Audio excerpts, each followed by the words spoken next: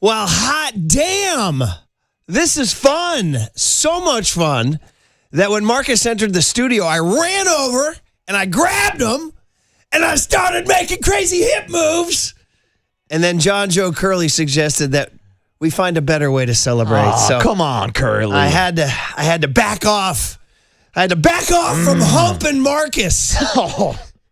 There you go, guys. You can cut that one. That's a soundbite. Do not cut that one. So we respectfully took off our hats and bowed to the camera. There you go. Go Giants. If you don't know what I'm talking about, maybe some of you don't. You must think I've lost my flippin' mind. But yeah, the Giants' wacky outfield celebration that literally made national news. Yes. And I mean was literally the thing most people in baseball were talking about yesterday was not replicated last night because they were told by somebody, perhaps Tony Vitello, to stop. But that's not the point. The point is they won the freaking game. They own the Dodgers, everybody. Marcus Boucher, I say good morning to you. I'll keep my hands off you, buddy, on a Wednesday morning. Happy Wednesday to you. And yo, holy ownage, Batman. Giants slapped the Dodgers around again. These are the World Series champions. These are the back-to-back winners. These are supposed to be the Goliath in the NL West. Tony Vitello is showing up and winning 4 out of his first 5 matchups against the LA Dodgers. Tony V, Dodger killer. Dodger killer. By the way, as long as Eric Haase says so. Yeah, I mean, here's the thing, Murph. There was no post-game celebration in the outfield, but Eric Haase was still banging balls all around Dodger Stadium last night. There you go, buddy. There you go. There you go, buddy. All right. We're working a little PG-13. I like it. Eric Haase all of a sudden, he went from a guy who was, there he was in spring training. And when he was in spring training, he was one of those guys who was like, oh, yeah, there's some veteran catcher. He'll hang around, then they'll cut him at the end of the year, and we'll just move on with our lives. He had a good spring and everything. Yeah, the guy's a good spring. Okay, now cut him, and we'll move on with our lives. And sure enough, they cut him, and we moved on with our lives. But this guy's an actual baseball player. He spent 9 years in the big leagues with the Cleveland Indians and Guardians and the Detroit Tigers and the Milwaukee Brewers, and he's had, going into last night, 6 times he'd homered twice in a game. I mean, he has a little pop. And here's like the weird stat on him that I literally only found this out this morning, that he can play outfield. And he has started 39 games in the big leagues in the outfield. He's played 53 games in the outfield. And all of a sudden, 2 homers off of Yamamoto. And I'm like, I want Eric Haase in my life. First Giants catcher ever to hit 2 home runs in a game at Dodger Stadium, and also the first big leaguer to take Yamamoto deep twice since he's joined the MLB. All sorts of stats. He'd never given up 3 homers in a game. Add in the highly unlikely home run from Harrison Bader. Harrison Bader. That thing just kind of snuck out down the lane. Screaming line drive. There was all sorts of stuff last night that will make you look away from an 18-24 record. That's right, 18-24, still very unsightly. And still a long road back to 500, man. We're pushing back Macklin Celebrini's birthday celebration. Maybe by Macklin's next half birthday. Yeah, maybe. We had given the goal of where will they be by June 13th, Macklin Celebrini's 20th. But that's, I don't know. I mean, that would take some doing to get to 500 by then, and especially because they have 2 more with the Dodgers who might eventually get pissed off. But once again, we talked about this yesterday. They're on the banquet circuit, man. They're like fat and happy. There's zero edge to the Dodgers right now. That's one thing I just kind of... Now, they packed 50,000 in yesterday for the Ice Cube bobblehead.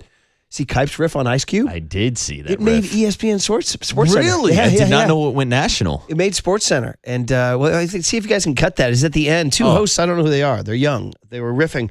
At one point, though, they were making reference to Kipe as if he was sort of, they're like, well, when you're that age, I guess you can say that. Well, yeah, when I'm that age. What do you mean that age? What do you mean that age? Kipe's out there working his ass off. What are you doing? Hey, that age to drink a bourbon? He's sitting in a studio blow-dried. Kipe's out there working the game. Yeah, what the hell? Well, at my age, I'm 33. I talk about drinking on air all the time. At my age. A big Ice Cube. Or do you drink it neat, my friend? You don't need an Ice Cube. Yeah, true. I like the Ice Cube. Depends on my mood. Depends on my mood. Oh, we do have it. Look at, Y2 Kyle. Look at this kid. Kyle out here making hustling. strides right in front of us. So much so that we might not want to keep him around. Yeah, exactly. Might be his last day on the show. What do you got, kids? Play it. Yeah. Give it to us, Kyle. Let me finish this about Ice Cube. I have nothing against Ice Cube. I think it's great. But I'm going to tell you, what I'm going to do with an ice cube tonight. It's going to be a big, thick, square one. I'm going to put it in a glass, and I'm going to pour a Blanton's on top of it.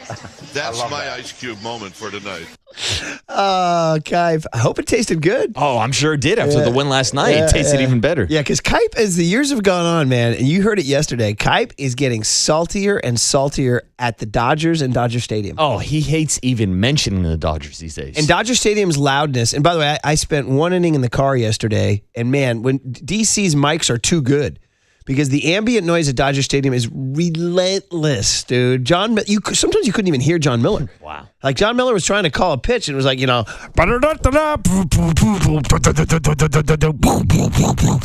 was like, what do? Am I in a video game? Am I in a war zone? Am I stuck in a freaking bad DJ's like head? I mean, it's like any kind of things were going on. So Kipe's enjoying the win with the Blantons there. And that's the thing, too. You can get deked out by the radio call because every time there's a damn pop fly, Dodger Stadium loses their mind like it's a home run. Oh, my God! He almost hit one to the warning track. This has been a long ever since they started getting good in the pack. Now, do I want to give, am I going to give them, a tiny bit of perspective? Dodger Stadium is a very steep stadium, and very few seats are field level, so you are pretty high up. So, I can't believe I'm even giving the Dodgers this benefit of the doubt. What are you doing over there? Just blank the Dodgers for life. But you can, if you're sitting high up, maybe get deked, or you're just a dumb fan. Yeah. They're just dumb fans. I'm going to count that one up as being a dumb fan. Dumb fans. You know what's not dumb? Calling in freaking wins against the Dodgers. This is 4 out of 5 now. Giants took 2 out of 3 in San Francisco. They've taken the first 2. I said a split would be a jailbreak. Remember that? I said that? So we had jail. Dude, now I'm going to be pissed if it's a split. All right. Right now, the Giants are on the run. Bro, I was texting with CK, our buddy Chris Kelly, the Saturday Night Live stage manager. He said, dare I say sweep? I said, you know what? Why not us? Why not now? The Steve Mariucci line to the Cal Golden Bears when he was turning the program around. Why not us? Why not now? So let's call it in. Shane Robinson calling your boy Rob Manfred. And Manfred's going, now there's definitely something wrong. You're calling me for the 3rd day in a row. This can't be the Giants' cell phone. He said, stop butt calling me, Shane Robinson. Stop pocket dialing. He said, no, Mr. Best Friend of Murph and Marcus. Perhaps we're finding a little something. Put this one in the books. San Francisco Giants 6, LA Dodgers 2. Beautiful baseball. Beautiful baseball. Oh, yes. Beautiful. Oh, that's beautiful. I want to say something to the fans. You guys need to get loud. Make some noise for Tony's first. Cholo mentality, gun ho. God didn't put a spirit of fear in me. You got to get home. You got to get home. All right. It's working, even with Pat Bailey. Y2 Kyle, keep that sounder close by because it started with the man we talked about. Yes, he's got back-to-back A's in his last name. Eric Haase in the 3rd inning, number 1. It's bye-bye, baby. And then the guy who was dressed like Ronald McDonald last night or 2 nights ago, who, I don't know, he hasn't really warmed himself to Giants fans hitting a $136, but he'll warm himself to Giants fans when he lines balls down the left field line into the bleachers. Harrison Bader, number 2. It's bye-bye, baby. And then the very next pitch, Eric Haase got in the box again and did what Marcus said no man has ever done to Yoshi Yamamoto. Hit another home run. Eric Haase, number 2. It's bye-bye, baby. We've never had a 3-homer bye-bye baby win celebration. No, we have not. Yeah. That is the most we've played the home run bye-bye baby celebration. And yeah, let's celebrate. I feel like driving down to Dodger Stadium and showing up with a sign that just says Haase is boss and hanging out behind home plate tonight. Well, we had Cody Ross. And now we got Eric Haase. There's a couple interesting things. He had an interesting quote after the game. Do you guys see this one? Ooh, what do you got for me? He said, maybe now in the locker room, the chemistry we've been looking for is here. It's like, he said, let me give you the exact same quotes here. He said, That's interesting. Yeah, thank you. He said, I just think the chemistry in the room now is what we were searching for a lot of the season. You can argue which pieces are to blame for that, But all we know is it's nice to finally feel the shift of momentum and energy. How about That's that? interesting. Interesting. 808 KMBR. Patrick Bailey was a clubhouse cancer. Interesting. Like, geez. Eric Haase said Eric that. Haase, yeah, that is a pretty strong quote. But yeah, how funny is it?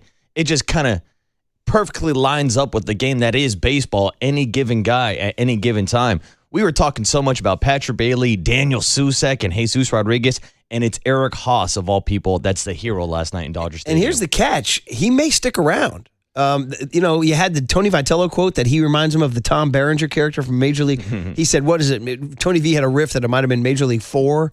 And he said they should have stopped making them because they were getting bad. Yeah, once they went back to the minor leagues, they had to pull the plug. I got to be honest. I'm not even sure if I saw 2. Really? I'm not sure. If I did, I've forgotten it. 2 was good. Was it good? Mm-hmm. Did they make a 3? Yeah, they made a 3rd one where they went back to the minor leagues, and it was not good. It was time to end the franchise. Yeah, at that point they had jumped the shark. So this Haase guy, might stick around because he can play outfield.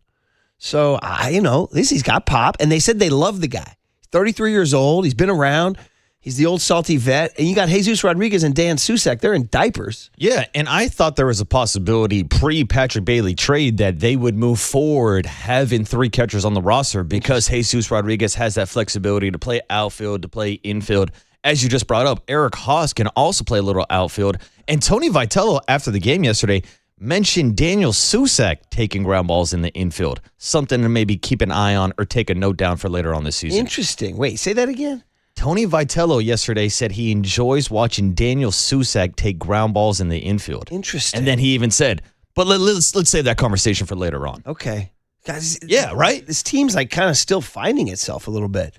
I mean, there's all these changes and everything, and and Tony V's finding himself. Tony V, though, in his bag last night with a safety squeeze. You know how excited I was. Oh, I was thrilled to death. Thrilled to freaking death. First of all, I was surprised he was pinch hitting Gilbert for Bader. The pinch hit safety squeeze. The pinch hit safety squeeze. This is what we're looking for. Shake some ass up, man. Give me some baby baseball. And it worked. Keep them on their toes. Yes, running on first and third. Take away the double play option. Drew Gilbert gets the ball on the ground. It was not the most perfect bunt. It was a little sketchy when it went up to the air. It got down. But it got down. He gets the base hit. They score the run. That was some beautiful baseball right there. Keep them on their freaking toes. Keep them guessing. Gosh, man, it's not that hard. So I'm thrilled to death that he did that. How many suicide squeeze or safety squeezes do they have under Bob Melvin the last 2 years? I'd have to look it up. I can't remember too many. Not many off the top of my head. Cope's text tweeted me and said that they tried it with Christian Casa over the weekend. I missed that. Do you remember this? On Mother's Day, yeah, the ball almost took him out. He tried to bunt a ball that was basically thrown at his head on Sunday. Wasn't the score like...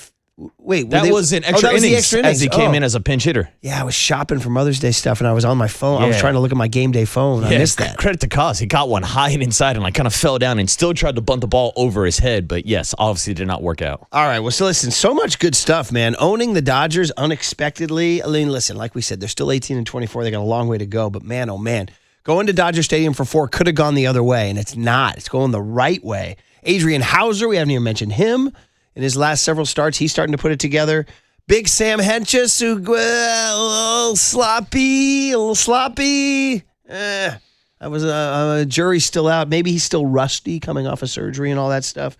But Caleb Killian gets the save technically because he comes in. They had a bases loaded situation in the 8th inning. And I'm going to end it on this. I think the Jung-Hoo Lee double, when he pumped his fist at second, I had a little moment. I was like, oh, are the Giants... Are they joining the living? Are the Giants joining the living? Like Jung-Hoo Lee, there was a little something that we've never seen that from him. Jung-Hoo was fired up. Maybe he's still riding the buzz from the Monday night hump. Yeah, exactly. Yeah. Uh-huh.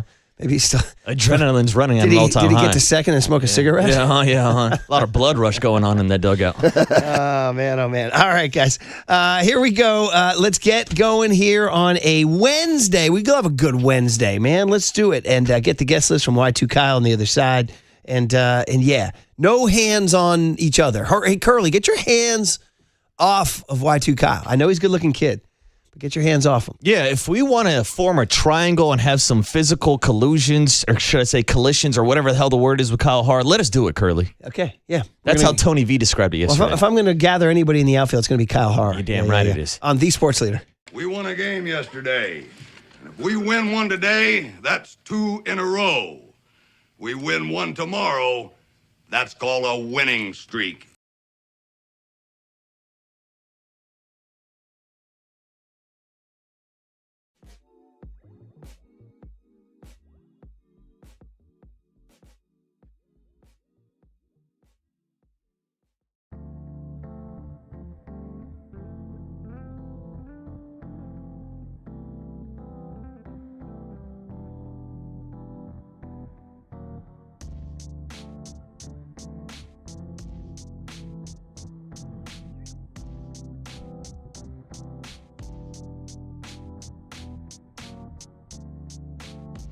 The Giants have won back-to-back games at Dodger Stadium and have won 4 out of 5 total games against the Dodgers this season. So who do you think deserves the most credit? Eric Haase? Patrick Bailey a couple weeks ago? Tony Vitello? 808 Cambiar is the number. Give us your thoughts on why the Giants are having so much success against the LA Dodgers.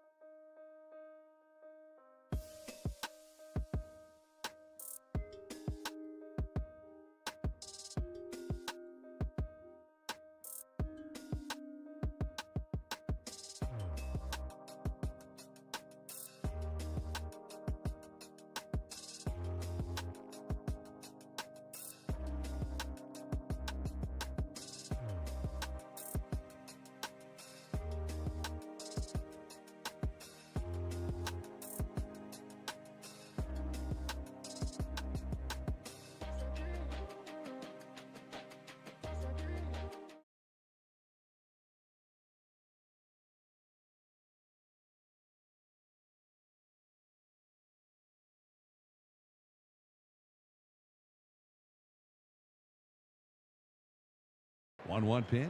Swing, and there's a high drive into deep left center field. Way back there. Goodbye! Eric Haase has launched a home run into left center field, past the 375 marker, to shock this crowd and maybe Yamamoto himself. Now here is Haase, who hit one in the third inning. Right-handed batter.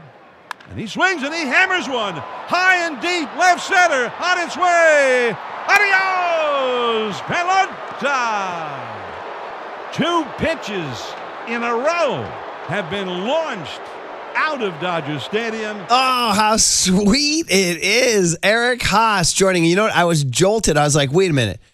I've seen these unlikely home runs at Dodger Stadium by Giants against an ace before. You guys remember prime Clayton Kershaw when he was unhittable? Yes. And guys like Kelby Tomlinson taking him deep, and Ere Adrianza taking him deep, and Brett Pill taking him deep. And I was like, yeah, there's like unknown Giants who have done these things. But man, as you hear from the rejoin, we know Eric Haase because John Joe Curley decided that starting today, he wants to go New York Post on the what do we call the thing he makes out for us? The thing we all delete when he sends it out. The rundown? The rundown. Yeah. He sends the rundown, then we delete it. Yeah, then we ignore it all day. He wants to go New York Post and go headline. So out of nowhere, I wake up this morning and Curly hits me with Haase of Pain. Haase of Pain. And here it is.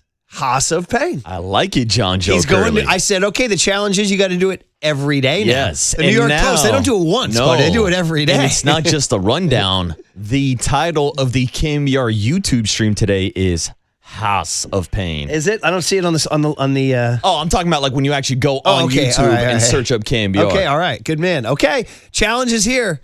New York Post, those guys are the best in the biz, man. I told Curly he's going to have to match the one they had after a violent murder took place at a strip club, and they went, headless man found in topless bar. That's the most legendary one. Headless man, topless bar. I guess technically he was also topless. I remember, who was it? Allen Iverson skipped a practice once, and they found him at the. There's a strip club / sports bar called Scores. Do you know about that one? Ooh, no, never. Yeah, it's been. like a topless sports bar called Scores. All right. And they had a picture of him there, and he missed Nick's practice. And the New York Post headline was, he scoots, he scores. Yeah. He scoots, he scores. I like it. Pretty good, Yeah, pretty good. Yeah. That's the standard John Joe Curley has to live up to. He's going to have to meet it. So this guy, Eric Haase, by the way, 33 years old, out of Dearborn, Michigan. Shout out Overnight Dave. The guy was drafted by the Cleveland Indians in 2011, Marcus. 2011. Was that the year you graduated high school? 2010, yeah, Okay. 1 year after. And then he's just been around. He made his major league debut in 2018 when he was 25 years old. So he had a long journey in the minors. He debuts with the Cleveland Indians, plays with them for a couple years, goes to the Tigers, plays with them for 4 years, winds up bouncing over to the Brewers for a couple of years. He's never really been the full-time guy. In 2022, he played 110 games, so I think that was his biggest year. He hit 14 bombs, hit 254 with a 748 OPS. I mean, all very acceptable numbers. How about the year before, 2021, hit 22 bombs that season for the Detroit Tigers? Oh, my God, I looked right past that one. Yeah, with a 7. Yeah, so I mean, there's something there. I mean, there's a reason why the Giants invited him to camp, and now here he is becoming everybody's favorite Giants, man. Dude, turning into the Giants version of Jake Taylor from Major League is who Tony Vitello compared him to yesterday. So I'm guessing that means that maybe he's going to sit down with Jesus Rodriguez and maybe make him memorize like Playboy centerfold so that he can actually throw a ball down to second base. Was that what it was? Yeah, I don't so remember that in Major plotter. League 2, they had a catcher who could not throw the ball back to the pitcher. So Jake Taylor would sit down and be like, what do you do on your off time? And he's like, oh, I read Playboy magazines. But he really liked the articles. So he would just repeat to himself like, oh, so-and-so from Missouri likes long walks on the beach, blah, blah, blah. And that made it so he was able to actually throw the ball back to the pitcher. That's what Eric Haase needs to do with Jesus Rodriguez right now. That's pretty good, man. Tony V with his riff after the game here. Yeah, I think it's like, I hate to jump ahead to your question, but I see where it's going because I said earlier a ways back, it's Major League all over again. Maybe it's Major League 4. I don't know how many of those things they made. They were getting pretty bad, so hopefully they stopped. But, Jake Taylor vibes from Haase. There is Jake Taylor vibes. They said they all love him. And so, again, they'll have a decision to make. If Susak comes back, if they want to keep Haase around, no, they don't have to. They could send him to AAA, but it would, and we don't get too fall in love after one night, but there is an option where you keep him around as an extra outfielder. I don't know if it's Drew Gilbert or if it's Christian Koss or whoever. Yeah. Is there a path? I love seeing what I saw last night from Haase, but also if you are keeping him as an extra outfielder, I would still think that he is behind the 4th and 5th options right now with your Drew Gilberts, your Harrison Bader, even having Jesus Rodriguez off the bench as a guy that can play some outfield. And we were just talking about the topic yesterday of maybe squeezing Casey Schmidt into the outfield to get all 5 of those bats in the lineup at the same time. So I'm not sure what the pecking order is to get Haase into the outfield. Yeah, all right. And I don't want to see him go. Yeah. Not just yet. Give me more Haase. Dude, Haase of pain. He almost had a third one last night, too. We did not even mention the one that he hit dead center to the warning track. And 14-year-old Rory Murphy, who's all over it with his phone, I said, and then he said, Dad, the app says it was out in one Major League park, the one he hit last night. Let me guess what park. It's the park Marcus Boucher strolls to every night. Oracle Park, which I believe is the shortest center field wall, if not the second shortest center field wall in all of baseball. How about that? So he got unoracled. He hit a ball that would have been gone at Oracle, but was not gone at Dodger Those are my Stadium. favorite stats to see now. Like, this would have been a home run at Oracle Park. It's like, now you want to use that argument. Go back to the George Seifert thing where George Seifert said baseball was stupid because parks are different. He's like, that's the dumbest thing of all time. He's like, we go to a football field, I need to know what I'm playing on. And we were like, no, George, it's awesome. And he's like, well, why is it awesome? Doesn't make any sense. Gives it a little personality. Yeah, well, it was Seifert. Good old George Seifert, Super Bowl champ, 2-time Super Bowl champ. All right, guest list on a Wednesday, May 13, 5/13/26. It is sponsored by the good people at El Cerrito Honda. More than just a car dealership. We are family. And speaking of family, for the last couple of weeks, Y2 Kyle's been our family, but I think he's packing up his stuff and moving out after today, isn't he? He's pulling a young Tony, and he's leaving the show after a quick 2 weeks working with us in the mornings. Yeah, we have an announcement to make in just a few days. But Y2 Kyle, buddy, good morning. Now I'm getting nostalgic. It's been a fun 9 days. I think it's been across 3 weeks, but it's been fun. You're like our Eric Haase. I come in and also hands off. By the way, hands off. Yeah, hands off. Now I'll say this because I used to mention as young Tony as the best board op in the building, but I will say about Kyle Haar, he is the best board op born in the year 2000. In the year 2000. That was a fun bit. That was pretty good, man. That was pretty good. All right, buddy. So you're a Giants fan. You enjoy that last night? Yeah, that was fun. I mean, maybe one of the more entertaining wins of the season, and you kind of had it all from guys that you wouldn't expect to hit home runs and even a safety squeeze, and the bullpen performed well. I'm going to say that Jung-Hoo Lee fist pump at second there was a little something going on there. The Giants were joining the land of the living. He was fired up. They were joining the land of the living. Now, we're not there yet, man. Got a long way to go. But or maybe Jung-Hoo Lee was celebrating the fact that he's not going to be trapped in that love triangle with Harrison Bader and Drew Gilbert anymore. Do you think he didn't like it? I think he put in the least amount of effort. I think he was kind of like the third friend in the group being like, oh, my friends are jumping off the bridge. I'm doing it too. Do you think it was Bader or Gilbert who was the ringleader? D, all the above. Okay, I'd say probably Drew Gilbert because that guy's a psycho. Last week, I said that as a compliment, by the way, but last week he was just trying to kiss Jung-Hoo Lee when Harrison Bader was down in Sacramento. So I'm guessing it's a lot of Gilbert. Throw in a little Harrison Bader, the hot tots into the conversation as well. I would say Jung-Hoo Lee definitely did not have any input on that celebration. Bags reported that, quote, a message had been relayed, unquote, to tone it down, and nobody knew who it was from. People on Twitter were guessing. They were making wild guesses, but I was like, we don't know. And then I read Bags' story this morning, and he seemed to indicate it was Tony V, which surprises me. I would have thought Tony V would have let it go. Yeah, also there was a clip of maybe Tony V, banging the dugout railing after, I don't know if it was last night's game or 2 days ago when they did the celebration, but it looked like he was kind of taking part in a solo fashion. Interesting. Yes. All right, everybody's got to, listen, everybody's got to do what they do to get them through the night. You know what I mean? Yeah. All right, what do we got, Kyle? So kicking us off, we have Mike Krukow at 7:30. Yeah, we'll have to talk to Krukow about Eric Haase's future and what's going on with the Giants owning the Dodgers. Yeah. Then we got Cooler of a lot of sound and Cooler of Content today. That's at 8:30. Good stuff. Good stuff. And then Matt Mayoko at 8:50. I think we have an announcement about one of the international games that the Niners. News chime there, buddy. According to Adam Schefter, as they continue to leak drip by drip by drip, the NFL schedule to keep you addicted to the NFL. The 49ers Mexico City game will be against the Minnesota Vikings. Ooh. Shout out Lizzo.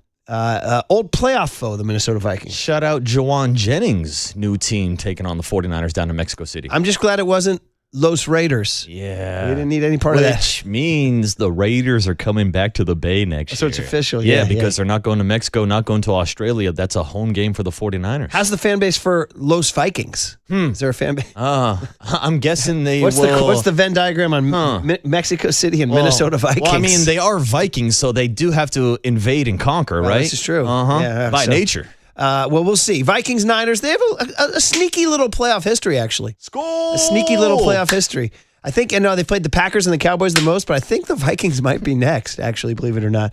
I was a huge Vikings fan as a kid because I hated the Rams because they dominated the 49ers in the 70s.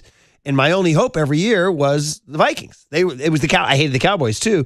So the Cowboys and the Rams were always in the NFC playoffs, and the Vikings were my only hope. So I actually had a Chuck Foreman jersey, but it was from Sears, so it didn't have the name on the back. It was like kind of a weak imitation of one, but I have a picture of me in that. Cute kid wearing a purple 44 jersey. Oh, yeah, and I know who you're rooting for in 1977, Murph. You can't sneak that one by me. I tried hard. Down at the Rose Bowl, right? That was a tough Super Bowl for me. I was really invested in that one. I was like emotionally invested in that one. I got my ass kicked by the Raiders. The Oakland Raiders' first Super Bowl championship. That was a big one for them. Overnight Dave's thrilled that we're mentioning that. All right, what else? Was that it? And Mayoko? then we wrap it up with KMBR Zone and Giants broadcaster FP Santangelo at 9:15. It's nice to hear FP on the broadcast with John Miller. We were just saying, it's funny. We all are guilty of code switching, right? When you're around certain people, you act different. Like I told these guys, when I talked to my friend Lowell Cohn, the great writer, I definitely code switch. I'm much more serious, and I try to come up with intellectual things to say because Lowell's a very intelligent guy, and he says interesting things, and I'm like, God, I got to say something interesting here. But you and we're making jokes about guys humping in the outfield. Yeah, we're out here riffing. So you code switch, and I think FP does it, and this is not an insult. It's what we all do. When he's doing the games with Joe Rizzo, he's riffing. But with John, when he's in front of the principal, he's very buttoned down. It's a lot of baseball talk. All business. But he's great at it. He's really good at it. And the way I was in the car when he described the play that you said was one of the biggest plays of the game, early on, Adrian Hauser was in trouble. And who hit the ball deep to right? Bases loaded. Will Smith, Oppo, Taco, damn near leaves the ballpark. Jung-Ho Lee chases it down, makes a great catch on the warning track. Good read, good turn, good route. Yes, and it limited the Dodgers to only scoring one run in the first inning. That could have got out of control quick for Adrian Hauser. Little things like that. And FP broke that down extensively in the car. So, all right, well, Tony V's now our hero. He's a Dodger owner. What did he have to say next on The Sports Leader?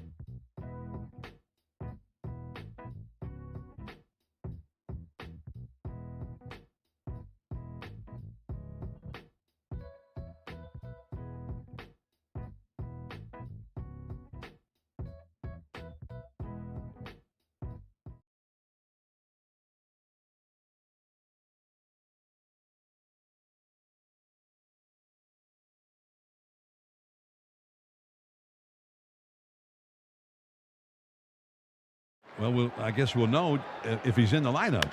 There's a swing and a drive into right center field. That is falling and in there. Base hit. Tucker could not catch up to it. One run is in. Here comes Gilbert streaking around third. He scores a 2-run double for Jung-Hoo Lee, and the Giants make it 6-2. It's a 3-run inning. Hey now, Jung-Hoo Lee with that fist pump at second base, and I have been guilty of many, many incorrect reads and things. You know, like I thought the April 16th thing in Cincinnati when Eric Miller served up a dish of FUs to the dugout was going to change the Giants' culture. And it did briefly until they went on the road trip from hell. From hell. The Philly-Tampa road trip, which it's going to take me years to get over that Philly-Tampa road trip. Dude, getting walked off twice in the same day. 3 times in one road trip. Yeah. But anyway, maybe if indeed the Giants stitch together a memorable season, and again, there's some work to do, but if they do all these little building blocks like the Eric Miller FU train in Cincinnati and this win in Dodger Stadium, where Monday night the outfielders humped, and that made national news. And then Tuesday, Eric Haase, or as Curly likes to call him, Haase of Pain, gets it going. Or the Jung-Hoo Lee fist pump at second base. I don't think I've ever, in the time he's been here, do you remember him showing that much emotion? No, Jung-Hoo Lee looked like a freeze frame at the end of an 80s movie. Yeah.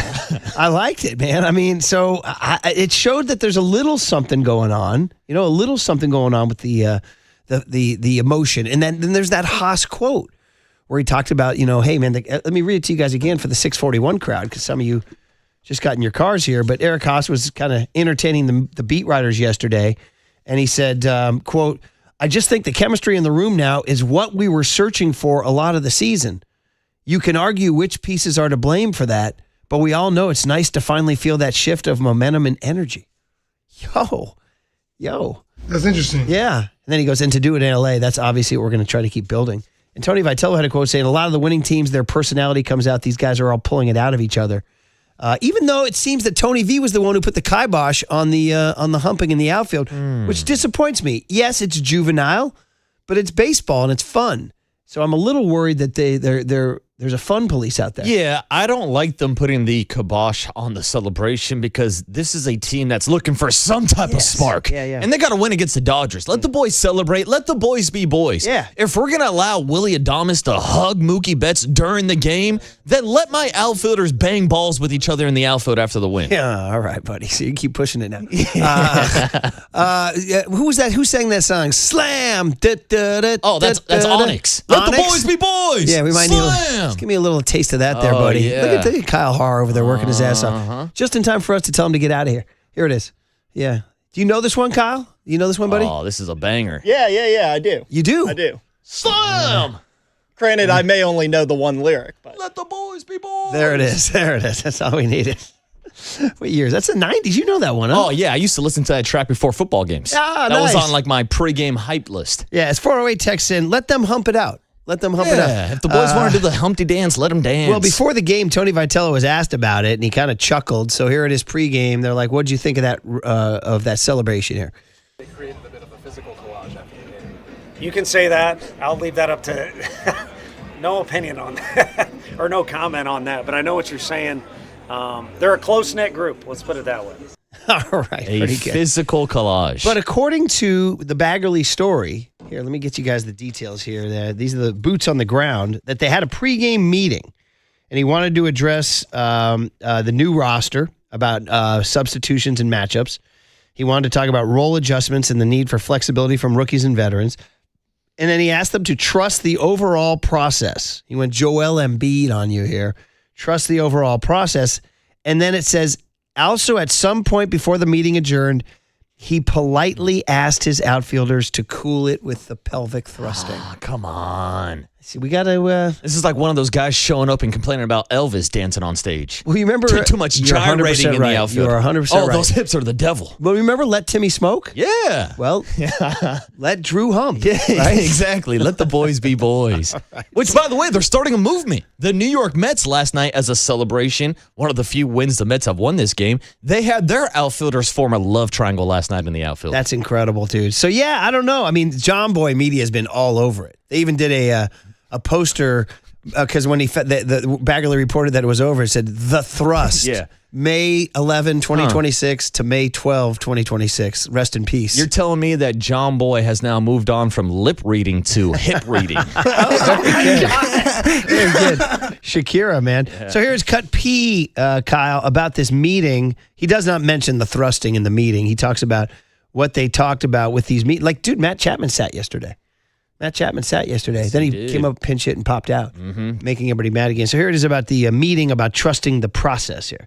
There was a meeting today, but that was a side note, and it was a fun meeting. It probably, off air would be better to say the order of things that we talked about. But one thing we did gather everybody up is, again, we're starting to get in the part of this season and also with our roster where there's some more flexibility to do some things. And we just need everybody on board and kind of trust the overall process and the approach we're trying to take just to win games. Yeah, trust the process. That's what the Sixers are saying here. 925 says, I'm not a fan of the dry hump. Remember, there are kids who watch these games. So, all right. 559 said, shout out Bobby Brown's humping around. 916 says, it's hump day. Let them hump it out. Hump day. 408 says, when in doubt, hump it out, boys. 831 says, it might have been the league office that told him to stop. I was actually my first instinct. When Baggerly reported it, my first instinct was that the league did it. Yeah, but I mean, we've seen these kind of crude celebrations before. I mean, the Dodgers last year had a couple of home runs celebrations in the dugout that were quite questionable. Yeah, 707 says, I want to use the hashtag rally hump. Hashtag rally hump. Hashtag free the hump. Like rally hump. So, yeah. And then 415 says, I hate to be the wet blanket. I'll take our ups with our downs. Oh, no, it has nothing to do with the humping. 559 says, keep the hips loose.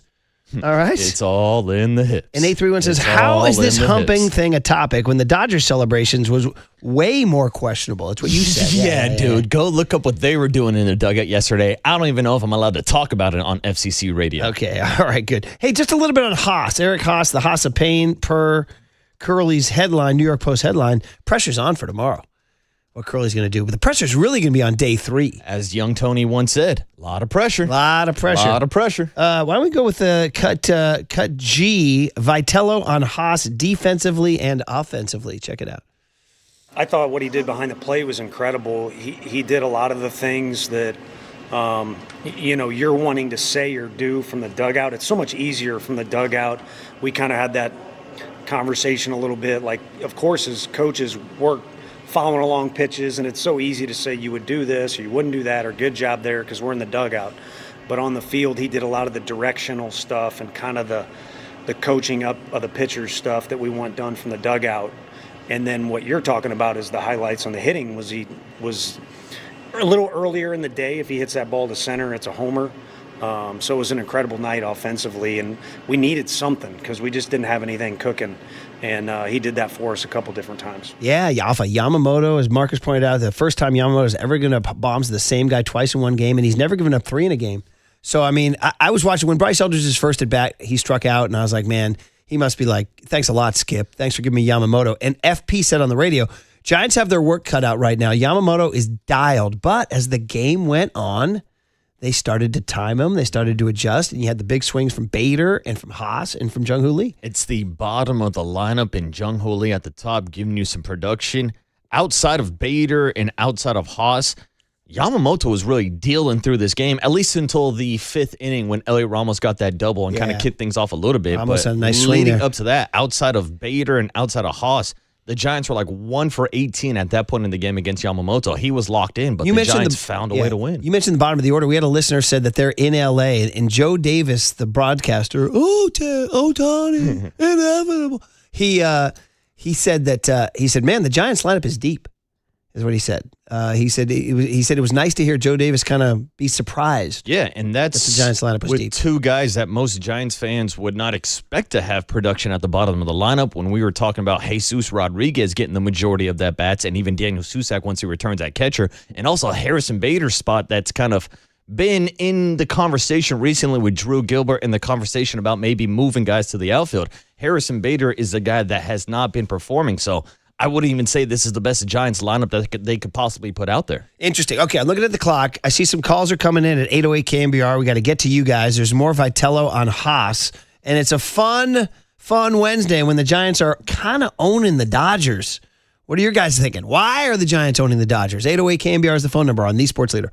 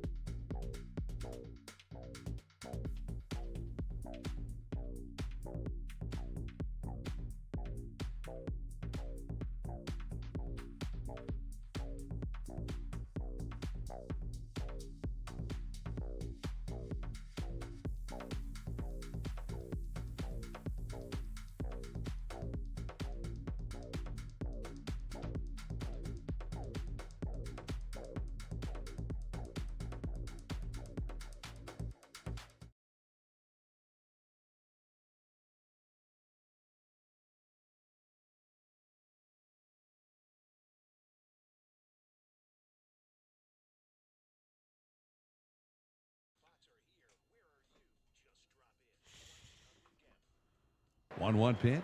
Swing, and there's a high drive into deep left center field. Way back there. Goodbye! Eric Haase has launched a home run into left center field. Past the 375 marker. The windup, the pitch. Swing, and there's a shot down the left field line into the corner. Way back there. Goodbye! Harrison Bader has tied the game. Now here is Haase, who hit one in the third inning. Right-handed batter. And he swings and he hammers one. High and deep, left center, on its way. Adios, pelota. 2 pitches in a row have been launched. Man, oh man, sounds even better this morning. Unexpected jolts from Eric Haase, or as John Curley's calling him, Haase of Pain, and Harrison Bader, who I think Giants fans are very much still not totally warm to with his 136 batting average, but you'll take him hitting a home run to tie a game because the Dodgers were kind of showing little signs of life early. First of all, Shea leaves the freaking yard. I was like, come on, man, what are you doing here? Of course. And they had the bases loaded with nobody out in the second inning, and it was dicey. And Adrian Hauser deserves a ton of credit along with Jung-Hoo Lee for making a catch to hold those guys to 1. The double play was turned. Was that the Schmidt double play that they got out of that inning on? Was that they got the fly ball, they got the sac fly, and then I think the double play. The bases loaded jam was in the first, was the Casey Schmidt double play in the second. Yes. Okay, all right. I think. Yeah. How'd they get out of the rest of the? How about me not even doing my research on how they got out of the Yeah. I will do it right here. But either way, it was dicey is my point, and that it wasn't looking, and I was already thinking in my brain about the fact that, hey, listen, you lose this one, maybe you steal one Thursday, blah, blah, blah. And instead, they take it by Bader and Haase doing their thing. Yeah, they got Kyle. Let's see, there was 1 out with the bases loaded. So the Will Smith fly out was 2, and then they got Max Muncy to pop out. That was huge. The double play the Giants turned was not in the third. It was in the. What was in the 5th? It was in the 5th. Yeah, it was in the. Yep. Shohei drew a walk, and then Mookie hit a shot to third. Schmidt speared it. Really good play, like a Chapman level spear. Fired over to second for 1. Arise turns it, and it was a slight dig for Eldridge. Kind of one of the easier digs because it was like a 2-inch pop, but he did it. Yeah, he could have biffed it. Definitely. And also, go ahead. I was just going to say one more on Bryce. He had a very good at bat. He hit a rocket to right field that second baseman Kim caught. Yeah, took away a hit right there. Also, how did you feel about the decision then to bring in Matt Chapman, have him be a defensive replacement, move Casey Schmidt over to first, and take Bryce Eldridge out of the game? Yeah, I can see it. Mm-hmm. I can see it. I didn't have any issues. Bryce's defense is a little sketchy here too. So speaking of decisions, Tony V made, dude. Yes, a lot of good decisions yesterday. Number 1, pinch hitting Drew Gilbert for Harrison Bader. I wonder how Bader felt. Bader's like, I'm a veteran. This guy's a rookie. I hit a bomb in my last at bat. You're taking me out. But sure enough, he lays down the safety squeeze. Now, was it the perfect? It wasn't the most perfect bunt in the world. He got it up in the air a little too much for your liking, but it doesn't matter. That was the longest, maybe half a second of my life just waiting for that ball to drop. It fell, and he got it down. Guys can't get bunts down. By today's standards, it was a very good bunt. He's one of the only guys on the team who can get one down. But I just love Tony V making that call. Also, Tony V pressing the buttons, going to Matt, taking Hauser out, bringing in Matt Gage to face Muncy. Yeah, by the way, Gage has been phenomenal all season long. Gage gets Muncy. It feels like we don't give enough love to Gage. Then then he brings in Peguero, who I'm a little iffy on. I'm a little iffy on Peguero. But he makes the move again to go bring in Hentges to face Ohtani. And he struck out Ohtani. And it works. Now, the next inning, he walks a couple guys. He was very ragged. Yeah. Now, I wonder if that's because I have high hopes for this guy. So do I. I had a few questions in the moment about Hentges going out there, the ups and downs, going out there for another inning. But Tony Vitello and Frank Anderson and Jesse Chavez the entire year have been really given a long leash to their bullpen guys. I can't remember the last time I've seen a season where so many relievers are pitching multiple innings at a time. Yeah. Maybe just something that has kind of stood out to me a bit. Okay, something to talk about with Kruk maybe. Yeah. But then you get into the dicey area where, as you said, bringing Hentges back out for another inning, especially because he's coming off the surgery and he's still kind of rusty a little bit. And then he starts to run into some trouble. And he actually winds up walking a couple. He's got 2 on, and now Will Smith's up. And he leaves him in. And that, to me, was the diciest moment of the night. Now, he did it because the next batter was a left-handed hitter. It was, who was the batter? It was a Muncy. And he was trying to get through Will Smith to get to Muncy, and sure enough, he walked Smith, right? Now, maybe he pitched around him a little bit, but now the bases are loaded for Muncy, but he got the out he wanted. So he bet on himself, Tony V did there, and kind of fought through a little bit of turbulence, but he got the result he wanted. Yeah, and because Hentges got out of the inning, we're looking at it as a success. But if it's a result, gives up a home run or walks a guy in right there, then we're talking about him pressing the wrong button. Well, I thought Will Smith up with a couple runners on and a close. I was like, I don't like this at all. That was definitely a dicey decision. Yeah, he got through it though. Hey, you're listening to KMBR, AM and KMBR, FM San Francisco, the sports leader, a Cumulus media station. All right, 808 KMBR is the phone number as we continue to celebrate this turn of events for the Giants here as they get 2 in a row from the Dodgers. They're 4-1. Against the Dodgers this year, and 2 more. I mean, they could mathematically sweep the Dodgers 4 games, but it's Ohtani tonight with his 0.97. Yeah, which I believe also, a quick little nugget, I don't think we're going to see Shohei Ohtani in the lineup today as a hitter. I know they've been going back and forth between allowing him to hit and pitch on the same day, but I saw a Dodgers Twitter account yesterday tweet out that Ohtani will not be in the lineup. I'm going to go ahead and say that that's too bad. I look forward to his outs. Yeah. All right. Although he did kind of get it going yesterday. He had 2 knocks Adrian yesterday. Hauser. He had a base hit. All right. Old Pat H out in Concord, who's a loyal leader, listener on YouTube and all the good stuff. Pat H, good morning to you, brother, man. How you doing? What up, Pat? I'm doing well, guys. How are you? Dude, Giants are beating the Dodgers. Back-to-back wins. The boys are humping each other in the outfield. Things are going good, Pat. Giants are not scared of the Dodgers, man. They both series they played against them this year, they're not scared. Tony V doesn't seem phased. I don't know if it's the rookie manager thing or he's just like, it's the Dodgers. He's playing them like every other team. They got to play like this against other teams, man. They can't take other teams lightly that they're playing. I thought the Bailey switch has brought confidence. You guys kind of talked about it earlier, but it's brought confidence to the lineup that anybody can get a hit. If you don't get a hit, the guy behind you is going to pick you up. And then the 2-strike approach has finally came through, kind of like the 2025 Blue Jays, how Hunter Mentz had that approach of, not striking out and stuff.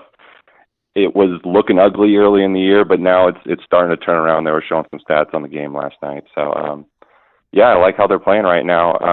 I'm excited for the next couple games. Yeah, I like what you said, though, about the Dodgers and Tony. Wonder what there is there. Maybe this is where his college mentality helps, like a rivalry game or something. Who knows what he said to these guys behind closed doors or what kind of energy he's created. But something is obviously going right where they're not laying down for the Dodgers. In fact, Pat H., listen to this. Their 4 wins now against the Dodgers this year has now equaled their season total against the Dodgers last season. Wow. So, I mean. Yeah, I think I think Bob Melvin's coached a little scared last year a couple times against them. I was out there at the yard seeing that. I'm like, dude, what is he doing? Yeah, I mean, Tony, to be the aggressor, to lay down the safety squeeze. They stole a couple bags on Monday night, pressing the right buttons. Yeah, but you're right, Pat Ace. They're just playing a little free and easier. So yeah, and even in a small sample size, 5 games this year, I agree with Pat. Tony V does not look intimidated by the Dodgers, and it made me kind of think about when Tony V was first hired here, and shout out to John Shea from the San Francisco Standard. I remember he wrote an article about talking to a source about how he believes Tony V in his pitch to Buster Posey about getting the job said that he's confident that he can be the guy to beat the Dodgers. And here we are now, 5 games into the season. They're 4-1. Tony V living up to that pitch that he gave Buster Posey a couple months ago. But yeah, I wonder what the key is of playing to the level of your competition when you're facing off against a team like the Dodgers. It's good stuff, Pat. We appreciate you, man. Thanks for the call. We appreciate you. Hey, I wanted to get this quote out here for you guys. Dave Roberts, bro. Quote, I think we bring out the best in every team. I get it. But he says, quote, they, meaning the Giants, haven't had a good season thus far, but against us, you can see the emotion that they're playing with. We have to find a way to match that intensity. Dude, Dave Roberts said, quote, they haven't had a good season thus far, but against us, you can see the emotion that they're playing with. We have to find a way to match that intensity. So there you go. Meanwhile, the Dodgers are out here fat and happy on a Monday, Tuesday I'm telling night. you, the banquet circuit, buddy, there's no edge to them right now, and it's good to get them now. Now, remember, you're going to face them 6 times in the last 10 days of the season. You're going to face them 6 of the last 9. September 18, 19, 20, when we're in football season, where are the Niners going to be? Are the Niners going to be in Paraguay? Where are they going to be? Yeah. Where the Niners are going to be in where are they in Sweden? They're going to be playing a game in Guam. Where are they going to be? Freaking Malaysia? My God, Roger Goodell, chill out, bro. Anyway, September 18, 19, 20 at L.A., the Haase of Pain, L.A. And then here you go, Marcus, September 25, 26, 27, the final weekend of the year, the Willie Mack Award on Friday night at San Francisco Dodgers. Now, are those going to be meaningful games for the Giants? They got some. I mean, again, every time I get excited, I look at 18 and 24. I'm like, we got a ways to go, baby. We got a ways to go. One game at a time. One game at a time. Jeff in Santa Rosa is checking in. Jeff's, of course, a big Giants fan. Jeff, good morning. You're on with Murph and Marcus. How are you? Hey, what's up, Jeff? I'm great, thank you. How are you? Especially after that win, and let's face it, all that dry humping, definitely makes the day go by better. That's for sure. Yeah, it does, Jeff. You might want to cut that, Kyle, right there. All that dry humping makes the day. So you endorse the outfielders thrusting their hips? I endorse them having fun and being kids because it's a kids game. I endorse them being excited about playing. Look, is it something that my wife would enjoy me doing with a bunch of friends out in public? Probably not. But at the end of the day, we're winning games. They're having fun, and I enjoy it. And I like how the bottom of the lineup is showing up, doing their thing. And I think it's, as a professional athlete who is somebody of Mr. Chapman's, caliber, Mr. Adames and the others, it shows that, hey, I need to up my game. I think you're right. I think you're right. By the way, we're not talking about the fact that Rafael Devers had a hat trick last night, struck out 3 times. Doesn't matter. Giants because won. He got picked up by some other people. But no, you're right. I agree with you, Jeff, that even though these guys are on long-term secure contracts and are going to be sleeping in silk sheets for the next 5 to 7 years, I think there's an energy shift when these guys come in, the Jesus Rodriguez's, the Bryce Eldridge, the Drew Gilberts, and play a little harder than them. And they're like, oh, man, I better do something to keep up. I mean, Adames had big knocks on Sunday and Monday. And last night, it didn't have to be Adames, Devers, and Chapman. Last night, it was different guys. So, and again, we got to give Adrian Hauser credit, man. This guy kind of grinded his way through 5 2/3. And I think Susan had the stat that in the last, and thanks for the call. We appreciate you, Jeff. Always good. His stat in his last 5, let me find the stat for you here, buddy. In his last 5 starts, his ERA is like 3 point something. Here it is. In his last 3 starts, His ERA is 3.38. Yeah, and I think maybe that also circle back to Jeff's call about maybe the level of competition making everybody better, because we've all been talking about Adrian Hauser maybe losing a spot in the rotation, moving to a JT Brubaker long relief type of role to open up a spot for a guy like Trevor McDonald. Maybe he saw T-Mac show up in town last week with his last 2 starts, and maybe that's also elevating the game of an Adrian Hauser. Yeah, I mean, maybe. By the way, 415 with the win, he says, hey, guys, thrust the process. Thrust the process. Nice, dude. That's a bed sheet, buddy. Very nice. That's a bed sheet banner. Thrust the process. If only we could bring bed sheet banners anymore. They don't let them happen anymore. It's part of the demise of American society, man. I vote we make that the official team slogan instead of nothing like it. Thrust the process. Thrust the process. 415 gets the I'm all award in. today. I'm Thrust all the in process. 415. There you go. And yeah, and this stat is going around. The Dodgers have now lost 4 games in a row by 4 or more runs. First time since 1936. Wow. Bro. 36. 1936. Let's get around the frickin' radio and listen to a fireside chat. Great job, brother. Oh, dude. 1936. And by the way, last time the Dodgers have lost 4 games in a row by 4 or more runs, or as the Giants called it, April. Yeah, I was going to say, the Giants did that a couple weeks ago. Oh, man. Okay, Mike Krukow is going to join us at 7:30. 808 KMBR is the phone number. If you guys are seeing something, or are you a cynic and is 18 and 24 still too ugly for you to get on board? Or do you want to thrust the process on the Sports Leader? All that dry humping, definitely makes the day go by better. That's for sure.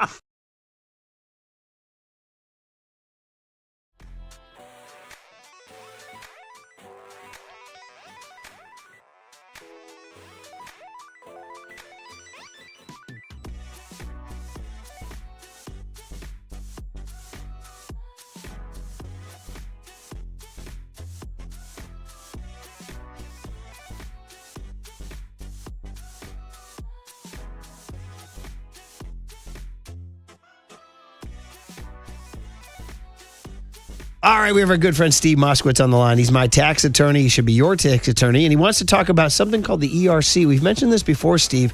There's people out there inquiring about the ERC. What do you got? ERC, Employee Retention Credit. This was a pandemic program where basically the government gave away a lot of money to employers. But you know what?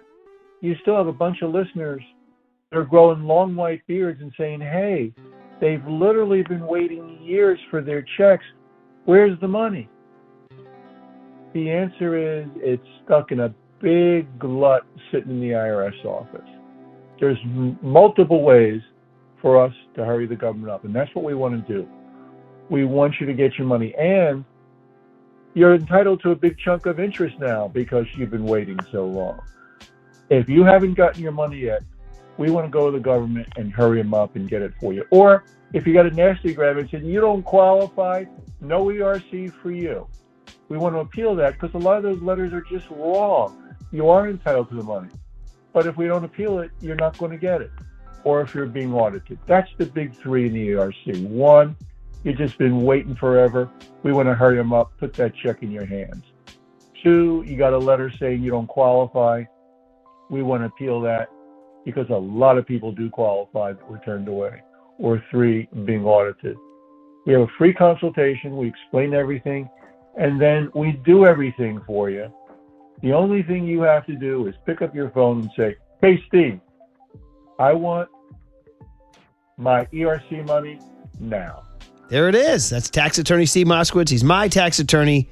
He should be your tax attorney. Give him a call at 888-TAX-DEAL, 888-TAX-DEAL, or go online to moskowitzllp.com.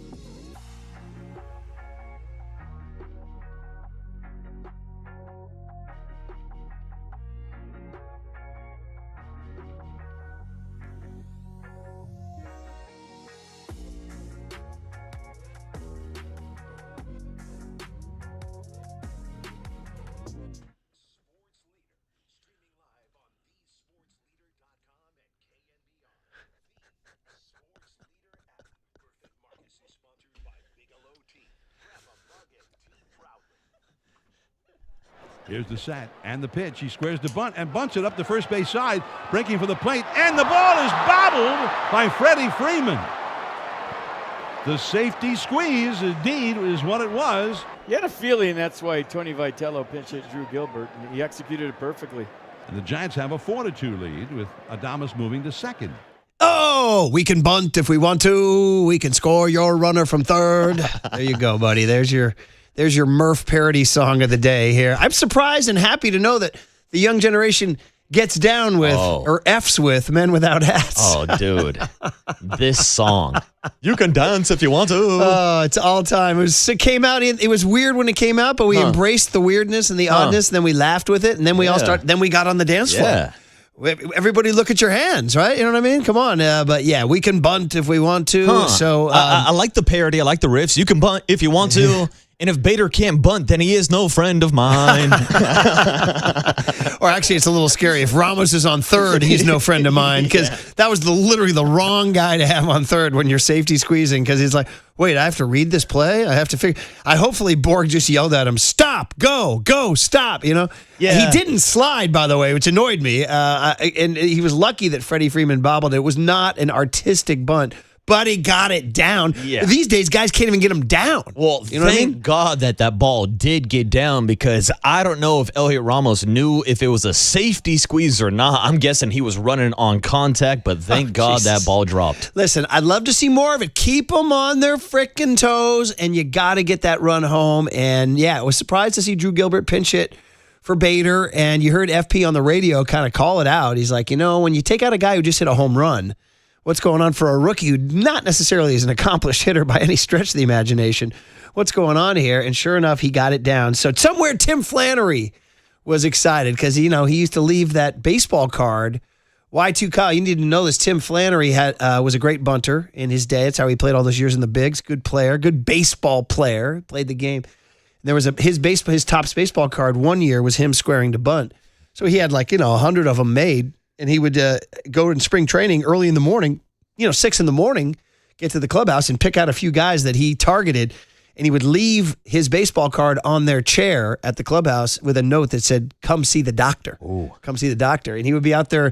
We'd be doing our broadcast from the broadcast. It'd be well before the team came out to stretch or anything. There was a jugs machine out there. There was Flan with his coffee mug and 4 or 5 guys. Lay him down, boys. Lay him down, boys. Yeah, and apparently Drew Gilbert went to the doctor, not sure what Flan was able to prescribe, but it sounds like maybe it has side effects of humping your other outfielders in the outfield. And others are checking in. Yeah, well, we have people checking in saying you guys are going on and on and on about the dry humping in the outfield. And what's today? What's today? Hump day. Yes, it is. Hump yes, day. It is. Mike. Yes, it is. And yes, if you're just tuning in, we actually we're talking about the fact that somebody told the Giants to tone it down. It looks like from Baggerly's report, it might have been Tony V, which is surprising to me, a former old college guy. Especially when there was a quick cutaway with the camera yesterday into the Giants dugout, and it looked like maybe Tony was getting up close and personal with the rail himself. Well, maybe that's just a nervous tick. Yeah, maybe. I don't know. Maybe. Yeah. But anyway. I thrust when I get nervous, too. Here we are, man. Kids are listening, right? Yeah, it's all right. Thrust the process. Yeah, exactly. Thrust the process. So they didn't do it last night. Instead, they did an overly polite hats off bow, which also was kind of funny to respond to. And of course, the national media, the John Boys and the Barstools, they loved it. They went nuts for it. And apparently even Fox News covered it. Depraved behavior out there on the West Coast. Typical West Coast San Francisco. 707 says on the Golden State Lumber and Showroom text line, we can bunt if we want to. We can lay one down the line. That's pretty good. That's pretty good. I like it. 408 says, in Drew, we thrust. In Drew, we thrust. Now, here we go, 925. This is going to, it says, so was Bailey a bad apple? Tony mentioned clubhouse arguments a few weeks ago. Bailey was barking at teammates Friday night. Now the chemistry is better, says Haase. I hate to do this. Anytime a guy leaves town, they start driving the knives. They did this to Devers in Boston. I don't want to engage in that too much Because, the day I leave here, you guys be like, man, that guy Murph, man, that guy. You should have seen him during the What a commercial breaks. freaking load that guy was. Man. Hey, man, the KMBR was being held down by this guy. Oh, you should have seen the thrusting he was doing in between breaks. 707 says flashback to 2025 when Elliot Ramos did not know the infield fly rule. Remember that one? That was a bad Remember that one, too? That was bad. Here we go. 415 says, part of my job is safety apparel. I have a handful of us in gear late night, way deep, doing the safety dance. Didn't Southwest Airlines They did. do one? Yes, they did recently, last couple of years. 415 with another winner. It's not the hum, baby Giants. It's the hump, baby Giants. Oh, my God. People are winning. So far, we've had thrust, the process, and the hump babies. Now, can I throw another riff, if I may? Yeah. Should the president of baseball operations change his name from Buster Posey to Thruster Posey? Oh, man. Yeah, keep it going. Keep it going, boys. Keep it going. In Thruster, we trust. And 831 now says Bailey was not a thruster. Oh, my God. No, he didn't have the hips. 415 says you can thrust if you want to. Yes, all right, dude. There's all sorts of saying here. Now, here's somebody cynical. 931 says, the old saying round here, fool me once, shame on you. Fool me twice, shame on me. The Giants will start losing again once I start expecting them to win. I'm not going to fall for it this time. ... But I do enjoy these wins. Yeah, come on, dude. It's the Dodgers. Enjoy the win. 310 says they've already looked good against the Dodgers this season. I need to see a 7-3 road trip before I buy in. I'll take that too, but I'll take wins against the Dodgers on any day of the week. 623 says, I don't mind the thrust, but Murph, would you let your boys do that in Little League or CYO? Well, that's not the question. The question is, can grown men do it? 559 says, can we call them the three Thrusketeers? Nice. Oh, my God. God. Some great text this morning. It's really good. They're better than us. Yeah. Here we go. The three Thrusketeers. 510 calls him Buster the Thruster. There it is. There you go, man. There you go. And 415 says, as the great Wolf in Pulp Fiction said, let's not start thrusting each other's just yet. So there you go, man. But I want to thrust each other. Yeah. I want the boys to thrust each other. 559 says, are they thrust maxing? Yeah, I think they might be. And 650 says, it's the Humpty Dance. It is. It's the Humpty It is Dance. your chance to do the dance. And look, this dance is spreading all across Major League Baseball. The Mets were celebrating last night with the thrust dance in the outfield. And 916 says, when the Giants come to town, it's hump, baby. It's oh, my thrust. God. Thrust, baby. 818 says, you're not a leaker, bro. You're a thruster, bro. You're a thruster. All right. You guys have exhausted them all. This is good. We have to applaud This all is good. of y'all. Great Okay, text. so let's do this. We'll set up the next rest of the show. Mike Krukow at 7:30. Giants go back at it tonight. Shohei Ohtani on the hill with his 0.97 ERA against Robbie Ray, a lefty, to go against the Max Muncys and Freddie Freemans of the world.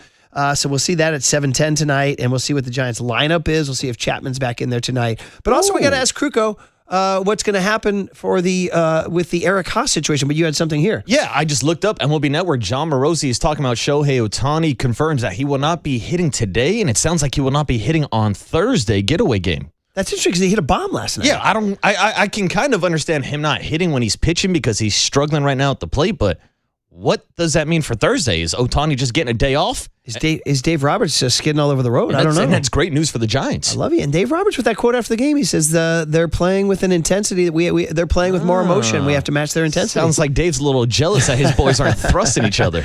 All right. And 415 says, don't forget Giants managing great. Thrusty Baker. Thrusty Baker. Boy, you guys are really, really, really good. This is phenomenal. All right, guys. Mike Krukow next on the Sports Leader. You're a leaker, bro. You're a leaker. I'm not telling you anything.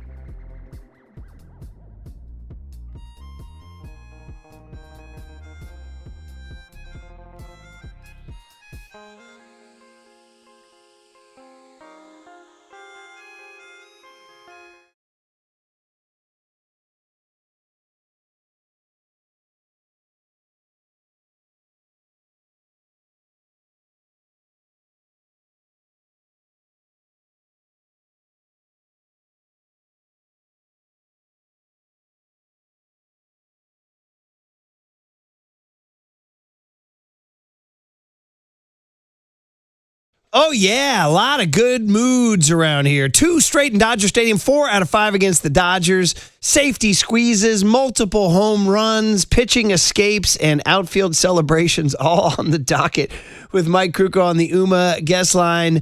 Mike, it's been great to have you and Dwayne on the calls for these last 2 nights, and you've had a lot of fun. They're winning games in Dodger Stadium, Mike. Good morning. Hey, morning, Mike.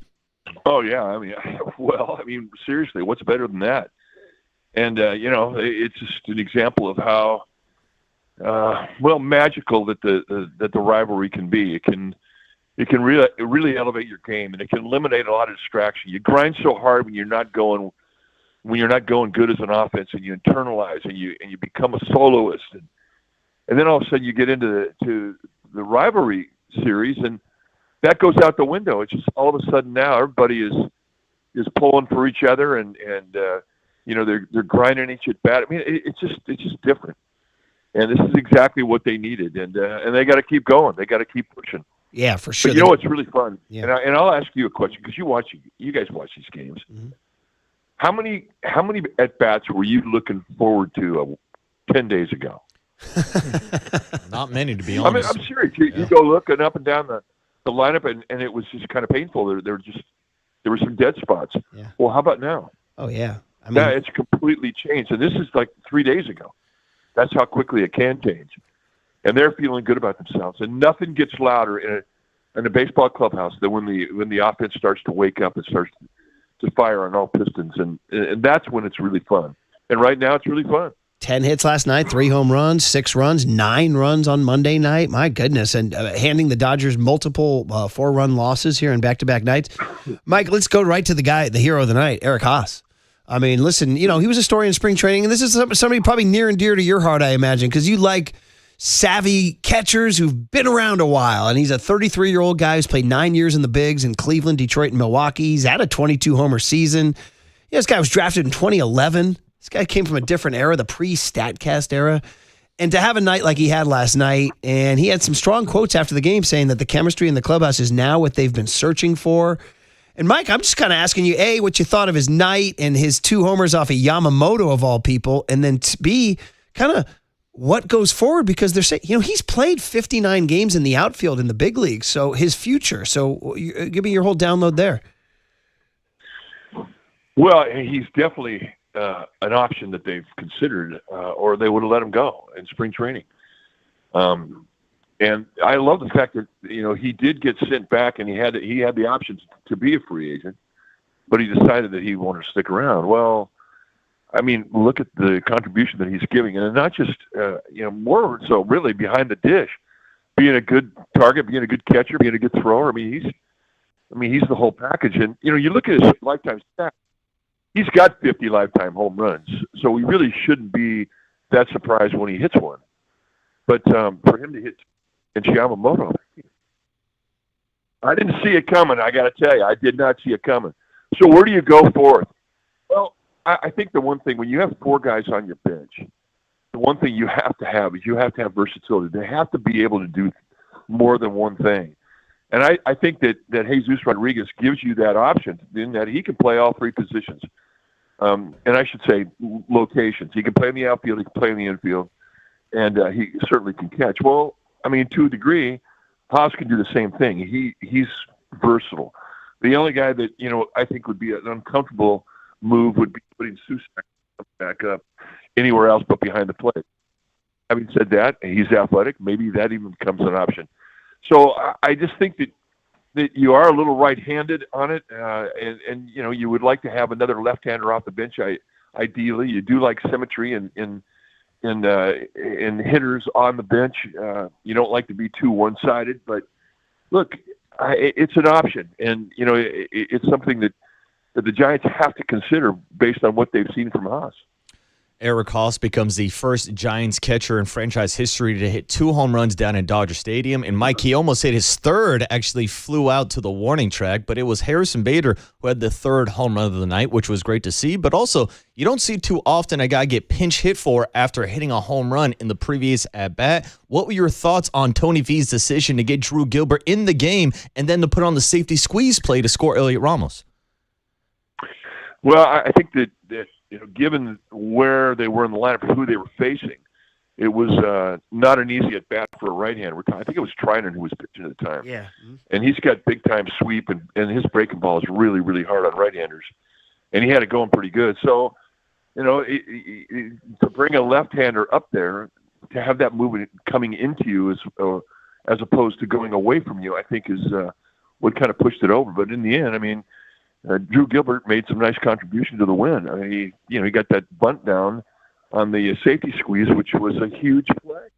It's a 3-2 game when he makes it a 4-2 game, and then boom, here comes 2 hitters later. Here comes Jung-Hoo Lee with a 2-out double in a 2-strike situation, I might add, and they kind of create some distance and make it a 4-run lead. And so I just think that when they went away from Bader in that situation, it had everything to do with trying to slider. Well, getting that bunt down, Mike, there's so few who can do it, and I just love calling for it. I guess he called for it again on Sunday with Christian Koss. I don't know. I mean, I thought it should have been more a feature of the Giants game in the last few years. It hasn't been. Are you looking forward to more of this? Well, it depends on who's hitting. You got to have somebody you can bunt, number one. I mean, they used it once with Koss, who's the best bunter on the team. Gilbert has been practicing it. I mean, he never bunted in college. He didn't have a lot of sacrifice or suicide requests in the minor leagues, so he's still learning how to do it. And he actually popped it up. So the fact that it got down before Freddie Freeman could get in, and Freeman's not moving that well in, his legs aren't that great. So they kind of get a break there. But hey, any way you can get it done, you get it done. But he needs a little work on it still. Mike, you mentioned Jung-Hoo Lee with the 2 RBIs in the 7th inning to stretch the score out from 4-2 to 6-2. But really, the moment that stood out to me yesterday from Jung-Hoo Lee was early on in the 1st inning, bases loaded, 1 out. He's able to chase down that ball in right field and really keep that inning from kind of spiraling out of control early. Just your thoughts on Jung-Hoo Lee over in right field. He almost looks more comfortable than he ever did when he was playing center field. Well, I agree with you. And, he's learned to play right field at Oracle Park, and that's task, but he does it very well. That 1st inning was starting to get away from Adrian Hauser. You come into the game before it even starts, you start looking at the lifetime success or lack of success, I guess I should say, that he's had against the Dodgers. He was 0-3 with an ERA in the 12s.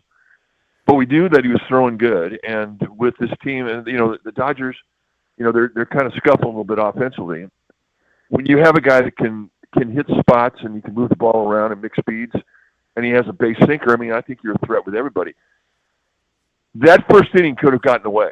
When Will Smith comes up with the bases loaded and he hits this ball to right field, I'm thinking, this is not good. Because if it gets over the head of Jung-Hoo Lee, that's 3 runs. They're all going to score, at least in our humble opinion. And he makes this great play. He backs up against the wall, comes up and gets the ball so quickly back into the infield that the runners at 1st and 2nd can't advance. So they sack fly one guy into to the score, and it's 1-0. And that inning could have completely just blown up. And I think that Hauser got some confidence with that. I mean, he gets out of the inning, comes back in the 2nd inning, strikes out the side. And so I think that it was of huge significance to not only calm that inning down, but to give Hauser some confidence. And as it turns out, he goes into the 6th inning and he gets his first win ever against the Dodgers. So, interesting. That was a side fact. Going into the game, neither Yamamoto or Hauser had a win against their opponent last night, and Hauser winds up getting that win, and Yamamoto winds up getting another loss. I think he's 0-3 lifetime against the Giants. How about that? And Ohtani tonight for more. We'll get into that in a little bit. Marcus mentioned Jung-Hoo Lee's catch, which was huge and gigantic, and you're right. He's looking really good in right field. One thing that jumped out to me more was when he went into second base after that double. I've never seen him emote like that. He spoke to me like there's something going on, like maybe the Giants are sort of, I've been using the phrase, sort of joining the land of the living. Like, it's been tough. And that road trip from hell took a lot out of them, in Philly and Tampa, and a couple tough losses to the Padres that maybe they should have won or something, And then Lee goes into second. They've had the big Pat Bailey trade. They're winning at Dodgers. Do you feel, I felt this way on the Eric Miller Cincinnati incident, and they kind of played well after that for a little bit. Did you see something about Lee's fist pump and see something about this team? There's a quote from Eric Haase after the game that was pretty significant. He said, I think the chemistry in the room now is what we were searching for a lot of the season. You can argue which pieces are to blame for that, but all we know is it's nice to finally feel that shift of momentum and energy. What's your reaction to all that? I agree with it, and it's been 3 days. 3 days that it all flipped. You take a look at how they lost the games on that last road trip. And they should have won 4 games. They had 3 leads late in the game, and they didn't cash in on any of them. And what makes it even worse is they had to watch 3 walk-off wins, and that takes a toll. At the time, I thought that the bullpen was in complete disarray. We didn't know where contribution was coming. We didn't know where confidence was in the bullpen. Very suddenly, things have changed, and it's changed for several guys. And now, all of a sudden, this is a bullpen that had a great homestand. They had a great series against Pittsburgh. They were the difference makers in 2 of those wins, and then they carried into this series. I think that's had as much significance in the confidence of this team as the offense had. And the offense really started, a week ago when Devers found his swing, and now he's the guy that just sort of everybody has been pulling from. And in their absence, when you didn't have Chapman and Adames and you didn't have Devers, you had other guys developing into good at bats you were looking forward to. Jung-Hoo Lee, Arise, of course, but Casey Schmidt and Elliot Ramos, they were guys that you look forward to see hit. And then all of a sudden you see Devers join the party, and then here comes Adames. And I don't think Chapman's that far off. So I think that chemistry really has to do with everybody starting to find their own game. And it's certainly happened with the offense, and certainly has happened in the bullpen. Mike, the Giants have got a lot of national attention over the past couple of days for their group hug celebration in the outfield on Monday night against the Dodgers. Sounds like there was a meeting before the game yesterday to maybe tone down some of the celebrations, but did you have any thoughts on the viral moment that we saw out in the outfield Monday night in the Yeah. Drew Gilbert, you talk about an energy you have no idea where it's going every day. He does 1 or 2 things like that every day. He just, is completely off the wall and has zero fear. If you're having a party, that's the first guy you need to invite, period, because here's your entertainment factor. Well, would you like to see a return of it at some point, or you just want to let Drew be Drew? Oh, let Drew be Drew. Yeah. You can't throw ice water on that energy. You can't. Some of it is certainly not appropriate for a baseball game and a family sitting in the room. That's the uncomfortable question when the game's over. You see the celebration, and some child asks their parent, "Well, what's he doing, Dad?" Well, all you have to go ahead, Mike. I don't know. I can't explain it. Well, some of those things are a little weird, but the effect it's having in the clubhouse is monumental. All you have to say is it's what our dog does. That's all you got to do. It's what the dog does, right? That's right. That is exactly right. It's a celebration to our dog. It's a tribute to our golden retriever. Dave Roberts with an interesting quote after the game. He said, quote, "The Giants haven't had a good season thus far, but against us, you can see the emotion that they're playing with. We have to find a way to match that intensity." How about that quote, Mike? Well, I really think that it's an obvious, and that's what the rivalry represents. And when you have been as good as the Dodgers have been good, you have a tendency to look past a lot of people. If you, in your eyes, as a member of the Dodgers, given their success, looks at an opponent, they can look right past them. They can just flat out not give them any respect. And that's kind of been where they're at. You have to earn your own respect. And I've always felt that rivalry is our most precious asset. But I also believe that it really has to be when both teams are good, when the rivalry maximizes its power. And I think what the Giants are doing now is they're matching up to expectation that San Francisco has had about this club coming out of spring training. And that's given them a confidence that matches them up with anybody, not just the Dodgers. We saw it with a lot of, over the weekend with the Pirates. And really, you go back and take a look at some of their series wins. They've got it there. It's in there. But now it's something that they feel like they can apply. It's not something that they hope for or have to feel like they have to get good breaks to win. Now they could actually get a bad break or two and overcome them.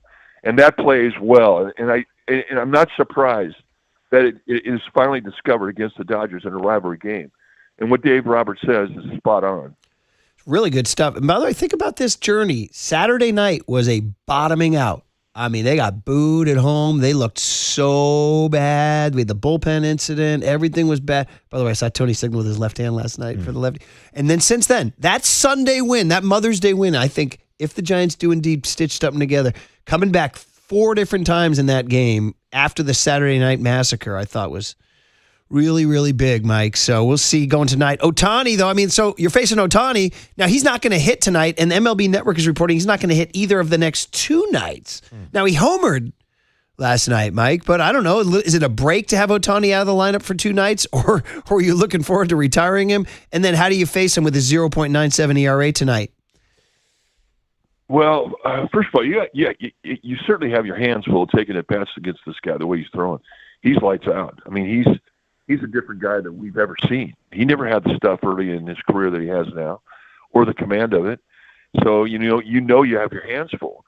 I'm surprised that he's not going to be in the lineup. I don't 100% believe that yet, just because he found his stroke. He's been struggling offensively, but in the game last night, you could feel him again, and that's of huge significance to a team that has been looking for some offense. They've gone through a rough stretch here the last 2 weeks. So, they certainly have their hands full, but I'm not falling victim mentally into thinking that he's not going to show up in the lineup as a hitter the next 2 nights. I'm not believing that. You'll believe it when you see it. And finally, Mike, the baseball news outside of this Giants surge of a 3-game win streak and 2 in L.A. is that we lost Bobby Cox, and it's got lost in the shuffle with the Pat Bailey trade and everything. But there's a name. I mean, my first memory, Mike, was the 2010 playoffs when the Giants eliminated them and we knew he was retiring. And the Giants only celebrated for a minute. Then they all came out and had a standing ovation for Bobby. And Buster Posey has said any number of times that Bobby Cox was his guy growing up. And I'm not even sure you wouldn't have played against him, right? He was in Toronto. But anyway, I'm sure you had any number of experiences with him, and he's just one of those guys, a great name in baseball.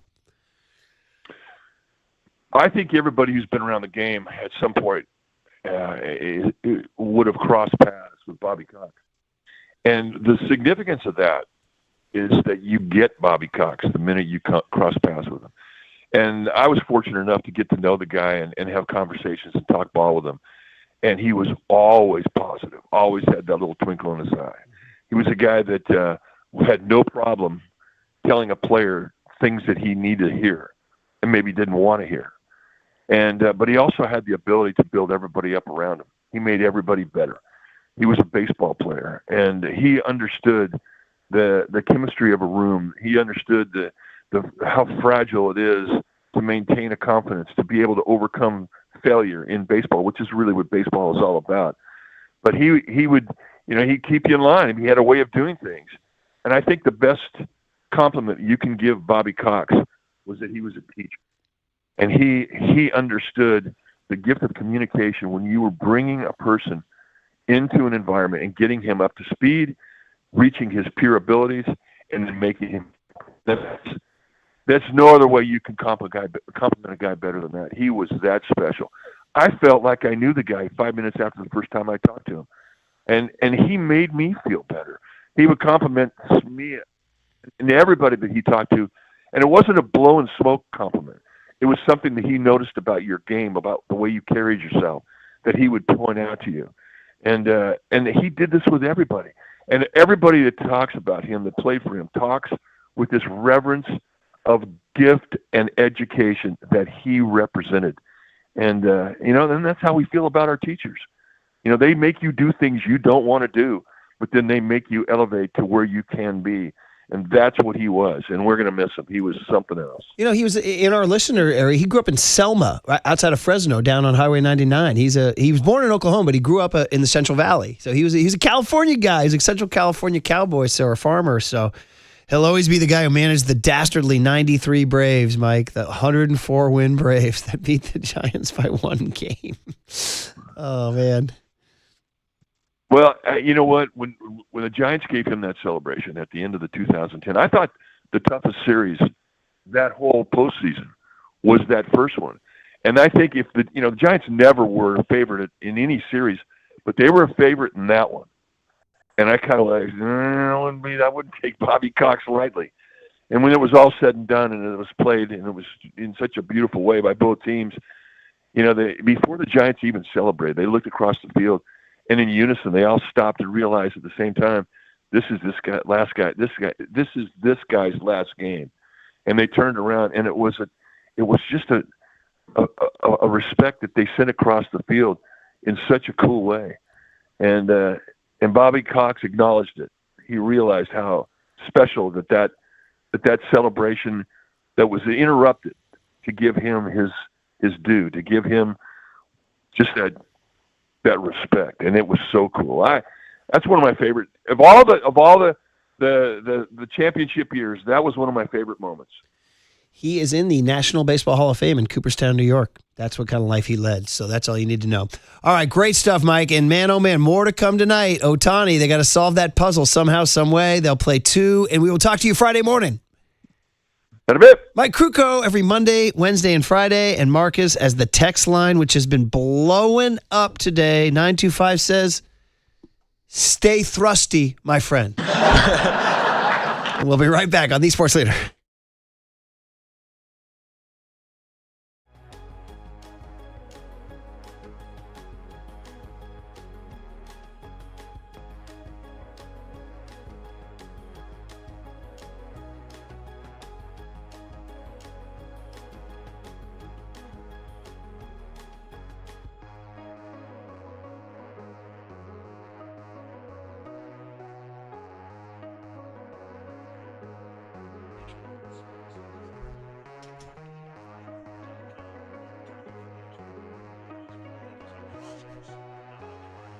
In Eric Haase, we thrust. The Giants were able to thrust the process last night and win back-to-back games against the Dodgers, which now means out of 5 possible matchups, they're 4-1 against the Dodgers. 808 KMBR. Why are the Giants having so much success against the Dodgers, but struggling against any other teams? Give us a call, shoot us a text, or chime in on the YouTube or Twitch chat.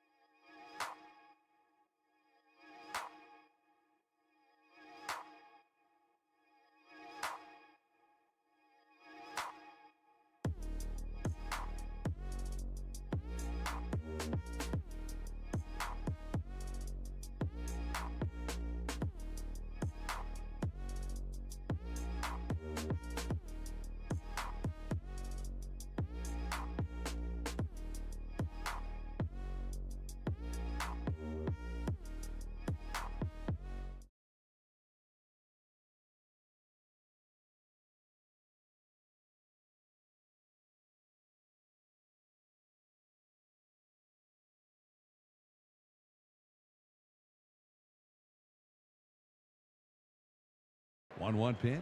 Swing, and there's a high drive into deep left center field. Way back there. Goodbye! Eric Haase has launched a home run into left center field. Past the 375 marker. The windup, the pitch. Swing, and there's a shot down the left field line into the corner. Way back there. Goodbye! Harrison Bader has tied the game. Now here is Haase, who hit one in the third inning. Right-handed batter. And he swings and he hammers one. High and deep, left center, on its way. Adios, pelota. 2 pitches in a row have been launched. Oh, man. Listen to those beautiful, beautiful highlights from Dodger Stadium. Giants hitting home runs. And, of course, our tribute to the now deceased but forever alive Outfield thrust celebration. Salt and pepper, take it away. Turn it up there, Kyle, for everybody.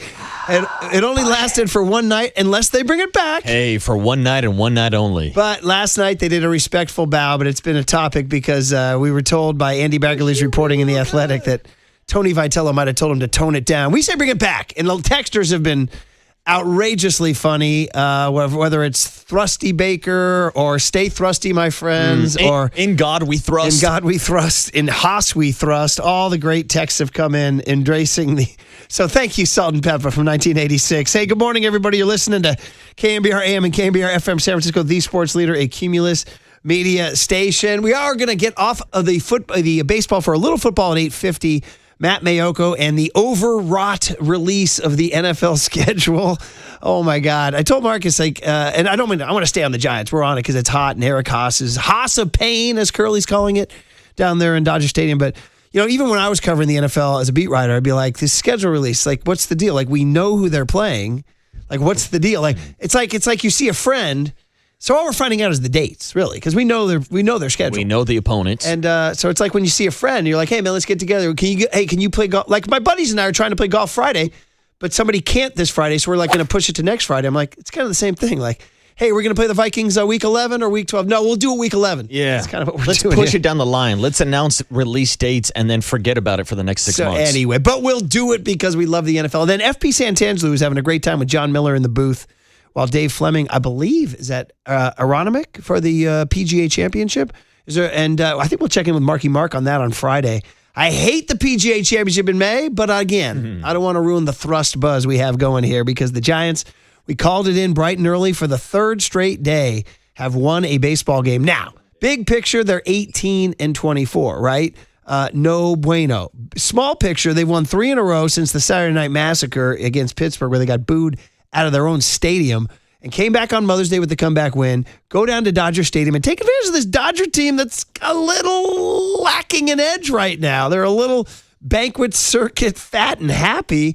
And my goodness, Marcus, Eric frickin' Haase. Now, we saw him in spring training. We didn't interview him, but we saw him and they're like, yeah, he's having a nice spring. I'm like, yeah, whatever. They're going to cut him because they're going to keep Pat Bailey and Daniel Susak because he's a Rule 5 guy. But Haase is a dude. He's been in the league for 9 years. He's played in Detroit, Cleveland, and Milwaukee. He had a 22-homer season.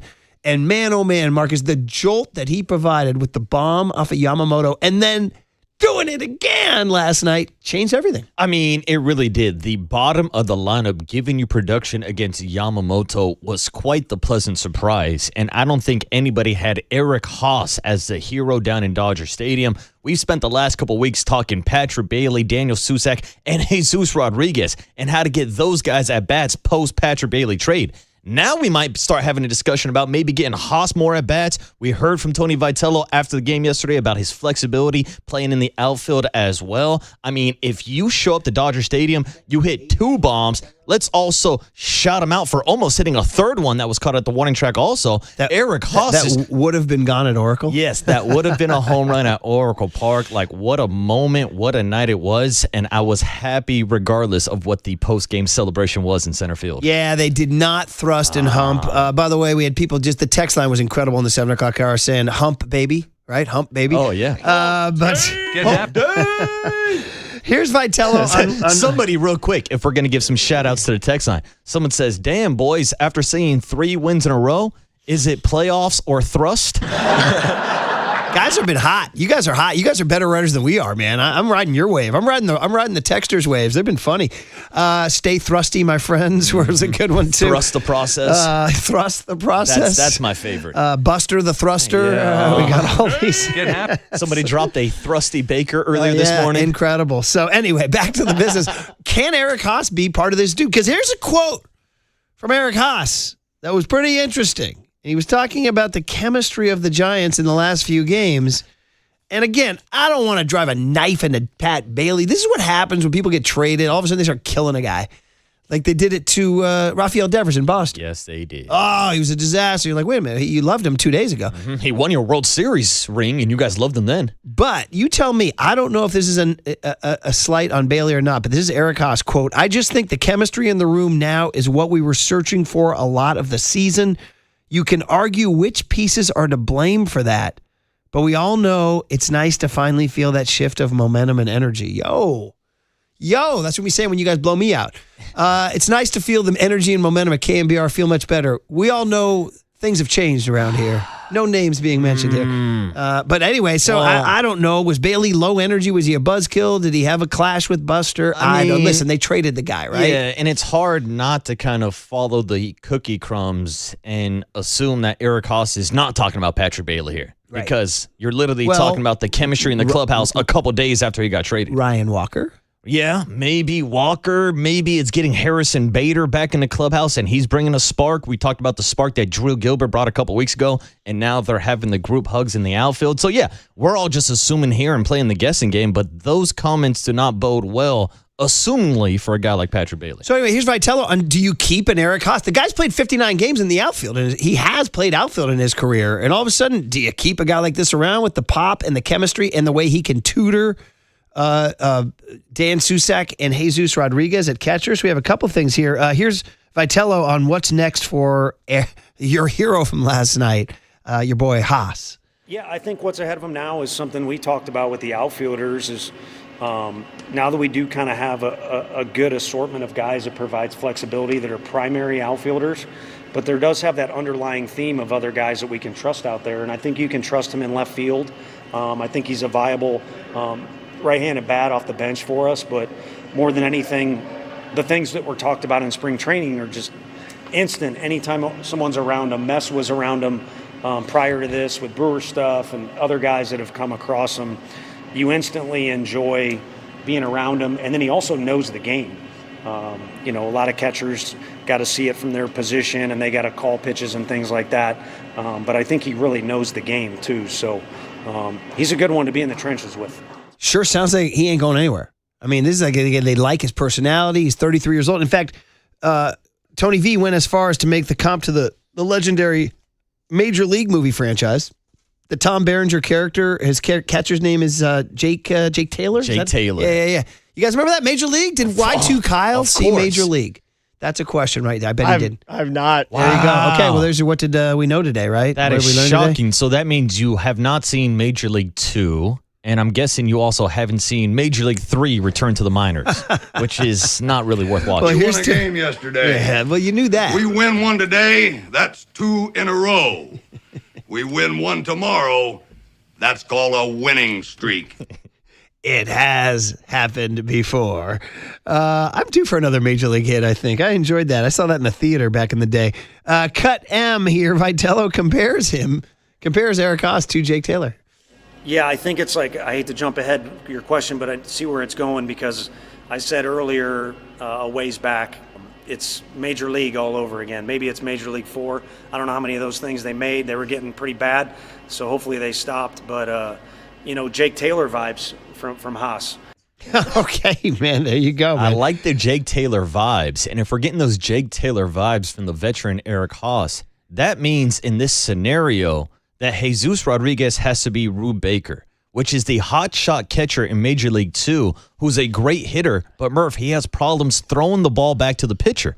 And we've seen plenty of problems with Jesus Rodriguez trying to throw runners out at second base. So maybe Eric Haase sits down with Jesus Rodriguez, gives him a nice stack of Playboy magazines, has them read about their favorite hobbies and activities, and maybe that solves all the issues for Jesus Rodriguez. I'm in, buddy. I'm in just to bring back a good old-fashioned Playboy magazine. Shout out to Curtis Jefferson's little brother. Seen the new Playboy? Yes, sir.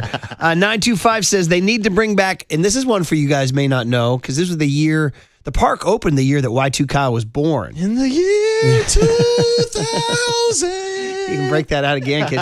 Do you guys remember Rusty the Mechanical Man? I do. Well, they said bring him back and call him Thrusty. The Mechanical Man. Nice, dude. I like that. That was 925. Yeah, 916 says get that guy a Playboy there. There it is. Here's one that says 925 says I noticed the subtle humping celebration a few games ago, but Drew took it to the next level. Oh, he took it over the top. 925 says they should all get tattoos on their stomach that says Thrust Life. Okay, I got you. Okay, that Tupac. one's a little bit of a reach. All right, Tupac. That was a little bit of a reach. Thrust Life. And somebody wrote in and said, guys, 925 says Marty. We had Marty Lurie on yesterday. He was enjoyable. Marty said yesterday, who knows? There may be another story with Pat Bailey. Remember he said that? He was kind of hinting at us? He did, and I'm kind of into buying what Marty is saying. We've also heard from other people, like the Ken Rosenthal report, that maybe Buster wasn't the biggest fan of Patrick Bailey behind the scenes and didn't value his defensive metrics as much as the rest of the baseball community does. I mean, Patrick Bailey even said the writing was on the wall. It was shocking to me seeing him on the bench three straight games. We have a story. Okay, there you go. There's Marty. We have a story. I wasn't expecting Kyle Hart to cut off my story to drop a little Marty. He's been hot, and then every now and then he pops one up. Yeah, this is why we're running his ass off the show. Thanks a lot, Kyle Hart. By the way, 209 says, looks like the Giants are finally getting over the hump. Getting over the thrust. There you go, buddy. There you go. By the way, 209 says, I recently watched Major League, which I had seen many times with my 22-year-old son. He couldn't believe a movie like that was made. And he kept calling the main character's pursuit of the Olympic ex-athlete girlfriend super cringe. See?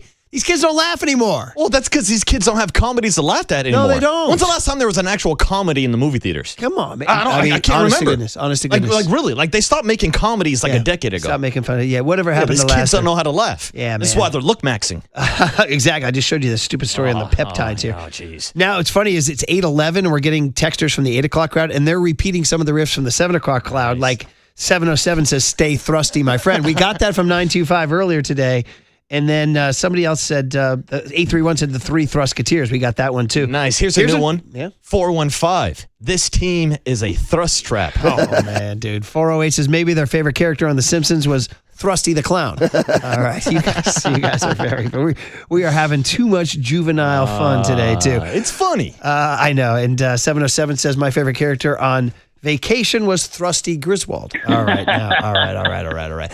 Okay, so listen, Eric Haase puts his foot down. Strong quote. Dave Roberts had a strong quote, too, about what's going on with the Giants. Somebody said, have you noticed on the text line, I forgot the area code, sorry, but it says they're 3-0 since Ryan Walker was demoted. 3-0. And they brought in some new guys yesterday. Now, I want to believe in Sam Hentges. It's a hard name to say, by the way. Hentges. I don't know what to do with that G thrown in there. Hentges. A T and a G back to back. Yeah. Anyway, he was a little sloppy last night. And again, you asked bringing him back a second inning, maybe was a little skeptical, but they did it. Jung Hoo Lee's fist pump, all these things to discuss. 808 KMBR is the phone number. If you feel like they're getting over the hump and staying thrusty, my friends here. We'll do that. We got cooler content packed at 8:30. And of course, Matt Mayoko and FP Santangelo as the Giants keep beating the Dodgers on the Sports Leader.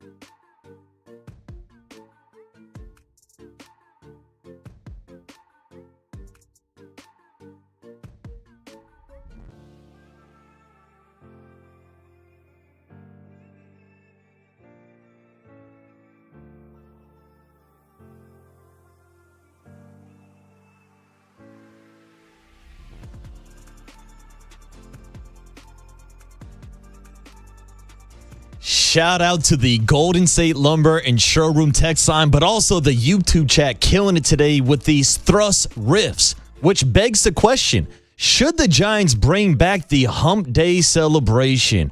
There was a meeting yesterday pregame to tone down some of the thrusting in the outfield, but do you want to see it after wins? More specifically, after a Dodger win. 808 KMBR is the number if you want to see the balls drop down in L.A. Hump day. Get happy.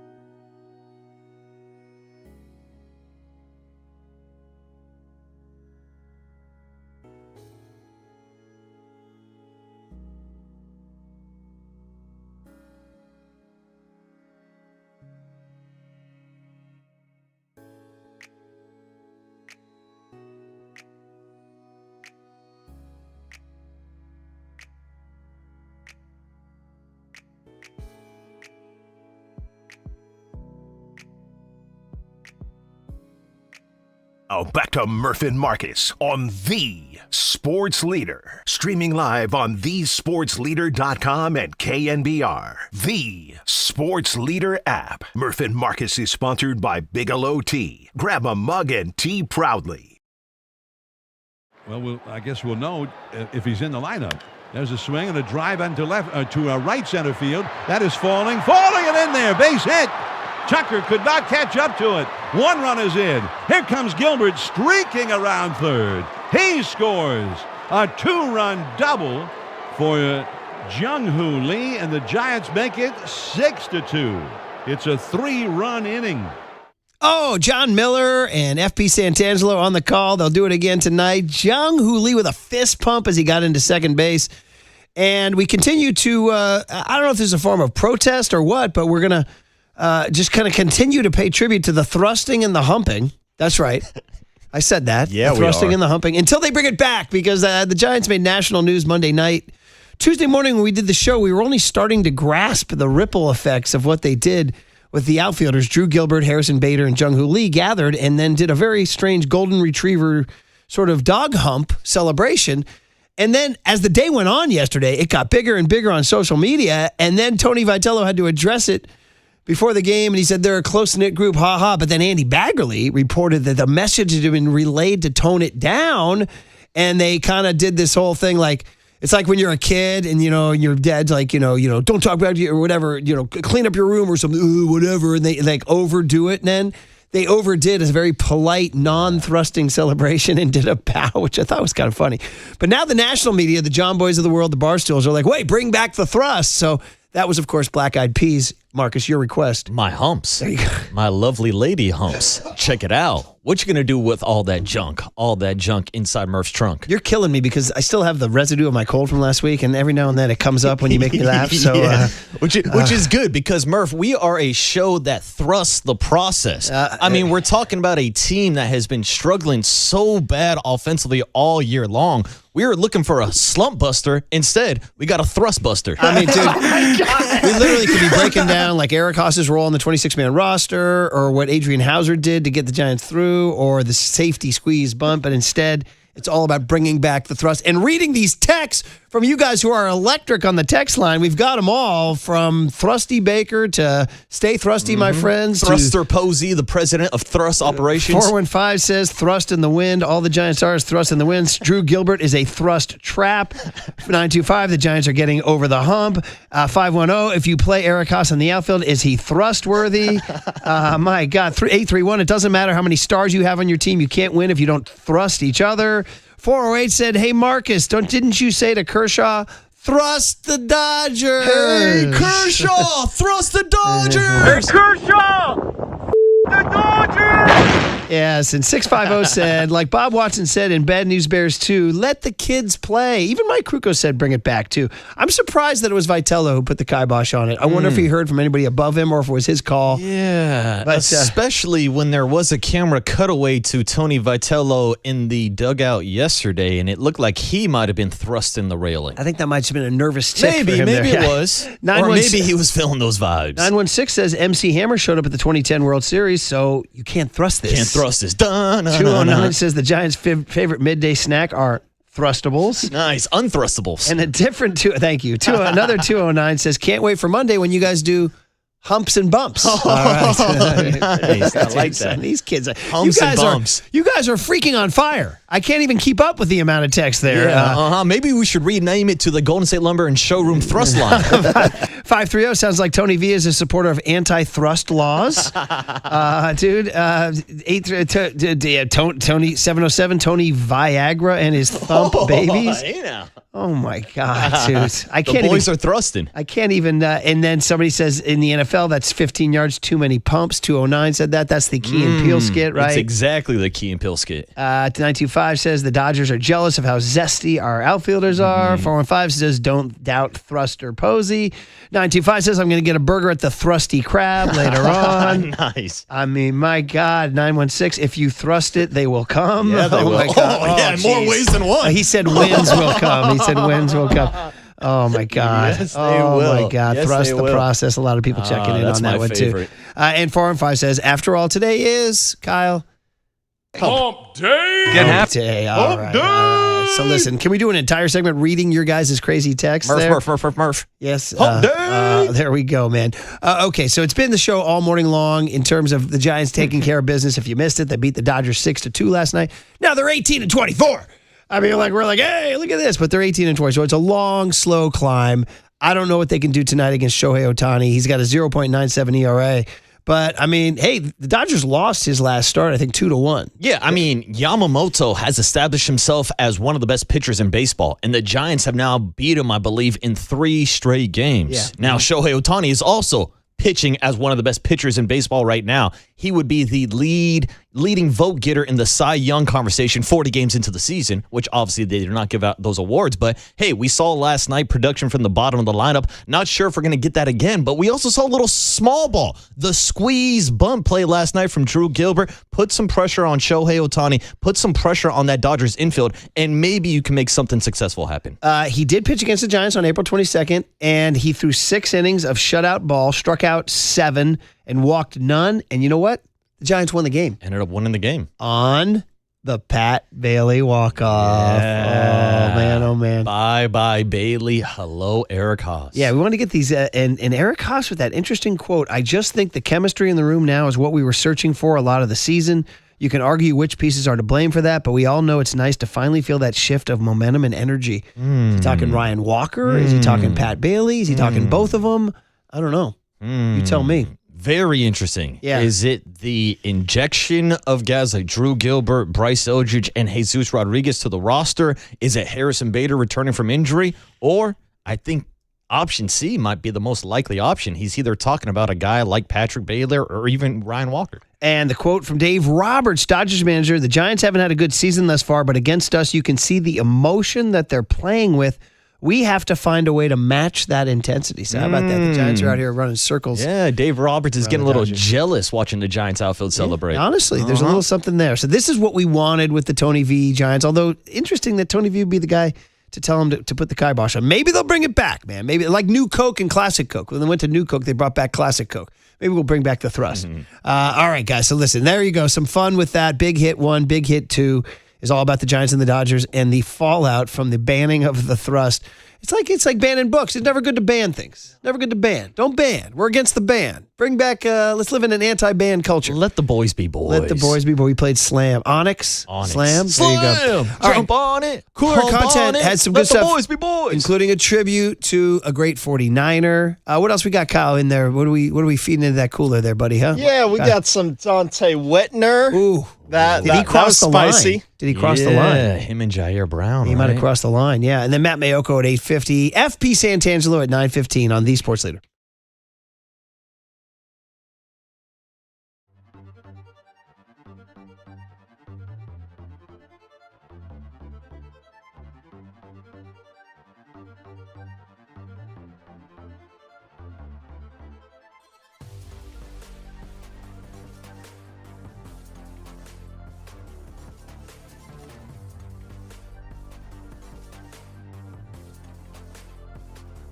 Hey, let's talk Amici's, East Coast Pizzeria. All week we've been talking about the weeknight situation there, the dine-in weeknight situation, which is outstanding. So I love as we get to Wednesday, we can start to sniff the weekend, right? We did the Monday half-price salads. That's every Monday. We did last night the kids eat free, 1 free kids entree per adult meal. Hope you did it. Well, now we're at Wednesday. One of my favorites, half-price pastas. The pastas are great, whether it's the lasagna or the penne or even the new penne alla vodka. Love that. Any pasta, any size, and you are going to love a Wednesday for that. Any pasta, any size, half price. Looking forward to tomorrow. $10 draft beer pitchers, 30% off bottles of wine, and then every Tuesday, Wednesday, and Thursday between 3 and 5 p.m., 20% off your entire check. A little early happy hour situation. So it's all about the weeknight dine-in meal to get you through the grind of the week. Wednesday's a pretty good one, so you want a good value weekday meal out. Amici's delivers.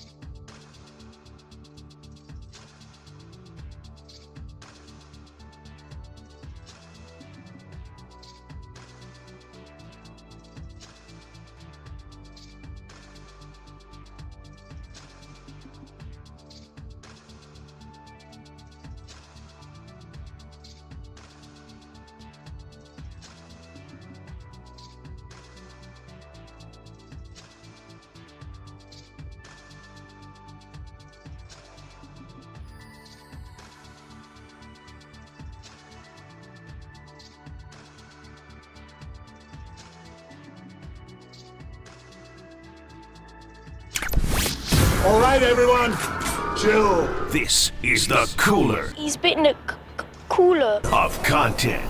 Cornucapacious of joyful news. We might be on to something. Yeah, baby! Murph and Marcus is sponsored by Bigelow Tea. Grab a mug and tea proudly. All right, happy Wednesday, everybody. We are having a lot of fun with all you jokers. Man, the text line's crazy on bringing back the thrust and the humps and all that stuff. By the way, I am looking out the window, Marcus, and I'm watching a forklift pick up some concrete pillars out there at Marchbank Field, the legendary John Madden and John Robinson playground. And I'm wearing my Sacred Heart Cathedral hat today, given to me by the nice ladies from Sacred Heart at the Tony Vitello event a week ago today. And they gave me this hat. I said, I'm going to wear it. So there you go. I was going to ask you about the hat. I didn't know if that was like a Notre Dame hat Does or have a a Notre Dame Boston vibe. Celtics hat. A little green and white, a little Irish, a little fighting Irish vibe. But they're building this Sacred Heart Cathedral's doing this whole field out here. Hell yeah. So we're going to have to adopt them. Dude, I can't wait till they start playing ball games out here. Despite the fact that all my family are SI Wildcats. What do we do about that? Then you got Curly, the Reardon Crusader. Yeah, that's right. The rabbit, right? Is that it? You can't say, is that rabbit, is that an insult to call you a rabbit? Is it? Is. Yeah. Yeah, there's a whole thing where you call the SI guy a cherry, and then they want to fight you, and then you call the Reardon guy a rabbit, they want to fight you. So if I say it's Wabbit season to John Joe Curley, he won't like that? No.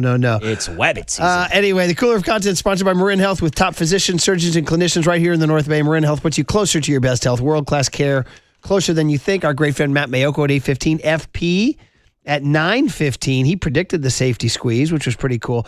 All right, some stuff going on here about the thrusting and the humping and the humping and the thrusting. And stay thrusty, my friends, and all that. Well, pregame, Tony V was asked about it. Cut D, Y2 Kyle here, about Tony, and he kind of laughs it off. We didn't know that he had a meeting telling them to tone it down, but here's what he said. They created a bit of a physical collage after the game. You can say that. I'll leave that up to no opinion on that, or no comment on that, but I know what you're saying. They're a close-knit group. Let's put it that way. Okay, so there you go. But we found out afterwards that he had a meeting, told him to knock it off. A physical collage in center field. Yeah, you could say that. Meanwhile, last night was Ice Cube bobblehead night at Dodger Stadium. He drives that cool lowrider, that beautiful car. What is that car? Is it like a Cutlass or something? Or an Impala? It's beautiful. I don't know. I'm not a car guy. I know that. It's gorgeous. So they had a Ice Cube Impala, Cutlass, whatever, bobblehead night because he drove the trophy out. I had to admit, that was, as much as we hate the Dodgers, it was pretty darn cool. So he was in the booth doing his hit with Dodgers TV when Shohei Ohtani hit a home run. We'll hear if he's as good as Snoop Dogg, his fellow SoCal rapper, when calling sports here. And let me finish this about Ice Cube. No. This is not the Kuiper one. Not the Kuiper one. Because I wanted to set up Ice Cube and then dunk on him. There you go. See, Kyle's getting a little wobbly, a little loose now. It is a hump day. Let's get rid of this guy. Cut H, buddy. Ohtani, home run. I say we. It's me. There's the drive off of the bat of Ohtani, headed for the wall in the seats. There we go. All we had to do was bring Ice Cube in the booth, and Ohtani figures it out. It's that simple. Amazing. You couldn't have scripted it better. We're going to go live here and stay that way, but when we do the replay, you can break it down. Okay, you break down the pitch and the swing.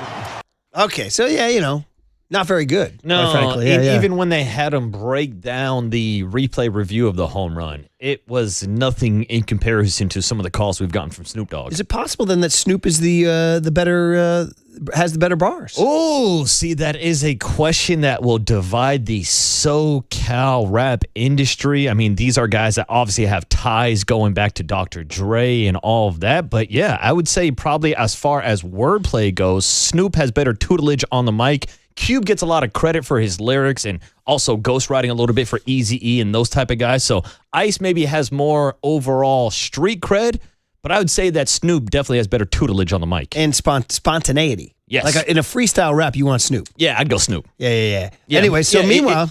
Yeah, go ahead. Go ahead. I was going to say, if you give Ice Cube the opportunity to sit down and write 16 bars, he'll drop a No Vaseline on you, which is one of the most iconic diss tracks of all time. But yeah, freestyle off the top of the dome, give me Snoop Dogg. Meanwhile, so Kipe, and we know Kipe gets cranky at Dodger Stadium. He hates the Dodgers, and he hates them winning, and he hates Dodger Stadium and how loud it is. So when he is doing his talk back with NBC Sports Bay Area, Kylan Mills and Ron Wotus and George Contos, they say, hey, Kipe, it's Ice Cube bobblehead night, and Kipe had an answer. And let me finish this about Ice Cube. I have nothing against Ice Cube. I think it's great. But I'm going to tell you what I'm going to do with an Ice Cube tonight. It's going to be a big, thick, square one. I'm going to put it in a glass, and I'm going to pour a Blanton's on top of it. That's my Ice Cube moment for tonight. Sounded good to me. That actually made SportsCenter. I was driving into work this morning, listening to the simulcast. What and I'm going to do with an Ice Cube tonight. Do you prefer ice with your bourbon? I do like my bourbon on ice. One big yes, cube? That's the way to do it. Shout out to the best ice cube I've ever gotten in my life. Over in the Gotham Club at Oracle Park, you can order like a Willie Mays Old Fashioned, and they give you the baseball with number 24 on the ice cube. Gotta be honest, I'm an up guy. Give it to me neat, Ooh, buddy. you Give like to it me nice and neat. I will on occasion sprinkle a little ice, just a little crushed ice, but yeah, give it to me neat, baby. Ooh, crushed ice. Yeah. You don't like the sphere. No, I do. We just don't have them at our house. In fact, it's a sore subject, our ice machine is broken. Yeah, that is an issue. So I have to go with this little lame Safeway bag of ice. So it's a little disappointing. That's why you're a neat guy. Well, yeah. Also, I'm a man with hair on my chest. Yeah, all right. I mean, maybe for Father's Day, I'll buy you like one of those molds off of Amazon where it's like you can create your own spheres. You know what, buddy? But then you have to remind yourself to actually do it. Knock yourself out and give me that gift. I got you, Give me Murph. that gift. I got you. Although we won't be together on Father's Day. I'll be on a long vacation. I tell you guys, I looked up at the calendar and I was like, 1 month from today, the Murphys are wheels up to Ireland, man. I'm looking forward to this. You'll be drinking some Jameson. Yeah. Oh, yeah. Neat. Oh, yeah. Neat. Well, I might even drinking stronger than Jameson. Who knows? Yeah, I'm sure. All right, let's get back to the action here. This bow thing, this bow situation, or pardon me, this thrust situation leading to a bow situation. Now, this is for the YouTube, Twitch, and Twitter crowd. And I feel your pain if you're in the car. The other day I was in the car and Dirty Work was playing a video and I was like, oh, now I get it. Now I get what the video is. But we are encouraging people to consume us on YouTube and Twitch and Twitter and the app, the KNBR app, which is a piece of cake, by the way. If you download the KNBR app and you just tap it, there we are. So hello, hi, how are you? And yeah, hi, look at my Sacred Heart hat. Oh, look at that, yeah. Hello there. So anyway, for the video crowd, and for the audio crowd, we'll describe it to you. This was what the Giants did last night as opposed to the Golden Retriever hump that Drew Gilbert and Harrison Bader shocked Jung-Hoo Lee with on Monday night and apparently were told to tone it down. So like kids trying to like thumb their nose at a parent disciplining, they over politely celebrated a bow here. Check it out here. They gather, and you see this on YouTube here. Gilbert, they take their hats off over their hearts. And then on 1, 2, 3, they take a Broadway bow. They say, nicely done, boys. They're like, okay, fine. You want us to be good boys? Yeah, you're not going to let us hug anymore. We'll take a bow. Was there a little bit of a Korean bow there? I don't know. How about at the end? Is that Elliot Ramos doing the Gangnam Style? Whoop. You know, of all the Giants World Series run, the one thing I didn't truly embrace was the Gangnam Style. Psy, right? That was his name? Yeah. I mean, it was okay. I mean, we're in the moment in time. Well, there's a picture of Dave Fleming and John Miller doing it at City Hall in the broadcast booth. So anyway, well, Marcus said, hey, listen, everything in life, I say everything in life comes back to the Godfather.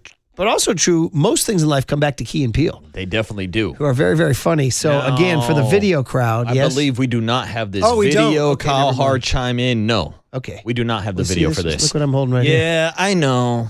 I told you things are going to be a little slower without young Tony. Should I blame Y2 Kyle? That's why it's his last day. Oh, man. Well, does he? Okay, so listen, Key and Peele. Let's let the record show we were going to do the Key and Peele bit. Yeah. One too many thrusts from the boys in the outfield yesterday, so they had to ban the celebration. Oh, that's pretty good. All right, what we will do, though, is I did say we lost a great 49er, Charlie Young. Now, this one's for my generation, and for you kids, you should know that the 1981 49ers were special in a number of ways, whether it was the rookies in the defensive backfield or Bill Walsh getting Fred Dean, or, of course, a quarterback and a receiver named Joe Montana and Dwight Clark, right?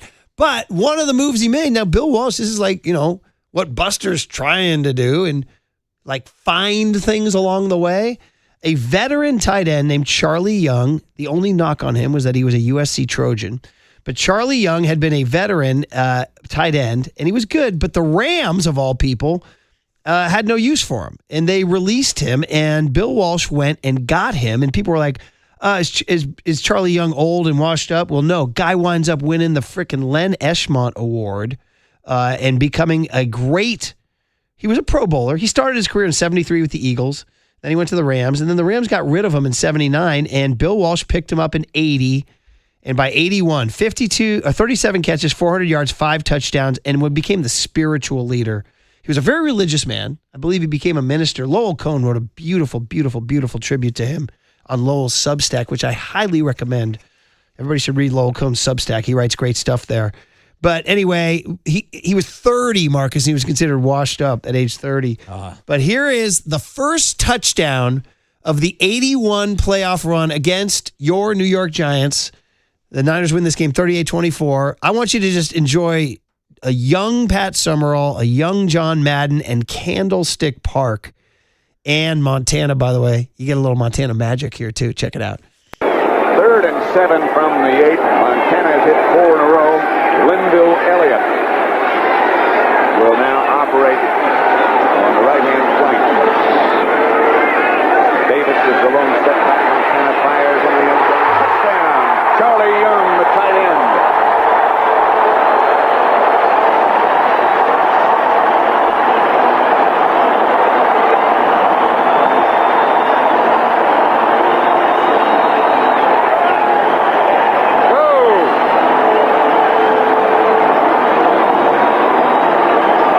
Charlie Young caught that one, but the big reason is Joe Montana's ability to move around, and he was able to buy a little time to find Charlie Young. You see him there?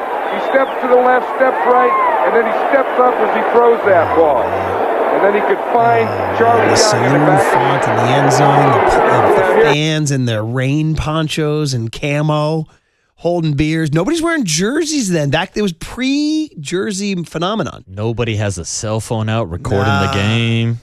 What a better time to be alive, dude. Dude, it's kind of what your Coliseum looked like, too. Yeah, Yeah, everybody just kind of living in the moment. Holding beers, by the way. Yeah, drinking beers and just going were crazy. Affordable. Yeah, exactly. Which you'd have to take out a mortgage to get. By the way, does Brock Purdy make that play?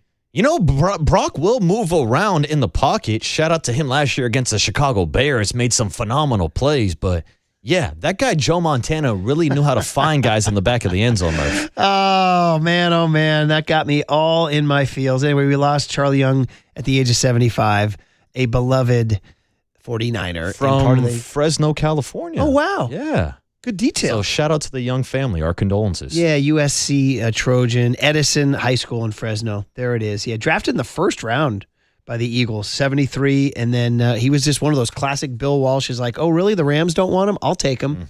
And there he is, catching the first touchdown of what would eventually become the Super Bowl playoff run because they took a 7-0 lead there on the Giants. So, all right, good stuff, guys. Good cooler content. Enjoyed it. Matt Mayoko, speaking of those 49ers, is next. The schedule leak. You're a leaker, bro. You're leaking the schedule. They will play the Minnesota Vikings in Mexico. As one does. Yes. As one does. That's after they play the LA Rams in Australia. As one does. The traveling Niners. You know, we had Carmen on, and I love Carmen. I'm going to see Carmen tomorrow at the Bay Area Sports Hall of Fame. which is going to be great. But Carmen was endorsing the Roger Goodell global conquest. I'm not here for it, buddy. Keep football American. All right, buddy? I mean, just like the Niners, week 2 is going to be a mess, dude. Same with the Rams. You want Roger Goodell to keep football American after the NFL stole the name football from soccer. Did you see your boy DJT wants to change the name of football? Did you see that? You know, I saw that at the FIFA conference, right? That's because they gave him the Peace Prize. Yeah, well, yeah. Curly endorsed that. No, he didn't. Curly said that was the greatest award given ever in the White House. Yeah. I know you haven't got us the FIFA commissioner yet. No. We've gotten baseball. We've gotten basketball. Let's go to FIFA. Yeah, and Goodell will only interview us if we go to Seoul, Korea. Yeah. That's like the only way he'll interview us. We'll see you down under, Goodell. All right, guys. Yeah, but by week 2 for the Rams and Niners have to be home games, right? They have to be. I mean, yeah, you can't send them on the road after going These guys down are going to to be Australia. whacked. They're going to be whacked, dude. People say flying back from Australia. I think Sasha told me they were walking around in a daze for days. There's a lot of jet lag. Yeah. So anyway, enough of my bitching and moaning. Let's talk to Matt Mayoko next on The Sports Leader.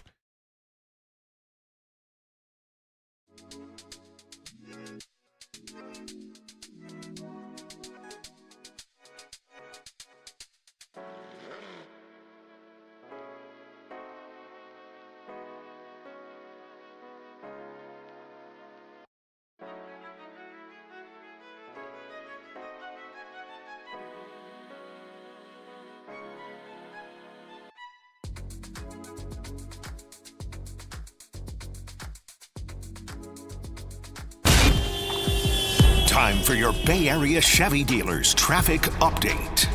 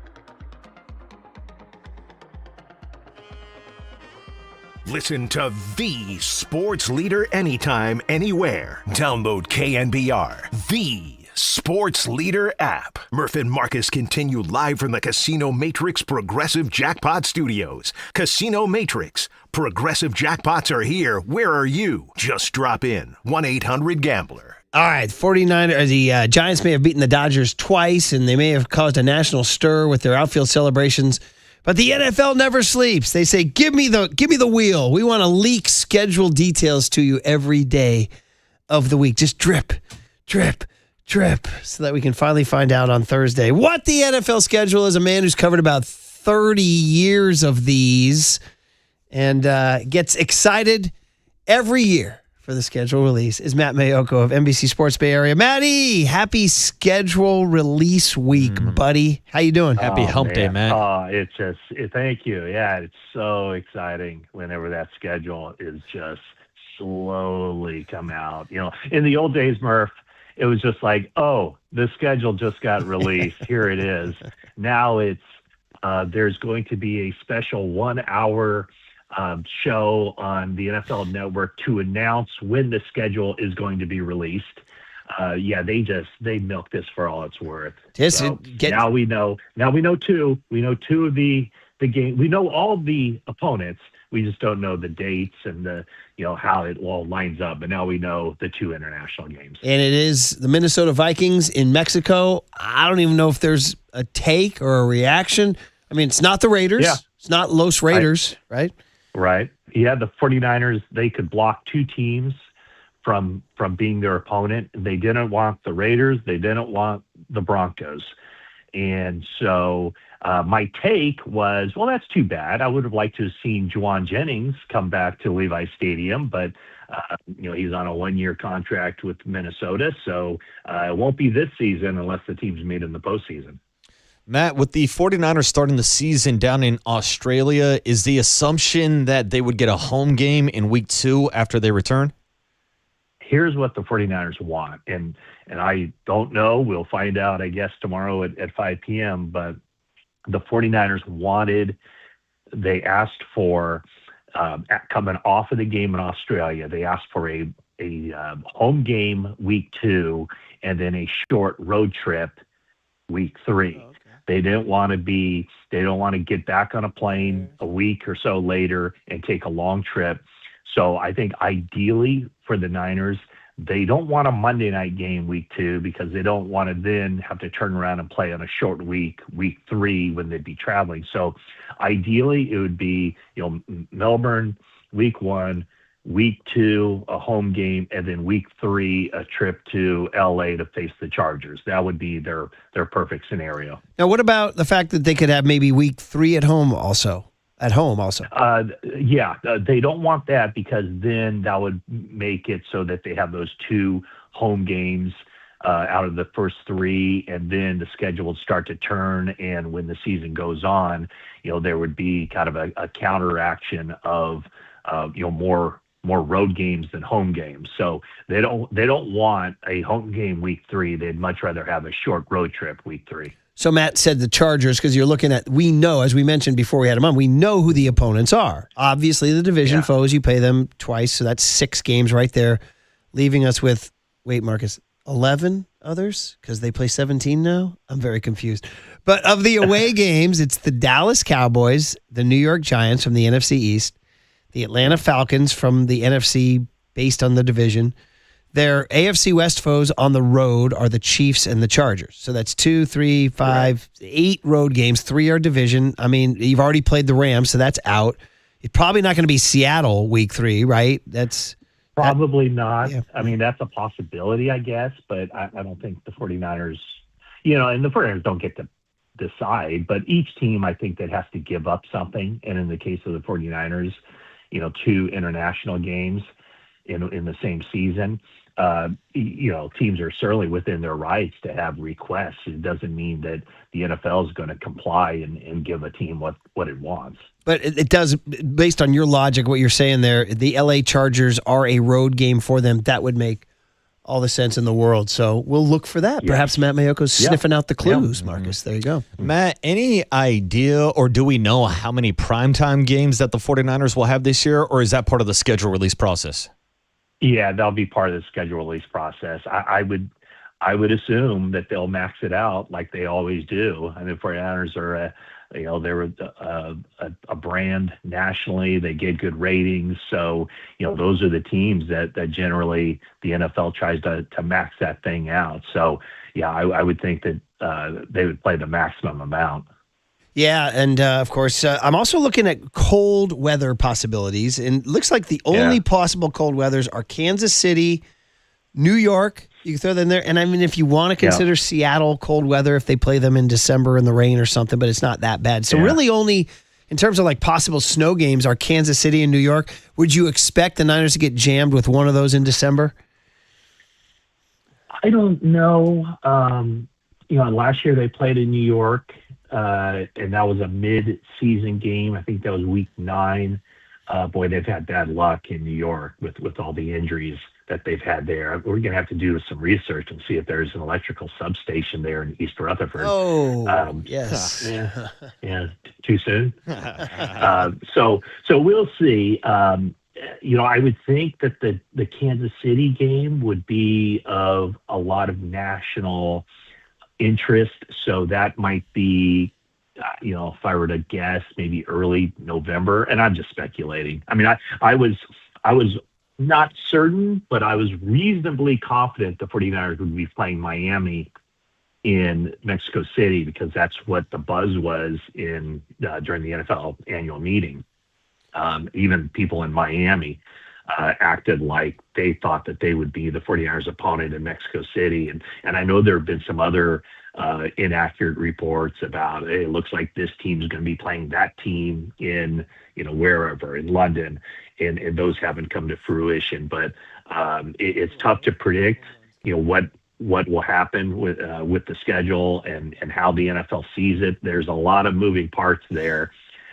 For the 49ers, I think it'll be of interest to see how they rank as far as the plus-minus rest differential. Last year, they had a pretty good year when the schedule came out from that standpoint, except for late in the season when there was some flex scheduling.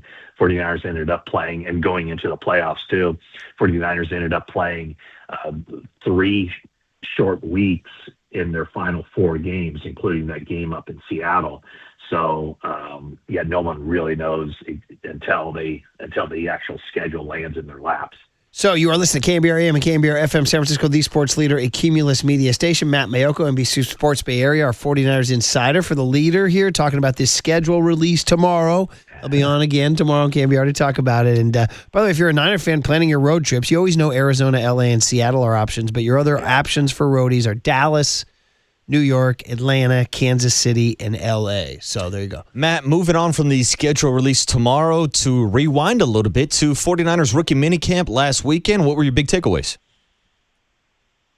Well, they don't do too much anymore. Curtis Rourke got on the field for the first time that the media could see.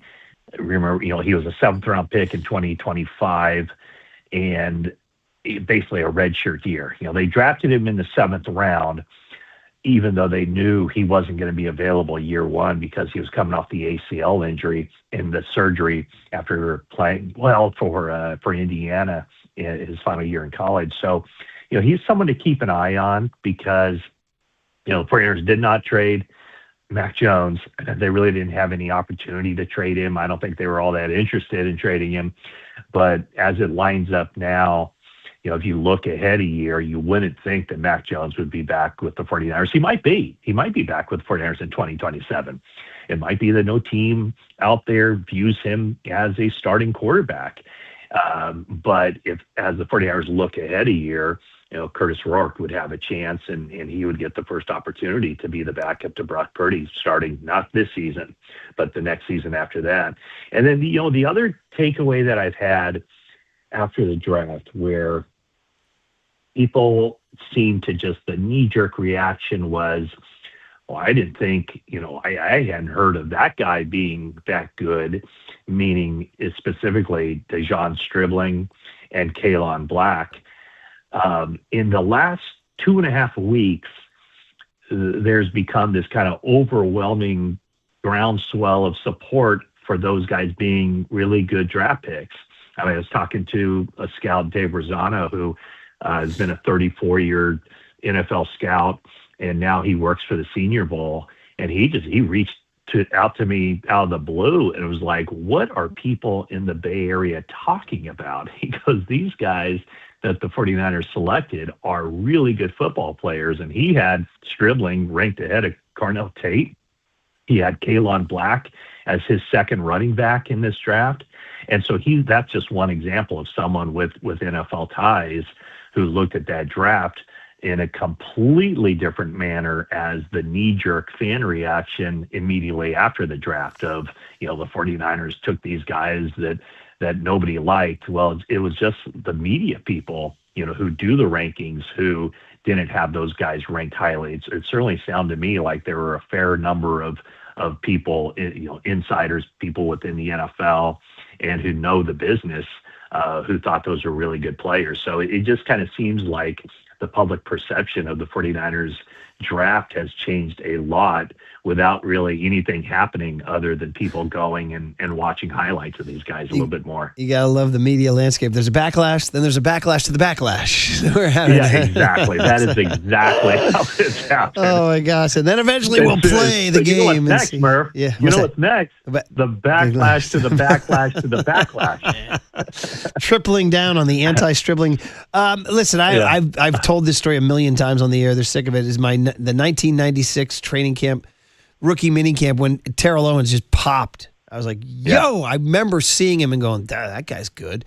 I don't know. Any TO moments out there? Did Stribling look really good? Or do you like, his body's not what I thought? What'd you think? No, I think he's all that. And the more you look at him, it's like, oh my gosh, why wasn't he? How did we all miss? How did the media miss on that guy? Because he looks the part. These rookie camps now are not what they used to be. It used to be that the players would get out there for the first time and the coaches would go hard. Yeah. And what happened was, these guys aren't necessarily in football shape at all. So there were some injuries that would occur. Now I think it's like kind of cooler heads prevail and maybe a little bit more pragmatic approach of, hey, let's just get them in here. Let's get the playbook in their hands. Let's go, at a much lighter tempo speed, just to make sure these guys don't get injured, but just to give them the kind of the groundwork, the foundation, so that when, they can kind of ramp things up and they can catch up to the veterans a little bit quicker. So there's really not a lot of intensive work out there. And as I understand it, the Saturday practice, which was close to the local media, never even occurred. It was all just basically classroom stuff that second day. Matt, last Thursday we talked about De'Zhaun Stribling taking number 15 and Jauan Jennings still being a free agent. Well, the very next day he signed with the Minnesota Vikings. So what was your reaction to seeing the contract details for Jauan Jennings and, I guess in hindsight, his decision to not take the offer the prior offseason from the 49ers? Yeah, well, it was not, it did not work out for Jauan Jennings at all. He bet on himself. He turned down a much higher offer, and he's basically coming back into the NFL under the same contract that he had with the 49ers last year, 1 year, $8 million.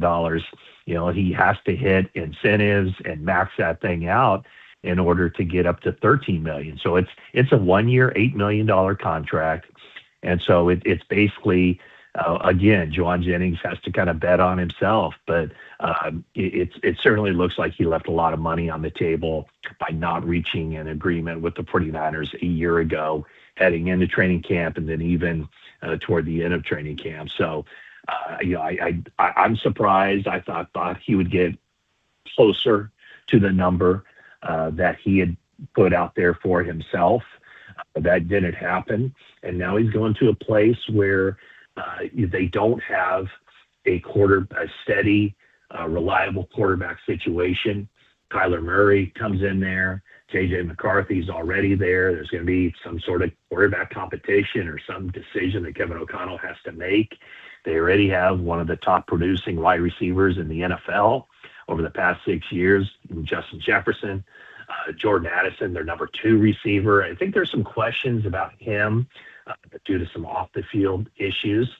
So it's going to be difficult for Juwan Jennings to get anywhere near the numbers he posted with the 49ers in 2024. And last year, of course, he battled some injuries. So, it didn't work out the way he wanted. I don't think it worked out the way that a lot of people, myself included, thought it would work out. I thought he'd be signed within the first 2 days of the free agent signing period, but it just appears to me as if his asking price, the facts show that his asking price was too high, and that's not my opinion. That's the opinion of 32 teams around the league. Yeah, well, interesting stuff, Matty. All right, well, listen, good stuff. We will let you go anticipate the schedule, my friend. Well, it is big for you. I mean, listen, selfishly speaking, for the Riders, it's Marriott time, it's reservation time, it's all that stuff. And it's content as well. So let's do this, guys. When the schedule finally comes out, the 3 of us, let's get together, form a little tight-knit group, and just thrust our hips like there's Nice, Matty. Very nicely done. You made Murph spit up over here. Did you have a take on the Giants home run celebration or the post-game celebration? I could not stop laughing when I saw that. That just caught me completely off guard. I think I did the spit take too, because I thought, like, what the heck is going on? And I was like, if they keep doing this, if they keep expanding on that, it's like at some point, those celebrations are going to be available only through a paid subscription. That's pushing the boundaries. So I thought it was hilarious.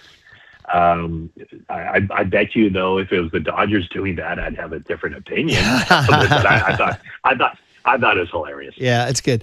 So what you're saying, Matty, is you're not just Giants fans, but Giants only fans. Is what you're saying. There we go. Wow. Boy, we've been very racy today. Somebody texted in and said a lot of risque content today. Maybe it's a Wednesday. I don't know. We're thrusting the process, Matt. Oh yeah, they said they told us to thrust the process. Go, Matty, go before we get out of control. Take care. Be good. Matt. Okay. All right. FP Santangelo, who I'm sure will continue to make this a little adult. What do they call it? Adult Swim on that Cartoon Network, was it? Adult Swim. Yeah, on the Sports Leader.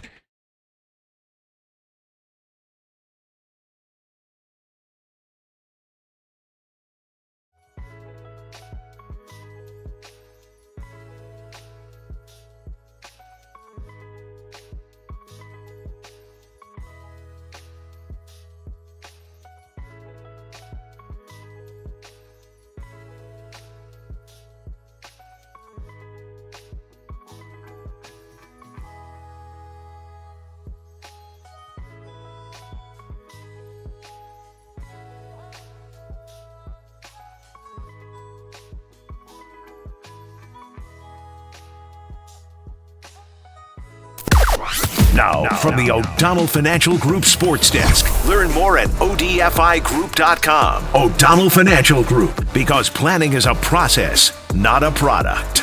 We talked to Mike Krukow this morning about the Giants' back-to-back wins down in L.A. and his thoughts on the thrust celebration being banned. We'll ask FP Santangelo his thoughts on the celebration coming up in just a few minutes, but 808 KMBR is the number if you want to chime in on the conversation.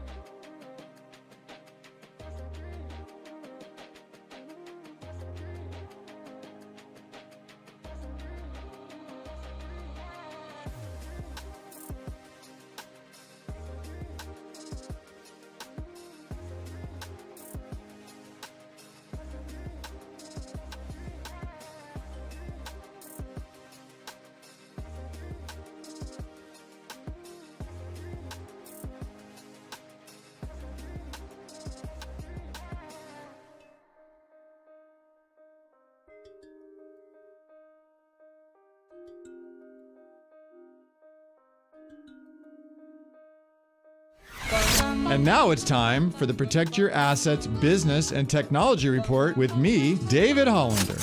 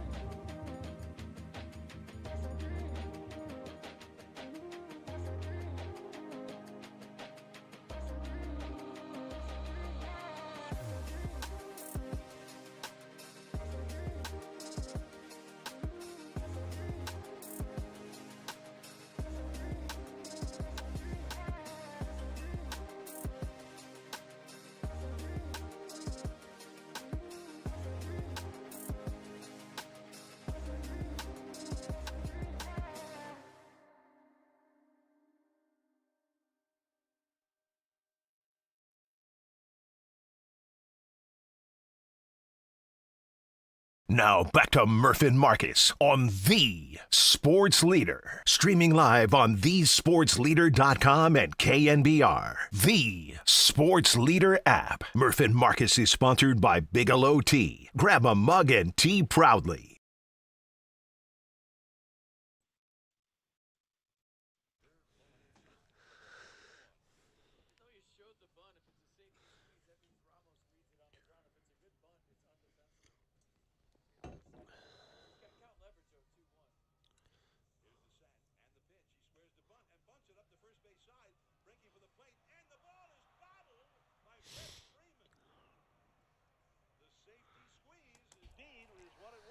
Hey, and the man who predicted it is our next guest on the UMA guest line. A small ball man himself, FP Santangelo. FP, it's always great to have you back on Murph and Mark. It's been too long, brother. How are you, man? Yeah, what up, FE?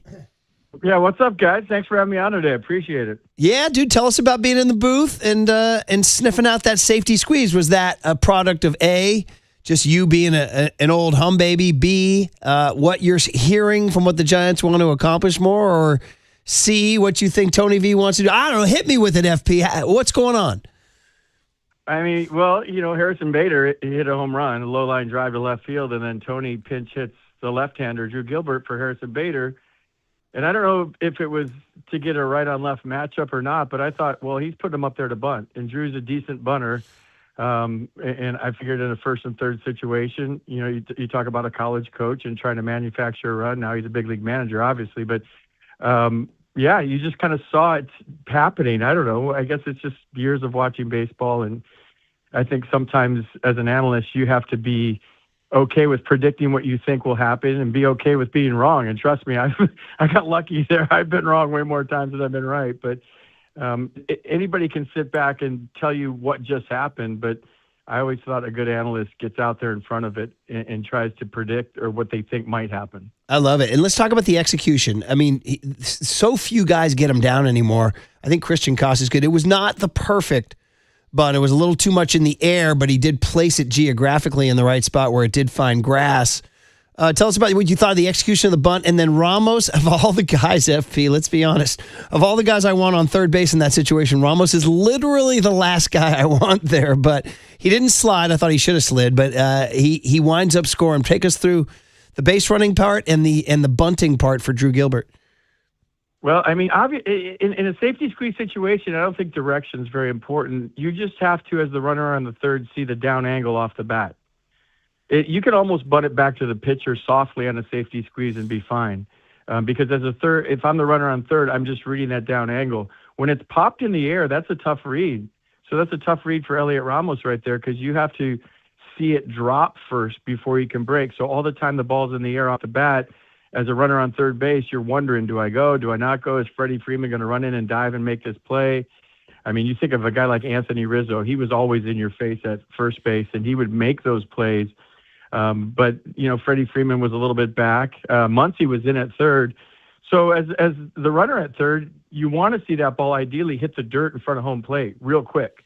And now I'm gone because you're just looking for down angle. So I actually thought that was a really good read by Elliot Ramos because it was a tough read because Drew popped up the bunt. The safety squeeze was definitely one of the highlights of the night, but FP, we have to talk about Eric Haase's night at the plate. 2 home runs, also almost at a third one that was caught at the warning track. He becomes the first ever Giants catcher to hit 2 home runs down at Dodger Stadium, and there are plenty of different threads that we can get into post-Patrick Bailey trade about that catcher position, but your thoughts on seeing Eric Haase leave the ballpark twice last night and take advantage of some of these opportunities before Daniel Susac returns? Yeah, I loved it. Obviously, all Giants fans loved it. And we were getting on our broadcast text thread all these records that the Giants were setting against Yamamoto last night. It was like the first time Yamamoto's given up back-to-back home runs. The first time Yamamoto's given up 2 home runs to the same guy. And those are the kind of text messages you want during the game from your PR department. So there was records being sent. And when you look at the bottom of the order, I think the 8 holes hit 199 this year, and the 9 holes hit just a little over 200. So to get production from both of those slots last night in a big-time way off one of the best pitchers in baseball, the World Series MVP. I mean, how good is this? The Giants have come in, and you got Sasaki one night, Yamamoto the next night, and they've put up, 15 runs in 2 nights? That's pretty cool. They're basically facing Japan World Baseball Classic. I mean, Sasaki, Yamamoto, and then Ohtani tonight, which we can get into a little bit later. Let's talk about Haase, though. There was a lot of love for him after the game. Tony Vitello was saying he liked the energy he brings to the clubhouse. He's a veteran. He compared him to Jake Taylor from Major League. He's can play the outfield. He's played 57 games in the outfield in his Major League career. He has power. He had a 22-homer season a few years ago. He showed power last night. Is there a place for him on this team, on this active roster as the season goes forward? I mean, obviously, if he's going to hit 2 home runs a game, you guys, that was the 7th time in his career he's had multiple home run games. We had to triple check that fact during the game. That's the 7th time he's done that. So if you start doing things like that, you're going to stick around. Obviously, the Giants are looking for offense anywhere they can get it. But I thought the cool part of all that last night is John Miller turned me in a commercial break, and he said, I talked to Tony Vitello before we did the manager show yesterday, and he was telling me why he put Haase in the lineup. And he said he liked his swing plane versus the Yamamoto pitches.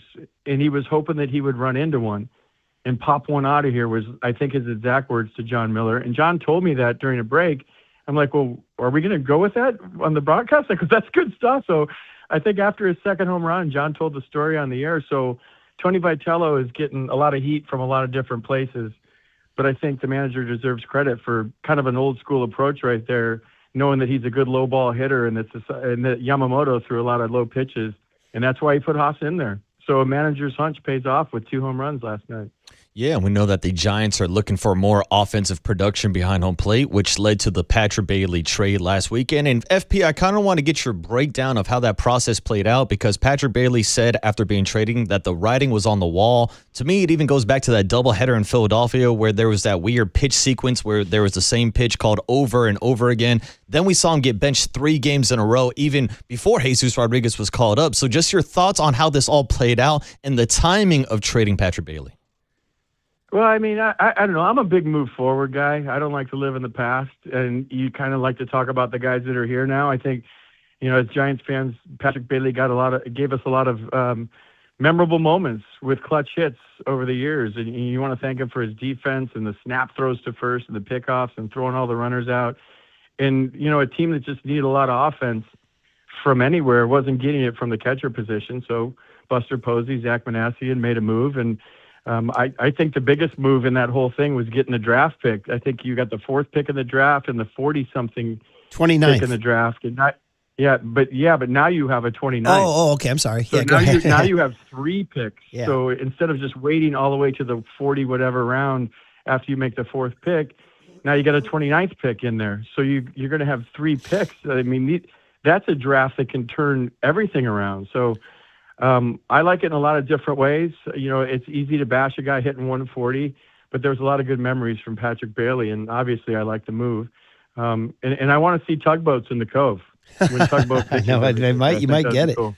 You might get it. Yeah. And sorry about that. The 29th jump in there. You're right. They have 3 picks now in that group. Hey, there is a quote, though, from Haase, not to dwell on the Pat Bailey thing, and maybe he's talking about Ryan Walker here. I don't know, but Eric Haase had an interesting quote in the Baggerly and Slusser piece this morning. Quote, I just think the chemistry in the room now is what we were searching for a lot of the season. You can argue which pieces are to blame for that, but all we know is it's nice to finally feel that shift of momentum and energy. That's a pretty interesting quote from Eric Haase. And again, usually when guys get traded, they get bashed. Boston's killing Rafael Devers the moment he leaves, all that stuff. But that is an interesting quote from an Eric Haase, a veteran, that maybe the clubhouse is finding something the last 3 games. Yeah, I don't know if that was a shot at Bailey. I think that's a reach and digging deep if you want to like overanalyze that one. I think he's just talking about there's a good vibe right now, and it all started with the 12-inning walk-off win against the Pirates, and then you come down to LA against the Dodgers and not just win a few, you win a few decidedly against a team that's struggling. The Dodgers were 15-4 to start the year, and since then they're 9-14. So it's not who you play, it's when you play them. And the Giants are catching the Dodgers at the right time. And if you think Giants fans were freaking out about the start, you should hear what Dodger fans are saying right now. They're losing their minds. So I don't know. I'm all about, maybe it takes you a while to find your identity as a team. And, minus the hump baby in center field the other night, I think the Giants are starting to find their identity a little bit. Well, FP, I was going to ask you about that because it definitely seems like there's a vibe going on in the outfield with Drew Gilbert, Harrison Bader, and Jung-Hoo Lee. They went viral on Monday night, as you pointed out, but it sounds like they got a talking to before yesterday's game to maybe tone down some of the thrusting in the outfield. FP, what's your breakdown of the celebration? I think it says in the clubhouse when you walk in, Rule 21B says no lovemaking on the field. So I mean, it's right there with the no betting policy that you see in the clubhouse. You can't bet on baseball. Yeah. It clearly states there's no lovemaking on the field. Oh, so man. I think there was a little talking to yesterday even, and obviously it was a little more respectful. But the guys are having fun. I like to see them lose. I didn't think it was a big deal, but apparently a lot of people did. Yeah, I said bring it back. And I don't know if it was Tony V or Tony V was being told to tell them that. But, hey, if it's Larry Baer and Greg Johnson or if it's Buster Posey or Zach Manazzi, and I say let the kids – remember Bad News Bears, let them play? FP, let them hump. Let them hump. All right. Yeah, I mean, it was lots, I'm not going to lie, and it might have been a little college-y, but whatever. Did you see I just like to see those guys having fun. Yeah, the Mets kind of did it yesterday. Yeah. They were kind of having fun with it, too. So there's a lot of stuff we can talk about. Geez, FP, if we were doing this interview yesterday, it would have been Bryce Gate. Tony Vitello says that Bryce Eldridge is a bench player now. People are losing their minds. You talk about Dodger fans losing their minds. And then Bryce starts last night, and everybody calms down a little bit. He does strike out against Yamamoto in a tough AB. Then laces one that I thought was going to be an RBI knock. Found a glove, unfortunately. But your view on Bryce Gate, is it okay to have him up and to be primarily a bench player who gets spot starts? I mean, I was doing the lineups yesterday before I threw it to John for the play-by-play, and I said, in batting seventh, playing first base tonight, Bryce Eldridge. Everybody calm down. I said, hitting eighth in center field, Harrison Bader. So I threw in a little jab there while I was doing the lineup last night. I don't think it's as big a deal as everyone's making it out to be. It's wild, the reaction and the overreaction now on social media about everything Tony does, about everything with Bryce Eldridge. I mean, who are you going to bench? If, that means maybe Casey Schmidt doesn't play. Or Rafi Devers gets a day off. I think right now what Tony's doing, and we're seeing a little shift in the way he's managing, that he's kind of taking charge all of a sudden, and he's playing more guys. You remember the first, 3-4 weeks of the season, it was stamp the same lineup, day game after a night game, same lineup when you think maybe Haase is going to play or Oliva is going to play. And you're seeing him kind of moving the chairs around a little bit right now and trying to keep everybody fresh. And I don't think that was Bryce is going to be on the bench kind of thing. We saw him play last night, and he's going to play when he gets a chance and the matchup or the swing plane fits the pitcher or whatever. But I honestly, I think why everybody's freaking out is because usually when a prospect comes up, they play every day and you see if they can do it. But I think you've dug such a hole early in the season that it's all hands on deck right now, and it's whatever lineup I put out there tonight gives me the very best chance to win. This isn't a try league. This is a do league. It's not a developmental league. And the Giants aren't built with their payroll right now and the expectations to develop guys throughout the course of a season. So Bryce is going to play, and maybe it's not as much as everybody hoped it would be, but he's still going to get his chances. He's still going to get his at-bats. Last couple quick ones, FP Santangelo on the Yuma guest line on tonight's call, 7:10 first pitch, 6:10 pregame, Robbie Ray versus Shohei Ohtani, the bullpen. And it's almost like, I mean, they're fighting things a little bit, but they still don't have a closer per se, unless you think it's Eric Miller, unless you think it's Caleb Killian. They did demote Ryan Walker. That was a big move because he was supposed to be the closer. They bring up this guy, Sam Hentges. My God, 6'8". He was a little sloppy yesterday. I don't know if that's rust because he's coming off surgery. I don't know. Your view of the bullpen right now. A, do they have a closer? B, is this Hentges going to play a big role? What's going on? But a couple of things you saw last night. You saw a veteran presence in Hentges where maybe a younger guy walks a few guys and all heck's breaking loose on the road in front of 50,000 people at Dodger Stadium, and you got to make a big pitch and the wheels come off. We've seen the wheels come off a lot the last couple of years. And he just locked in, and even though that strike 3 to Muncy was a ball if he had a challenge, he struck him out with the bases loaded. He was able to calm down and make a huge pitch. So I think that's huge for maybe everybody in the bullpen to check out. And when you did see what Caleb Killian did last night, comes in, Dodger Stadium, Giants, Dodgers, bases loaded, gets out of that jam, gets to Oscar Hernandez the line out to left, and then, has a 1-2-3 ninth inning to get the save. And when you're talking about development again, he took huge steps last night. Can you imagine the confidence level for this kid to come into Dodger Stadium with the traffic everywhere, the fans on their feet? They finally had something to cheer for. He gets a big out and then comes out for the night and gets a save. In my mind, that's your closer. If you can do that against the Dodgers in a big situation on the road, I mean, he just took a huge step to say, hey, look, I can get this done. I'm the closer. Yeah, big stuff. And then finally, Jung-Hoo Lee. In the 3 years he's been here, I don't think I've seen him emote like he did on that double. It was a big knock. And the way he pumped his fist made me think that I said the Giants may be joining the land of the living. They may be inching back into the land of the living. Like what did you read in the Jung-Hoo Lee's big emotional fist pump to the dugout? Yeah, I think you're starting to see the team play like their manager, with fire, with passion, and to show emotion and to have fun playing baseball. And Casey Schmidt got the big hit the other night against the Dodgers, and he was pumping fists, and he's a very reserved guy, right? He's pretty stoic, like, I'm here, it's business, I'm taking care of business, screw you, I'm going to beat you kind of guy.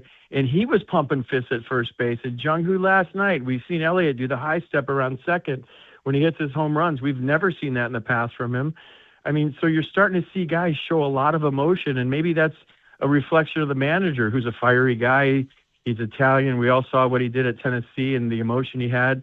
So you're starting to see the team develop an identity. And I don't know if it's a message from Tony in the clubhouse. Hey, let's show emotion. Let's have fun playing baseball. Let's let loose out there.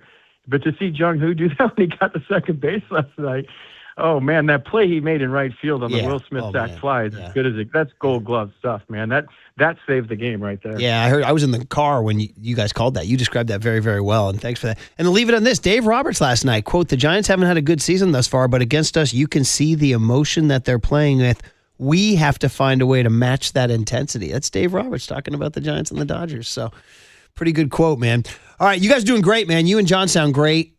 Keep it up. We've been playing the highlights, and dude, good catching up, man. Yeah, thanks, FP. You guys, thanks for having me on. I appreciate it. FP Santangelo. And I got one for you, Marcus. It'll blow you away a little bit. What do you got? I'm doing the splits for the month of May, and the Giants are not the lowest scoring team in baseball anymore in the month of May. In fact, they're middle of the pack, tied for 16th with 41 runs. So that's, you can thumb your nose at the Angels and the Astros and the Diamondbacks. They're the ones having trouble scoring runs. And then, Marcus, how about this? Home runs. The Giants are tied for 11th in the month of May. So you're telling me the Giants finally found that thrust buster? Dude, here you go, buddy. Here you go. Come on. Somebody said 831, let Timmy smoke or let Drew Gilbert poke. Oh, boy. Hey, now. Oh, boy. All right. Hey, now. Yes, somebody's like, you guys aren't talking ball. You're talking about thrusting. Yes. Yes, we are. That's true. It's all in the hips. And we'll do more on the other side. All in the hips. Shakira, next on The Sports Leader.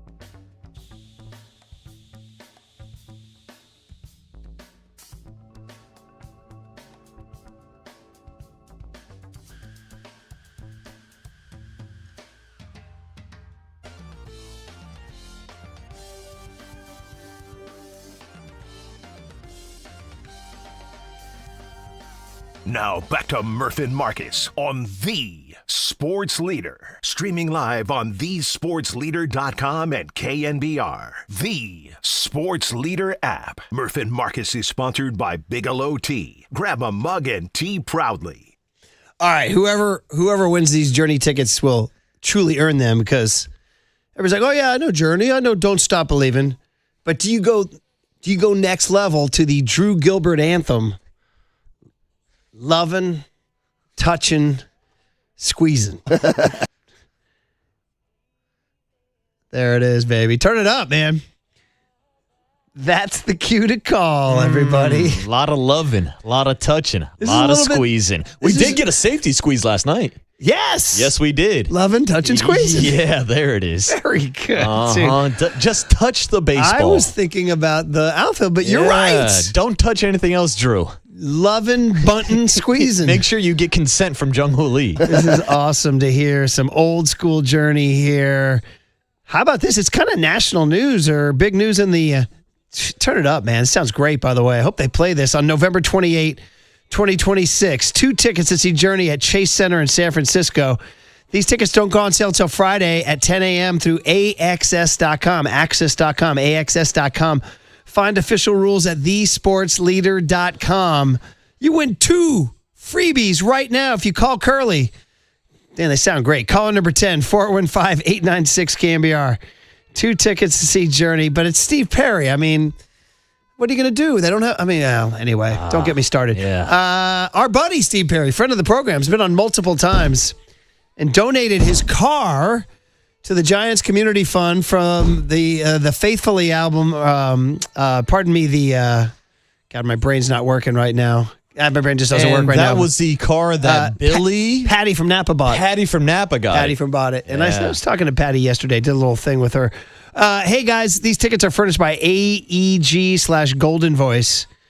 I want the whole segment to be Journey, loving, touching, squeezing. Good stuff, everybody. Enjoyed it. By the way, I'm looking up here, and here we go. Here we go. Get your lighters out, everybody. Giants farm system. Do you follow the Richmond Flying Squirrels? Parks Harbor's going off. Parks Harbor, the second piece of the Camilo Doval trade from the Yankees. He hits a lot of doubles, apparently. He hits a lot. And do you know who else is going off? Oh, let me guess. Maybe the guy that represents the Giants group hug celebration, Jonah Cox. Jeez, you've really pushed it, buddy. What? That's his name. Yeah, Jonah Cox is going off. Yeah, he is. And he's the guy that got in the Ross Stribling trade. Thank you, Farhan. Mm-hmm. Farhan Zaidi did some good stuff there. Yes, he did. All right, guys. We're just keeping it going. We're keeping it going, buddy. 805 says that play has to be renamed the safety thrust. 281 says bunting, thrusting, squeezing. 707 says thrusting, bunting, squeezing. And 831 says I own every Journey album on vinyl. And 916 says you guys and the texters are on absolute fire today. 559 says, hey, Murph, like Uncle Eddie's dog Snots from Christmas Vacation, maybe Drew Gilbert has a little, quote, Mississippi leg hound in him. Dude, unbelievable. Very, very fine. 925's Giants' new motto, thrust is a must. And 415 says, I remember that time Steve Perry was on the show and he said, if life was a song, we are in the na-na-na-na part of it. We are. And 281 says, when is Tugboat coming up? Well, he's AA right now. Toot. And but that's another piece. I mean, listen, there's a weird thing going on with the Giants. They are, riding this aging nucleus of Devers, Adames, and Chapman, and at the same time, sort of, quote unquote, mini rebuilding right now. And, Hauser and Malley are kind of part of this old guard. When are these young guys going to come up? And, Trevor McDonald will start Saturday in Sacramento. Mm-hmm. So that'll be exciting. Ooh. Yeah. Now, I'll say, Murph, with all those questions, all you really need to do is thrust the process. Okay, we got to get Marcus out. Dude, I mean, come on. It's been too fun riffing today. The Golden State Lumber and great. Showroom thrust line has been phenomenal. It's been awesome. And hump babies and all in thrust we trust. 408 says death, taxes, and humping. And 408 said thrusting ain't easy, but someone's got to do it, man. Someone's got to do it. Somebody says, well, the Warriors have Thrive City. Can the Giants have thrust? Nice, 925. dude. All right. We'll figure out what we all learned today. I think it was something that Y2 Kyle learned today, and it's his last stint with us before we kick him out. Mm-hmm. Danny Dunn's in Thursday and Friday. Yeah, before we toss him into the ocean. So we'll get into that. And Kyle of course, Haase sleeping with the fishes. get you guys ready for a little Shohei Ohtani, Robbie Ray tonight at 7:10, 6:10 pregame on The Sports Leader. We'll be right back on The Sports Leader.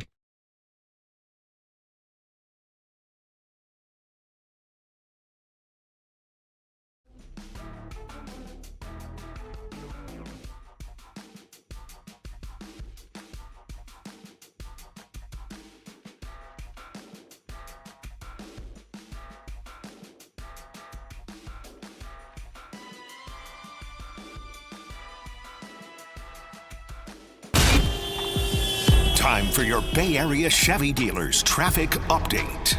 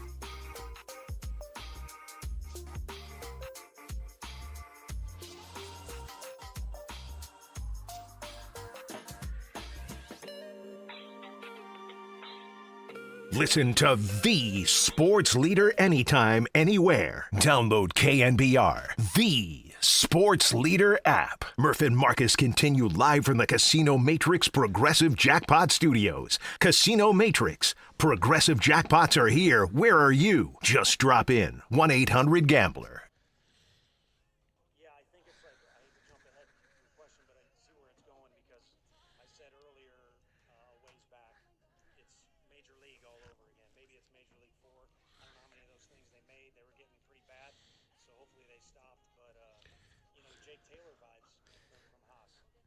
There you go. Tony Vitello describing last night's hero, Eric Haase, as Jake Taylor, who, of course, is the Tom Berenger character from Major League and Major League 2. Not Major League. Was he in Major League 3? I believe he actually was in Major League 3. Right. I think he might coach the minor league team. But you said you pulled the plug on 3. Yeah, right? Once they went down to the minor leagues, I was done with it. And, of course, our final hip thrust tribute for the day, Shakira. We could have gone on and on and on based on your guys on the text line. You guys just kept going.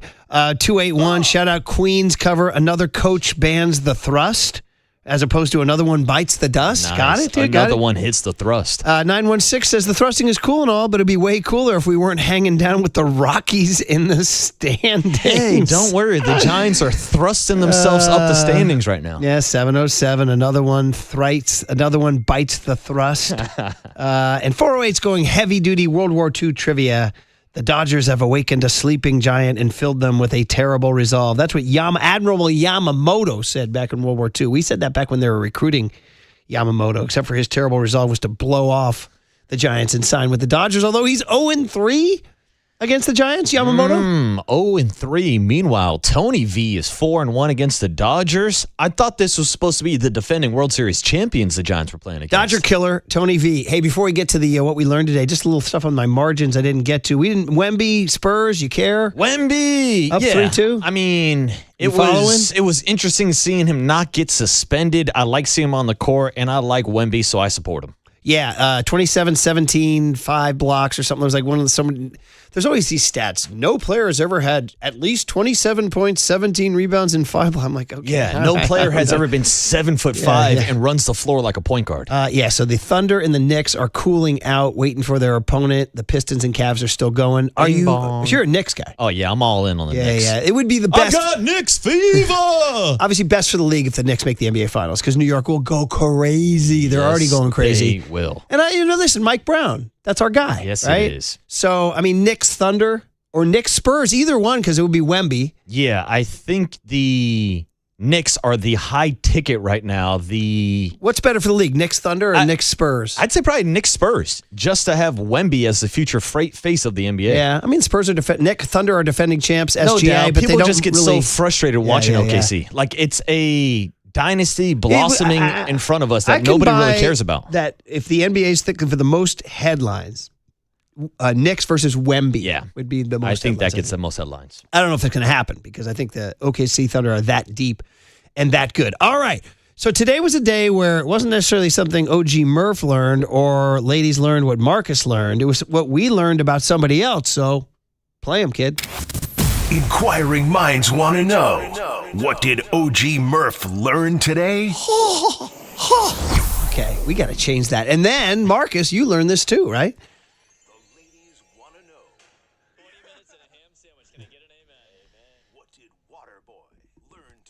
Okay.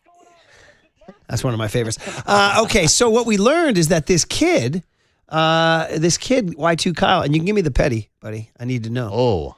See, look at he's fading with the last shift, last segment. He's like, I'm out of here, boys. Yeah. Wrap this up. Yeah, wrap this ass up. I want to be hanging around you unks anymore here. By the way, we had that for the cooler of content. The Niners were asked, what age is unk status? And all these young kids in the Niners, they're basically said 30. Oh, dude. 30. I'm unk status. 30. Look at me. I'm the uncle now. So what we learned is that when Tony Vitello says that Eric Haase is like Jake Taylor, the kid Y2 Kyle didn't know Major League. Which shocks me. So, what do we have here, Kyle? I'd recommend it, first of all. Yeah, now I'll set up the clip here because as Tony Vitello, as you heard on the rejoin, he compared Eric Haase last night to Jake Taylor, who, of course, was the catcher in Major Leagues. Now, in Major League 2, he kind of falls into a backup veteran catcher role, and there's this stud new catcher named Rube Baker on the team. Now, this kid has a problem throwing the ball back to the pitcher, just like we've seen Jesus Rodriguez have a few problems throwing the ball down to second base. So what Jake Taylor does is he asks him about his favorite magazine, which, of course, he says is Playboy, but he doesn't even look at the pictures. He just likes to read the articles. So here is Rube Baker behind home plate reciting some of the Playmates' favorite hobbies so that he can concentrate on throwing the ball back to the pitcher.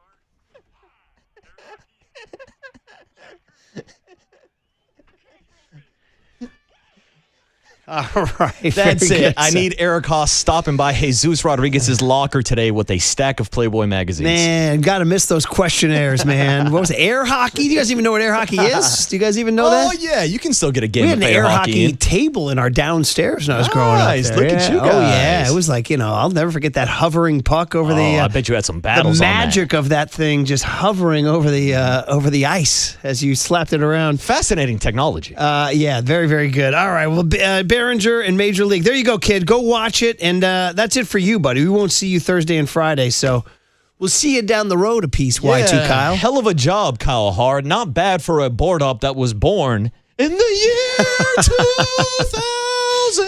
And then you got to go, in the year 2000. I can't do it. Let's get out of here. That was all sponsored by Bigelow Tea. Grab a mug and tea proudly. Papa and Silver is next. It says JD's filling in, but I see the handsome mug of a Larry Kruger right there. So it's Krug filling in for Papa. So you're listening to KNBR AM and KNBR FM San Francisco, the sports leader, a Cumulus media station.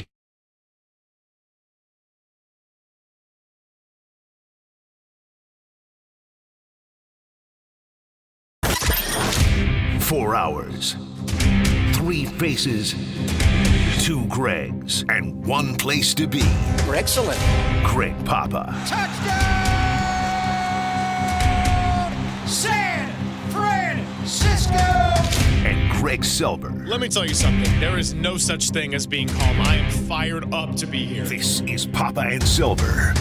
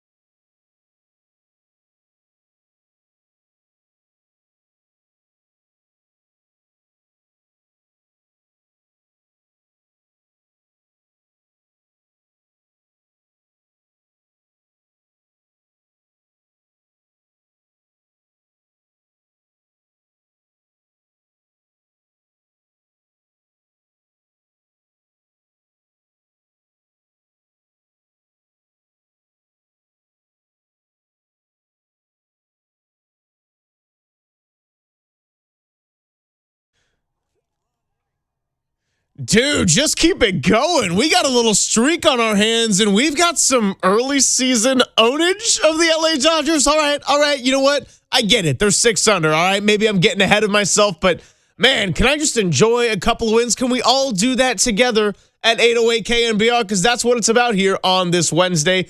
Drew Gilbert's favorite day, as the morning show made clear to know. Get happy. You didn't want to do the whole message, Kyle, of save 15% with Geico and all that stuff. Yeah, exactly. It is good to be with you. Greg Silver, Larry Kruger in for Pop today. And we got Walter hanging out with us. Krug, what's going on, man? What is up, man? I said it yesterday on the show. Last night was a great night to bet the Giants. I bet the Giants.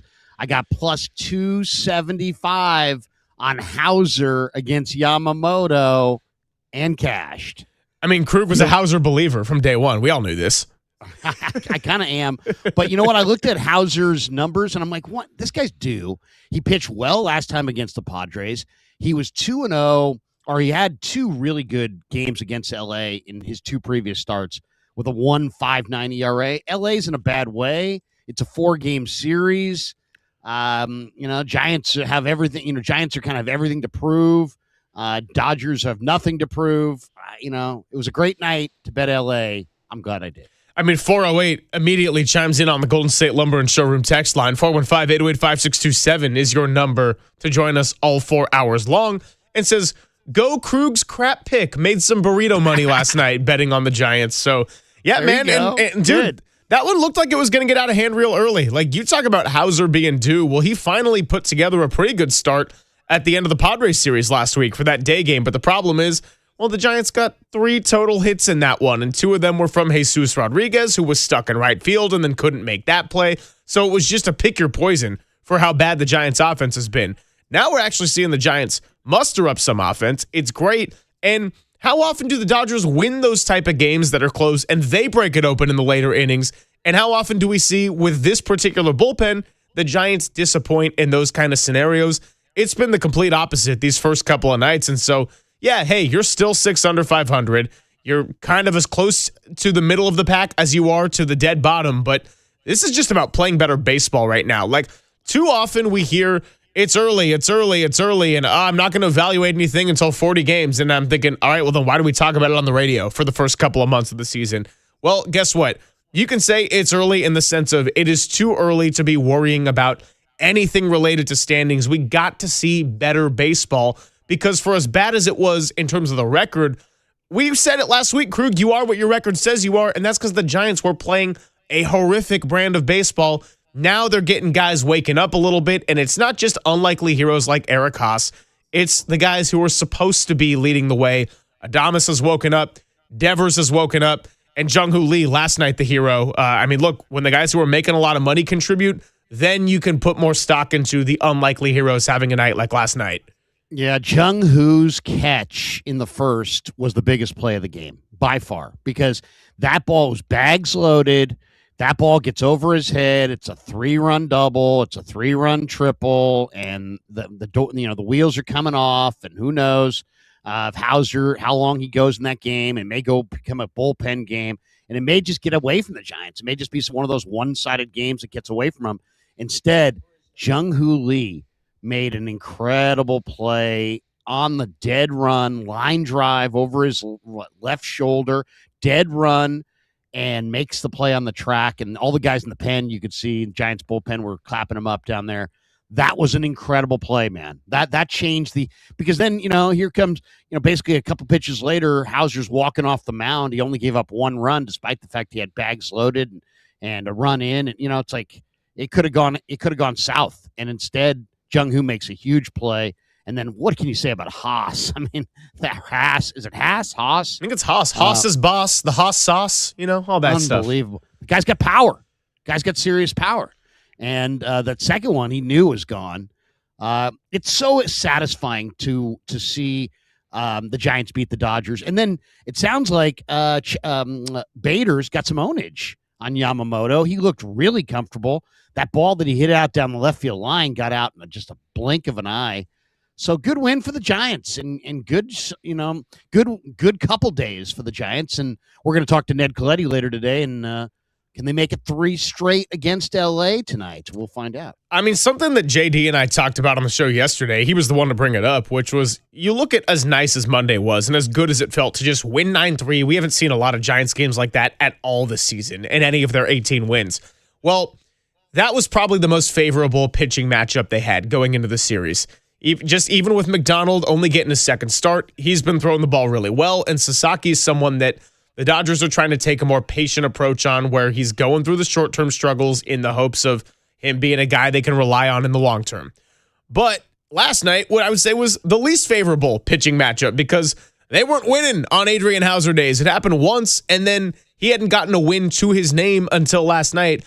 And then you got the World Series MVP Yamamoto on the other side. But as you noted, it was Bader, Haase, and then Haase again for the guys at the bottom of the lineup that were hitting home runs off of Yamamoto. And so just all around really satisfying. And tonight, man, I mean, talk about pitching matchups. Well, this is a high-end one all around. Shohei Ohtani, who has not hit the ball well, came out of it a little bit last night with the homer. He's not going to be hitting either of the next couple of days. He also has an 0.97 ERA. So he's the guy they got to face on the mound. And then Robbie Ray, 3-4 record. We say early in the year that Ray is win day, but this is going to be a really tough one, but also one that, man, if the Giants can find offense against Ohtani like they did Yamamoto, and you got Ray out there, they got a real chance to go ahead and take this series. I know at the very least they ensured a split, but dude, forget that on a Wednesday morning as we're talking about it. Forget that. Go and take tonight, and then we don't have to worry about a getaway day, man. There's no day baseball. All 7-10 first pitch, keep the routine. Keep the foot on the gas with this rivalry, because for all that's gone wrong in this early stage of the season, that right there, getting up for the Dodgers, that's one thing the Giants are doing to perfection. You know, it's a weird schedule this year, Greg. I don't know if you looked at it, but the Giants and Dodgers play tonight. Okay, they play again tomorrow night. They don't play again until the third week of September. September 18th is the next time Giants and Dodgers meet up. We go 4 months between Giants and Dodgers. We don't have any Giants and Dodgers in June, July, August, or the first half of September. I mean, that's bizarre. That is bizarre. So I don't know.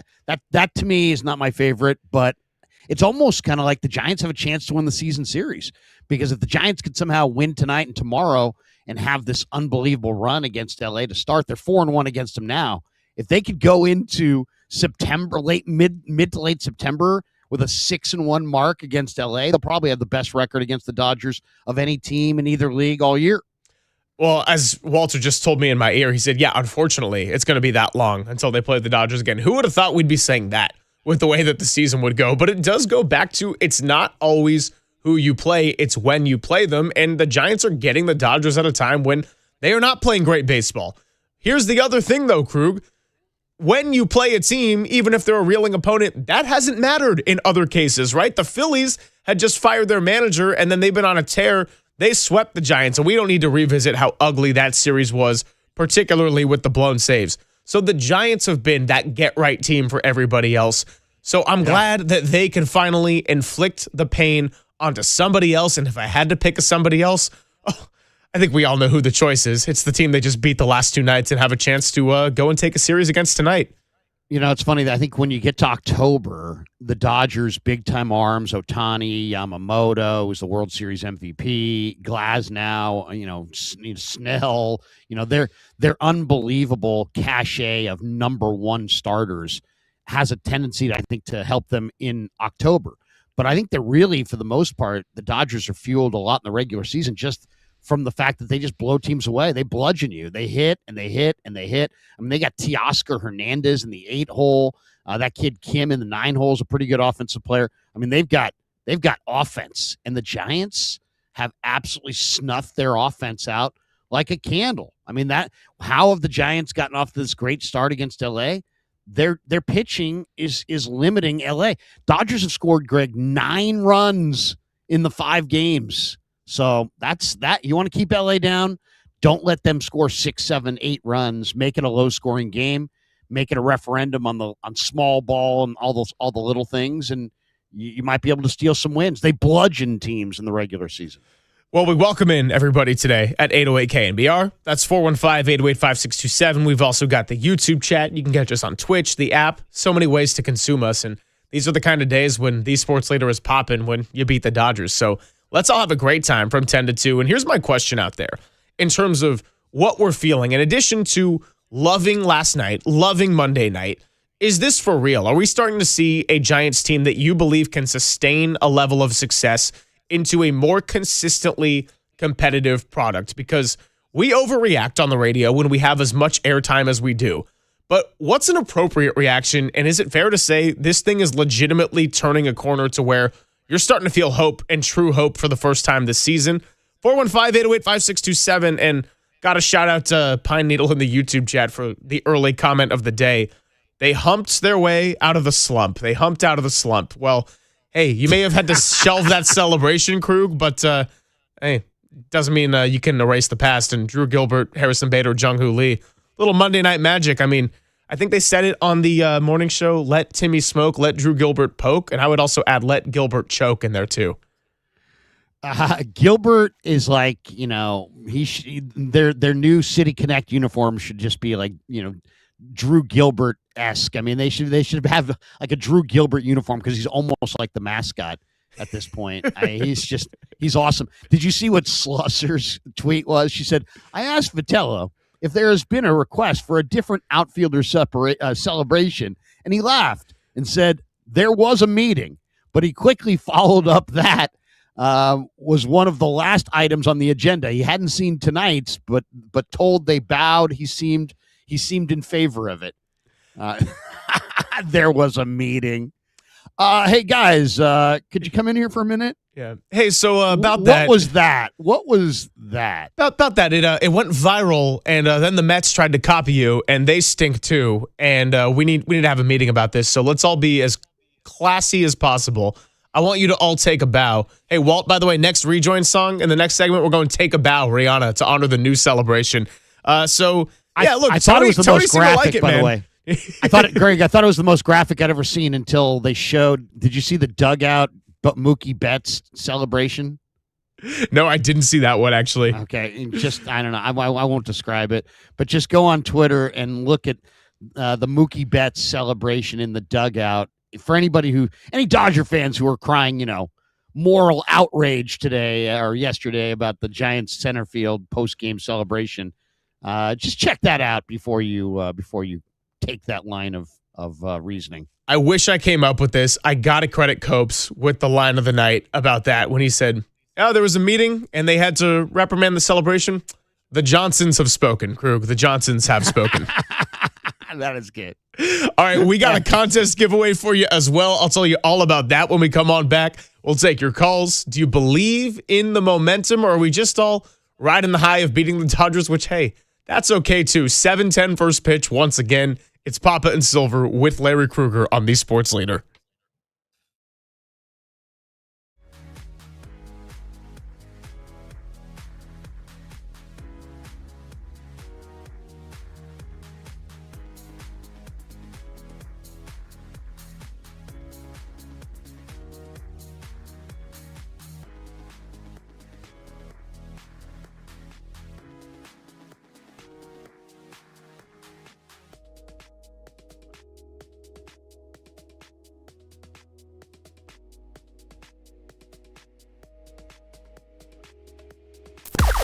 Now, from the O'Donnell Financial Group Sports Desk. Learn more at odfigroup.com. O'Donnell Financial Group, because planning is a process, not a product.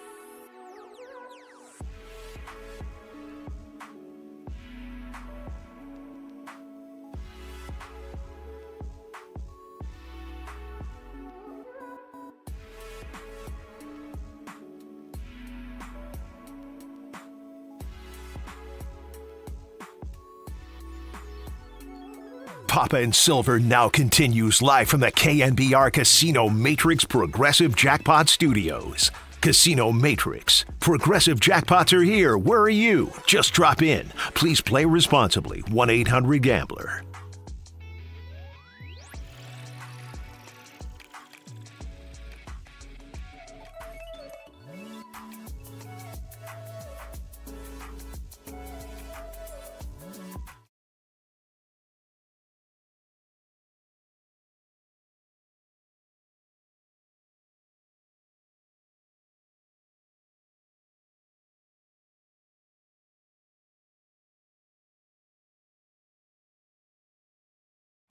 Yeah, that's right. It was the Dodgers getting on the board first, but it was 1-0 on the sac fly. And as we noted in the opening segment, could have been a whole lot worse if Jung-Hoo Lee doesn't track that ball down. Play of the game happening in the first inning, and then the offensive play of the game was Lee breaking it open once again in the seventh, although kind of tough to make it one hit when Eric Haase had multiple swings of the bat that went over the fence. That's all to say the Giants do it again, 6-2 your final score over the Dodgers, and today is hump day, but we're also taking a bow for our nuanced outfield celebration. Larry Kruger hanging out with us on this Wednesday, 808 KNBR to join the conversation. And before we get back into the Giants, maybe finding a little bit of life and momentum, as for all the things that have gone wrong this season, well, they're still able to bring it against their arch rival. And we do have to tell you about our contest that we're giving away this week. Bay FC is celebrating Pride early this season on Sunday, May 24th. So join them as they honor the LGBTQ plus community when they take on the Chicago Stars at 2 p.m. in one of the most vibrant matches of the year. Arrive early for a fabulous drag show at FanFest. Catch the San Francisco Gay Men's Chorus performing the national anthem. And don't miss the San Francisco Pride marching band at halftime. You bring the squad, we'll bring the good vibes. Get your tickets now. So later, I will tell you to call 415-896-5627. And when you are lucky caller number 10, you will win. So stay tuned for that moving ahead. Back to the action of last night. I mean, yeah, Krug, the Lee catch right there and the ensuing bow that happened 8.5 innings later, that was very emblematic of the way the game ended up turning, because you talked about Adrian Hauser. You talked about your bet that got people some burrito money last night and having a gut that the Giants were going to ultimately take care of that one. Well, if that ball gets over the head, we're talking at least 2 runs, maybe even 3.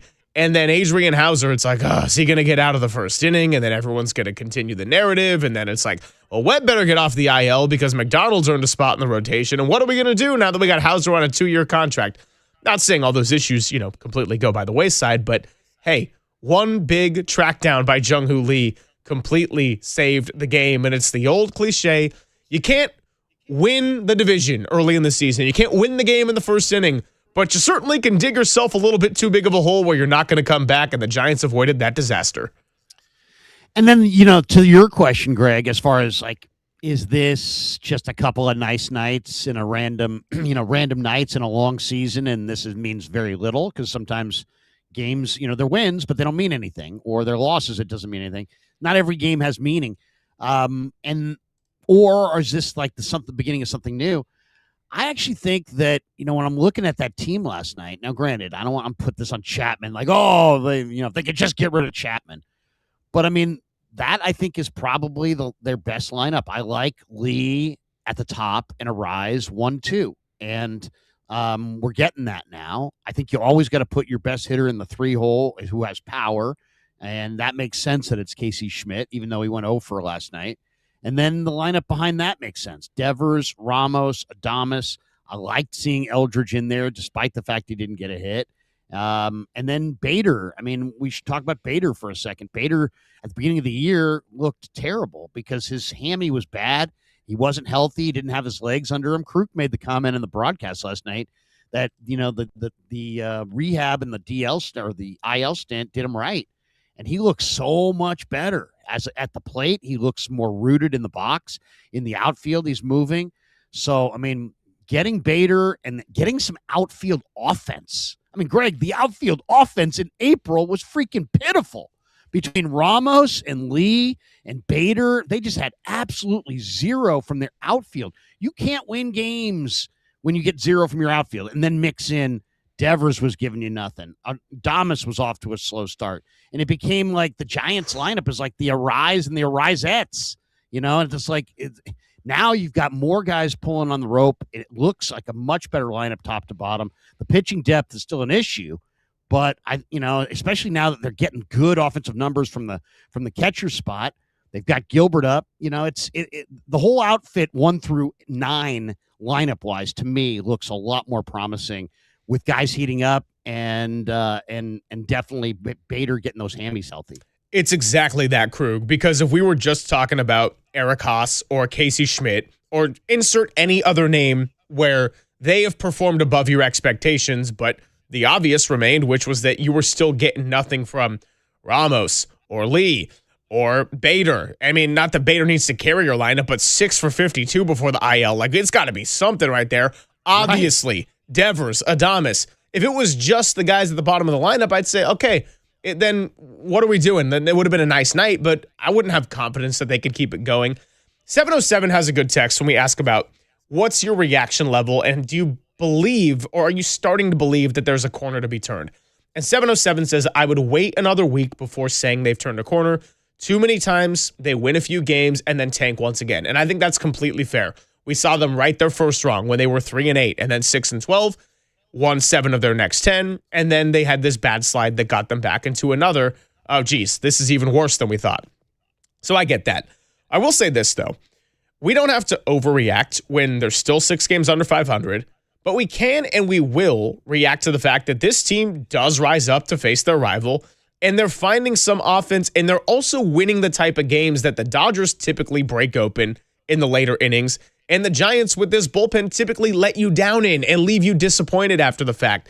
So I think we can react to the fact that it isn't just your Eric Haases that did something great last night, but it's the guys you're paying to lead the way doing just that. Devers, Adames, last night on both sides of the ball, it was Jung-Hoo Lee. When you have a combination of the two, then we're talking about a team where all of a sudden it's like, this is a little bit more aligned with what people's expectations were going into the season. Now the question is, how consistent can you be with this moving forward? But we're at least seeing something that I feel like didn't exist at all through the first 6 weeks. One thing that also jumped out to me, Greg, I think that's a hell of a point, but also this Giant team seems to be, even though, they're woefully under 500, 18-24, they're going to need they've already been hot, but they're going to need a real hot streak to get over 500. Some people don't think they're going to get there. I'm hoping they do. But what's clear is that there's some feel good going on. You know, the Haase Adames celebration in front of the dugout after the second home run. This team's having a little fun. You know, and to me, I mean, that's it, man. You don't work baseball, you play baseball. And if it becomes work, you're doing it wrong. You know, you're doing it wrong. And I think if you say, why can the Giants beat the Dodgers, but they have struggled with these other teams? I just think the Giants they don't have an overabundance of talent. So they really do need to focus on the smaller points. They played better defense. They've got to play fundamental ball. They can't walk they can't walk the yard. They've got to they've got to play at a pretty high level. And against LA and some of these names, it's like they know, hey, we don't show up, we got a chance to get embarrassed, like a 10-run beatdown on television in front of our fans. So I think there's that sobering reality of we could get our asses kicked if we don't show up. So they've showed up, but can they bring that same level of focus for the full duration of 162? Probably not. So I think that's kind of what we're seeing as well. Yeah, another comment we're getting here, which is give me a couple of weeks of winning and watchable baseball. That said, this is a good start, and I think that's all fair, right? Like, again, 18-24, but we've also seen enough of Giants-Dodgers games now to where it's like there is something real to the fact that they get up for those games. And to your point, Krug, when you want to do a little side-by-side talent disparity right there, well, guess what? If the Giants don't show up with any kind of heart, those games are going to be over in the first inning and when Jung-Hoo Lee's not tracking down those fly balls. And it's going to be a long night with a short television attention span for a lot of the people here in the Bay Area. So, look, you got to show up when you're an underdog every time. And maybe that's kind of one of those rare advantages of a manager coming straight from college. We've talked about a lot of the obvious of the disadvantages. And look, the inexperience of this coaching staff has showed itself from time to time. That's not, a large criticism on everybody. It's just the fact of the matter. We've seen it. But maybe the fact that Tony Vitello has experience in a little bit more of these rivalries and getting up for that true SEC kind of clash, I don't know. Hey, at least it's working within their division so far. They are 500 against the Padres and they're 4-1 against the Dodgers with a lot of Arizona and Colorado coming up later this month. Yeah, I just think we need to focus less on the manager and more on the players, and let's give Tony, Tony's a good man. He deserves a fair shot. This was somewhat of a wild idea to go with the college coach and make him a major league manager, but he deserves a full shot and some patience that comes along with that. And we, that's one thing us over here on the sports radio aisle, we don't have a lot of that. I will say one thing about last night's game. I've been watching baseball at Dodger Stadium my whole life, right? Yep. The stadium opened before I was born. And so every Giant Dodger game in LA that I've ever seen is from Dodger Stadium. I've seen a lot of impressive home runs. I saw Piazza hit one out to left in 93 that went like either last row or maybe out. Willie McCovey hit one in the 80s that cleared the pavilion and right and went out in the parking lot. Chili Davis, Jack Clark hit some bombs there, absolute bombs. But the shot that was hit last night by Ohtani has to be one of the most impressive home runs I've ever seen hit in that place. He flicked it to left. Kruk had the perfect call on the TV. He makes this game look so easy. He waited and waited and waited on a Hauser pitch and then just flicked it out to the opposite field, Greg. And it went in like the 8th row. It just looked easy. I mean, the only thing was weird was that home run when he's circling the bases and he's kind of doing that kind of weird thing with his arms. That was a little bizarre. But that's the little hit dance they've been doing for a while. But usually it's like a stand-up double. They just stand on the base and then they do that little wave that I think Dave Fleming actually called an idiotic dance one time, which was it looks idiotic. Dave properly named it. But Kruk had the call, and he's absolutely right. He flicked that. He just flicked it out, and he was opposite field in the 10th row. I mean, it's just like Ohtani he's almost like a mythical figure. I mean, and that guy that's hit one of the most impressive home runs I've ever seen at Dodger Stadium is starting tonight. I mean, it's an unbelievable story. And you asked me, how long do you think he could keep it up? And I don't know, man. I don't know as far as the two-way offense starting and being this great 50-homer power hitter and a number one starter. I got to think maybe no more than 3 or 4 years, right? I don't think this can continue much beyond that. If he can do this for the duration of his career, oh my God! I mean, they're going to change the logo to Ohtani's image of MLB. I mean, someday that's coming if he does that. Well, guess what? They don't have to worry about two-way Ohtani tonight because he's not going to be in the lineup. He will be on the mound, of course, but he is not going to be in the lineup. And I believe he's not planning to be in the lineup on Thursday because Katie Woo, who is going to join us, had a note that Dave Roberts said he's not hitting tomorrow, which will mark the first time he will not start as a hitter in consecutive games in his Dodgers tenure. Of course, he hit last night, so I would assume that means that both tonight and tomorrow, Ohtani's going to be out of that lineup. So even though he hasn't hit it all that well against the Giants this year, last night he finally snapped out of it. Just kind of a reminder with what he did with that homer where, yeah, you could be 1 for 19 going into that situation, but there's always the threat of that happening, and that's never going to change. I like how he's ice cold. He's not doing well. He's got a 370 on base. It's like there's like guys all over MLB that would just kill for a 370 on base, and this is what Ohtani's on base is when he's having a rough start. It just kind of shows how amazing he is. But yeah, it's great theater, man. I'll say this: if the Giants, we know the Dodgers are going to show up, right? Ohtani, Betts, Freeman, Tucker, Will Smith, those are their top hitters. They got big time number one starters. But when the Giants come to play and the Giants get a lead, I mean, they came from behind last night, but it's the juice in Giants Dodgers, whether it's there or here, is awesome. And I wish we got it more than we get it because it's great theater, man. It's great entertainment. It really is. 808 KNBR, John Shea is going to join us at 10:50. We'll talk to Katie Woo at 12:30. And as Krug noted, Ned Coletti is going to join us later at 1 o'clock. So stay tuned for it all. Giants beat the Dodgers. It's always fun to say. And we'll do it plenty more times until 2 o'clock on the Sports Leader. KNBR, the Sports Leader.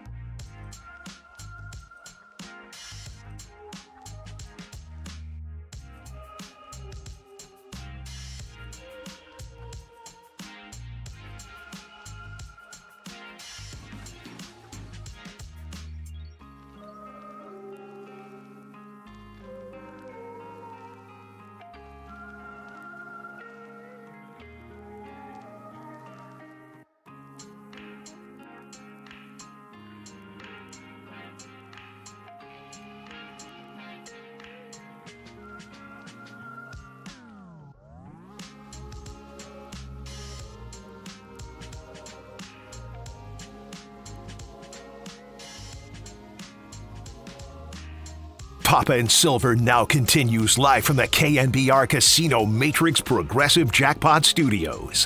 Casino Matrix. Progressive jackpots are here. Where are you? Just drop in. Please play responsibly. 1-800-GAMBLER.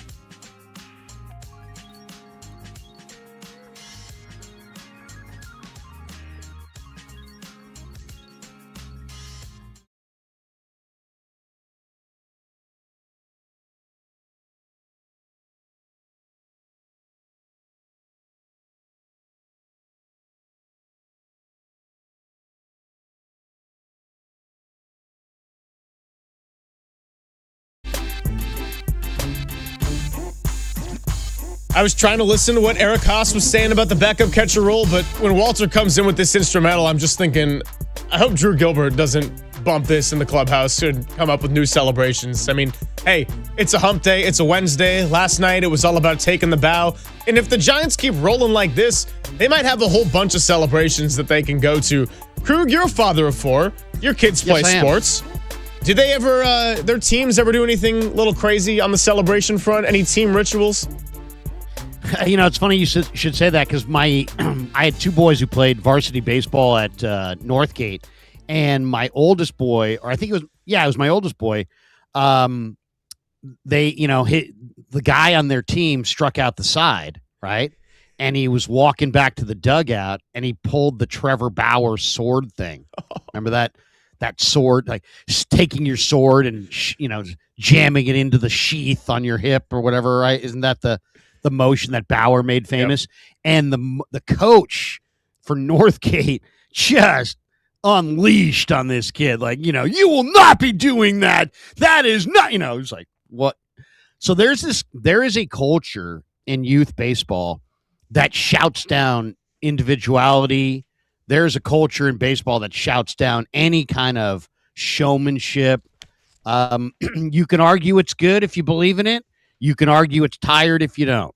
But it definitely exists. So, they grow the baseball players, at least out here in the burbs, to, just do it, act like you've been there before, act like a pro, never show any emotion, And I don't know. I mean, to me, as I just said in the last segment, you don't work baseball, you play baseball. It's supposed to be fun. And I wouldn't squelch all that enthusiasm. I would celebrate it, but if it gets a little braggadocious and if it's in the face of your opponent, that's probably when it crosses a line.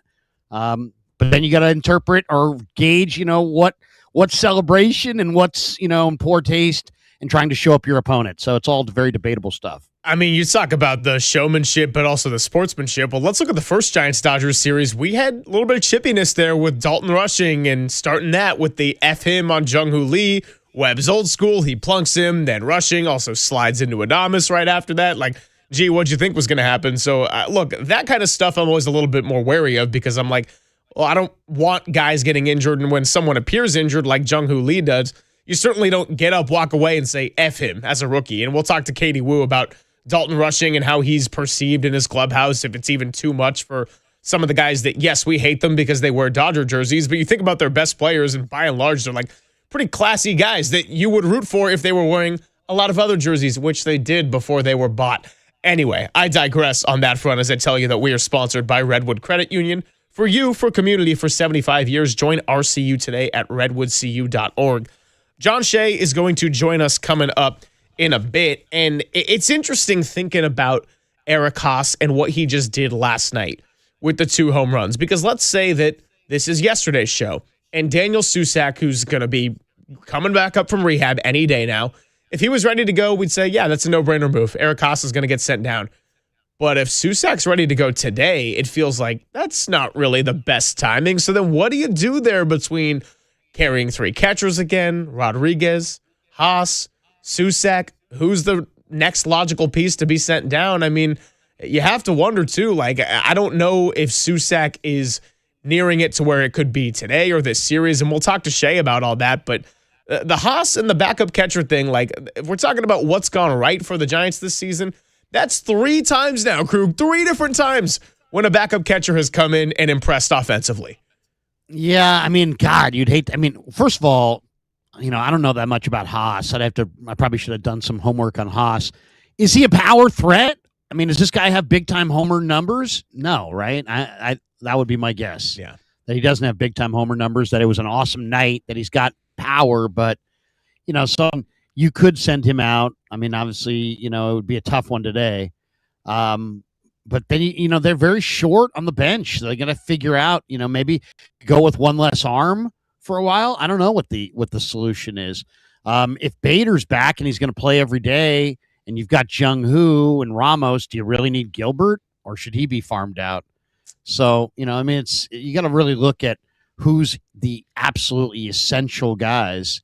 They got one extra bullpen arm, do they not? They got Wynn, Peguero, Barucki, Gage, Henkins, Killian. I guess that's only 6. Who am I leaving off there?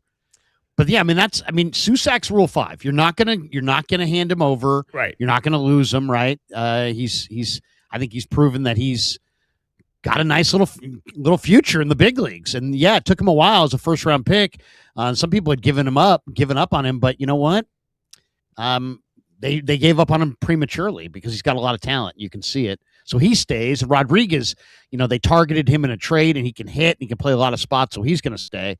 So Haase is going to be the odd guy out unless they can come up with another spot for Rodriguez and play Rodriguez just kind of as a, jack of all trades all over the diamond. But I don't know. He's a bat. He's a hitter. Well, let's talk all about this with John Shea, because there's also, there's recent columns, but then there's also some things in the past that I want to get back to with him, including the decision to bring over Tony Vitello and Buster Posey being sold on the fact that he might be the kind of guy that could spark some wins against the Dodgers. Also, Rafael Devers and the fact that he had a horrendous April and is starting to wake up in May. Let's revisit some of that trade, as Shea wrote about in the SF Standard. So he's one of our favorites. We do it every Wednesday, and we'll do it next. Papa and Silver with Larry Kruger and John Shea on the Sports Leader. KNBR, the Sports Leader. Time for your Bay Area Chevy dealers traffic update.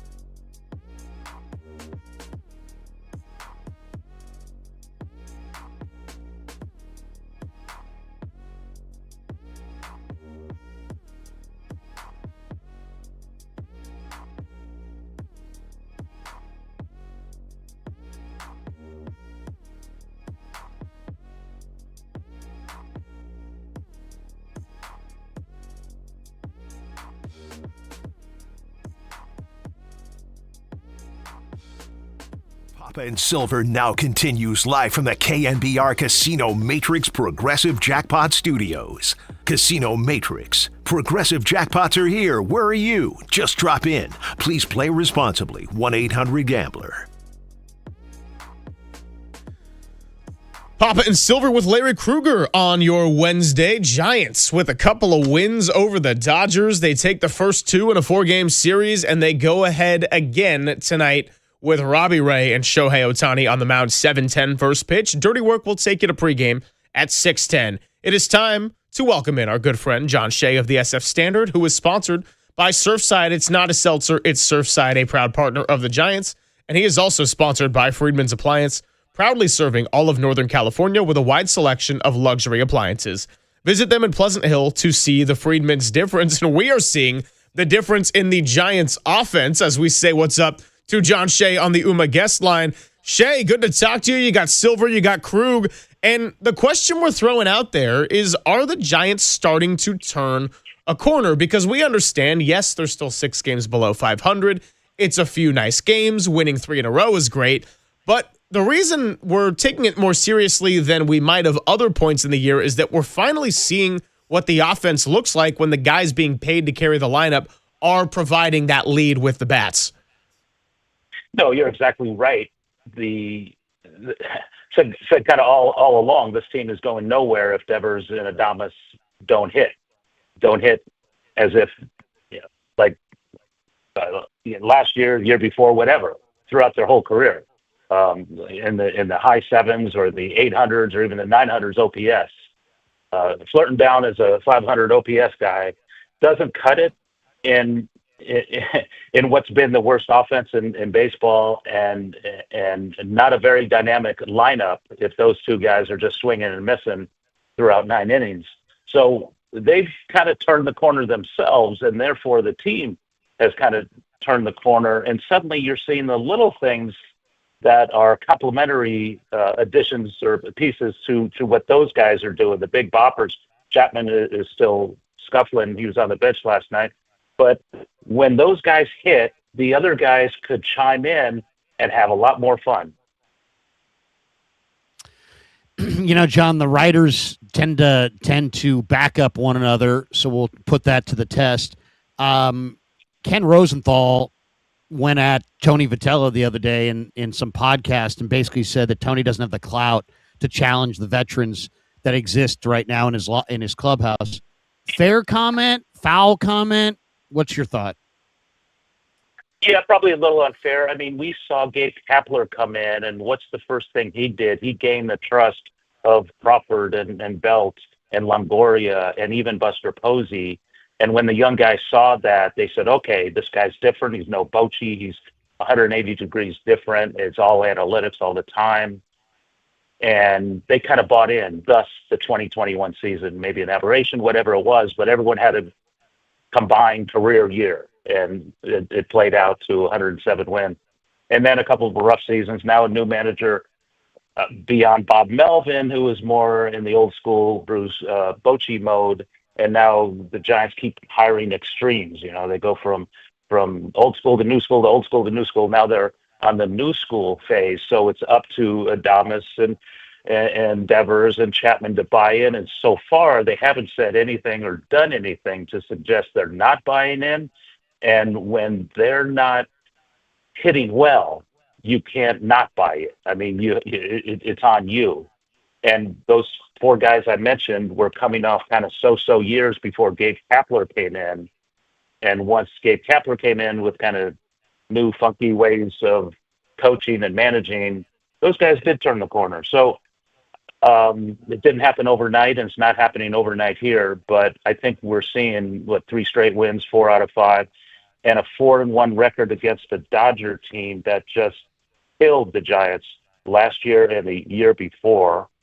The Giants went 4-9 against them last year, 4-9 against them the year before, even worse against the Padres last year. And that was the difference between the Giants being a 500 team and the Giants making the playoffs.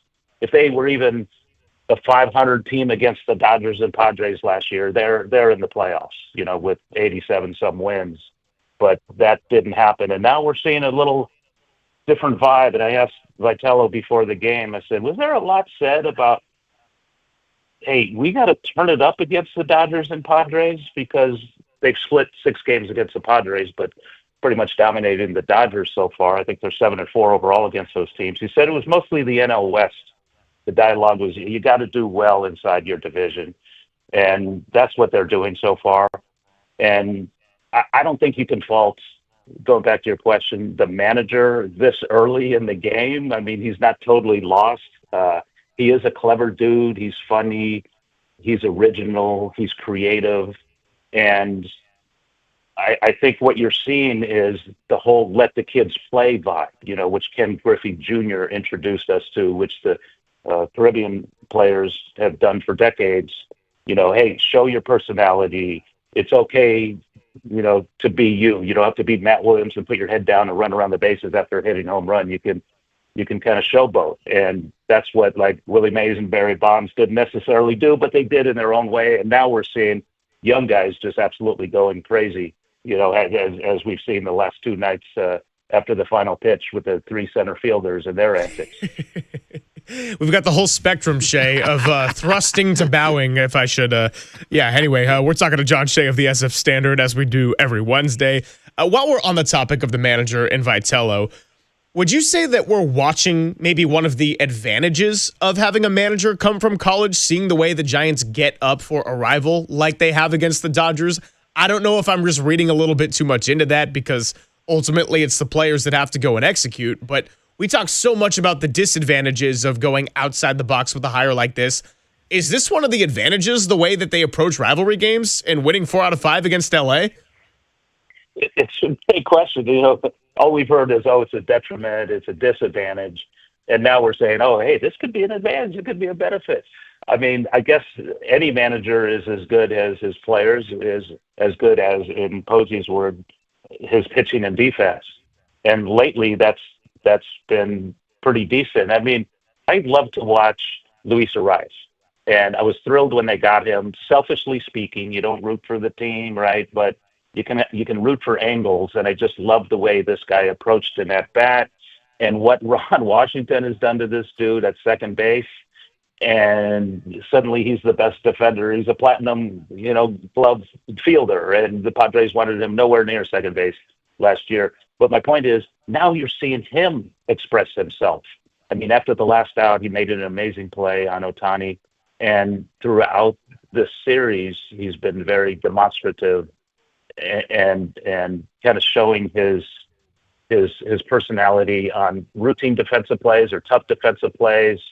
It's almost like, man, this guy's a Harlem Globetrotters. He's got some showboat to him, and that's pretty cool to see. We didn't see that early on when people questioned his defense. Now that he's so comfortable defensively out there, he's buying into this Vitello program. And a guy like that, I think the more he can express himself, the more freedom he is given to be himself, maybe the better he is as a player. We're seeing it on defense. John Shea with us on the Yuma guest line. John covering the Major League Baseball and the Giants for years for the Chronicle, now at the SF Standard, and the Standard's lucky to have him. He's one of the best in the biz. John, let me ask you about the Bailey trade, because there was 2 components. There was what's the guy's nickname again? Tugboat. Tugboat. I was going to call him the choo. I was going to call him the choo choo, but he's the tugboat. All right, so the tugboat is on his way, and and he looks like a picture of athleticism from where I'm sitting. But I want to get you a thought on the other aspect of this, which was the trade, the draft element of it. I've heard rumors, John, that the Giants are going to try to go over slot and try to get the best pick in the draft, the UCLA shortstop in the amateur draft. Is there anything to that at all, or is there what was your analysis of what they tried to get or what they got as far as the draft is concerned? Well, who was Buster Posey as a player? He was a defensive-minded catcher and an offensive-minded catcher. He was an overall thing. That's why he's probably going to the Hall of Fame. Yeah. So when he looked at Bailey, he said, well, that's half the deal. And when you're scoring 2-3 runs a game, you can't have anybody hit 150 or 120 or whatever the heck he was hitting with an OPS in the 4s. I mean, and the Forbes. I mean, that's hard to do. Right. So he said, okay, let's cut the cord. We've seen enough of Susac, even though it's small sample size, and Jesus Rodriguez, small sample size. And oh, by the way, we got this 33-year-old journeyman who apparently appeared in the major league movies and is still hanging around hitting home runs against Yamamoto.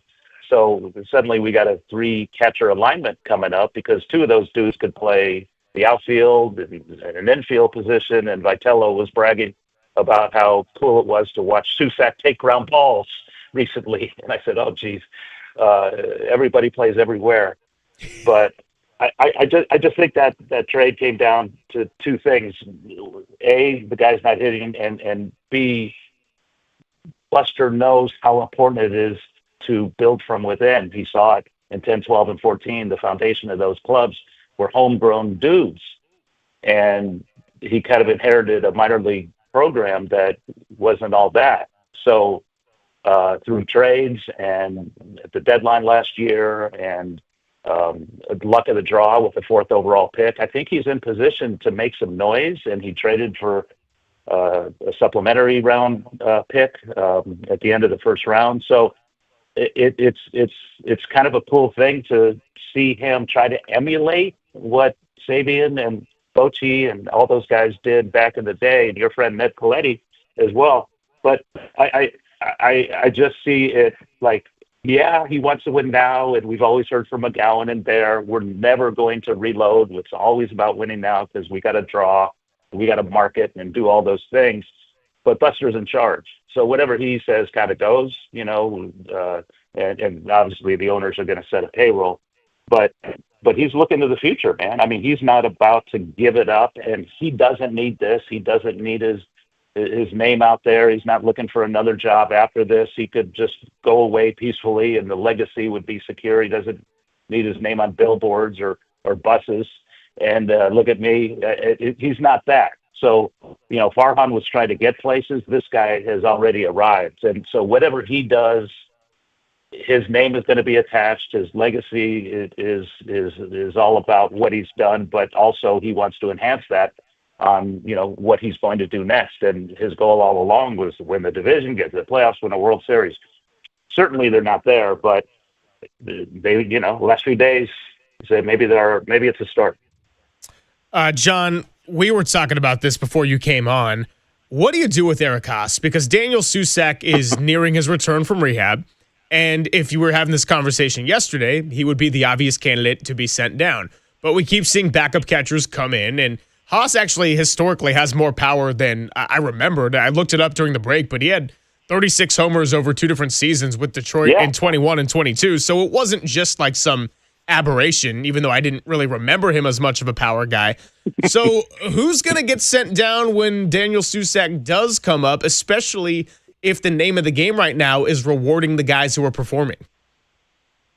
Yeah, last night during the game, after Haase hit his second home run, the announcement came over the PA system in the press box. That was Haase's 7th multiple homer game. And we're all kind of looking at it. Does he mean second? Did you hear that right? Was it 7th or second? Must be second. Right. And Matt Chisholm looks over to it. No, 7th. 7th? 7 times this man has had 2 home runs in a game. And so with an offense that is dragging most of the season, I think you got to keep them. You got to figure out a way. And it wouldn't be the first time they had 3 catchers this year. But look at this stat. In non-Bailey at-bats for their catchers, and you know who the 3 are, right? Mm-hmm. 371 batting average and 62 at-bats. And so it's like the complete opposite of Bailey. I mean, the guy last night hit 2 home runs, and that doubled Bailey's, season total. So these guys can rake, and Susac hasn't stopped hitting. He's hitting 651 in Sacramento, and or 615, I think. And he hit 478, and hitting line drives all over the yard. And then he gets hurt with the elbow, and he goes to sack, and he's hitting 615. So they want to get him back sooner rather than later, but they still want him to catch consecutive games, catch 9 innings one day, catch 9 innings the next day. And obviously there's there's no emergency to do it like now because they've got two catchers who can hit pretty well, and so fun to watch Rodriguez with that funky stance and the front foot backwards, and everything's to right field. You look at his BPs, doesn't matter how hard he hits them, it's where he hits them, and they all seem to find grass, and he's pretty fun to watch. And Logan Webb said when he threw to him the other day, he shook him off quite a bit, but he called himself a complex pitcher, and he did the same with Bailey when they first started working out. So it's a work in progress. They're not learning together in spring training. They're learning together in the big leagues. Yeah. And it's kind of fun to watch the development of these two young guys. John, I consider you almost the foremost Willie Mays authority. How many two-homer games do you think Mays had in his entire career? Well, I do know he's the only player in baseball history who hit a home run in every inning from 1 to 16. And, wow. He had that 4 home run game. And we looked at Haase yesterday. He could have had 3. If that third one was hit earlier in the day, kind of like San Francisco later in the night, balls are kind of pulled down by the elements. But that day he hit 4. You remember the backstory. He wasn't even supposed to play. Joey Amalfitano was sitting on the bench with them, and Mays and McCovey went out the night before, had some bad ribs, and Mays was sick the next day, said, I ain't playing. And that's so rare because he played every day in spring training, all-star games, regular season. And then he gets to the yard and says, I ain't playing. And Amalfitano says, here, try my bat. It was like a wiffle ball bat. It's real light.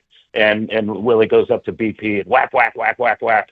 And then he goes to Alvin Dark, put me back in the lineup. And then goes out and hits 4 home runs. And he's on deck. Davenport makes the final out. And, he would have had a chance for 5. And he hit another home run to the wall earlier in the game that Hank Aaron, who was playing center field of all positions for him at the time, and, he took down. So, I mean, it might not have been 4, it might have been 5, might have been 6. Well, Davenport, I saw Jimmy Davenport said he got booed when he made the final out because Mays was on deck, right? Yeah, in Milwaukee, he gets booed for making the last out in a Giants win. Amazing. Great story. John, just as we finish up here, yesterday a lot of it was about what they're doing with the lineup, and the notable name that was missing for 3 or 4 days, that was Bryce Eldridge, at least in terms of starting. Now, I understand that it's all about earning your opportunities right now. That's what we just said with Eric Haase. But does the standard need to be different with Eldridge in the sense that by bringing him up, maybe they got to commit more to playing him? Doesn't necessarily have to be every day. But I feel like a majority of the time, if you're not doing that, then why not just have him in AAA Sacramento? It's a great call. He can't be out of the lineup 3 straight days like he was. The Giants have to find more playing time for him. Even if and guess who hasn't sat at all, and that's Willie Adames, and of course Devers. Chapman. Yesterday was the second time he was benched. He hasn't been hitting, but it hasn't been even Steven in terms of resting guys. And maybe we'll have to see Casey Schmidt at a corner outfield position for that to happen with Bryce Eldridge playing more, whether it's a DH or first base situation. But when you have your top prospect, maybe the top prospects they've had in 10 years, who's 21, who's got as much power as Devers, and with the bat speed and the exit velo on the bench, it just seems, hey, what you've done so far isn't working. So, last 3 or 4 days notwithstanding. But, I mean, what other major league team wouldn't play their 21-year-old top prospect in 10 years on an everyday basis just to nurture him, get him going, having him feeling the comfort of everyday baseball in the big leagues? I mean, hit him 7th. That's okay. But this lineup quadrum and the dilemma and goofiness with everybody playing first base or DH like Schmidt or Devers leaves him the odd man out, and that's unfortunate. But I do think that he obviously would be, a lot happier up here getting an at bat a day as opposed to playing every day in AAA. I mean, his salary is quadrupled at least. for one, and also he's seeing big league pitching more often, and big difference between AAA pitching. And he's working with hitting coaches on a daily basis. And he told me kind of a cute story. I said, "Hey man, you played at Dodger Stadium last September. Was that your first time here?" He said, "No, actually, 2022, there was like an all-star high school game at Dodger Stadium before the Dodgers' own all-star game, a few days ahead of time." And I said, "Oh, what'd you do at the plate?" He said, "Well, I pitched." I said, "Oh yeah, that's right." He said, I didn't do well, but I did get in that bat, and I think I got it out. But so he's kind of used to this place, and it's not like he's been in the rivalry forever. And that's the other thing. All these new players like Luis Arraez and Devers and Harrison Bader, they're just new to the rivalry, so they have no idea about the history, but they're kind of learning fast because there's so much intensity in the crowd in San Francisco and LA. Though Dave Roberts kind of ripped his team after the game last night, saying the Giants aren't a very good team this year, but they come to play us every game, so we got to match their intensity. Kind of putting on kind of a Larry Bird thing, putting it on his players to step it up in these last two games. It's probably true. It is interesting. The Giants are interesting this year on one standpoint that they, Buster took this, somewhat wild idea of hiring Tony, and going forward with it. But then they also, it's like they're working together, as we know, because he's the handpicked guy. But then they put a very tough situation on the table for him by promoting Eldridge before he's really quote unquote ready. And now it's like if Tony played him over established veterans, who are better, like Devers or Schmidt, he could risk losing the room and losing the clubhouse and losing the veterans. I mean, I don't know. Obviously, they talk these things through, but don't you think kind of indirectly Manassian and Buster put Tony in kind of a tough spot here? Oh, yeah, sure, absolutely. But they admitted it and said, hey, we probably wouldn't have done this if the lineup and this team, this offense didn't need a jolt. Sure. They would have been happy to leave him there till the end of May, early June, and, hey, wait for an injury and then call him up because there's a hole in the roster. But it's kind of an uncomfortable thing for the manager. It was really easy those first 2 weeks when every day the same 8 guys, same 9 guys were out there, and you didn't juggle anything. I mean, it didn't work, but it was so different than what we saw in Gabe Kapler, where there's a platoon situation, they're openers, and there's all this newfangled stuff, and that didn't work except for 1 year. So it wasn't working, so let's go back to mixing and matching. And now suddenly they have a better mix of guys who can play different positions. But it was funny because Monday, I guess it was, today's Wednesday. So Monday before the opener, when Bryce Eldridge was not in the lineup, I mean, it was 10 or 12 or 14 straight questions in the briefing with the manager, rapid fire on, why not Eldridge? What are you going to do with Eldridge? What's Eldridge's future? And then they won the game. And then in the pregame session with the manager yesterday before game 2, it lasted 10 or 12 minutes. And then he walked away and he said, "Not one Bryce Eldridge question. Thank you." So he's, he knows that the focus is going to be on the number one prospect, the kid who can hit the ball a ton but strikes out too much. And it's just a matter of being strategic and finding the right spots for him. But yeah, there's a lot of pressure on him, but he's a big boy with big boy pants, so he's got to handle it. He did everything he did in Tennessee, and he took this job knowing that there's going to be criticism and scrutiny, and he's gotten a lot of it on both ends. So, it's up to him to figure it out. Shea, always good talking to you, man. We'll catch up with you next Wednesday. And, no day game today, so we didn't have to worry about a short show or anything. We're going all 7-10 versus pitches, and little Robbie Ray, Shohei Ohtani. This is going to be a great pitching matchup tonight. So Ohtani with his 0.97 ERA, but hey, they just beat Yamamoto last night, and they made Sasaki continuously uncomfortable on Monday. So if the offense is going to look like this, I'm going to start believing a little bit, or at least not drawing conclusions before anyone steps up to the plate. Exactly. Hey, and they don't have to pitch to Ohtani tonight, so maybe that's a benefit. Although they really handled him well in that series back in San Francisco. And yesterday they had 4 hits, 2 by Ohtani, and 1 was a home run. So, but it doesn't matter if he's 2 for 13 in a series. next time up, he's still a threat to hit the ball 500 feet. Exactly, right? I said it to Krug earlier. I'm like, just because he's been bad doesn't mean that the threat is going to go away like we saw last night. And Krug was like, what was that dance they were doing? And I'm like, I'm glad you removed that from your mind because I never want to see it again. Yeah, that home run trot from Ohtani was not impressive. The shot was impressive. The home run trot, not as much. Yeah. Thanks, Shea. Yeah. Thanks a lot, fellas. Have a good day. Thanks, Johnny. John Shea on The Sports Leader. KNBR, The Sports Leader.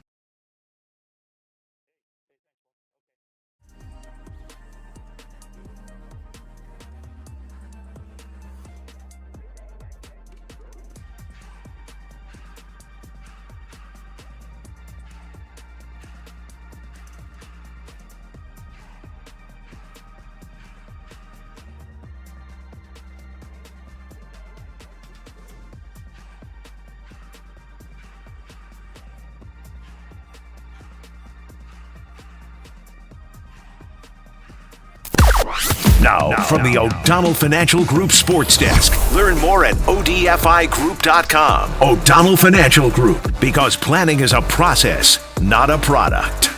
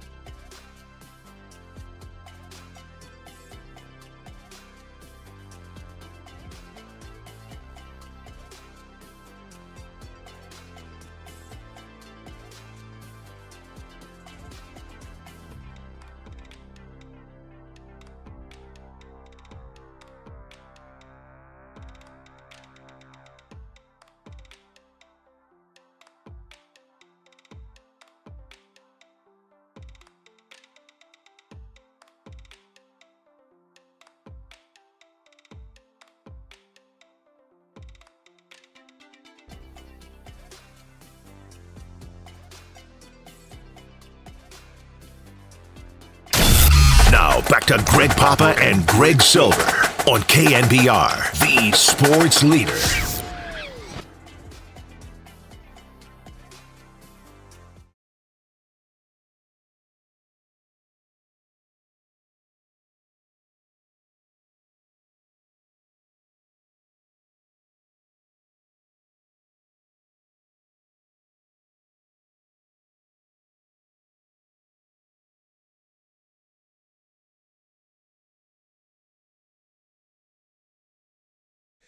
Well, we went through all the guys making a lot of money yesterday and the money left on those deals. Jung-Hoo Lee signed for 6 years, $113 million. He's got $85 million left on that contract. And we've seen some high highs, but also some big-time slumps during his Giants tenure in what's really his second full season with the franchise.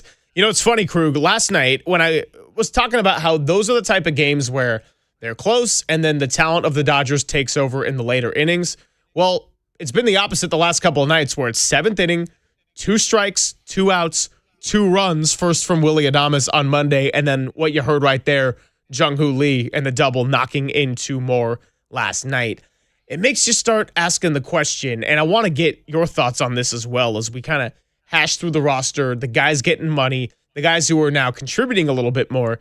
Do you think Jung-Hoo Lee is a guy that could be a dude in this lineup, or is he just one of the dudes that can be a complementary piece? I mean, I think there's reason to believe that he can be an ignition piece, and I think it's important for him to hit up top at in the top of the lineup because he can run, even though he's not a base stealer per se. He can run, and he's a contact hitter. I mean, coming into last night in 111 plate appearances since April the 10th. Jung-Hoo Lee was slashing .321 with a .351 on base, an .804 OPS, 130 WRC plus, and 2 home runs. You throw that together with a strikeout rate that's 9.9%, and he's starting to look more like the guy that they signed. Now, it was a ridiculous overpay, and Boris, probably had a stocking mask on his head when he made that deal. And obviously the Giants got taken for a major ride there, but I think he's it's not like he's going to be a zero. He's salvageable. He's a corner outfielder who plays really good defense and can throw and can run, but he's got to hit 280, man. This guy's got no power, very little speed as far as base stealing. He's not going to hit 15 homers. He's not going to steal 15 bases. So guess what? If you can't hit 15 and you can't steal 15, you better play great defense and hit 280, 285. And I think that's probably a reasonable expectation. Yeah, and right now he's at 272. The OPS on the season is 702. And for all the qualified hitters, that puts him 4th behind Arise, Ramos, and Schmidt. And, you understand he might not have the power. It's going to be similar to a Luis Arise. And defensively, it has been a nice transition to right field. We talked about how big that play was in the first inning last night to track down that ball and turn what could have been a 3-run double or even triple into a sacrifice fly and just keeping it at 1 run when Adrian Hauser, who really needed that win, was like, I'm going to cash in on Krug's bet tonight.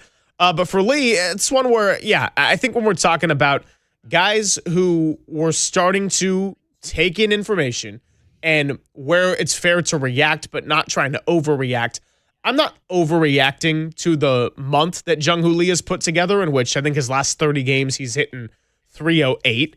Where at the same time, if he can be a guy that can consistently be a base runner and a threat to go and steal, that's something that makes a big addition to this lineup where I'm never going to look at him as a guy that can carry.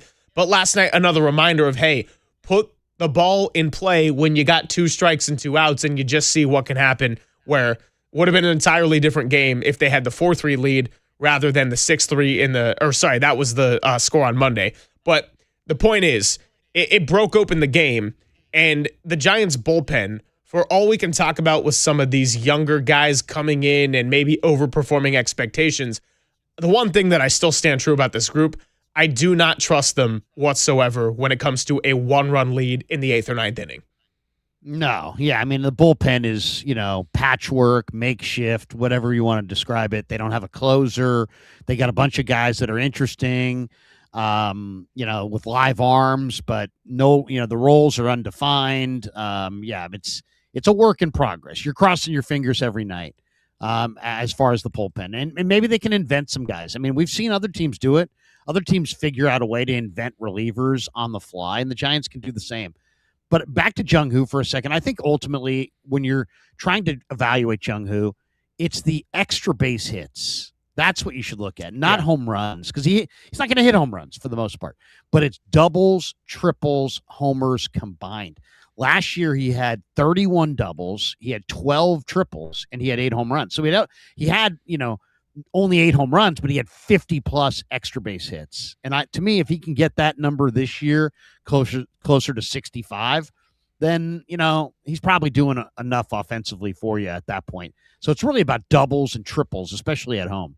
And he's a wildly popular player, so when he's performing and showing the flashes that we've seen over the last month, it's a different energy around it too. I think that, there's the Jung-Hoo Lee chants that go over the PA system, and when it was a slow start and he's at 140, I think it rubs some people the wrong way of like, hey, can we just get this guy getting some more consistent play? And after his really hot start last year, he hit a big slump in the middle of the summer. Then he got back to more of what we were used to seeing, but it was harder to evaluate a lot of individual performances late in the year when the roster had changed, the Devers trade was a big shakeup, and the team fell their way out of contention before making that late surge. So when Lee was starting off a little bit slow, that was another one of those where you look at the money and you look at the way that he slumped in the middle of last year where you're thinking, like what's the real Jung-Hoo Lee going to be over the course of a season? And it's kind of the opposite where this time around he had the much slower start before he picked it up when last year he was surging, hitting bombs at Yankee Stadium, and then he went ice cold there for a stretch in late May and June. Yeah, I mean, there's talent there for sure, and there's a presence, and I think he's a fun player to watch. But I think the lesson is, no more $100 million contracts for KBO stars. It's not the big leagues, and it's not even close to the big leagues. And if you're looking at those stats, you can't extrapolate them and say, well, there's a big league player there. It's like, it's going to – I think you just got to have a much more muted, dollar figure than what he got. $19 million a year for a guy who doesn't hit 10 home runs, who doesn't steal 15 bases, whose career average is 267. Right now, that deal's looking horrific. He's not worth that money, but doesn't mean he can't be a salvageable player and even potentially a good player at some point. It's so funny. We just got a text from 408. Ever since Lee got a smaller batting helmet, he has been killing it. I got to say, among the random subjects that have come up throughout the season, it's been the Gatorade showers a lot on the text line. It has been a lot about Dominic Smith and what he's been doing in Atlanta. And Jung-Hoo Lee's helmet has been something that comes up pretty frequently, particularly when he was not hitting the ball well. So now that he's turned it around, people haven't forgotten about that helmet, Krug. Like, that was something I didn't actually pay too much mind to, although it did look funky when he's running and it would just fly off his head. But hey, look, whatever makes the people happy and what's going to make them happy, regardless of helmet size, is what his batting average and OPS is. It's funny, when Willie Mays' hat used to fly off, it was, it was awesome. I loved watching Mays' hat fly off. Now his helmet's flying off. It's like, get a new helmet. It doesn't fit. I'll tell you, the guy who needs new equipment out there is Devers. He needs to get a baseball glove at first base that's a little smaller because he's swimming in that glove, and you can see he doesn't control it. And it's rare that you see a big leaguer who's overwhelmed by his glove. I mean, I can't say that I've seen that more than once or twice. But that glove that he wears is just absurd. I mean, it's big, it's long, and he doesn't control it. It kind of reminds me, you probably don't remember Brett Butler, but the Giants used to have a center fielder, Brett Butler, who was a small guy, but he had a huge, huge center field glove. And when I watch Devers out there, it reminds me a little bit of Brett Butler. You know what I love? I love Steph Curry chewing his mouthpiece at the free throw line and the 92% make rate that comes with it. No, I'm riffing on the fact of I love the mouthpiece because it yields, a point 92% of the time he's up there. Right. Yeah. That's the key. If he didn't have that mouthpiece, he'd shoot 65% from the line. But with the mouthpiece, when I watch that, I'm like, gosh, that's hard to watch, man. That is hard to watch him gnaw on that thing at the free throw line. Yeah, so, hey, there you have it. 808-KNBR to join the conversation if you want to weigh in on the phone lines, text line. Been a very, very active first hour and a half here, and that's how we love it when the Giants beat the Dodgers. Some good quotes from Andy Baggerly about the way the Giants are getting up for this rivalry and saying the Dodgers got to bring it a little bit more. Also, some more notes on Haase. Let's talk about that next on The Sports Leader. KNBR, the Sports Leader.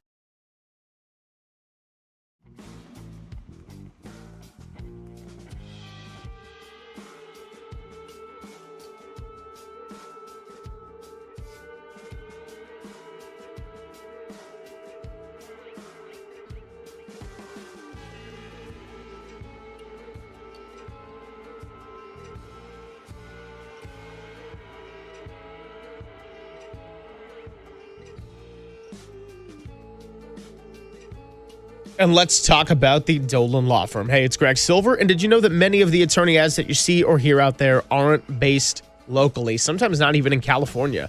Well, Chris Dolan and his team, they've been in the Bay Area for more than 25 years, and they will help you with issues in the workplace like discrimination, wrongful termination, or sexual harassment. Your rights matter, and you can go to dolanlawfirm.com for more information about how you can be justly protected. Over the past year, Chris and his team have also seen some no-fault injury accidents. So we're dealing with the workplace and we're dealing with life out there on the roads. And we got all sorts of funkiness going on between the Waymos and now they got the Zooks and these self-driving cars. I think they're going to have Waymos on the freeway pretty soon. And then on top of that, schools are getting in and out. So you got kids and bikes and pedestrians. And I see all sorts of food deliveries every day where people are coming in on their e-bikes. The bottom line is, please be careful and let's do what we can to make the Bay Area a safer place. Because even when that light's green, even when it's your turn to cross, sometimes people make bad decisions and you need to just be extra careful. Keep that community of yours in safety. But if you need the helping hand, the Dolan Law Firm has got you covered. They've secured more than $1 billion in verdicts and settlements on behalf of their clients like you. And don't stress about the hourly rates or upfront fees because they're not getting paid until you are first. So they live here and they work here. But most of all, they win here. DolanLawFirm.com.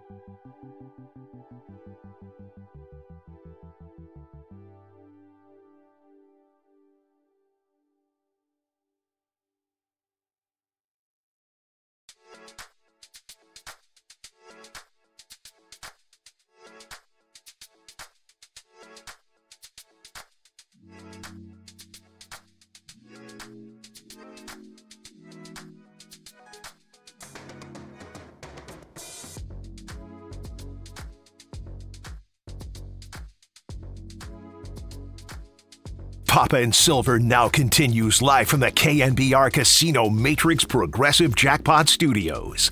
Casino Matrix. Progressive jackpots are here. Where are you? Just drop in. Please play responsibly. 1-800-GAMBLER.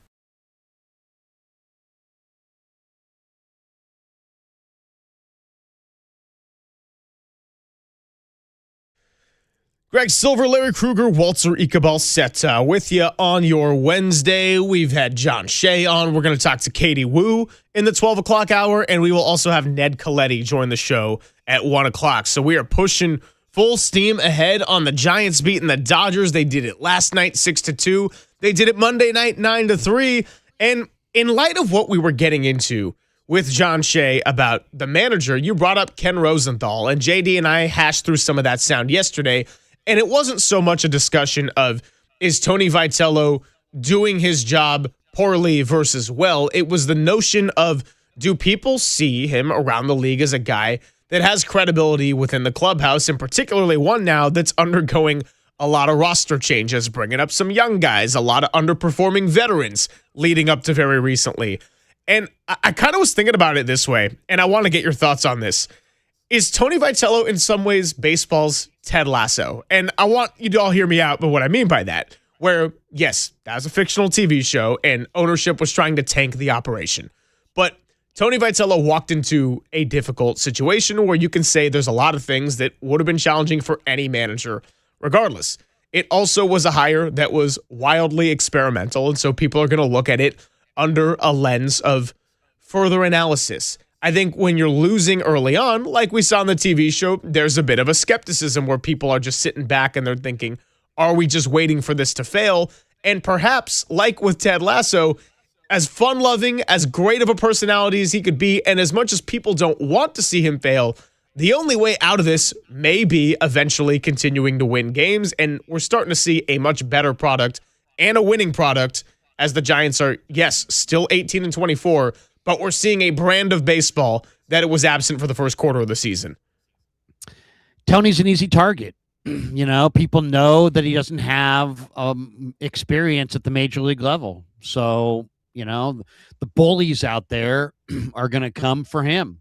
And they're going to leave Buster alone because Buster's got credibility within the sport. Buster's a Hall of Fame player, potentially, and he's one of the great players of his era, maybe any era, one of the greatest catchers of all time. So he's a made man, and they're not going to touch him and his moves. They're not going to dare question Buster.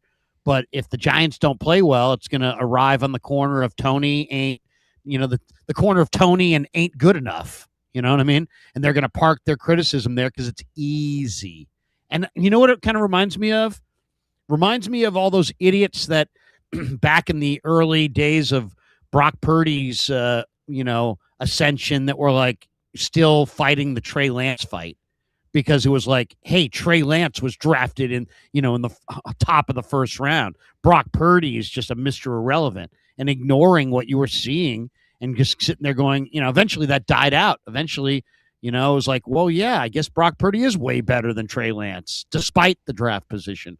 But early on it was like, Trey Lance is better because he was a high first. And it's the same thing. It's like people are taking their liberties with Tony, and nobody's even asking the question. Did Buster and Manassian set up Tony to fail by giving him a bullpen that wasn't deep, a rotation that wasn't deep, a lineup that's not strong? He doesn't have an awesome team. I mean, the Giants have gone 500 every year. What's the Vegas over-under on the Giants? 80? Whatever it was at the start of the year. 80 and a half. The Giants were. Yeah. So, I mean, and even that may have been a little too high when you think about all the arms they lost in their pen and what little they did to, replenish that thing. So I just think it's easy. I think it's easy. It's like, scouts try to have your eyes tell your brain what they see, right? So they try to go in with no preconceived notion. But most of us go into all situations knowing what the score is and then kind of just looking for little things that justify it. And so we knew the score on Tony, and now we're just, it's easy to rip him because we kind of know he doesn't have experience.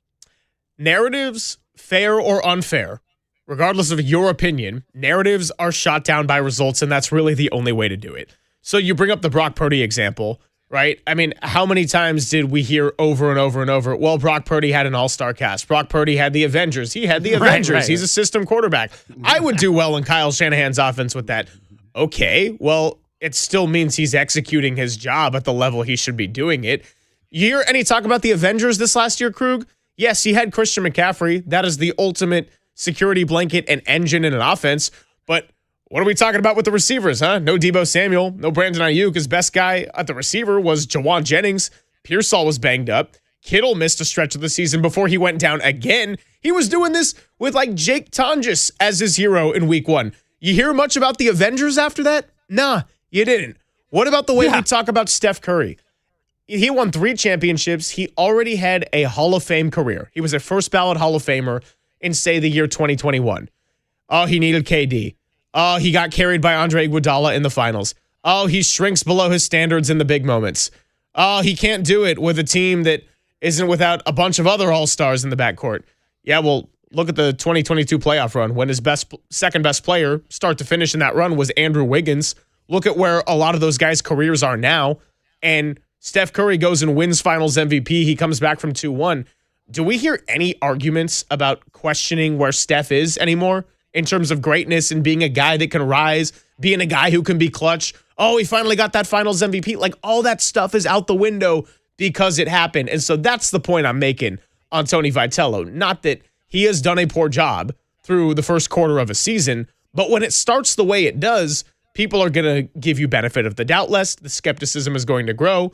And winning games and doing it in the fashion that you did against your rival like last night, well, that's how you start to change the tide and get everybody around baseball, not saying locally, just saying nationally in the wider scope of it. That's how you kill the narrative.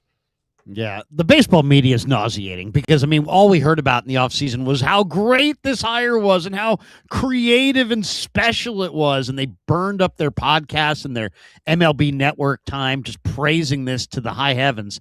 And then as soon as it doesn't look like it's going smooth, it's like no blame on Buster, Manassian, or any of the front office guys. And immediately it's like, this guy doesn't have the clout to stand up to the veterans in his own clubhouse. Ken Rosenthal. It's like, come on, bro. Why don't you help your cameraman up instead of, concentrating on the Giants manager? Because, these blow in for 5 minutes and pretend you're an expert when you've probably watched 3 Giants games all year for 3 innings each is kind of tired.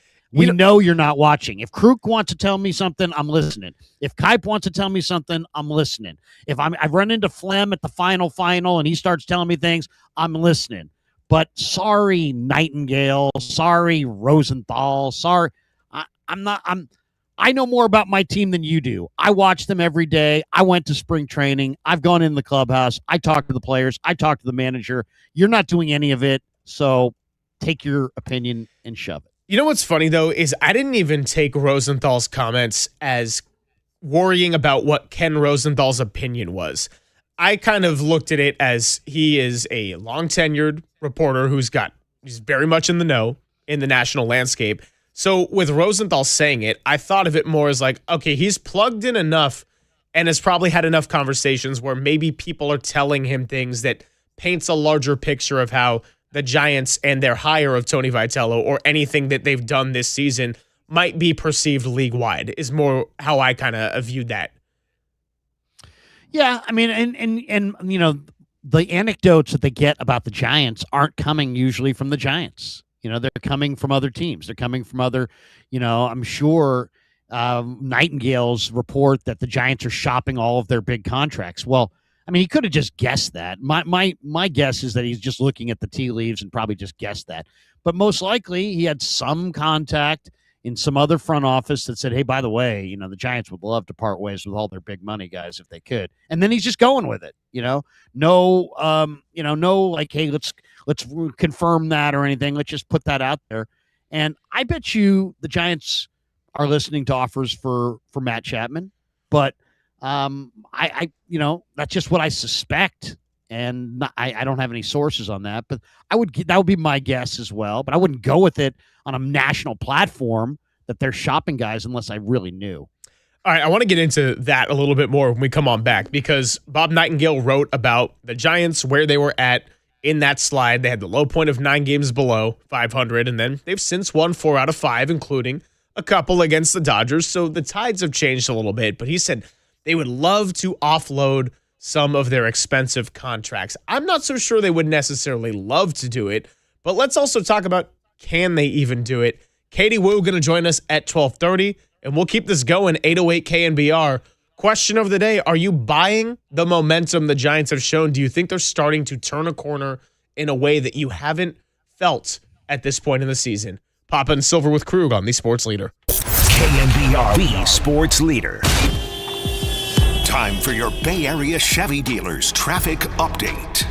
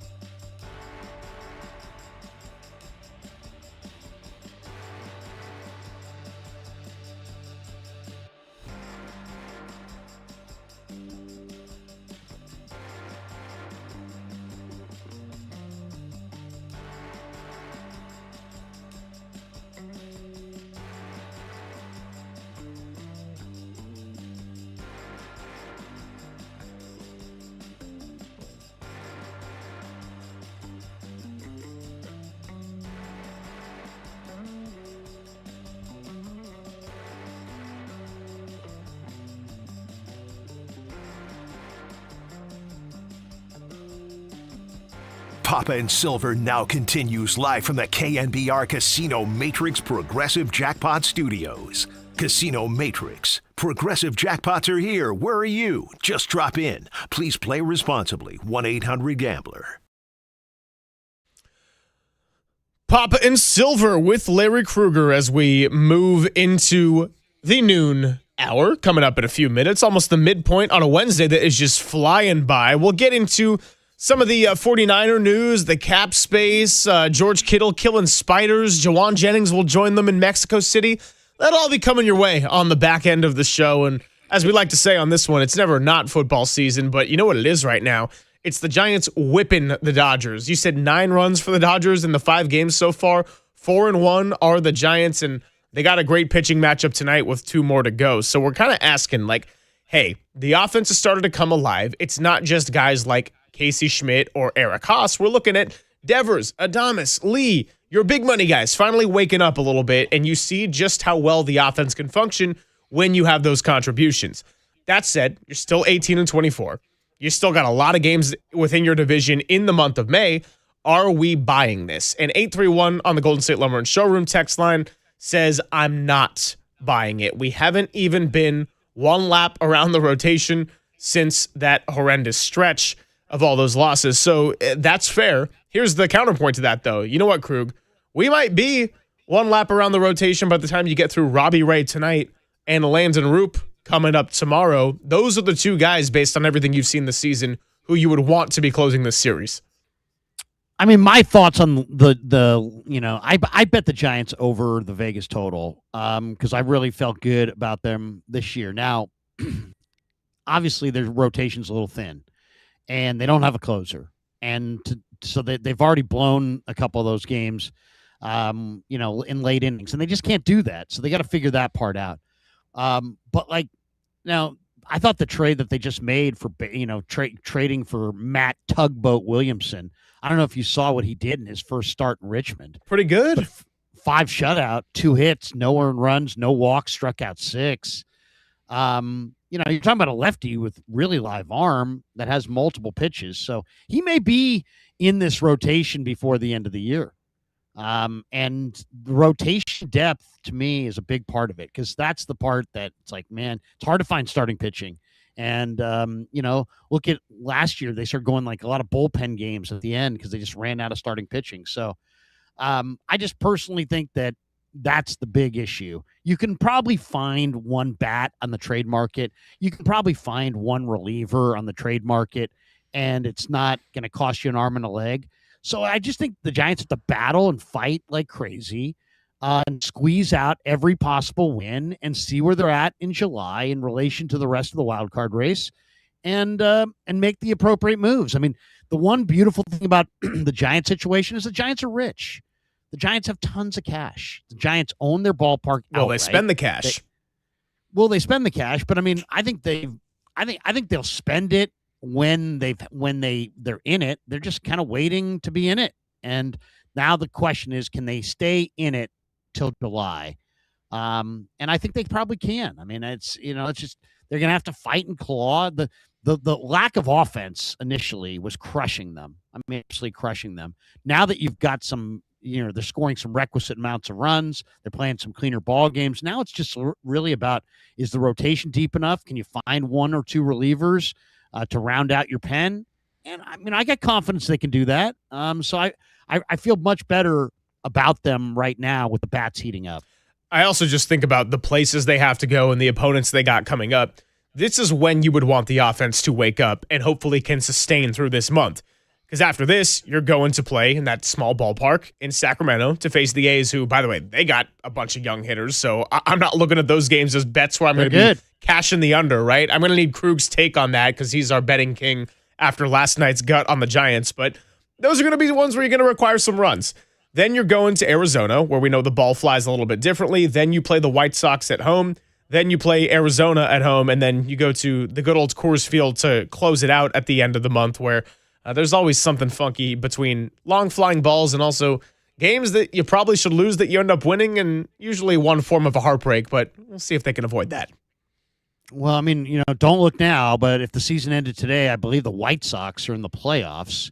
and the A's are in first place. So, Giant, it doesn't get any easier, that's for sure. And there's a lot of teams out there that have good talent. But, yeah, if you didn't think the A's were good, well, I mean, they're only 1 over 500, but that's good enough for first place in the AL West. But the White Sox are 1 game under 500, and they were horrible the last few years. The Ryan Barucki revenge series, if we will. Yeah. Back to the Bob Nightingale thing about the trade chips. Well, they traded away Patrick Bailey, and their biggest trade chip right now would probably be the pitcher you're going to see tonight, Robbie Ray, if this thing ends up going south and they're out of the race a month or two from now. Luis Ariz is another one on a 1-year deal. As much as I love him, that's a viable trade chip where you think someone out there would want him. But the reason the Giants are in this place is not because of Luis Ariz, and it's not because of Robbie Ray. It was because the starts that Chapman, Devers, Adames, and to some extent Lee all had together, coinciding at the same time. But you think about the money left on these deals, and I want to go back to when he said the Giants would love to offload those contracts. Well, I don't know if they would love to do it if they're playing like this, if they're playing like they were at the beginning of the season, then I'm sure they would love to do it. Here's the thing. Who's going to be willing to take on that money? Who's going to want to engineer a trade in that situation? And then if they're playing like they have in the recent week or two, then they're not going to love to trade those ideas, but then people would end up wanting them. So that's the tricky part of all of this. And Chapman's the one guy who hasn't really come around. He's the obvious candidate to bench to give Casey Schmidt more at-bats, and we know Casey has a very good glove at third base here. But Chapman's also got a no-trade clause, and he is into year 2 of a $120 million deal with a bunch left on it. So yesterday we got all these comments when talking about Eldridge and the playing time, Krug.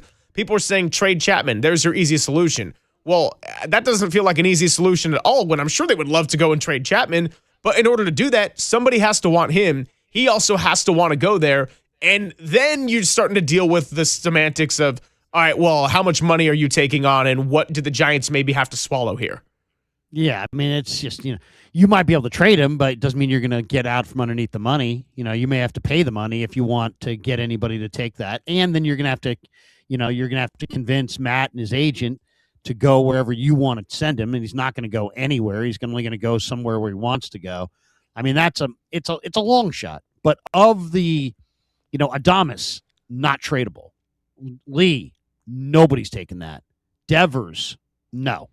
But Chapman, maybe. Okay. The big question is this, and at least my big question. If the Giants just look like one of many NL wildcard contenders in the middle of the year, okay, they're not in control. They're just one of a bunch of teams in that wildcard race. Does Buster Posey do what Farhan did? Farhan never advanced the Giants very far because he refused to trade Bumgarner, refused to trade Carlos Rodon, refused to trade Kevin Gausman, refused to trade these guys at the deadline, and never got anything. Didn't go to the playoffs except for 21, and didn't trade any of his hired gun guys, even though he had Rodon, who was healthy, and it was obvious that he had all kinds of arm problems. He was finally healthy at the deadline. Did they get anything for him? No. So is Buster going to do the same with Robbie Ray? Because Robbie Ray, forget Chapman and those guys. Those guys aren't fetching you anything for the most part, unless you pay down the contract. Robbie Ray will fetch. You want to offer Robbie Ray to a big-time contender in July. If he's healthy, he is going to fetch something significant in return. But it's also going to be kind of like putting up the white flag, unless you got a bunch of young arms ready to take his spot. So that's my biggest question is, will Buster look, kind of the ownership in the eye and basically just say, hey, we're going to stay on course and screw your, idea of we want more life in the ballpark for our August reunion of whatever team from yesteryear. No, we're not going to do that. It's like the Giants have been led around, I feel like, by their promotions department and by their imaging, and they're not prioritizing building a team. It kind of goes back to the A's thing of, they're building a ballpark, we're building a team. That was true. The Giants have built a ballpark, the A's built a team. Now the A's don't have any rings, but will the Giants trade Robbie Ray and get big-time guys? That's a big question. I want to see if Buster pulls the trigger on that. Well, it all goes back to picking a lane, too. We have talked so many times on the show JD and I and you and anyone else who has filled in about how the way this roster was constructed just felt a little disjointed, where you look at the some areas and you say, hey, yeah, that looks like a team that is trying to make the playoffs and compete right now. And then you look at others and say, that's more the type of move that a rebuilding or retooling team would be doing. And the Giants feel somewhat caught in the middle. And then when you're not winning enough games early on, then it's harder to sell well, no, we are trying to win now, even though the guys we're paying a bunch of money aren't contributing. But if they turn a corner like we're seeing the last couple of nights, then it might put them in a trickier situation as well, where it's like, yeah, they're fighting to get back to 500. And if they get pretty close and hit that mark before the trade deadline, Krug, then people are going to say, well, look at the record after the shakeup. Maybe this is what we can sell you.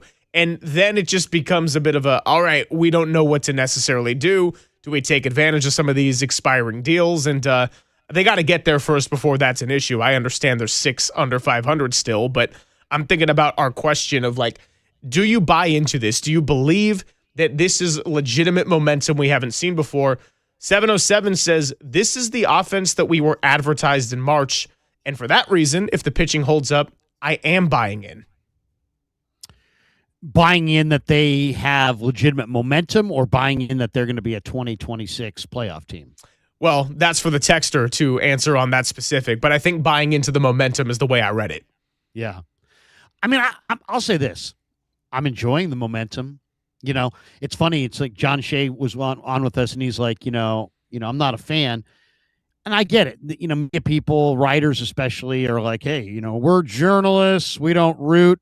But let's be honest. More people read John Shea and the SF Standard if the Giants are good. More people read the Chronicle and Susan Slusser if the Giants are good. So you could just be rooting for more people to root for, to read you and consume your stuff. More people listen to KMBR when the Giants are good. So we can all sit here and pretend that we're, journalists through and through. But in reality, aren't we financially invested in the Giants? Aren't we all on some level rooting for them? Anybody who calls up and is like, you guys are rooting against them. No, you're high as a kite. KMBR does way, way better when the Giants do better. If anything, we are rooting for them. And it's hilarious because every time you hear KMBR reference in relation to the Giants, it's like, oh, all those guys over there rooting against them. No, we're just not. We have a mic in front of us. It's a long season, and we're going to speak the truth if we have any credibility to our names, and we do.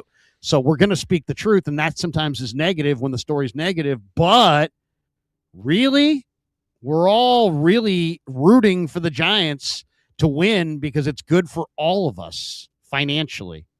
That's the truth. I would also just say this as a rule of thumb. Anyone who has to listen to their own voice as much as us, you shouldn't take them that seriously, because when you have to do that, you kind of go a little bit crazy. So, shh. Krug, how many years you been at this? That's like 3 decades worth of just going insane. That's true. But I will say this: I would much rather listen to somebody bitch and complain who I know is genuinely, emotionally, mentally, whatever, financially, there's an investment there, than have somebody from blankety blank USA who last week was rooting for the Rangers, 2 years ago he's rooting for the Marlins, 4 years ago he was rooting for the Dodgers, and now he's happens to be working for K whatever, and he's rooting for the Giants. It's like, you know what? Take off, carpetbagger. I don't need you. Our texter who talked about buying into the momentum did chime back in and say they are buying into the momentum. As far as playoffs, losing 8 of 10 still has a bad taste in my mouth. And I would agree with that too. Like, I can't say I'm buying into playoffs when I'm still teetering on, am I buying back into, can this team get back to 500 if they have a really good month of May? Like, I'm thinking at the end of the month, all those division games, that's going to be my next marker of evaluating how much I buy into what this momentum might signify. But yeah, I think to 707's point, we're a little bit of ways away from even having that conversation. As we noted yesterday, they're about equal distance from that kind of middle of the pack. Maybe if things go well, could make a push at a wild card, as they are the New York Mets and being right back at the bottom and trying to have teams that are copying your celebrations in your club. If you had to wager every penny that the Silver family owns on the Giants either getting back to 500 at some point during this season or not, what are you putting every penny in your family's fortune on this? Wow.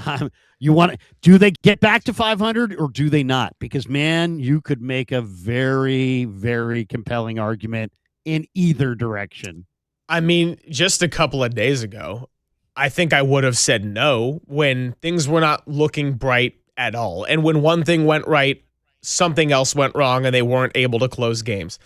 That's a really, really tough question, Krug. And I think had I had more faith in the bullpen, it would be easier to say yes because of how long the season is.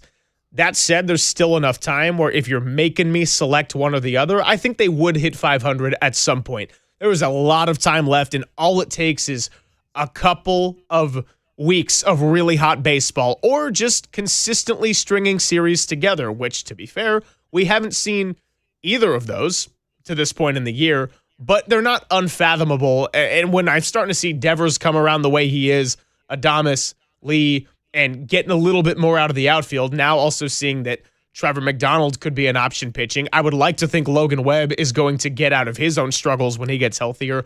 For all those reasons, I do think there is a world in which they can touch 500. The question is, when is it and what happens thereafter? Is it like, when you make a big comeback in sports, you see this all the time, right? In college basketball is a great example. When they're in the tournament and the lights are bright, teams down 19 points, they make a push, and then they get it back to within 2, or maybe they even tie the game, and then they fade down the stretch because you use everything you have to come back. That's what I kind of wonder if it's going to be the case for the Giants. If they can get back to 500, are we talking about a fade shortly thereafter? And I wonder what date it would be at that time. So, long and winded way of saying, if you had to make me pick, I think I would say they'll hit 500 this season. Yes. Yeah, I'll go the other way. I don't think they'll get there. Here's why: because winning streaks are about offense, and losing streaks are about starting pitching and pitching overall. If you have really good pitching, you halt losing streaks, but you don't get into winning streaks until you really start to rake. And I just think between their yard and some of the limitations they have offensively, even with the bats heating up, I think it's going to be hard for them to get that offensive momentum going, to the level it's going to take to play the kind of ball it's going to take to get back to 500. So the optimist in me says they'll do it, but if it's going to take a wager of everything that I own, I'm going the other way. Well, what do you say? We got a little bit of a split vote. I want to get a deciding factor here. I am kind of leaning towards Krug in that they already dug themselves a big hole at this point in the season. But the offense could shock some people. So, I mean, I wouldn't put it past them to get back to 500. But if I'm betting the house, I'm probably going to say no. I had to ask you because we do all those take it or leave it's on Friday, and I love revisiting the takes that we have and just sometimes realizing how stupid we sound. So I might go, hey, that was actually not a terrible call by me on May 13th, and then I might be talking to you in 6 days saying, what in the world was even coming out of my mouth? Katie Wu of The Athletic covers the Dodgers, longtime beat writer for the Cardinals, is going to join us coming up in about 15 minutes. So let's continue this when we come on back. More texts to get to on the Golden State Lumber and Showroom text line at 808-KNBR. It's Papa and Silver with Krug on the Sports Leader. KNBR, the Sports Leader.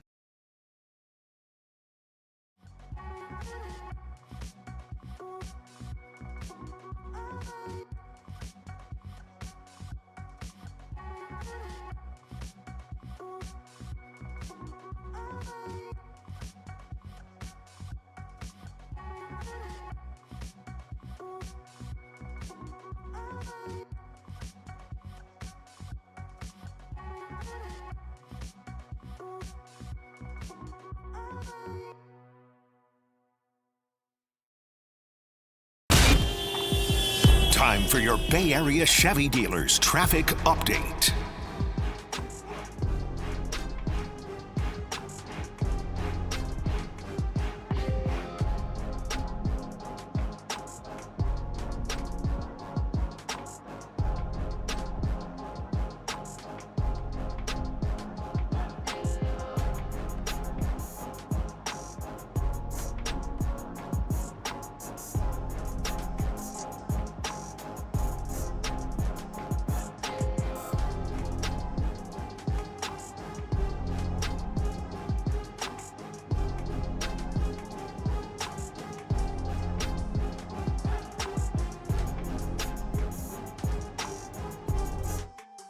All right, Steve Moskowitz with us on a Wednesday. He's the founder and tax attorney at Moskowitz LLP. Steve, what's the latest you can give the people out there on the ERC?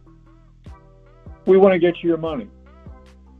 So many of your listeners have been waiting for the ERC, Employee Retention Credit, for years, and they're wondering what happened. What happened was it went into a big, vast vat because they stopped processing them because a lot of people were committing frauds. However, it's still good law. The money's still available. There's multiple ways for us to hurry them up, and that's what we want to do for you. If you haven't been paid, we want to hurry them up. We want to get your money now. Or if you got a nasty gram, you don't qualify. No ERC for you. We want to appeal those because a lot of those are just flat out wrong where you do qualify. But if you don't appeal, you're not going to get the money to which you're legally entitled. By the way, whatever amount you think you're getting, you'll get a lot more because of the interest. It's been so long, there's a lot of interest now. Or if you're being audited. That's the big three. One, you've been waiting and you haven't gotten your check. We want to get the check for you. Two, if you were denied, we want to go ahead and get that money for you, turn that denial around. Or three, being audited. We have a free consultation. We'll explain everything. We do everything for you. You don't talk to the government. That's our job. The only thing you have to do is pick up your phone and say, "Hey, Steve, I want my ERC money now." There you go. Steve Moskowitz will get you your ERC money, and all you got to do is call him up at 1-888-TAX-DEAL. That's 1-888-TAX-DEAL, or you can go on your computer online to moskowitzllp.com.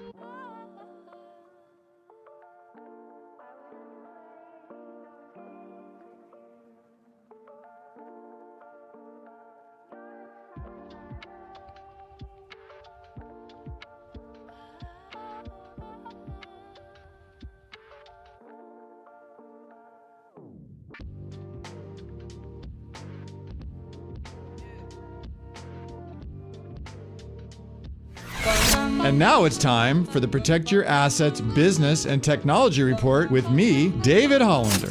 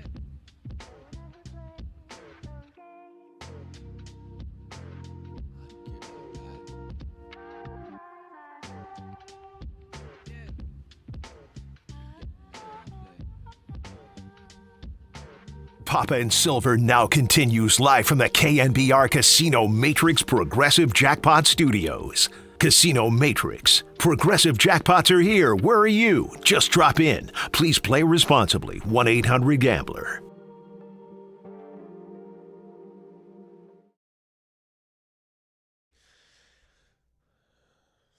Great hangout on a Wednesday. It's a good hang when the Giants beat the Dodgers, plain and simple, and that's where we've been hanging out all day long. Katie Woo is going to join us coming in to get a bit of the Dodgers perspective. You know, it's funny, Krug. So it's always like when you play a team, not necessarily who you're playing, but the Giants have been the get-right remedy for every other team that has been wobbling a little bit. And now when they go and play the Dodgers, they bring this new kind of life to it. Katie Woo was on the Cardinals beat for a good 5 years, and now she's back over in her home state covering the Dodgers. But last year was when I kind of looked at the Dodgers as having their quote-unquote down year, at least as far as the regular season goes. They had a lot of pitching injuries, and they still won 93 games, and they were the 3 seed in the National League, and then we don't need to talk about the postseason. They're kind of reeling again, and it's so early. It's May. We understand they're going to be playing baseball in October. It's not so much about that. But I do want to get some of her takes on Shohei Ohtani doing this two-way thing, the way it has taxed him. How much longer is he going to be able to do this? What is the long-term plan and patience level with somebody like Hiroki Sasaki? And also something that Dave Roberts said last night in Andy Baggerly's piece. He said, I think we bring out the best in every team. The Giants haven't had a good season thus far, but against us, you can see that emotion that they're playing with. We have to find a way to match that intensity. And we could throw all sorts of opinions we want out there around the game of baseball and what the season's been so far. I have absolutely seen a more fiery version of the Giants when they've played the Dodgers, and it has showed and reflected on the scoreboard as well. Yeah, there's no question. And the Dodgers have not hit against the Giants. The Giants have pitched the Dodgers really, really well, so credit the Giants on that. But I also kind of think that once you're a perennial playoff team, and that's what the Dodgers are, and once you're a perennial World Series contender, it's hard to get it dialed up in the first half of the regular season in the following year. And we see it in football. I think of some of the Niners in the 80s and 90s, some of those great Walsh teams, some of the incredible dynasty Niner teams. They still would have an early season home, regular season loss to somebody they easily should have beat, because they just didn't quite bring it. They just didn't quite bring it, and they couldn't circle the wagons in the fourth quarter and come away with the victory. And it happened. I mean, they were more apt to lose a game like that than they were to lose, kind of a game with a top contender. So I think that's what the Dodgers are going through right now. It's like they're just having a hard time focusing and taking the Giants seriously. And they're kind of doing the equivalent of we're rolling our jocks out there and we just expect to win. And in the first 2 nights, it hasn't been good enough. So, hopefully it continues tonight. I was kind of half joking earlier before the show where I was like, what if this is the year when the Giants win 75 games, but they have a winning record against the Dodgers? It takes me back to all those times where Stanford was superior than Cal in any kind of sport, but it's like, oh, well, we split them in basketball, or like, hey, we won the big game and got the X at least. So you'll have that, right? Well, Stanford crushed Cal in the big game and cost Wilcox his gig. Basically, if Wilcox wins that game, he's probably still coaching. Instead, Wilcox, I don't want to say Cal no-showed that game, but Cal no-showed that game. No, you could say that. They dropped 2 balls that led to easy scoop and scores. They just handed 14 points into the lap. Oh, it was painful. Disgusting. It was disgusting. And then Cal actually circled the wagons in games after that. But, man, they no-showed the big game in a bad way. And it cost Wilcox his whole cost him his job. Yeah, and now we enter a new era because of it. So enough about my painful memories of November pre-Thanksgiving. We're talking about the happy memories of beating the Dodgers. And Katie Woo is going to give us some of that Dodger perspective when we come on back. A NorCal native now covering the SoCal back-to-back champs who not looking so hot right now. We'll get her takes next on the Sports Leader.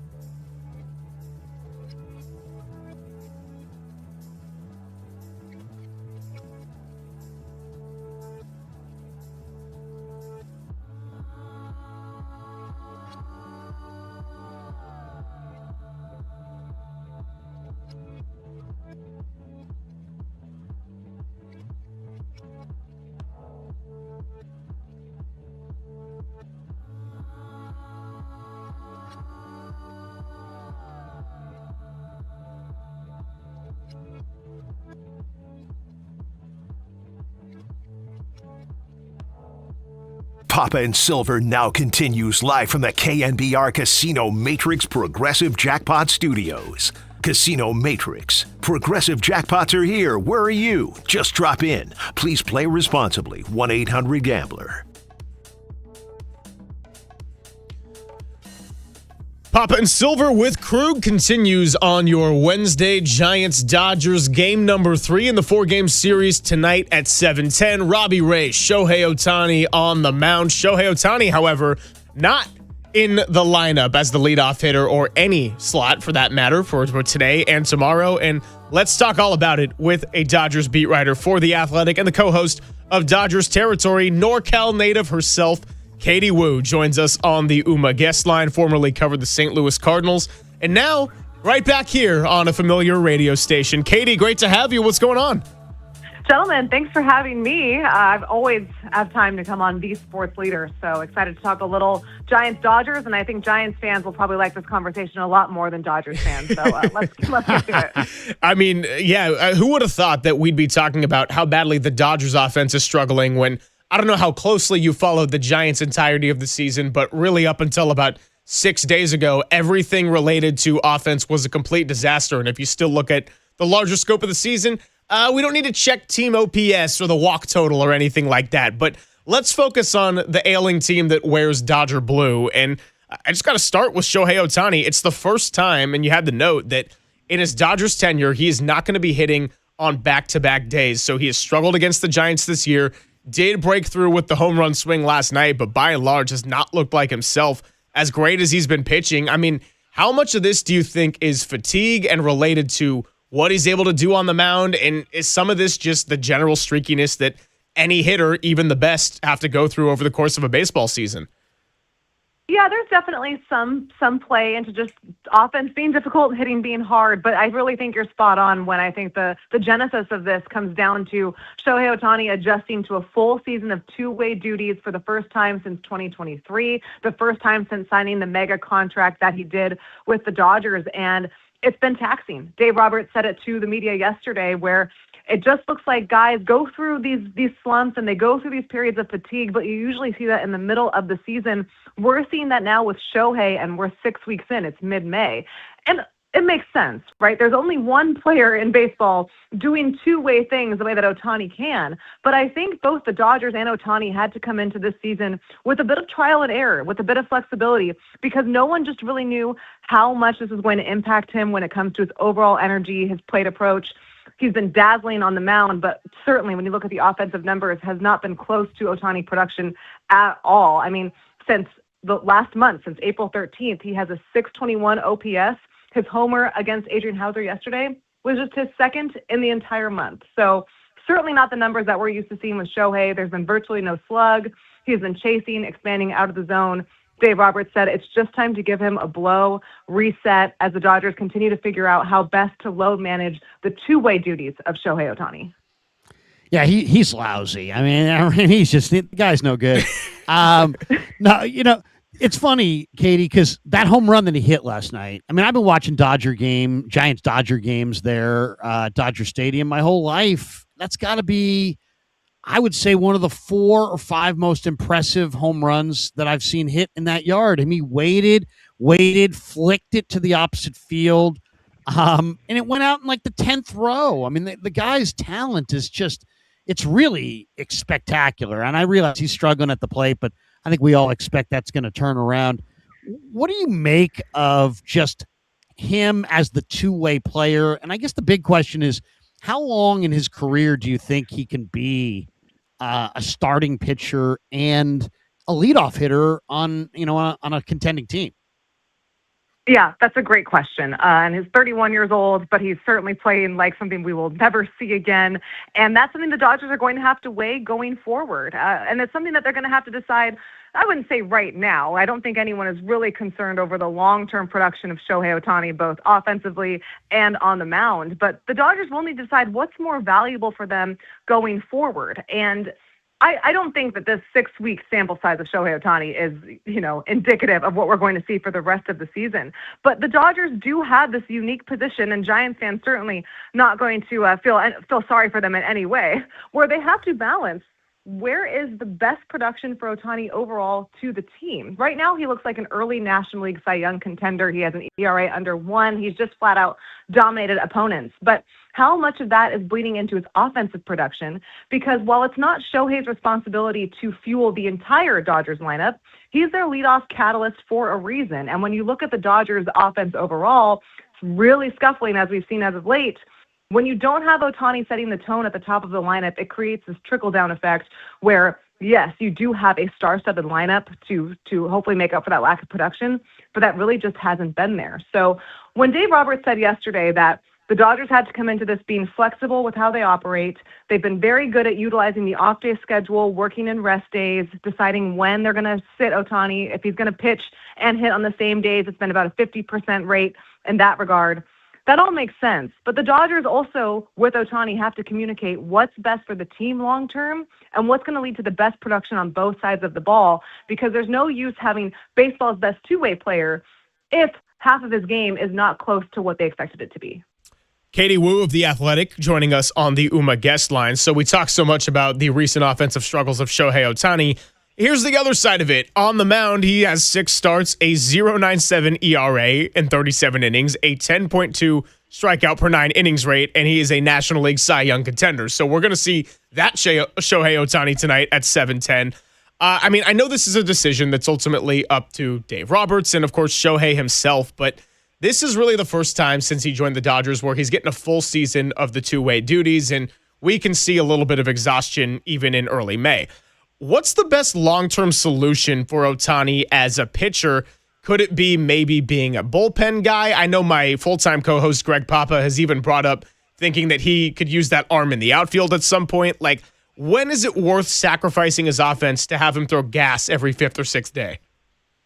That's a great question. And I don't think there's any conversation about not having Ohtani in the rotation for the foreseeable future. Obviously, he is going to continue being in this rotation. And the Dodgers have tried to split up the workload where they can give him as much rest as possible. They used a 6-man rotation essentially all season, and they have plenty of depth to continue doing that. They're one of maybe 2 or 3 teams in all of baseball that have such a deep starting pitching rotation, even going into AAA, where that they can build in extra rest days. And maybe this is something that later into the season where they build in spot starts. You have Tyler Glasnow on the IL right now, but he'll be coming back in the next couple of weeks with some back spasm issues. What does that mean? That Emmett Sheehan can spot start out of the bullpen, who's in the rotation right now? Justin Wroblewski, same thing. You can essentially tweak your rotation to get 7 to 8 days of rest for Ohtani each week, and that's something that the Dodgers did towards the second half of last year. But they're not going to take him out of the rotation, and they shouldn't. They're paying $700 million for him to be on the mound and to hit at the highest level. And when you look at Ohtani, special player, obviously, extraordinary expectations, extraordinary standards. So it sounds silly when we debate, he's slumping a little bit, but that's what happens when you are the best player to play the game. You have to live up to these high expectations. And Shohei knows this too. I think he's been pretty open with the conversations with Dave Roberts and the Dodgers about workload, about taking a day off from hitting if it means he can pitch and stay in the rotation. The Dodgers are going to essentially let him do what he thinks is best, but he has been agreeable to the rest days. It just goes back to trial and error. This is a new territory for the organization and for Shohei. He's done it before, but there was concern and question, I should say, over what the production would look like on both sides of the ball. I don't think anyone would have predicted, though, it would have fallen this short of expectations this early in the season. Katie Wu with us on the UMA guest line. Bob Nightingale says the Giants are shopping all their high-priced guys. And I don't know if that's just his sense of it, if that's a guess, or if that's actual reporting from a source. But how successful do you if that is indeed the case, and the Giants are shopping Devers and Jung Hoo and Chapman and the guys who are making big cake, what are the chances that they're going to be able to move any of those guys without eating the cash? I always say that it's kind of silly to talk about potential trades in May, but then I realize who the Giants have as president of baseball operations and realize that Buster Posey doesn't really care what the calendar says, as we saw multiple times with the Devers trade, the Patrick Bailey trade. He operates on his own agenda. So I think it's interesting that we're looking at the Giants right now. I know, Greg, you asked earlier how much I stay up to date with the Giants, considering I come from a family of Giants fans. I know exactly when they lose each day because I'll get a series of texts. So I've been getting a lot of those text lately. All right, hey, Shout out my quick father. follow-up, though. Is the group chat muted or unmuted? Well, Honesty. the majority of the texts come from my dad, so I can't mute him. But Okay. every now and then he will beat the ESPN notification. That's how locked in he is. It's interesting to kind of see where the Giants are at because I think you look at the NL West. I still obviously hot take, not really. I think the Dodgers will win the division. I think the D-backs are better than most teams think, and of course the Padres. So if the Giants think that right now they can't compete in this division, it makes sense to at least start browsing. But we saw with the Patrick Bailey trade, like Buster Posey's not going to wait around. The thing that Giants fans and the Giants organization have to remember is the cash component of this, because that is no longer a front office situation. That's an ownership decision. And we've yet to see from Giants ownership what kind of direction they'd like this franchise to be in. San Francisco, as we all know, such a historic place for baseball, such a historic franchise. It's been a very frustrating decade, really, of baseball here in the Bay Area.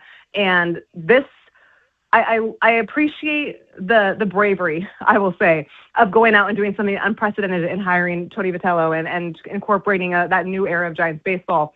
But it really just could not have gotten off to a worse start. So we'll see what the ownership direction is. But at least Giants fans note that they have a president of baseball operations who is proactive. He takes big swings. Eventually, maybe they'll start to connect. Katie Wu covers the Dodgers for The Athletic and joins us on the UMA guest line. So the Athletic Pulse newsletter, the front of it today was about the rise and fall of Yasiel Puig, a classic Dodger villain. Now there's a new kid in town, and we're talking about Dalton Rushing. I heard you get into this a little bit with Foul Territory yesterday, but that first series in San Francisco, we had the drama between Logan Webb and the slide and what he may or may not have said to Jung-Hoo Lee, which looked pretty clear on the TV. So our beat writer, Andy Baggerly, said the fact that the Dodgers didn't really fight back and it didn't turn into anything kind of showed that they might have thought, like, yeah, this is a young guy that maybe deserved it a little bit as he's learning some of the boundaries within the league. What do you think the clubhouse perception is of Dalton Rushing, and maybe for some of these veterans and champions and guys who have achieved so much? Has there been any conversations about how he may or may not need to act or tone it down at different times? Oh, yeah, let's talk about beloved Bay Area staple Dalton Rushing. Certainly Giants fans really love that guy. It's such a good point, because I think there are so many of these types of players in baseball where you hear it all the time. You love him if he's on your team. You hate him if he's not. And I think 29 fan bases really aren't too fond of Dalton Rushing. But what matters is how he's perceived inside the clubhouse. And you mentioned the strong veteran presence. You're thinking Freddie Freeman, Mookie Betts, Miguel Rojas, Kike Hernandez, that have all really taken Dalton under his wing. And he's very close with Will Smith. They have the same agent. They both played at the same college. All of these guys have said, we really like who Dalton Rushing is, his personality, his edge. We don't want to take that away. But he does need to rein it down just a little bit, because we don't want to keep getting in situations like this. And it just comes from a place of support. I think Dalton Rushing is one of those players where if he was on the Giants, fans would love him. But because he's not, and especially because he's on the Dodgers, they hate him.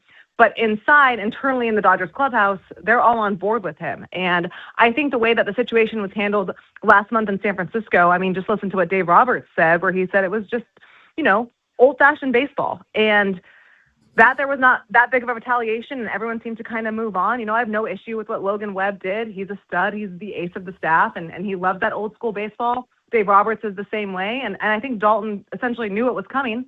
So you can put all of that aside. It does make for a fun conversation, and for you guys, very fun radio. But I wouldn't say that there's a problem in the clubhouse with Dalton Rushing. I'd say the opposite. I think this group of guys is really motivated to make sure that he stays on track, and they've really taken him under their wing to ensure that happens. The Dalton Rushing dartboard can be sold or can be found at the Giant store for $19.99. It's a really good deal. I got to ask you, though, of course, that's all in jest. Mike Krukow went on with Murph and Marcus on the KNBR Morning Show and said that, Vitello is that he's being underappreciated and that much of the criticism that he's getting is unwarranted. And Mike said, first of all, there's a lot of people who are really openly rooting against this guy. They want him to fail because he didn't go through the traditional channels of paying his dues. We know Joe Madden spoke out on this early when Tony was hired. But you cover the Dodgers, so you probably hear the truth about Vitello more so than the Giants media. What are you hearing, without attributing it to anybody? What's the most negative thing a baseball person has said about Vitello since opening day or since the beginning of spring training to you? I actually think you said it was Krukow, right, who said this. I actually think he's spot on. I think people are rooting for him to fail because baseball is such and I say this, with no shots taken, a good old boys club where you really have to earn your stripes to be accepted. And for Tony Vitello to come in without really ever having any kind of experience in pro ball, there are a lot of old timers and a lot of traditionalists that are already out. They're saying, that's not how we do things here. That's not baseball. He didn't earn it. Whether that's fair or not, that's up for debate. But I don't think I actually think Krukow's spot on, per usual, about how Vitello is being perceived in the industry. And while the conversations I've had have been pretty, I would say 50-50, I think some people are maybe being a little bit more open-minded than others. It all comes down to, can he police and control his clubhouse? And that's hard, especially when you come out and you have a start to the season like the Giants have. If he loses the clubhouse, it doesn't matter. And I'm not at all suggesting that. I'm not in the Giants clubhouse every day to know even so. But what ultimately matters, similar to the Dalton Rushing situation, is how Vitello is perceived internally by his players. And I think that's just going to take a little bit more time to tell. It's difficult to really predict that because we are just 40 games into the season, and the Giants have already had a pretty brutal slide. We saw some mix-up with the bullpen situation on which reliever was coming in. There's been some antics with the umpires. He's going to face more scrutiny than most MLB managers because of his lack of experience. That's just the reality of the situation. But as long as he can keep control of his clubhouse, I'm not really sure what else there is to say because that's what ultimately matters. Katie, before I let you go, does your dad still text you every update when the Giants and Dodgers are facing one another? Is he like, hey, Shohei finally got out of the slump? And you're like, yeah, I know. I'm 20 seconds ahead of you, bro. Yes, he does. And I'm almost positive he's listening right now. So as soon as I hang up, I'm sure I'll get a text. Hey, we love it. 50,000 watts has a lot of power. So great to have you on. You do fantastic work in The Athletic and love the foul territory hits as well. I'm going to tell AJ Przinsky he needs to behave himself a little bit better, though. That will never happen. I love my rivalry. Biggest rivalry in baseball, Giants-Dodgers, 1A. Myself, AJ Przinsky. Love it. When next time you see AJ, tell him Larry Krueger says hi, and also, ask him about a spring training incident with Stan Conti, and see what he says. I think that you'll get a real, I'm sure, a great story from AJ at that point. I know AJ might not be the most well-received in the Bay Area, but he is a good friend of mine and an even better storyteller. So I'm looking forward to reporting back to you guys. Yes, thanks, Katie. You're the best. See you later. Katie Wu of The Athletic covers the Dodgers after spending 5 years in St. Louis covering the Cardinals and, of course, a NorCal native. So, yeah, if Mr. Wu is listening out there, shout out to you, man. Hey, he's enjoying this week. He's having a good time. Maybe he's texting in and he's like, you guys suck. This is bad radio. No, I'm kidding. Greg, are you familiar with the Przinsky-Conti story? No, I'm not, actually. Oh, my goodness. Do I dare give it to you, the 30-second version on the way out the door here? No, you know what I think we do? I think we do. Here's what we do. I'm going to tell you first that we're sponsored by Redwood Credit Union. It's for you. It's for community for 75 years. Join RCU today at redwoodcu.org. Secondly, you can be caller number 10 right now. We'll take one winner. Caller number 10, 415-896-KNBR, to win 2 tickets to see Bay FC take on Chicago Stars FC at PayPal Park, May 24th, 2026. It is furnished by Bay FC. Find the official rules at thesportsleader.com. Good luck to everybody out there. And then, while Walter takes care of that business, I will tell you that we're going to tease the story. Ned Coletti joins us coming up in about 10 minutes. So before we have Ned on, we're getting that story from Krug on the other side on the Sports Leader. KNBR, the sports leader. Now, from the O'Donnell Financial Group Sports Desk. Learn more at odfigroup.com. O'Donnell Financial Group, because planning is a process, not a product.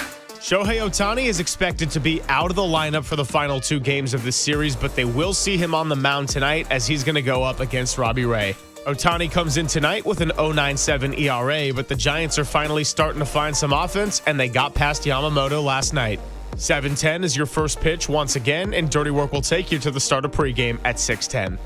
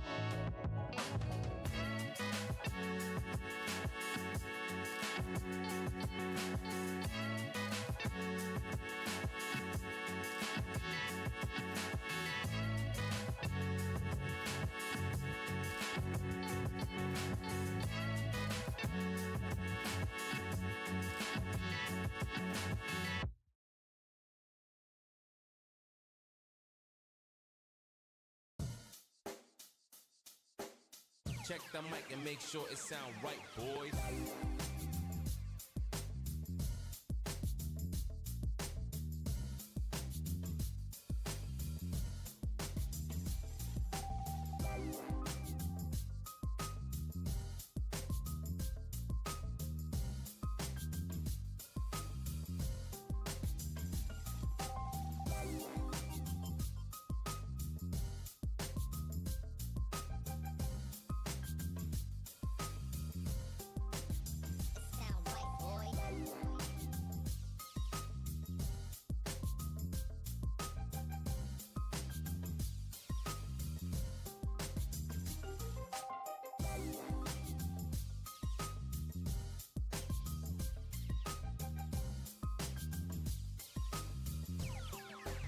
It sound right, boys.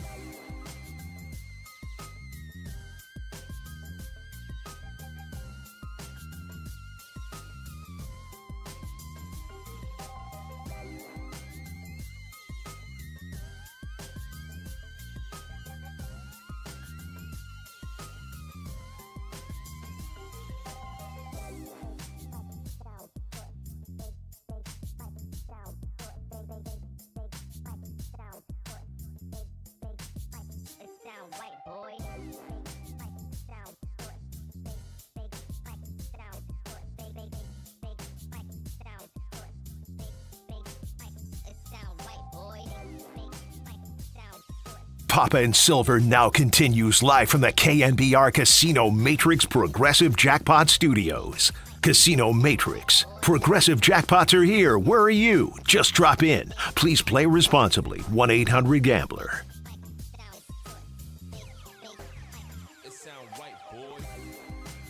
Greg Silver, Larry Kruger with you as we got another hour and 4. Then we'll get it over to Dirty Work. Robbie Ray, Shohei Ohtani, your pitching matchup tonight, as the Giants have a chance to not only settle for a split of the series, which they've already secured. Dude, forget about that. They're trying to win tonight. They're trying to go for all 4, but they got to go one at a time, and it's been the 7th inning magic that has helped get them there. Ned Coletti will join us in just a few minutes. Congratulations to Ron in San Jose, our contest winner, as we gave away tickets for Bay FC to take on the Chicago Stars. That's May 24th, and if you didn't win, don't worry about it. We got another chance for you tomorrow and Friday, just like baseball, Krug. Every day a chance to get right, or maybe even build some momentum like the Giants have done now with 3 in a row. But I teased our story. I want a little story time right now. We talked about AJ Przinsky at the end of our interview with Katie Wu of The Athletic, and you said you got a little AJ Przinsky story from way back when. I think we got to treat the masses. Well, it's funny. You do this long enough, you wind up. I probably got a story about everybody, but here is the AJ Pierzynski, and this one's classic. So the Giants made an offseason trade, and they brought in AJ Pierzynski. And in the trade, they traded Boof Bonser, Francisco Liriano, and Joe Nathan to the Twins. Well, Nathan became the Twins closer right away. Francisco Liriano became a very good left-handed pitcher, and Bonser not so much. Pierzynski comes to the Giants, and he has 1 year, and then they non-tendered him at the end of the year in the prime of his career. He moved on to the White Sox, and they won the World Series with him catching virtually every game, and they had one of the great postseason pitching staff runs of all time.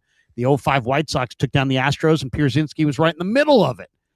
And the story was, so I called, I had a pretty good pipeline at the time to Sabes and Ned. And I remember talking to these guys at the beginning, before, after the Fan Fest, but before spring training. Hey, what do you think of AJ? Oh, really excited to have him. Can't believe what he's going to bring to us. Extra base. He's an offensive catcher, Krug. All this, And then I called back after maybe a week of Cactus League games, the first week. And I said to the guy, like, hey, how's AJ looking? And this is the answer I got. He looks okay, but I got to be honest, we don't really like his overall presentation. And I go, what? What do you mean you don't like his presentation? The guy, he was an offensive catcher. Remember, Krug, he's an offensive catcher. Remember all the optimism? What do you mean presentation? What does that mean? Talk to me. Maybe I'm a fool. Talk to me in layman's terms. We don't want to get into it. We don't really want to get into it. We just overall don't like the presentation. So I'm like, what? You know me. I'm taking that for an answer. So I'm like, come on, Sabes. Come on, Ned. Give me what's going on. So basically what happened was there was an early Cactus League game in that year. And AJ ball came up, hit him in the privates, right? He goes down in a heap and he's laying there at home plate. Stan Conti comes out and Stan says to him, probably with a laugh, if I know Stan, how you feeling? Or how's it feel? Or something like that. And instead of saying nothing, this game was not on television. There was no radio broadcast. This is an early Cactus League game. AJ turned around and threw a right hand at Conti's privates. Punched him in the privates right there with the family jewels taking a right from Pierzynski. And Stan Conti went down in a heap right there, and the Giants sided with their trainer. I would think I would too, being the victim of something like that. It's one thing to happen in a sport like baseball when you're getting paid. It's another if it's human to human infliction. Dude, that is brutal. He punched the trainer in the nuts in the midst of a visit to home plate to check on him after he got hit. And as one does, we segue naturally into Ned Coletti, who joins us on the UMA guest line. Ned, thanks so much. It is Greg Silver, Larry Kruger here on The Sports Leader, getting ready for Giants-Dodgers game number 3. How are you, my friend? I'm doing good. I know what you're referring to, and we can pass on that discussion if you're good with that. That's fine. That is fine. Ned, good to have you here. Man, give us your thoughts on the first 2 games of this series. Giants playing, the best ball we've seen, and the Dodgers couple losses. Give us your thoughts on what you've seen. Well, it's part of the game. There's ups and downs to it all, and a lot of times, and you could never do this as a GM, but a lot of times people try to make early judgments and early decisions on what's going to happen and act like they can predict the future.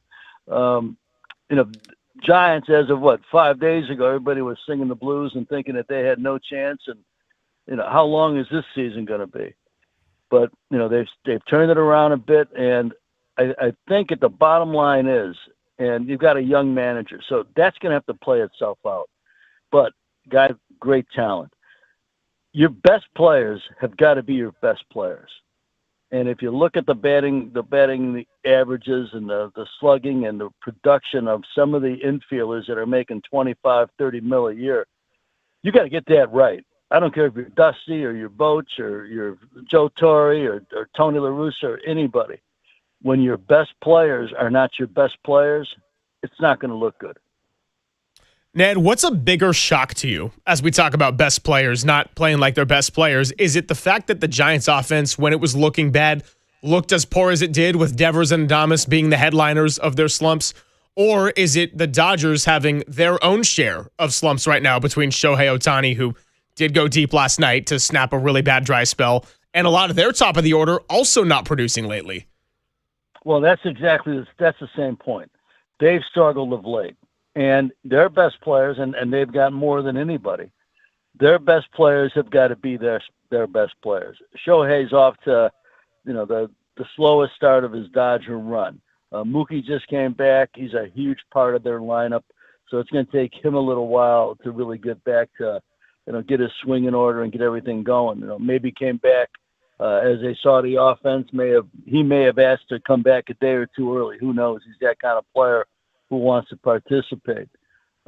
You've got Tucker, 60 large a year, hitting 250-ish. So when those things happen, no matter who the team is, teams are going to struggle. And teams always look worse than they are when the offense is sluggish. It's just kind of common. The team doesn't play well. I don't like how the team looks. I don't like this. I don't like that. How's the offense? Well, the offense is the problem. I mean, that's universal. But your best players, they got to be your best players. There's a reason you're paying somebody $60 million a year. There's a reason you're paying people 25, 27, 30 million a year. They got to be the best. They can't be hitting 210, 220, 230, even 240, 250. Used to be two guys in a lineup hitting 240 or less. Now every team's got 5 or 6, it seems. But you got to get the best out of your best. Ohtani had a home run last night that was just an amazing shot. I mean, I've been watching games there for so long, and he flicks it out opposite field. It goes to the 10th row. I mean, Ned, this guy, you're down there and you're around the Dodgers a little bit more, and you have a good sense of them and probably read a lot about them. Tell us something about Ohtani we may not know, because I mean, I know he's struggling. He's hitting 240 or whatever, but that shot that he hit last night was opposite field, and he made it look really, really easy.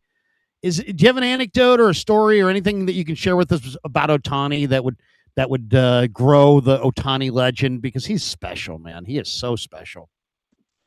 Well, I don't know if I have a specific story for it. I can. What amazes me about him, and I had scouted him when he was a high school player, and made an overture to try and get him when I was still GMing. But the custom is that he's going to play in Japan for a while, which he did professionally, and then obviously went to Anaheim and then came to LA. But the thing that surprises me, and I had a great scout years ago who told me that he passed on Mickey Mantle because of Mickey Mantle's knees. This goes way back, obviously. But as I saw Ohtani, I didn't know if he would hit, because the pitching in Japan is not. When you can pitch, you can be playing against anybody, and you can see the quality of a pitcher. You can see their ability to hit different parts of the plate, to change speeds, to change eye levels. When you hit, you have to be able to really scout hitting, especially for a young player, at least in my opinion. You've got to see, obviously, some fundamentals as far as back control and knowing the strike zone and not being anxious and the being read situations. But sometimes guys will just rake against guys that really can't pitch, guys that are on their way to becoming accountants, right?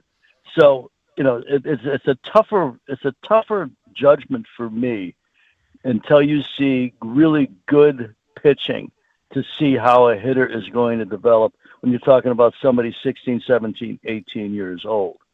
So I'll start with that he has been able to do what he's done offensively and be a dominant player is remarkable to me. That he does both is also remarkable to me, because they talk about Babe Ruth. I think I looked it up one time. Babe Ruth maybe threw 30 or 40 innings lifetime when he was also hitting third in the lineup. He was a pitcher, just First. a pitcher. And then they said, this guy can really hit. We're going to put him in the outfield. So his dualness was very, very limited, far less than Shohei. So nobody has really done what Shohei has done. But the thing that I marvel at more than those two things or anything else is he's in Los Angeles. He signs the biggest contract in the history of the sport at that time, and deferred and all of that, but still the biggest in the history of the sport. And he comes to a market where nobody cares who finishes second, whether it's the Academy Awards, whether it's whatever it is. You got to have a parade or you got to have the Oscar. Okay, this man has exceeded expectation. Nobody came in with more, and he has gone right past all of them. And yet, his first month of the season, a little bit untypical of him.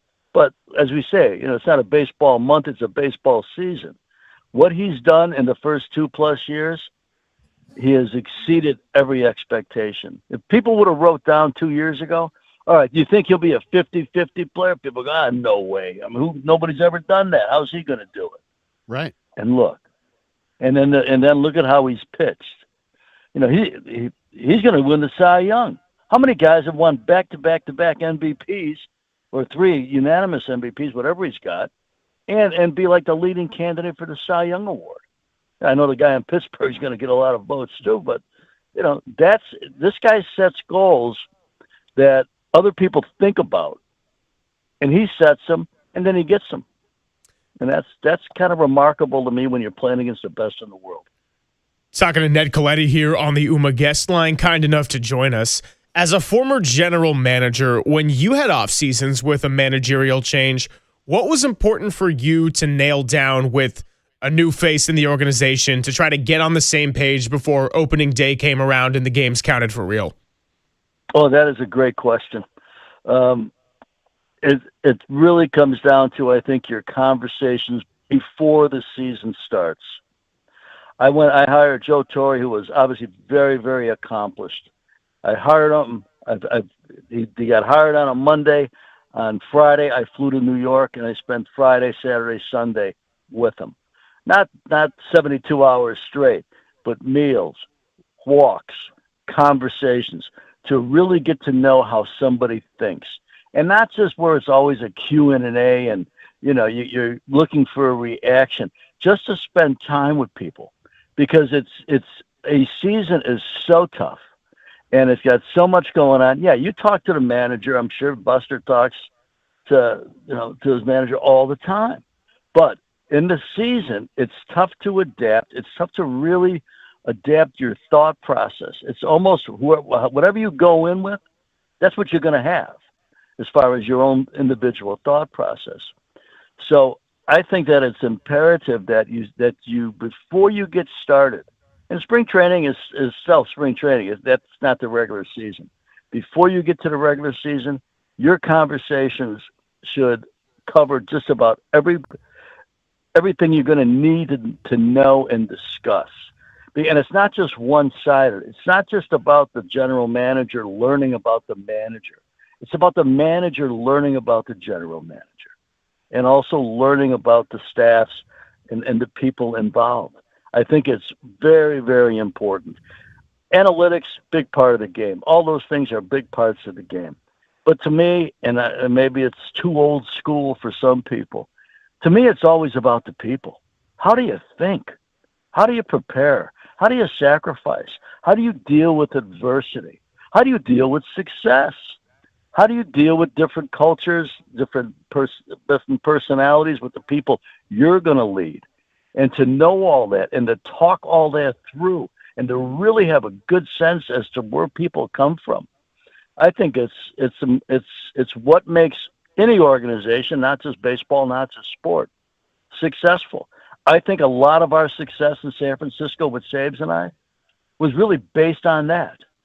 We talked so much. Probably talked 365 days a year for over a decade. And some days we'd take walks after being on the road. The game ends at 11 o'clock. Sometimes we walk till 4 or 5 in the morning. And sometimes you'd walk for an hour with nobody saying anything. And it wasn't uncomfortable because of silence. It gave us a chance to think and to think differently and to run ideas off of two people that were passionate about what they did, educated with the experiences that they had, and relentless in their pursuit of excellence. So without conversation, it don't happen. Ned Colletti with us on the UMA guest line, fresh off of being the general manager for Team Italy in the WBC. And Ned, congratulations on the incredible job that you did putting that thing together. It was awesome to see your team compete like that. I was happy for you, but I was also happy for guys like Wotus, Righetti, Conti, and others. And it was really inspiring. The pass squatch, and I mean, just it was fun, man. You guys fun, but I just want to, I don't like to throw a bunch of bogus compliments to you, but I do think that you and Sabes were the fire that kind of drove the Giants engine in a lot of those years, and Dusty to a degree as well. And to me, it was the traits of smart, tough, and passionate. And that's what you are. That's what Sabes is. That's what Dusty was largely as well. And I think that's what you need. You've been around this LA team. Who is the driving force there? Is it Mark Walter? Is it Stan Kasten? Is it Friedman as the general manager who replaced you? Is it Roberts? Who is in every organization? The great ones have driving forces. Who's the driving force within the Dodger organization?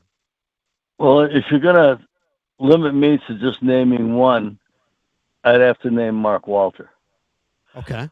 As an owner, and I've been around ownerships for a long, long time, and a vast majority of them very, very good.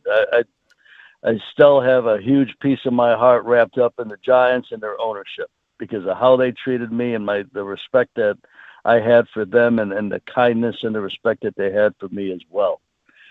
Mark Walter is, and I GM for him for 3 years, and then I did the TV thing for about 7 years when they were obviously in command of it all. So I probably worked maybe 11 years under his leadership, and his leadership far more as a GM than as somebody doing pregame, postgame television or radio. He is, and everybody will say they think the same way, but I don't see hardly anybody ever really doing it.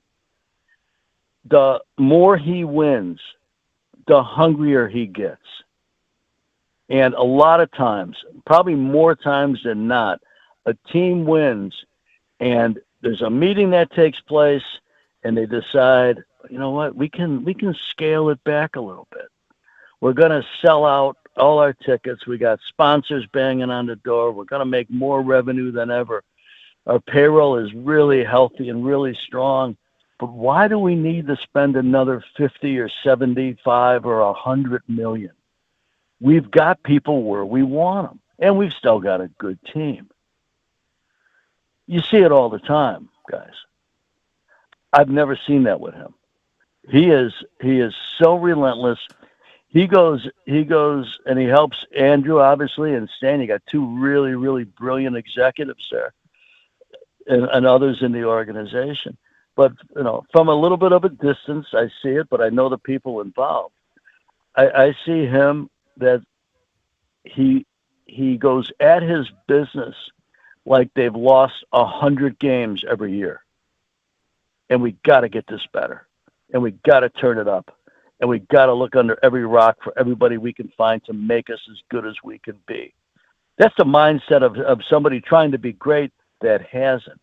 But when you've been terrific and you've won as much as they've won, and you've sold as many seats and concessions and jerseys and everything else, and you're not satisfied yet, and you give your baseball leadership not an open checkbook, but to sign Tucker for 60 times 4, 60 is a lot of dough, right? Yeah. Yeah. And but hey, if we got a chance to win, let's go. My first months with him, he told me, and he started May 1st. They took over May 1st, 2012. And the message was from both Stan and him was, especially Mark when it came to the money, but Stan when it came to the thought process, Don't be limited. You know, you're coming out of a situation where you were limited in what you wanted to do. You were limited in really wanting a certain player to fill a role and to be a prominent player here, and weren't able to do it for whatever reason, mainly financial. Adrian Gonzalez in the Red Sox trade, maybe the first exhibit to that discussion. Okay. Mark Walter basically, and I'm paraphrasing, said, you know, let me know what you're thinking all the time, but please don't put money into the equation. I ain't, you know, you don't need to ask me about, you can have a budget, but don't be asking me, well, is this too much money? If you want the player, tell me why you want the player, and we'll go from there. I don't know anybody that's done it that way. And, you know, have I had that conversation with them in the last many years? No, of course not. But when you see how they do what they do, that conversation is probably the same thing. Tanner Scott, $72 million. You know, nice relief pitcher. Tough year last year. 72? You know? But, hey, you think this guy can help us win? Yeah, do it. So you start with that.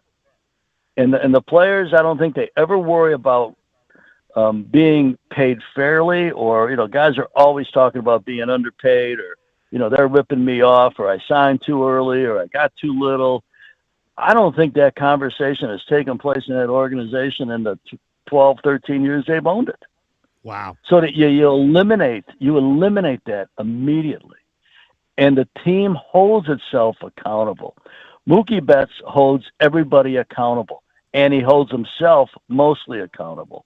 Freddie Freeman, Shohei, all these guys, Kirsch when he was still there, on and on and on. They want to be a part of it. They don't want to disappoint.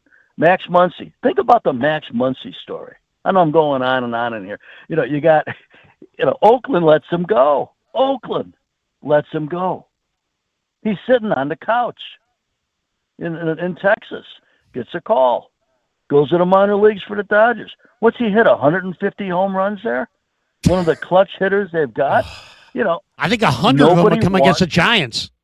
I agree with that. Nobody wants to disappoint. Anyway, right. You probably didn't expect a 10-minute tirade there, but I gave it to you. No, it's an awesome answer. No, because I knew you knew, and I knew you could verbalize it, and there's no question this Dodger team, if you ranked all professional franchises in America, they would probably be at the top of the list. It sickens everybody listening to hear that. It sickens me to say it, but you know what? It's true, and it's for you to know, you know, the inner workings there. So I thought it was a phenomenal answer, even though yeah, you did go on, but it was great. Well, thanks. Well, Ned. Sorry, you know, you open the vein, I keep talking, you know, so anyway.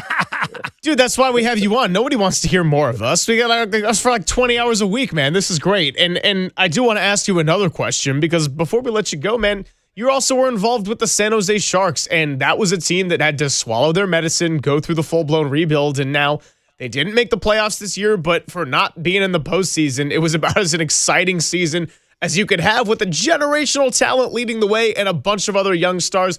And oh, by the way, the number 2 pick coming up again in this upcoming draft. Yes. So what can you speak to about your time with the Sharks and just seeing some of that work come to life now, as the Bay Area is really buying into the tank and what they've been able to generate as far as excitement? It's been so fun to see them blossom. It's a phenomenal place and time. Mike Greer has done a excellent, it falls short in talking about what he has been able to do. And it's not easy. I mean, he is super competitive and played that way, and GM's that way. But you have to, as you use the term, you know, take your medicine, whatever you said, you know, we had to lose a lot of games. We had to go through it. We had to trade the Myers and the Hurdles and the Burnses and guys who were favorites in the city, and had to do it, because by the time we were ready to roll, they were going to be on the backside, and we didn't have the space for it cap-wise. You can't buy your way out in the NHL. You have to draft and you develop your way out. And what he has been able to do, and it's his first GM job, And he gets stronger and better and more convicted, and he started that way. He started strong and convicted and curious, and he just keeps getting stronger at what he does. And the organization has really, really picked up.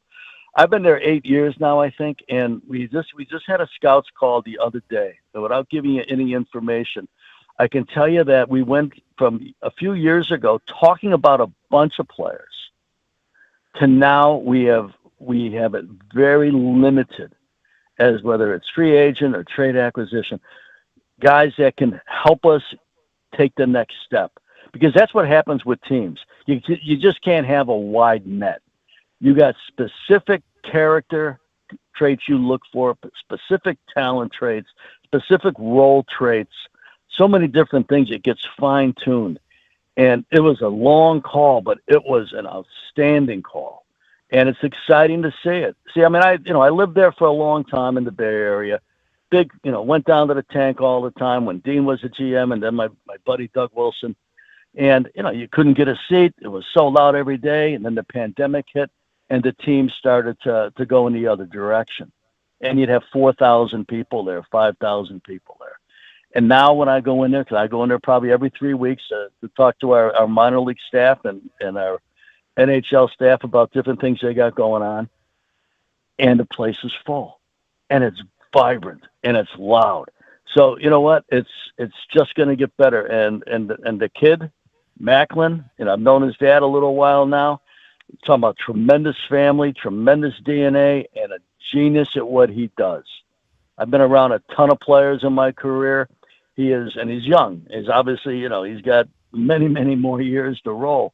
But the initial observation of him is that he thinks different, sees the game different, sees the game as only the greats in the game have seen it. Only the greats in the baseball side of my career see it differently. And I'm not going to name names to tie him. Oh, he thinks he's going to be him. No, I'm just going to say the best in the game in any sport you all watch, and you all watch a lot of them, you know that there's 5% you wonder what they're doing there.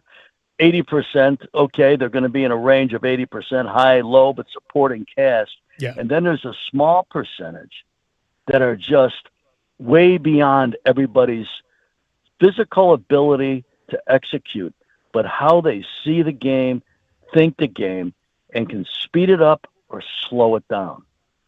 And that's number 71. And there's more coming. It's awesome. It's an incredible thing. I got one last one on your way out the door.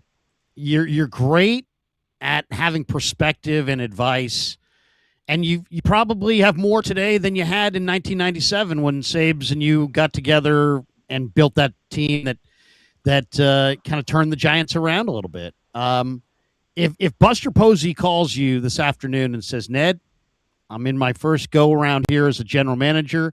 You've done every role. You've been an assistant. You've been a general manager. Give me something, some wisdom. What could you share? What wisdom would you share if you got that phone call? Well, I'd say, give me a plane ticket. I'll be outside your door in another half hour, But yeah. But the most important thing is to really not two things. Know your people. Really know how they think, what their goals, aspirations are, what their strengths, weaknesses are, where they need to be uplifted, where they need to be strengthened, where they need to be appraised and affirmed. And don't overestimate your players. You have to know your staff and your players inside out, who they are as people, more than anything. And the thing that I tie to it is you can't think somebody can do something to make yourself feel better, because that ain't realistic. And sometimes you got to make a trade, or sometimes you got to make a deal that everybody's going to go, whoa, why would they do that? But if you've done your homework and and you've evaluated, and it's a daily thing. This does not take a day off. It doesn't take a day off in the middle of December. Then, hey, you're going to be great at what you do. Ned, this was so awesome. Thank you so much for coming by. We'll have to do it again. And Giants-Dodgers has given us a lot of joy so far in this series. So let's see what happens in these final two. But thanks for joining us on The Sports Leader. It was a real treat. Always a pleasure, gentlemen. Thanks for having me on. Thanks, Ned. Appreciate you. Ned Coletti on The Sports Leader. All right, we are way overdue to make up some spots. So without further ado, Papa and Silver with Krug on The Sports Leader. KNBR, The Sports Leader.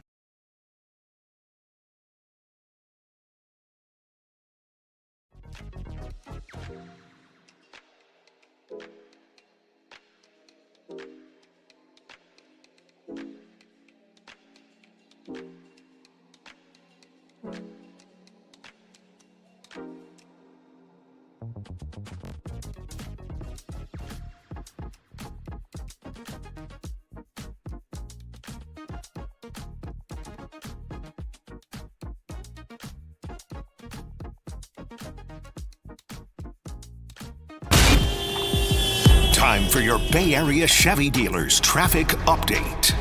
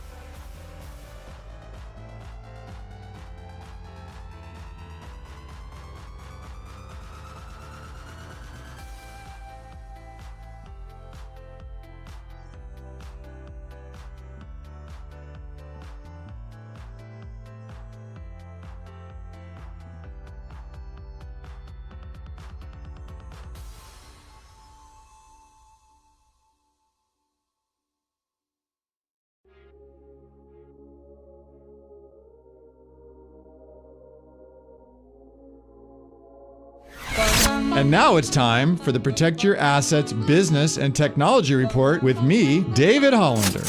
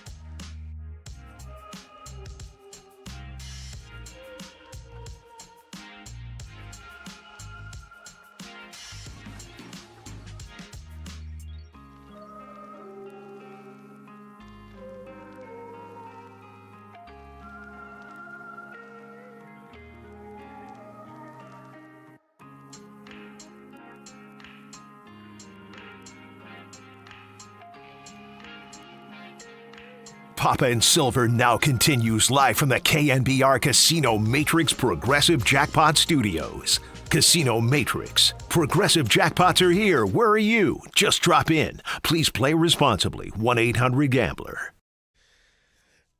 I mean, what are you going to do? Drew Gilbert, Harrison Bader, Jung-Hoo Lee. Apparently, we got to put the can on that. Did you see the video of Tony V kind of having a little thrusting at the railing, though? Like, I know he had to deliver the message, but, he was like, I'm fine with it. Bring some energy, bring some fire. Come on, bring a little humps to the rivalry. Shout out to the Black Eyed Peas. Was that, did Tony's hump coincide with their hump, or was that an isolated hump not associated with their hump? I think it was last night after he had to tell him to stop doing it, and he's like, but it's never really going to die. I will keep the humps going on the railing. I guess while we tie a knot on this Giants hump discussion on Hump Day, what will be the next Giants outfield celebration? I'm going to pull a poll out there on social media. Walt and I came up with this one together. All right, so option 1, I'm going to go Irish tap dancing. I feel like that could be really something they got in the bag. Option 2, I'm going to go human pyramid, even though it would only be 2 on the base, 1 on top. Then we're going to go with Dirty Dancing tribute as option number 3. We were kind of thinking maybe Titanic, but we're like, nah, Dirty Dancing tribute. I like that. And then the last one. Nobody puts Vitello in the corner. Yeah, nobody puts him in the corner. It's a Dirty Dancing reference. Sorry about that. It's old school reference there. Sorry. Well, and then for you younger crowd, or maybe not so much, but for a more recent television crowd, for all you fans of The Office, we have the Scarn. Shout out Michael Scarn. That's our 4th option for what we think is going to be next. Nice, very nice.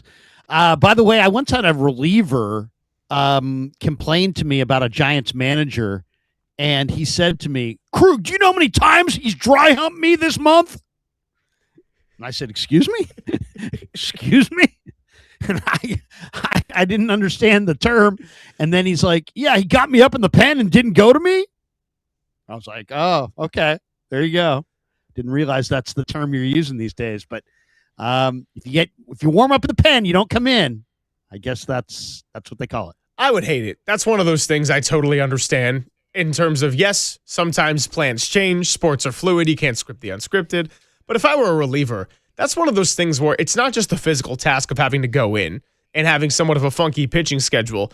There is also the psychological space you have to be able to get yourself into, if we're talking high leverage especially, where it's like, oh yeah, hey, everything's gone wrong, and we need to put you in the middle of this game in a really tight punch, and it might be bases loaded with no outs, and we're just going to need you to go and figure this out for us. So if you got to start working your way up physically and mentally, and then we're talking about the dry hump, then all of a sudden it's not so fun-loving like the outfield celebration, I'd be pretty pissed off too.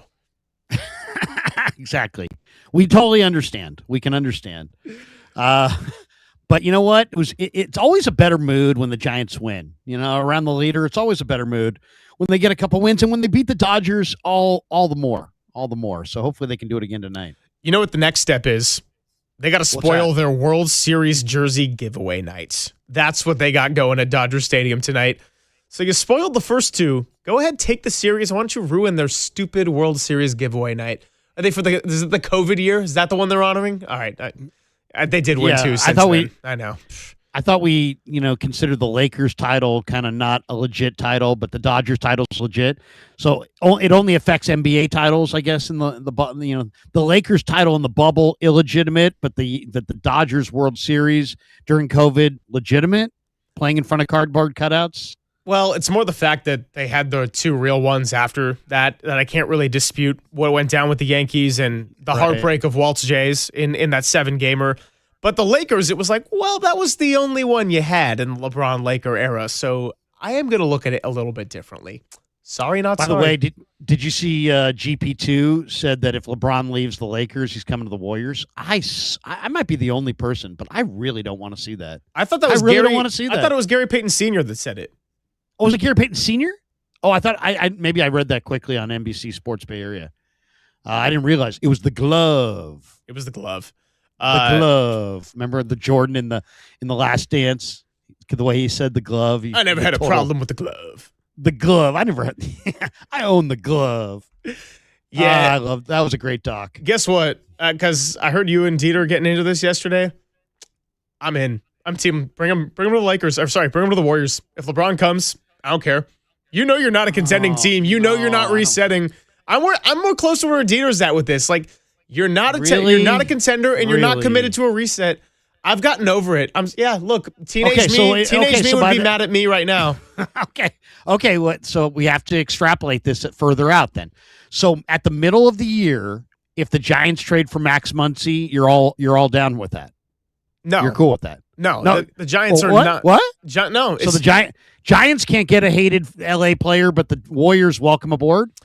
Different timelines, Krug. The Giants are like a team that's trying to figure this thing out in a first year of a manager.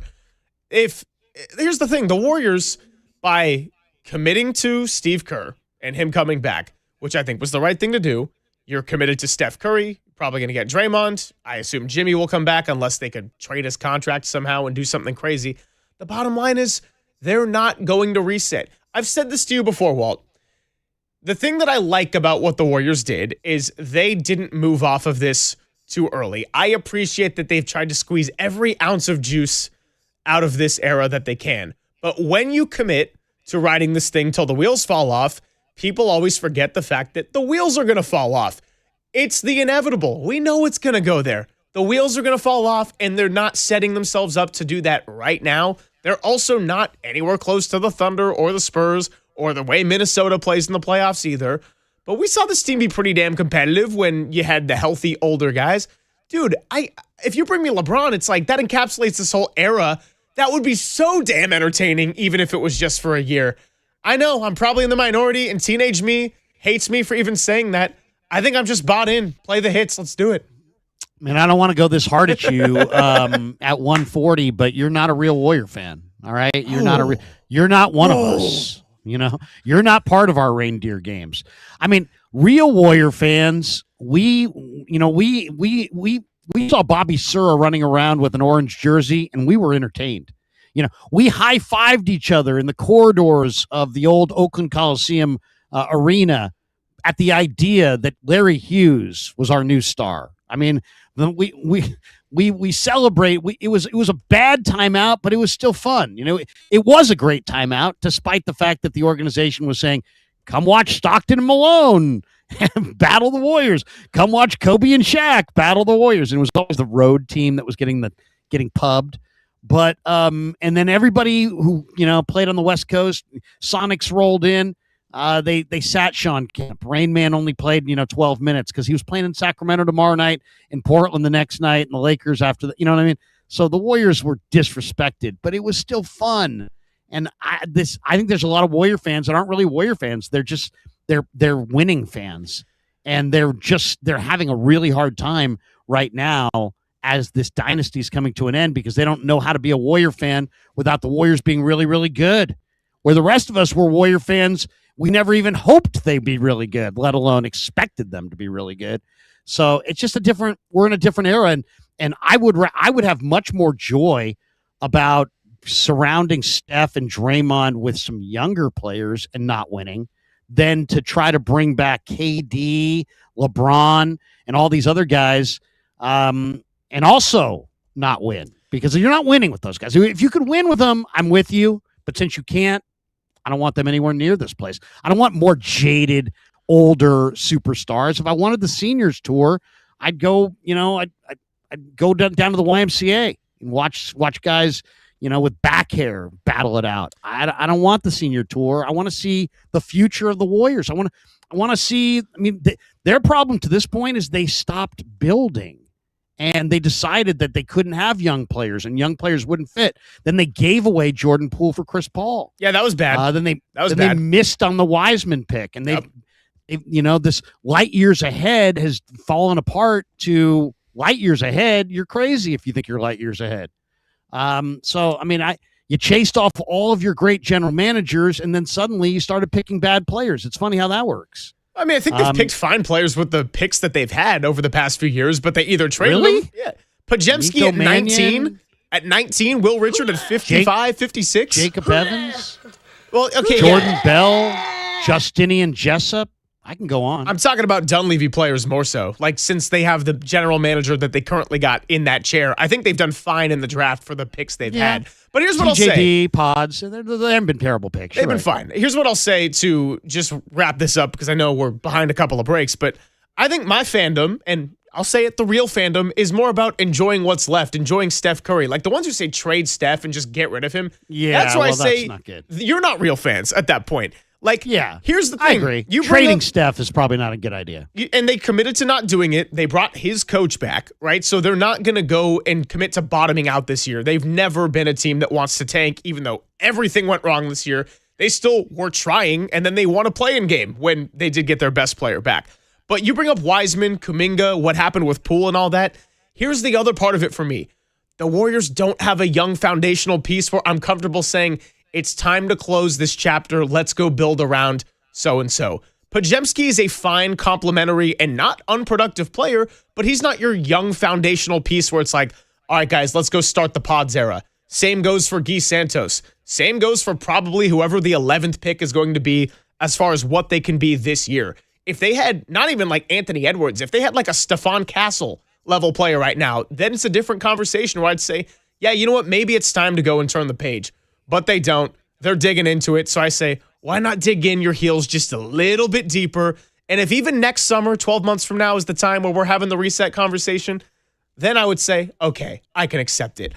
We can continue this if you want, but I know we do got to break a couple more times before we get out of here. So it's Papa and Silver with Krug on the Sports Leader. KNBR, the Sports Leader.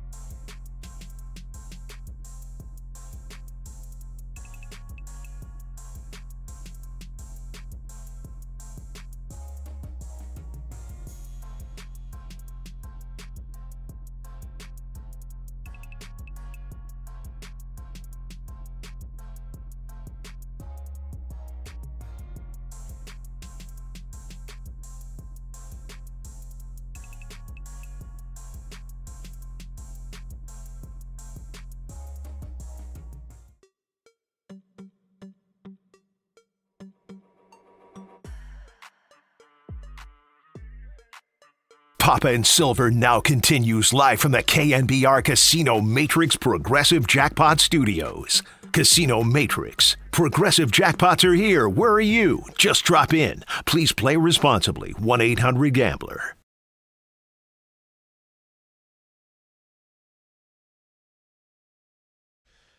All right, we're almost out of here. Got another 5 minutes, and then we'll get you to Dirty Work. It is Tittle and Depop. I think a still kind of ailing voice Depop, but he said he's going to give it a go. So I told him, like, who's got a good raspy voice that he can emulate with all his songs? He got a little Rod Stewart in him.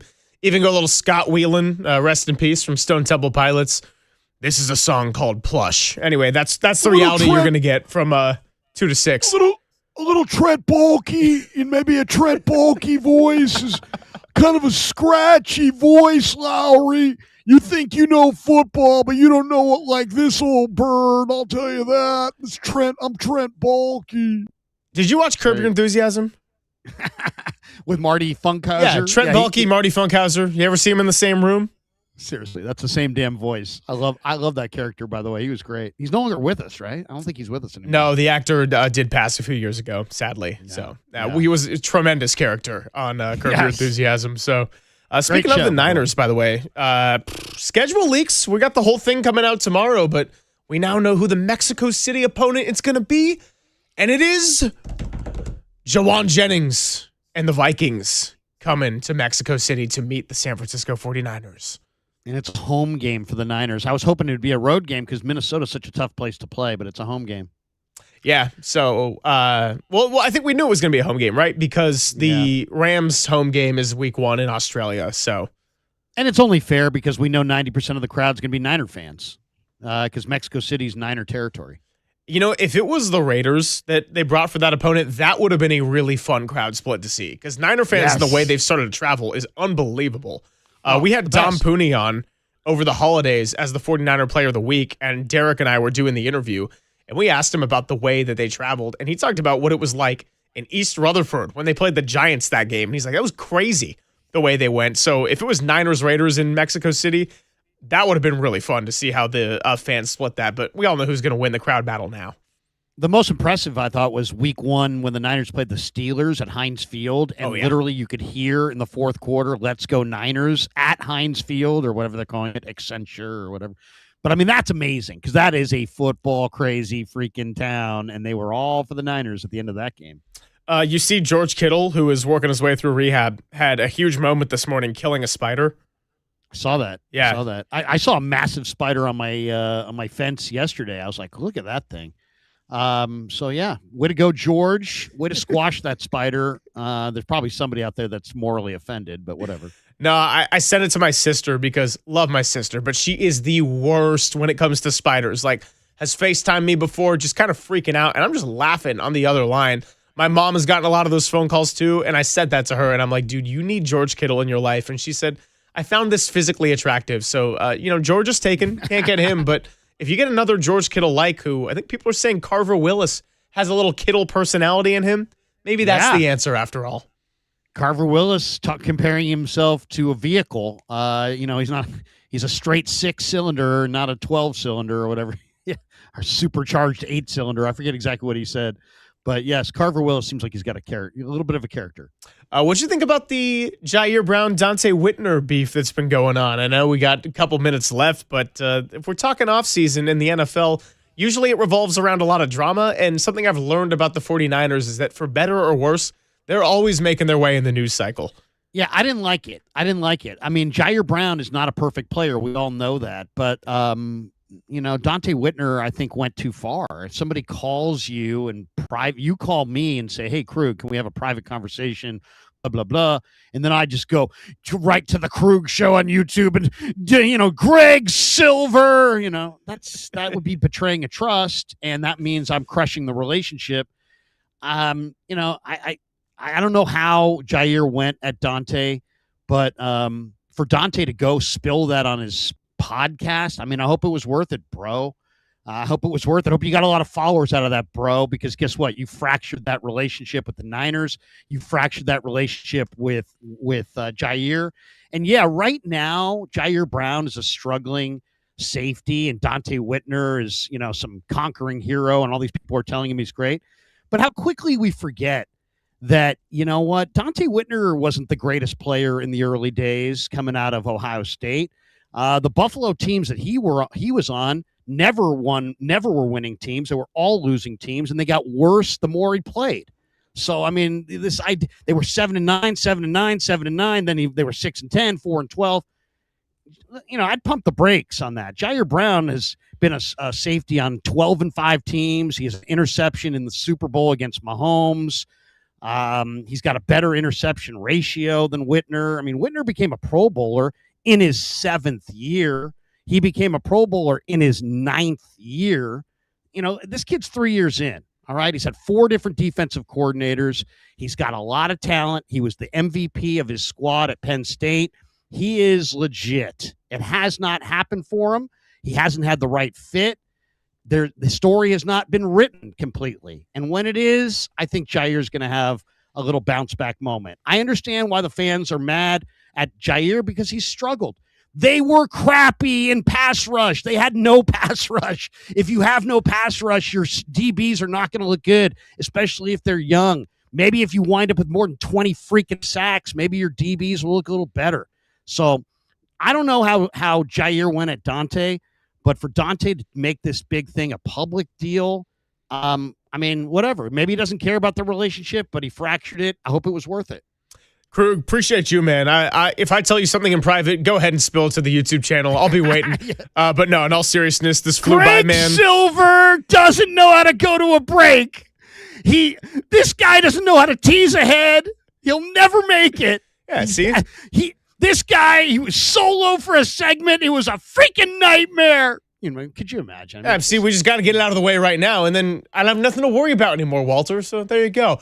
This guy will never be in drive time. If he's ever in drive time, the station's crashing. Come on. I'm sure there's a tweet for that today anyway. It's the world we live in. Jair Brown has not been good, but you know what? He's a third-year player, Dante. You were a Pro Bowler in your 7th year. Let's check back. Let's see what happens in the next 4 years before we sign off on this kid as just garbage. I thought that was too far. I thought he went too far. Always good to have Krugen with us. I will be with JD tomorrow. Big thank you to Walter, as always, and thank you to John Shea, Katie Wu, and Ned Coletti for stopping by. Let's get you over to Raspy Depop doing his best Trent Baalke, along with Rick Tittle, for a Wednesday edition of Dirty Work. You're listening to KNBR and KNBR FM San Francisco, the sports leader, a Cumulus media station, as Dirty Work starts right now. Okay, the fun's over. They've done the dirty work of the radio business. Anybody messes this thing up for me tonight is through. Engineering, board operating, and producing. Not only are you fired, your life is over. And now, they have the microphone. What could go wrong? Nobody messes up. You understand me? Don't mess up. Adam Copeland. You wanted some sort of hard-hitting Bob Lee journalism. You came to the wrong place. Derek Papa. Oh, boy. Okay. It's getting hot. Is it getting hot, sir? That's even worse. How are we feeling? It's getting hot? Oh, boy. And Tim Webb. Mankini, yes or no? 59. We go with this, Tim. It's a dirty job, but someone's got to do it. Ridiculous. Completely ridiculous. Welcome to Dirty Work. KNBR 104.5 and 680. The sports leader.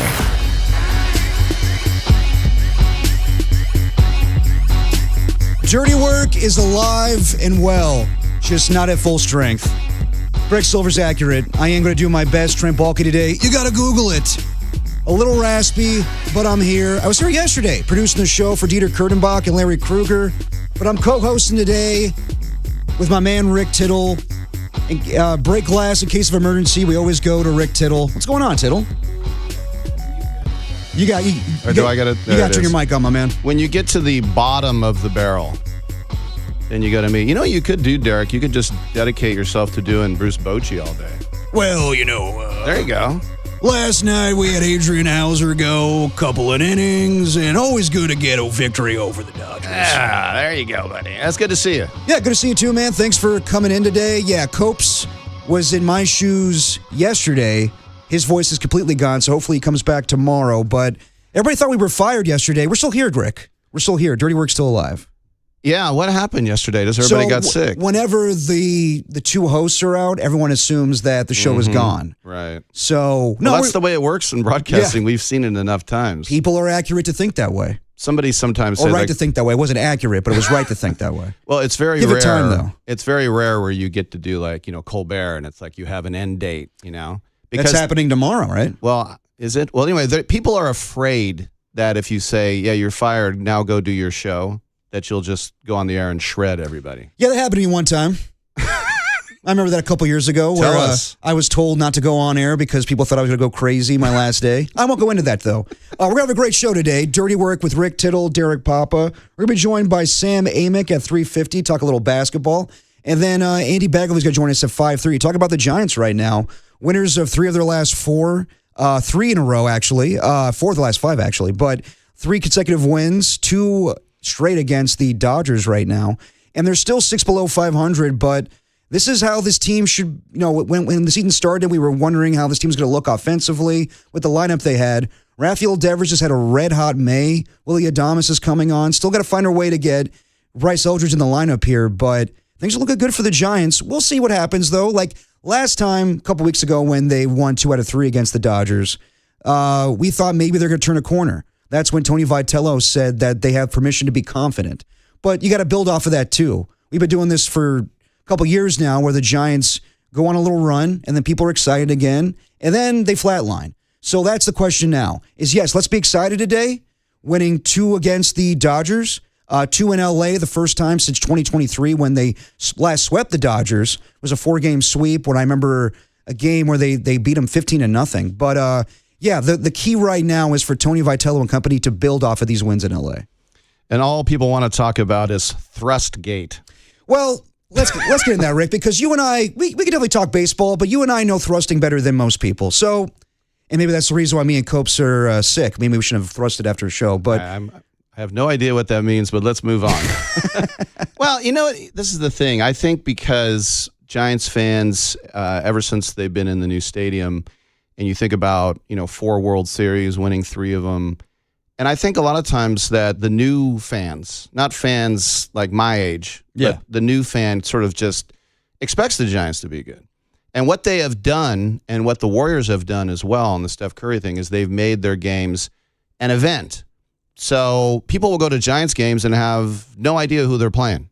They just know that everybody from the marina is going or everyone from Pack Heights or whatever. And so you want to make sure you be there and pay $22.50 for your beer, which I did on opening day. And so I give that to them. But along with that then comes with WTF, why aren't they winning?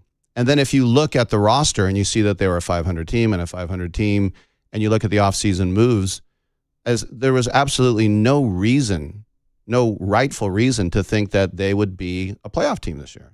Unless you just had one of those Gabe Kapler type seasons where everyone had a career year. Right. And I know hope isn't a strategy. You always want to be hopeful. But this is who they are. They're going to have ups and downs. And it's funny because Vitello now is the Dodger killer. Yeah. What is he, 5-1? 4-1 against the Dodgers. 4-1. I mean, this season could be, not great when we remember it for Tony Vitello's first year as Giants manager. But if you have a winning record against the Dodgers, that's not bad. But I do want to ask Giants fans, how would you take that? Like, let's just say that you have a dominant record against the Dodgers this year. Is that something to hang your hat on where maybe they didn't make the postseason or they're below 500? Is that memorable in a way? Because honestly, yes, you can have, bragging rights against the Dodgers, but honestly, not really. Like the Dodgers will say like, okay, we're not concerned about regular season, series against the Giants. We're not even concerned about the Giants right now. We're more concerned about what we do in the playoffs and the World Series. That's what we're concerned about. So I get that Giants fans are happy, and they should be. To win in L.A. back-to-back for the first time since 2023, that's something to be proud about. But at the same time, you got to build off of these wins, as I've been saying. So if it's just where you beat the Dodgers, that's not enough to me. It needs to be where you're on their playing level in pretty soon here. Yeah, well, I mean, you got to feed off these morsels sometimes. And I know as a Warrior fan, between 75 and 15, what would we have? Jay Rich won a couple of slam dunks. We had the Sleepy Floyd game. We had a couple of years of Run TMC. We had the We Believe Baron dunk on AK-47. We had like, the big game would be, Jordan or Ewing's come to town, and Mitch Richmond dunks on Pat Ewing. Yeah. That was our season. And now as a Warrior fan, what do we have? Draymond's at the Kevin Hart roast. Like, that's our thing. So I do understand. I do want to get into that a little later. Yeah. I do understand that it's not enough. But I kind of thought the other day, and just stay with me with this analogy, because Tony V is very interesting to me because he's not hot or cold. He's lukewarm right now. He kind of reminds me of a guy where if he like Tony's standing on the street and some guy walks up and goes, "Hey, can you watch my bike just for 5 seconds? I'm going in to get a coffee." Okay. And then the guy's gone for 3 hours. What, he's pulling like a George Costanza where the guy said, "Stay with my clothes here"? There you go. But I mean, just the look on his face. Tell me you get that reference. I do. Yeah. Okay. Yeah, I know Seinfeld. But I'm just saying the look on his face is, he kind of looks like he's like someone pulled him out of the crowd and was like, "Hey, you want to be a manager?" And I know that's not fair. And I know he's, the Dodger killer, but he's not hot. He's not cold. We thought maybe, he's going to be so fiery.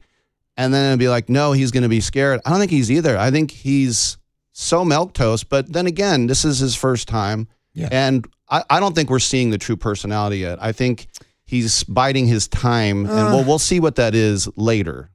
I think we're seeing his real personality. I think it's a mix of him kind of tempering, the way he used to be. Like at Tennessee, yes, he was volatile. He was lively with the crowd. Isn't that what Buster wanted, though?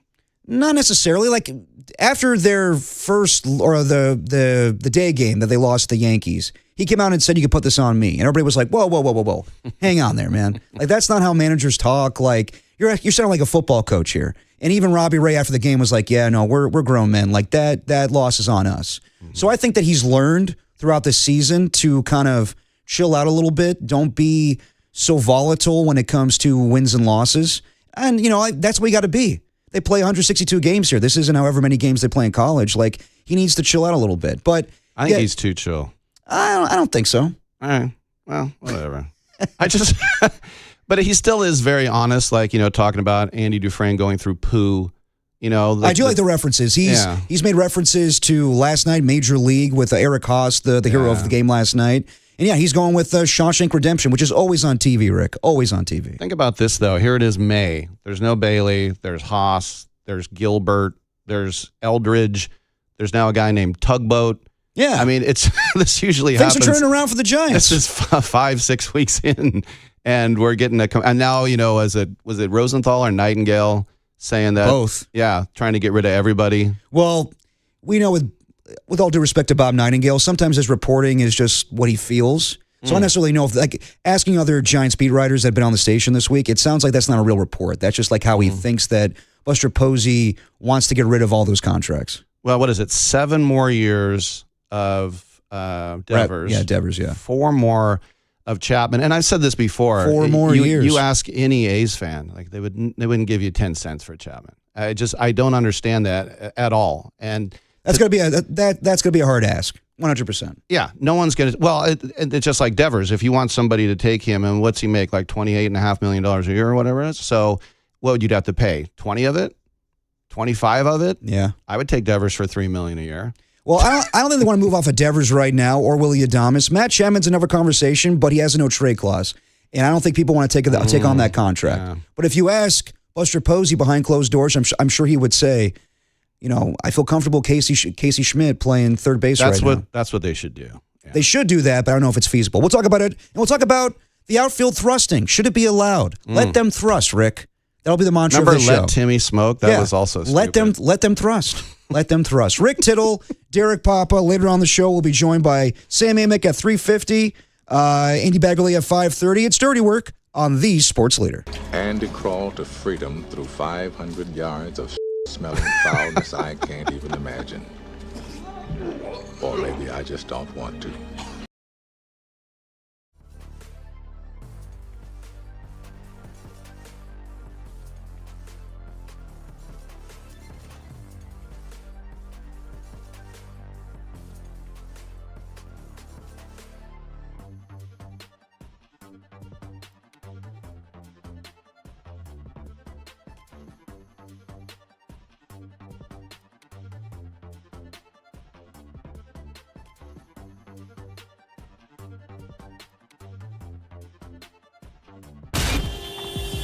Time for your Bay Area Chevy dealers traffic update.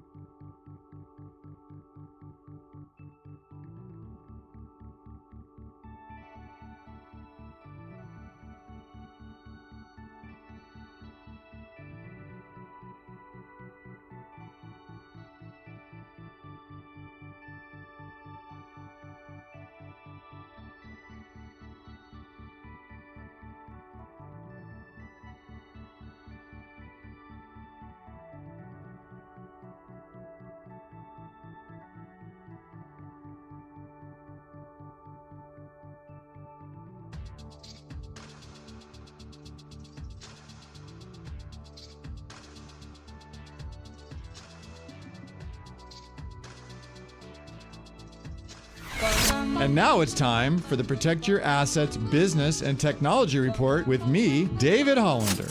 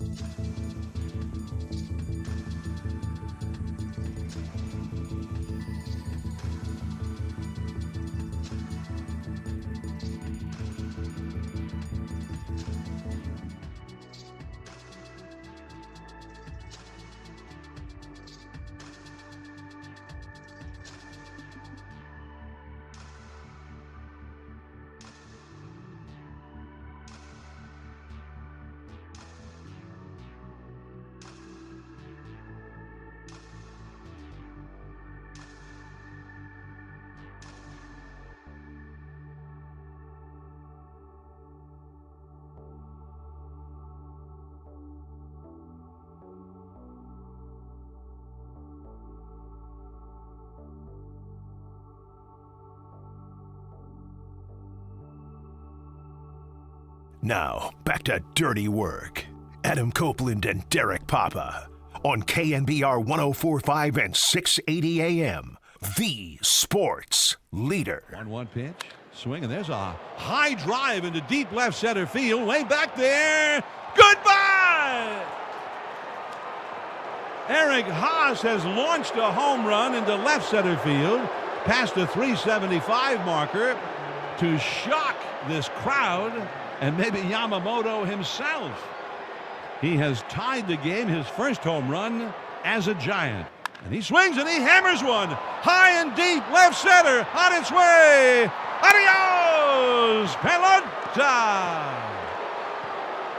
2 pitches in a row have been launched out of Dodger Stadium by Bader, the 8th place hitter, and Haase, the backup catcher, hitting 9th in the order. And the Giants are ahead for the first time tonight, 3-2. How about that?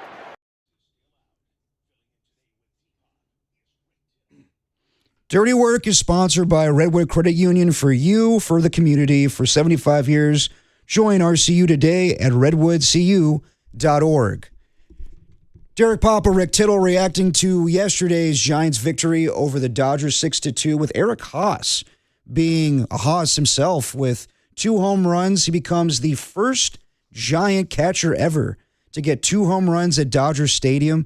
He is the first Giants catcher to get 2 home runs against the Dodgers since Bob Melvin in 1985. And he's also the first player in MLB history, first player in MLB history to get multiple home runs against Yamamoto. So big win yesterday for the Giants. My God. Back-to-back wins against the Dodgers.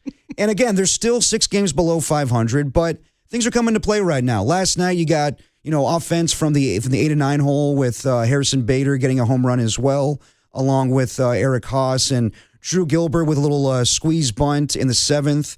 Jung-Hoo Lee adding a couple more runs there as well. But good performances from the bullpen, good performance from Adrian Hauser to get his first win on the season.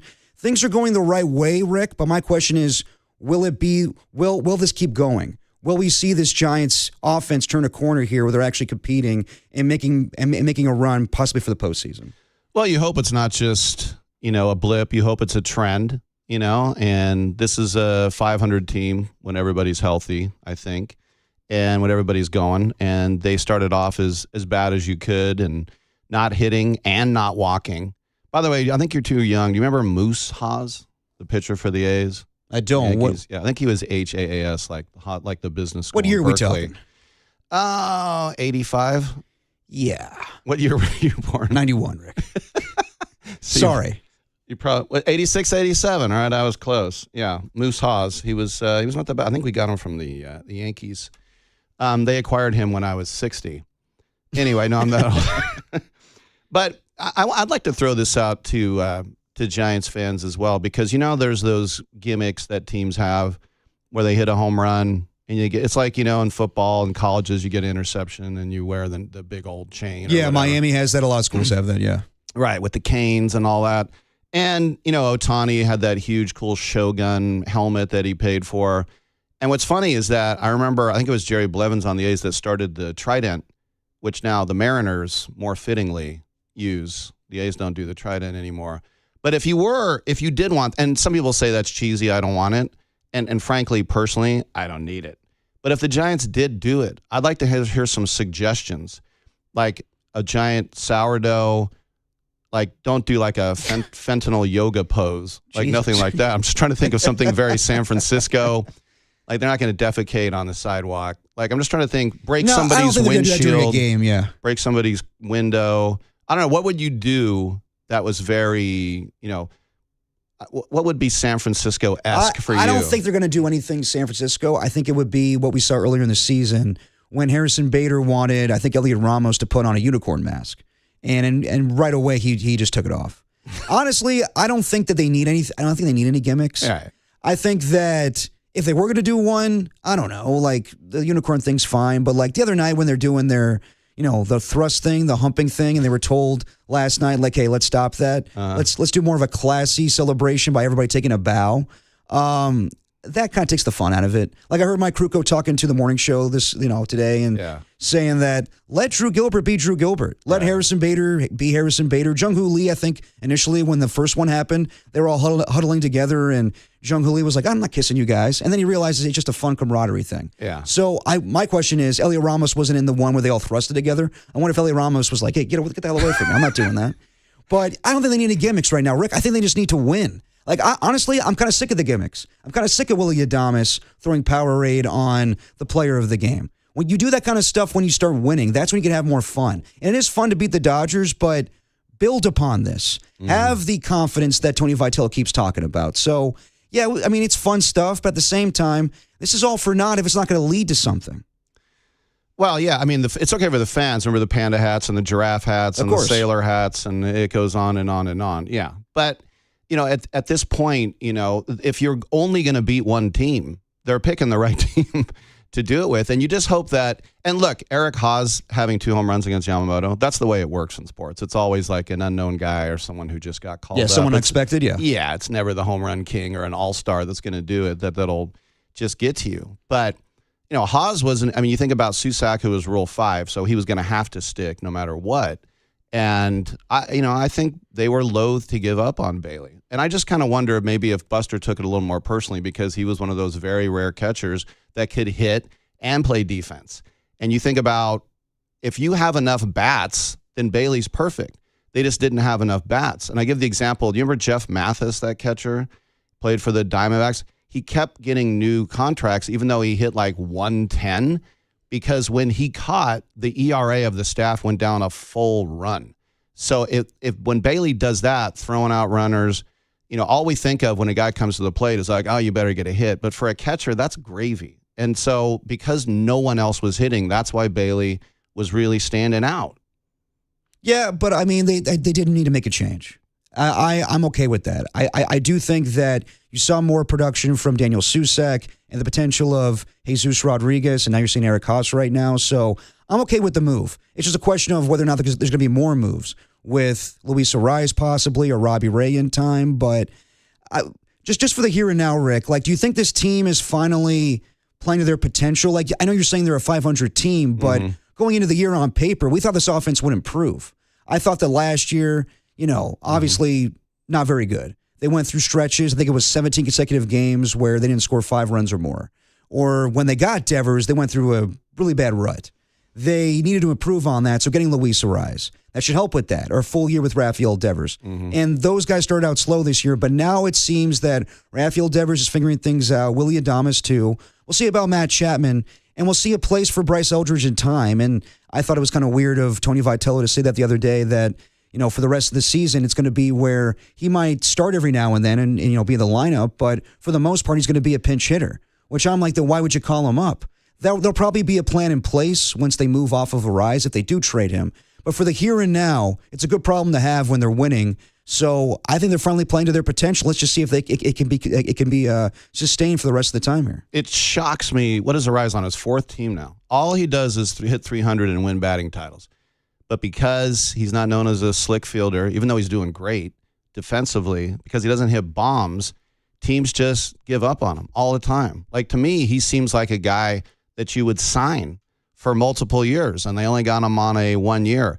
I would definitely extend Robbie Ray. Otherwise, you have another Kevin Gausman situation. I would definitely extend him. But getting back to Eldridge, as you said, I think what I would do if I was Buster, and I ain't, but what I would do is I would just use this to blood Bryce Eldridge. You're playing every day. The A's did that with Marcus Semien, and he reinvented the error.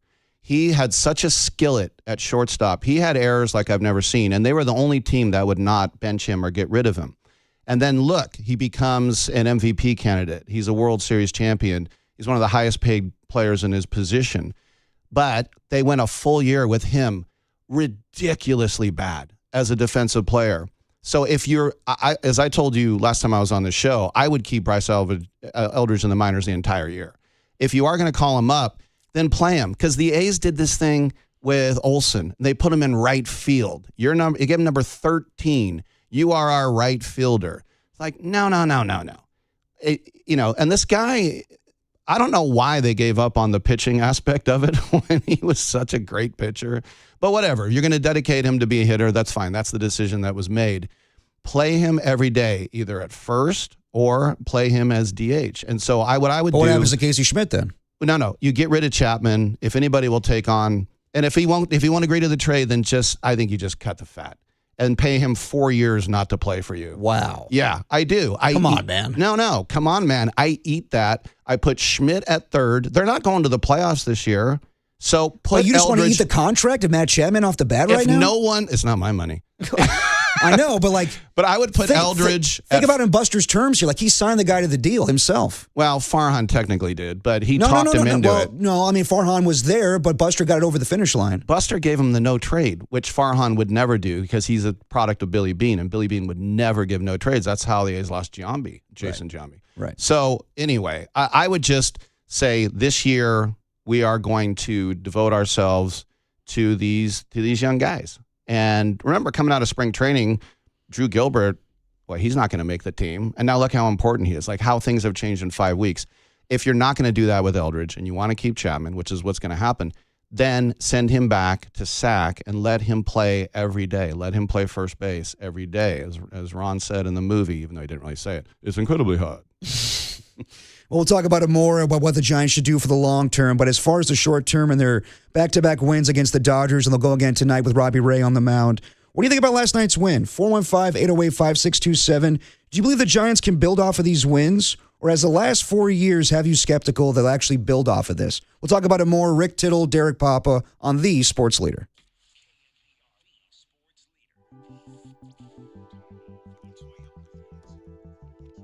Boy, I'm getting...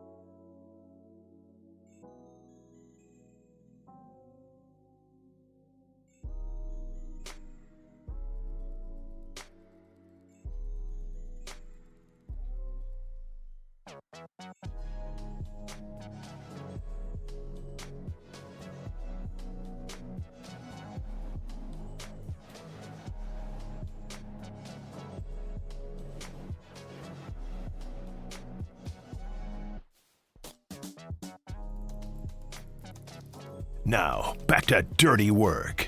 Adam Copeland and Derek Papa on KNBR 104.5 and 680 AM, the sports leader. Oh, we're doing the dirty work today. Derek Papa with Rick Tittle filling in for Adam Copeland. Copes is sick, but the Giants look pretty damn good of late. 2 straight wins against the Dodgers last night, 6-2, with Eric Haase as the hero of the game with 2 home runs, becomes the first Giants catcher since Bob Melvin to get 2 home runs in a game. Also, I give credit to Adrian Hauser for his performance last night. And Tim Henches to get out of, I believe it was the 8th inning with the bases loaded, striking out Max Muncy. And then Caleb Killian getting out of the 8th inning in the 9th inning. So bullpen coming into its own, the offense coming into its own. And we want to hear from you guys. 415-808-5627. Do you believe the Giants can build off of these wins? Or has the last 4 years of mediocrity have you skeptical, where sometimes the Giants look great, they have these wins against the Dodgers, and then, not so much? Let's go out to the phone lines. Go to Mike in San Francisco. Mike, you're on with Rick Tittle and Derek Papa. What's going on? Hey, Rick. Hey, Derek. Derek, thanks for toughing it out today. I just wanted to call in to give you a breather. But good question. Good question. I think the Giants have some starting pitching going right now. Their mechanics are all sound, and nobody's dragging their arm. Everybody seems to be on top of their game right now, and that's pretty much 1 through 5, unless you want to look at Roop in his last couple starts. He's been a little rough there, but I got full confidence in him. And the back of the lineup, meeting the front of the lineup, we got 3 catchers who could hit 9 and rotate it to Jung-Hoo Lee and Luis Arias. And, Susak's coming back soon, and Haase had the big night last night, and Rodriguez is deadly. So you got 3 hitters in a row who are all going to set the table for a Rafael Devers, who's extremely hot right now, and a Willie Adames even, who's heating up. And, Matt Chapman, I don't know what they're going to do with him right now, but I saw him up about yesterday with a red face, and that's a good look for him, because he seems to put the ball out of the ballpark when he's up there with a little anger or a little fire inside of him. No, agree with you, Mike. He definitely needs that. What do you think? No, I appreciate the phone call, Mike. No, I mean, Matt Chapman needs to get a little angry. He needs to understand that right now he's not performing well, and that Casey Schmidt, there is talk about that, but Rick, you're saying just cut him off the team or eat the money. I'm saying if no one would take him in a trade. I just think at a certain point, it's not going to happen in May, but at a certain point when you look at the standings and you realize, right now you're not going to wave a white flag today on your fan base. But at a certain point, you'd have to say, look, we need to just play Eldridge every day. And if Schmidt is still hitting and Chapman still isn't hitting, hopefully he comes around. Chapman had one really good year with the A's, but that's the only good year he ever had. Usually his average would drop about 10 to 15 points every year. You think he had just one good year with the A's? Offensively, he did. Okay. Only one. And by the way, famous... You're saying his rookie year in 2017? No. It was, I think it was about 3 years in, when I think he had like 30 home runs, I think. Anyway, he had one good year. And remember, he went to the home run derby and they picked the wrong Matt. It should have been Olsen. Right. But most famous Giants catcher hitting a home run against the Dodgers is from Skyline High School in Oakland, Brian Johnson. Of course. Right? Yeah. All time. Talked to him the other day. Did you? Well, we had him on to talk about, everything going on. I think it was actually when they played the Dodgers a couple weeks ago, and he has a famous home run, obviously, in 1997. But yeah, just to get his perspective, he used to scout with the Giants and just everything that went on with the catchers. So, yeah, interesting point that Mike brings up when, Daniel Susak is healthy. What does that mean as far as how many catchers they have on the roster right now? Haase had a great performance last night, but we'll see what happens when Susak is called back up again from the IL. But right now, he's that veteran catcher that I think they need. So it was a good performance last night. Yeah, and the whole thing about that, Jesus Rodriguez has played in the outfield. Yes, he has. But he's versatile in that way. We also know that Oracle is one of the toughest places to play the outfield with Triples Alley and some of the angles, especially the arcade out and right. And it reminds me of the quote, I went to the first 3 games ever played there in 2000 against the Dodgers when Kevin Elster hit 3 home runs in the first game, and the Dodgers swept. And Dusty, after the game, said, well, we don't know how to play here yet. I'm like, well, the Dodgers knew how to play there in those 3 games. But, I mean, he had a point. It's to just say, well, just play right field.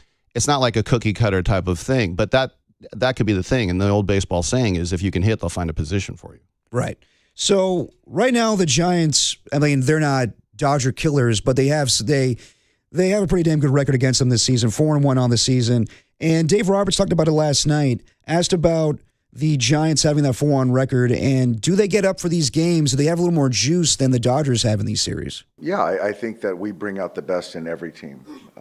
You can see the emotion that these guys are playing with, and they haven't had a good season thus far, but, against us, you can see the emotion that they're playing with, and we have to find a way to match that intensity. We do. And that's the way it should be. Obviously, they're your biggest rival, and when I was at FanFest in San Ramon, the biggest thing that got the crowd going was beat L.A., and that's the way it's always been. But they haven't done that in years, recent years, I should say, where last year was always the case when they had a series against the Dodgers. They win the first game and the fans go crazy, and then they lay an egg the next 2. And then you didn't care about a series because you traded for Rafael Devers. So if you have bragging rights as far as just regular season series over the Dodgers, that's great. But in the long run, that doesn't mean a whole hell of a lot when the Dodgers are playing for World Series and you're not. So they should have this juice, but it needs to carry over for when they're playing the Marlins or the White Sox. That's what I want to see from this Giants team, where, yes, you're confident and you're playing up to the likes of the 2-time defending world champions, but at the same time, have that same mentality when you're playing more of the crappy teams of baseball. Right. When the Rockies come in on a Tuesday night and there are a lot of empty seats in the third deck, you're right. By the way, it still sounds weird to say Giants Fan Fest in San Ramon. Yeah, I know. But you know what? Plant that flag. The other team left. Go ahead and grab the 680 corridor. Do it. There's a lot of money out there. Yeah, absolutely. Yeah. Anyway. But you're absolutely right. I mean, and that's the way it is for a lot of teams. I mean, it's like I was just talking about the Warriors when they were crappy for 35 out of 40 years. Michael Jordan would show up, or the Knicks with Ewing would show up, and they'd play some incredible game, and then it was just back to the old doldrums after that. So, yeah, and everyone's gunning for the Dodgers. And even if the Dodgers and the Giants were both terrible teams, we know because of the rivalry that we would still have that full blood as well. And it's got to be frustrating to Dave Roberts and the Dodgers why they probably see the schedule and they think the Giants are a soft touch, and they're anything but. I mean, that to me is the coolest thing about this whole season right now. No, absolutely. I think they should hang their hats on that. And there's been some good moments. Obviously, the series they won against the Dodgers a couple weeks ago, the wild game they had on Mother's Day against the Pirates a couple of weeks ago, they had a good victory, I believe, over the Reds or whatever it was, the Nationals. But, yeah, I mean, this is something that should build towards something. We're hoping to see that from the Giants. Let's hear from Tony Vitello last night. He talked about the game that Haase had and comparing him to Jake Taylor of Major League. Yeah, I think it's like, I hate to jump ahead to your question, but I see where it's going because I said earlier a ways back, it's Major League all over again. Maybe it's Major League 4. I don't know how many of those things they made. They were getting pretty bad, so hopefully they stopped. But, Jake Taylor vibes from Haase. And those two guys are sponges as far as, what they're looking to learn from their teammates or the pitchers or the coaches. But it's tough to learn from anybody that's any better than the guy who's actually doing what you're doing. And I think Haase is willing to do that with those guys and does it in a way where it's not preachy, it's more buddy. So yeah, that you hit the nail on the head with that deal right there. Tony Vitello with a lot of movie references. As we said earlier, he referenced Shawshank Redemption over the weekend, and then he goes Jake Taylor for Eric Haase last night. Do you see the comparison there, Rick? Well, first of all, I didn't know he was Jake. I thought he was just Crash. I forgot that he was Jake. And, of course, one of the great lines, want me to take him outside, beat the S out of him? Yeah, exactly. Yeah, that was a great... Tom Berenger's character from Major League, who was way more welcoming to the younger players, or way more welcoming to Charlie Sheen in this movie than he was in Platoon. Wow, I never thought about that. Oh, yeah. Right. Elias is dead. Yeah. Wow, I forgot they were in both. Yeah, he had that horrible fake scar. Yeah, it was Platoon. the dynamic between Berenger and Willem Dafoe in Platoon, where Sheen was like, who do I trust more? So he was, Dafoe was Sergeant Elias. What was... I don't remember the names. Okay. He wasn't also a Crash in that movie. No, probably not. But he has it written in his contract that every movie he appears, he's named Crash as the character. But you know what? I like the fact that Tony gives movie references because we got the Shawshank and then we got the Major League and 500 yards.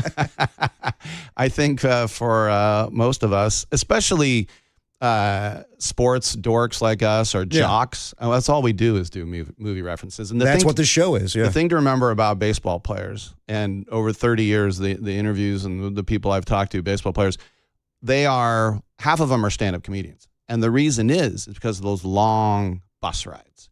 And somebody's doing impressions, somebody's doing movie quotes, somebody's cracking jokes. They will do skits together, and it's a super macho game. But they are by far, per capita, the most hilarious of all. So I'm not surprised with the movie references. No. And that's why I think that, I know you say like he's kind of too chill, Tony Vitello, but I get a different vibe from him than what we got a year ago with Bob Melvin, and I love Bob. You love Bob, of course, managing the A's back in the day, but Giants fans were upset after losses, and there were a lot of them last year, way more this season. Well, not way more, but right now they're on pace for that. But last year was a mentality of, well, we'll just come back to the ballpark and see how things go. And Tony Vitello, I don't think has said that at all. I think it's just where he's got to evaluate things. We got to figure out what's going on. But he has these Ted Lasso type quotes. You got to have permission to be confident, or other things he said this season that gives a little more juice, I think, to the clubhouse and to fans. Again, I don't think so far, it's still early. We're only in May here. We don't know what type of manager he's going to be at this level. But so far, I think I see, I'm not going to say I see what Buster, sees in him that made him get the job, but it's different. It's a different vibe. I think it's more lively. I think it's galvanizing the team in a way. First of all, I loved the hire. I loved it because the Old Boy Network, the Derek Sheldons of the world are, promoting a very deserving bench coach, which we saw. A lot of teams do as well. They've earned their spurs and all that other stuff. I love the hire. Just something a little bit different to go on. And if you wanted Bob Melvin out, well, this is what you get, right? But we have to get to a point where, like I said, I think he's still minding his P's and Q's. He doesn't want to come in too hot. He doesn't want to come in too boring. I think he's just, unless that's just him, he's just chill, a little milquetoast. Yeah. But I don't know. But we don't know what really goes on. We don't know if he's flipping spreads or if he's chewing people out. We would have heard about that by now. We probably would have heard about that by now. But who's the last manager you knew that flipped spreads? Sorta? Billy Martin would. Yeah. I know some players that flip spreads, but when there's road rules and clubhouse rules, I can't say. Yeah. I think you could probably figure it out. But the other thing about baseball fans to remember too is that, I'll just bring up Philadelphia when they had Larry Boa. Yeah. And Larry Boa was a red butt. And can I say ass? I just did. Yeah, you did. He was a red ass. And so everyone's like, they need someone who's not such a hothead. Right. So they got Charlie Manuel. And what everybody say? Oh my gosh, this guy is a living sleepwalking guy. He's a zombie.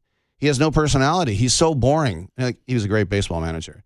So if it's hot, it's cold. If it's black, it's white. The grass is always greener, other colors, whatever you want. It's just so we want Bob Melvin out, 3-time manager of the year. And then you say, okay, well, let's try something different. And if you are getting rid of Bob Melvin, I thought it made no sense to just bring in another dude from the old boy network. You either had to promote a AAA guy or a bench coach. Remember when the Rockies hired Walt Weiss? He was coaching at Regis High School. Right. I mean, every once in a while, people will reach. But I think it makes the team more interesting. If the Giants had this record and it was anybody else, just a guy we know as a manager, I think that'd be a little bit more boring. I think it gives people like us much more to talk about because we're all finding out, and he's finding out too how he goes. It's just like, movie directors, what's my style? They might not know till their 5th movie. Right. So he's probably finding out his own major league style right now. No, 100%. And part of that style is figuring out, guys like Bryce Eldridge. How do you get him in the lineup? We'll talk about that next. Rick Tittle, Derek Papa. What's the plan with Bryce Eldridge? Is there a plan? And is the Patrick Bailey trade just one move, or does it feel like more moves are coming for the San Francisco Giants? We'll talk about it next. Dirty Work on the Sports Leader.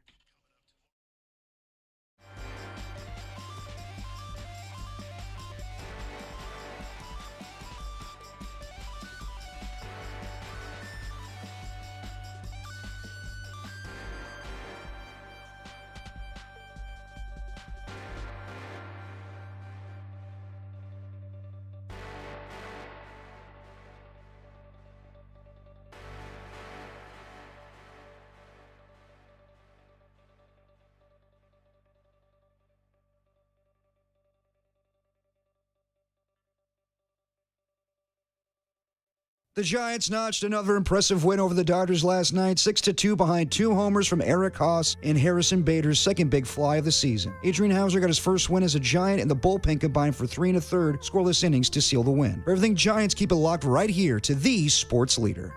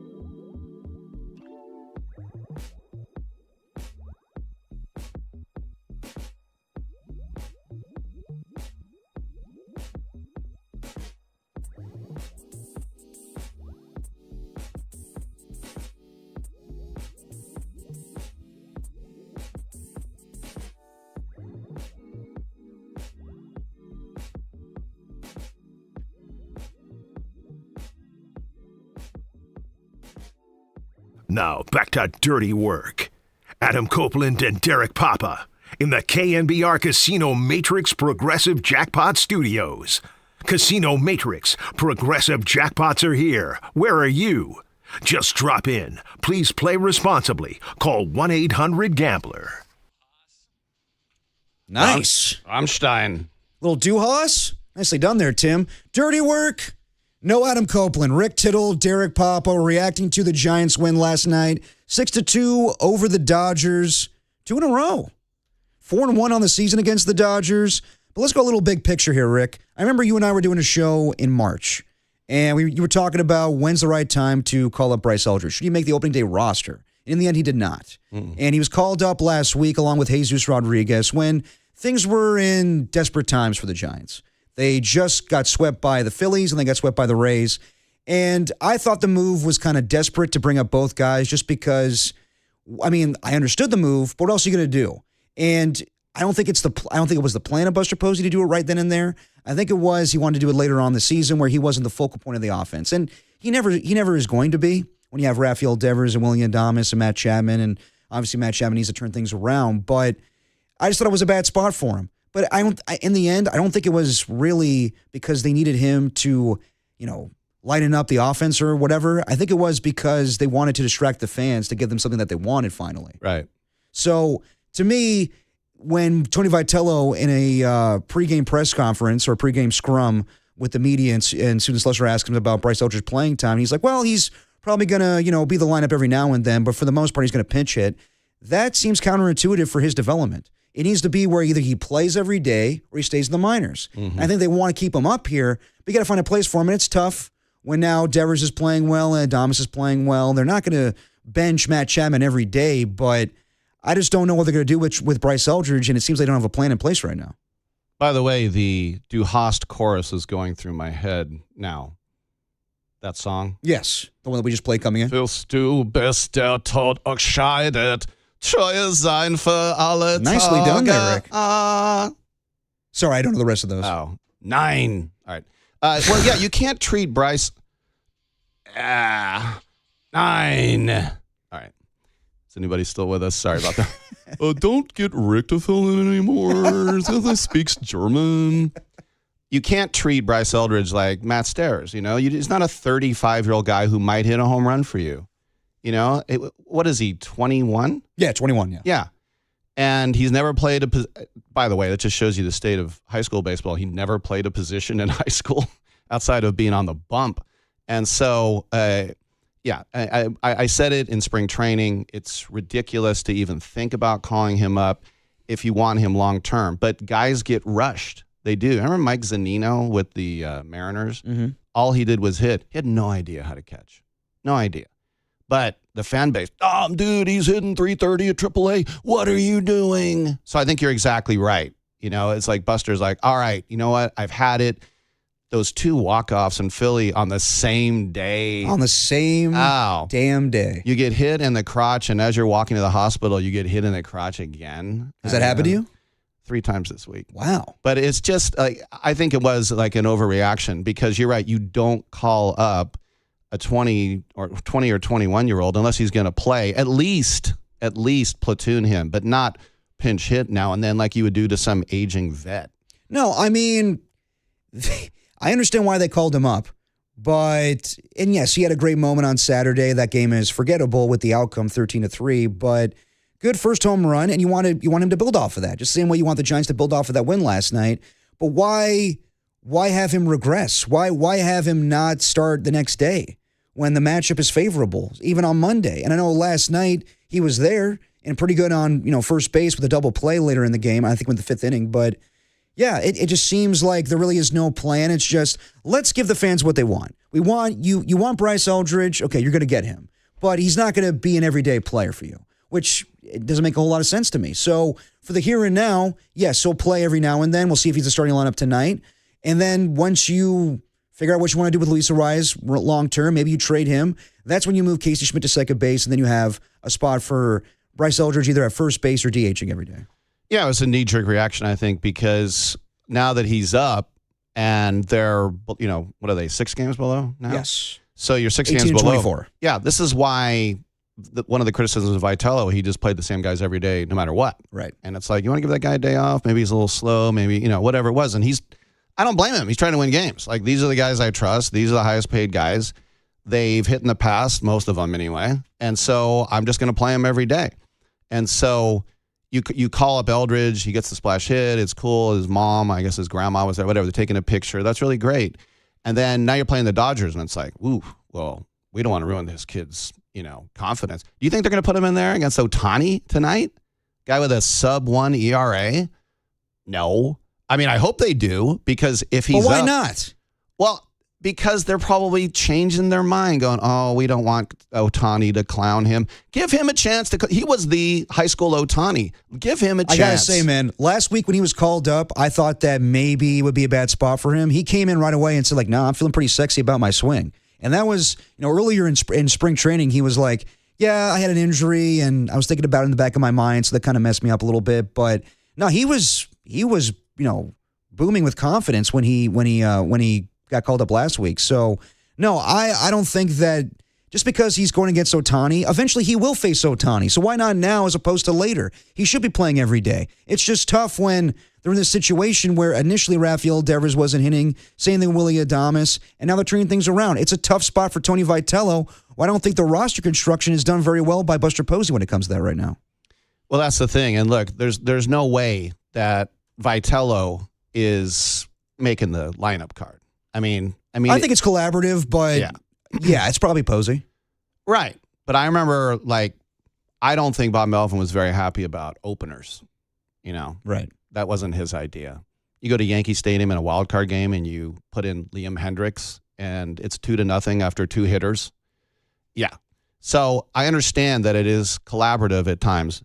I think it's funnily enough, I think Farhan did let Bob Melvin make the lineup card. But if you're the GM and look, Vitello is completely beholden to Buster. I mean, Buster is his reason that he's there. And plus he's his boss. Right. And it's like, put this guy and there's no way that Buster calls him and goes, hey, remember I called up Eldridge? How come he's not playing? That's not happening. Yeah. So I think Buster doesn't literally make out the lineup card, but they have a little meeting and they go, okay, this is how it's going down. Yeah, and I think that Tony was put in a bad spot on Monday when Eldridge wasn't in the lineup and he was asked about it. Me and Tim Webb were talking about this yesterday, while we were doing the show, that it seemed like Tony didn't know what to say. Like there was, a sense that the fans were upset and the beat writers wanted to know. And so he said, well, we're just going to, have Eldridge pinch hit every now. Or he's going to be in the lineup every now and then, but he's going to pitch hit for the most part. And that got everyone upset. And I'm sure in that situation, probably somebody from the Giants said, okay, well, he needs to be in the lineup tomorrow and make this better right now. Yeah. So I think it's a bad spot for Tony. I think it's a bad spot for the team, but I don't think it's going to ruin his confidence. I just think that if you're going to call him up, have him play every day, or if not, send him back down. But again, that could also hurt his confidence as well. As far as the Patrick Bailey trade, that kind of surprised me on Saturday that, maybe they would wait a little bit to get a more, a bigger sample size with Daniel Susac and Jesus Rodriguez. But Patrick Bailey traded away for Matt Wilkeson, tugboat, and we'll see him in time. And then the 29th overall pick in the MLB draft from the Guardians. What'd you make of the pick? And does that signal to you that there could be more picks on the horizon, or more trades, I should say, on the horizon? Yeah. And by the way, it's very rare where you could trade one of those compensatory picks. And I think that's a good rule because there are some stupid GMs that would trade away 5 number ones to get whomever on a rental. So I'm glad that rule's in place. But yeah, tugboat. I mean, he pitched for Canada in the WBC. He looks like he's a very good pitcher. But I think the Bailey thing goes back to last year. And look, when he made noise, he made awesome noise inside the park and everything else. I mean, when his great hits were very memorable. But he must have been on a short leash, and we all just didn't realize it. We just kind of figured, first round pick. And the Joey Bart thing didn't work out, obviously. Right. And so, he's the man. You got a non-roster guy like Eric Haase. He's not going to make the team, obviously. You got Susac, the A's hit on all these first-round picks, and Wilson and Kurtz and Soderstrom. And they picked Susac out of Arizona, best catcher in college baseball. And for some reason, I know Langoliers is playing well, but they don't want him. So I thought it was smart for Buster to jump on that. But then the Jesus Rodriguez thing. I mean, they're going to probably, I would think, at some point, give Rodriguez a lot more time in the outfield. And he's not an everyday outfielder, obviously, but he's not a great catcher with his arm. He doesn't throw people out. So maybe you do have to make him into a right fielder. He's obviously got a good arm. No, definitely. I think that For Buster, you said, like, was there a short leash there? It seemed to me, and there was a lot of reports over the weekend, that Buster just got tired of Patrick Bailey. He's not a guy that has a ton of energy to him, not a lot of juice there. And I mean, yes, he valued him as a catcher in his defense, but it became clear that if you could get that in return for Patrick Bailey, then you jump on that. You jump on getting a lefty prospect. You could jump on getting another draft pick. I think that was just too good to turn down, and that begs the question, is Buster going to look at other moves? And, obviously Luis Arraez makes a ton of sense, Robbie Ray as well. You said you would extend Robbie Ray. Yes. You think that makes a lot of sense right now with, obviously last year of his contract and the way the season may go, that you could get something pretty good in return if you move him before the deadline? Now, it's like I said, it could be like Gosman, who I think the Giants should have held on to. I think Robbie Ray is great. He has a Cy Young on his shelf. When he's held, I mean, look, he's got a sub-3 right now. They can't throw away, even though they're going out to time, they can't throw away his start tonight. How many Logan Webb starts did they throw away before he got hurt? And then he had a couple of bad outings himself.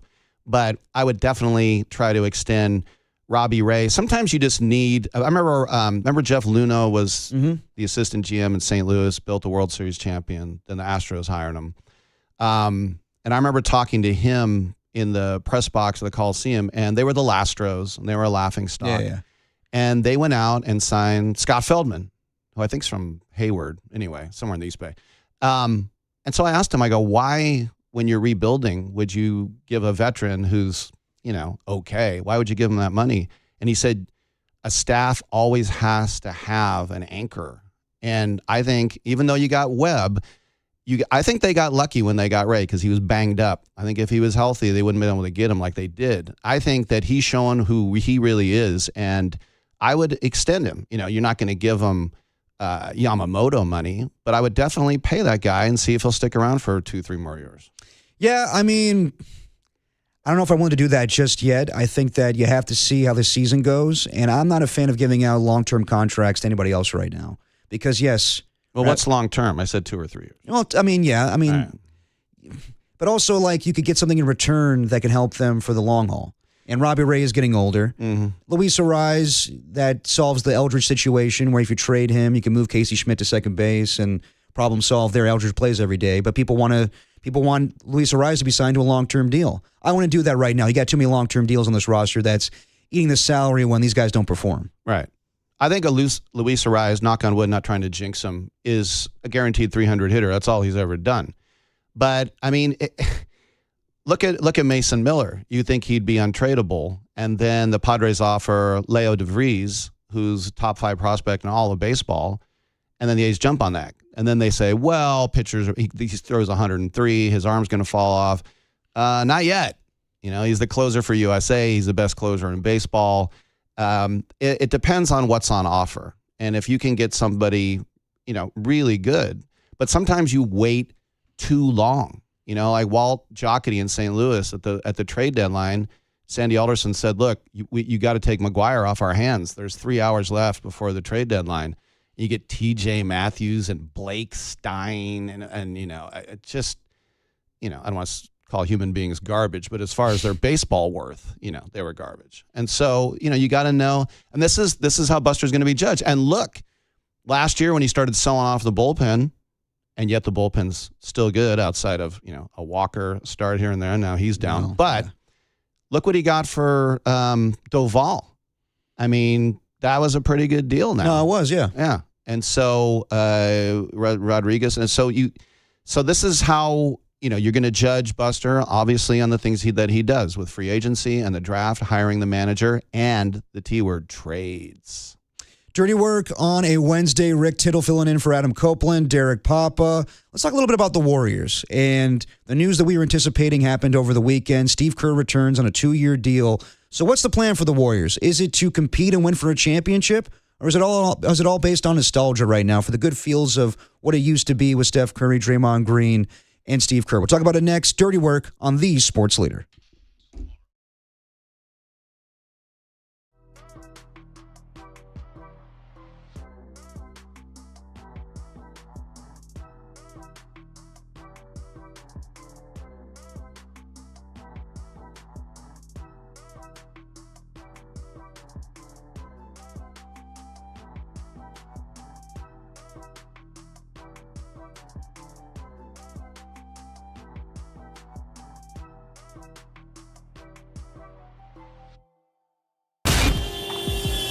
Time for your Bay Area Chevy dealers traffic update.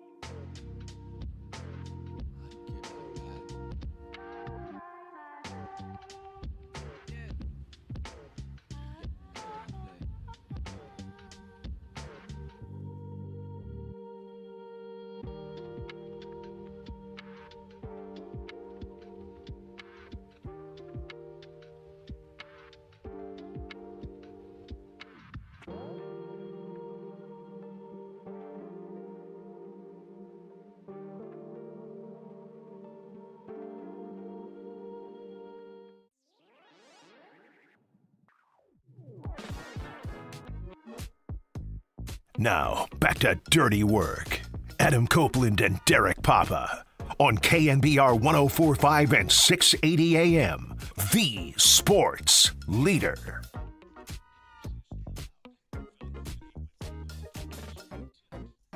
You bet your ass he is. Dirty Work on a Wednesday. Rick Tittle.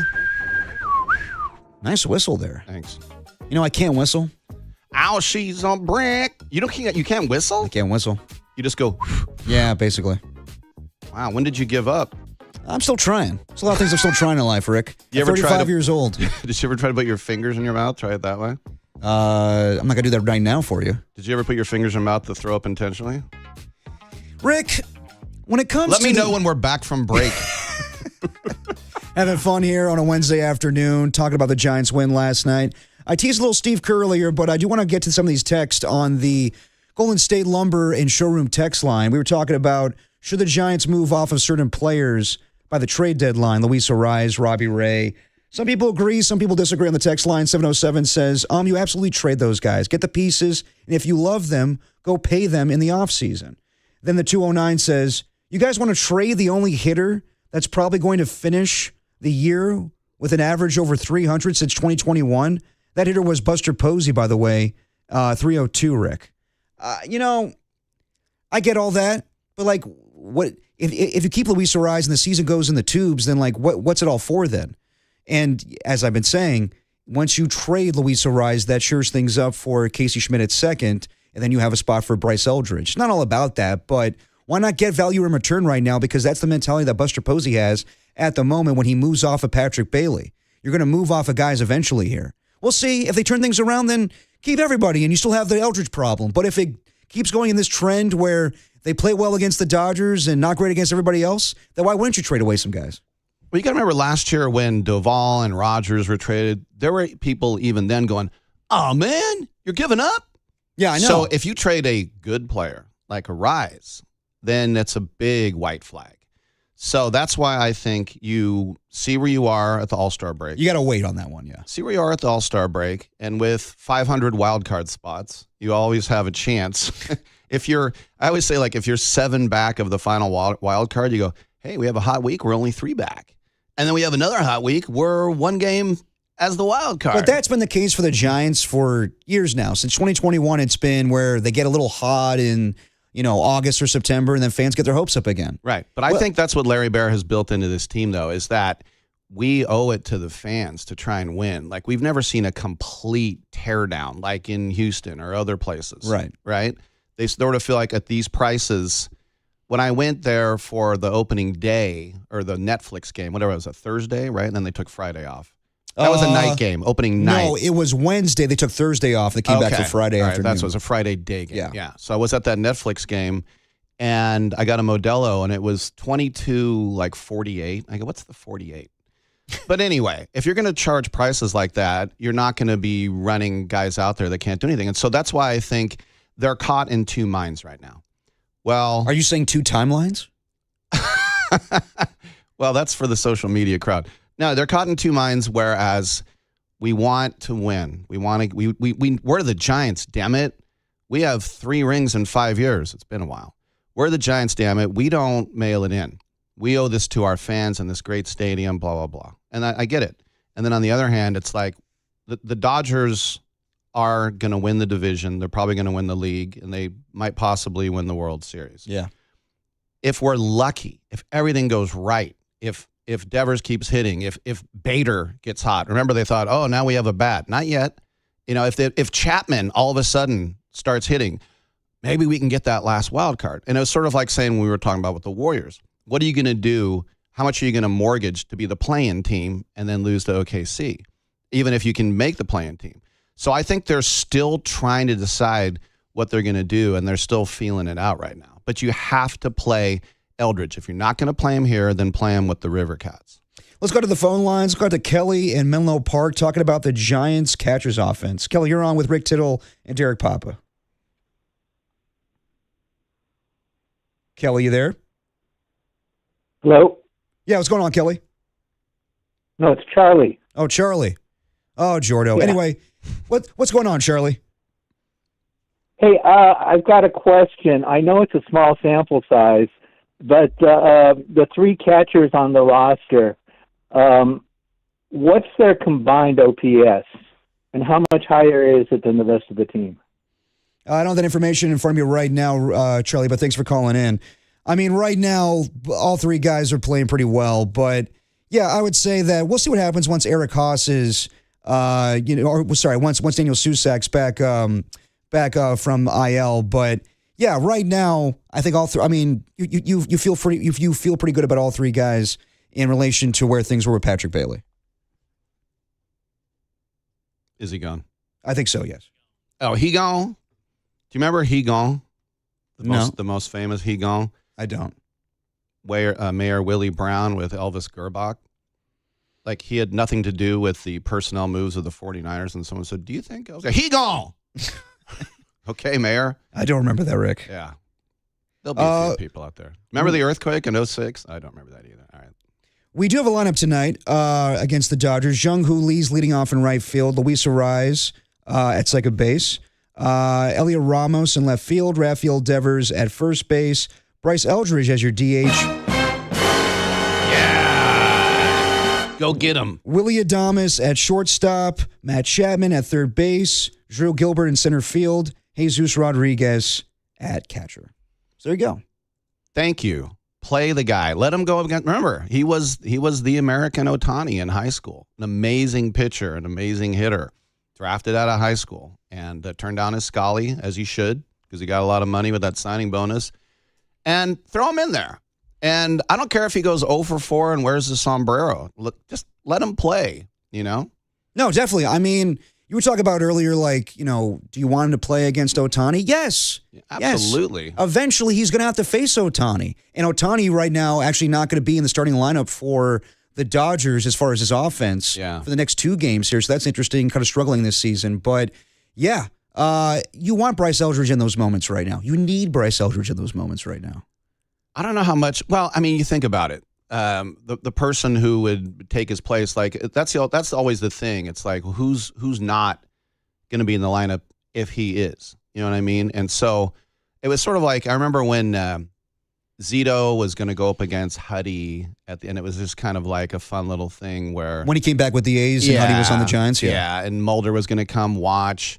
And I remember people had a cow. It's like, Zito's taking a start away from, and I thought if he's taking a start away from somebody who was young and good and needed it, he was taking a spot away from Dick Hertz. I forgot who it was, but it was somebody of no consequence, right? Right. And so, yes, you have to have Rusty Bed Springs. That was his name. You have to have a guy play. And look, you know, there have been great major leaguers as teenagers, you know, not a lot. You know, Robin Yount was the starting shortstop, at 19 for the Brewers. Like, he's old enough. Let him play. As I said, if Ohtani strikes him out 4 times, play him tomorrow. Play him again. Let him play himself off the team. Right. Yeah, which might happen because he's not ready. We all know he's not ready. But what if he is? Well, that's the thing. Like, just play him. Like, why call him up if you're going to have him in these situations where he's just pinch hitting? So I'm glad they're playing him tonight. It needs to happen a little bit more, but who's it at the expense of right now? That is the question. Let's go back out to the phone line. Let's go to Peter in Pleasanton talking about the Giants' outlook and Bryce Eldridge. Peter, you're on with Rick Tittle and Derek Papa. Hi, guys. Hey, is your name actually Peter? Yeah, I know. The girl was nice enough to confirm. Okay, good. We got one today. What's going on, Peter? I pissed off not Kelly earlier. I don't totally agree with the allegory or whatever you want to say, the illustration of it being like the play-in, because the play-in is such a freaking long shot more than the wild card. Because baseball, you know, you have pitching matchups, you can win with pitching. The play-in, the Warriors were going to get. I mean, they won one game and it was a miracle. Right. So I don't totally agree. Like, I'm not saying, we get in, we have as good a chance as anybody to win the World Series. Like, I don't believe that either. But I think if you just do apples to apples, the Giants probably have a chance of messing around and winning the whole thing than the Warriors would have had this past year. Yeah, possibly. Yeah, no, and the Giants pitching rotation, when it's at its best, can surprise people. You know, it's not a bad pitching rotation. I really like the top 3, and I think Webb is going to get his stuff together. But so I don't know. I think you'd have to have really good prospects to really like throw away a Luis Arraez or a Robbie Ray, in my opinion. Well, I appreciate the call, Peter. I don't think that you'd be throwing it away. I think it'd be where you realize that this season is not going where you want it to go. It would be like, yes, if you're possibly still in contention and you're fighting for a wild card spot, then hang on to those guys. And you figured out with Bryce Eldridge. And by the way, text line right now saying in the 415, we don't need Bryce Eldridge in those moments right now. It's a joke. I was doing a few good men reference. But yes, you want Bryce Eldridge to play. Do you can't need him? handle the truth. You can't handle the truth. Well, people can handle the truth on Bryce Eldridge. He probably shouldn't have been called up last week. It probably should have been later down on the road. It probably, like, if you're going to debate between last week to opening day, it probably should have been opening day in comparison. But now, if it's going to be where it's a guessing game and Tim plays that suspenseful music every time the lineup comes out, is he in? Then what the hell is the point? But yes, you don't need Bryce Eldridge because right now he's, not performing great. He had that home run last Saturday night. But besides that, you're seeing, better play from Rafael Devers and Willie Adames. So it does make it harder. It does make it harder for this, rotating musical chairs of Bryce Eldridge. But I do think that in order to get his confidence up, in order for him to feel good about facing Ohtani, he needs to actually face him every now and then. Will you be on that wall, Lieutenant Weinberg? By the way, I was wondering. Always made that line interesting to me because they never meet in that movie. That's true. You think you would know the counsel that was going up against you? I don't know. What was he going for with? Allegory. That's like a poem with a hidden meaning. I'm trying to think of the word he was thinking of. You're talking about the caller? Yeah, when he said the allegory. And look, we all have malaprops. I just was wondering what word was he going for there? I'm not sure. Sometimes I always wonder what word I'm going for. Welcome to my world. Yeah. Dirty Work on a Wednesday. Rick Tittle, Derek Popple. We joined in 20 minutes by Sam Amick of The Athletic. Talk a little NBA and talking about the Warriors. They got their coach back. Steve Kerr is back with the Golden State Warriors on a 2-year contract. But what's it all for right now? Is it to win a championship? Is it nostalgia? And do we think Steve is actually going to coach both seasons he's under contract? We'll talk about it next right here on The Sports Leader.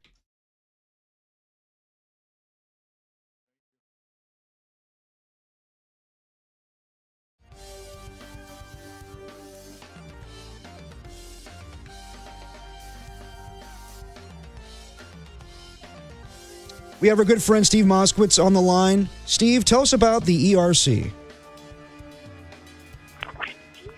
Your listeners, some of them, have been waiting years to get paid.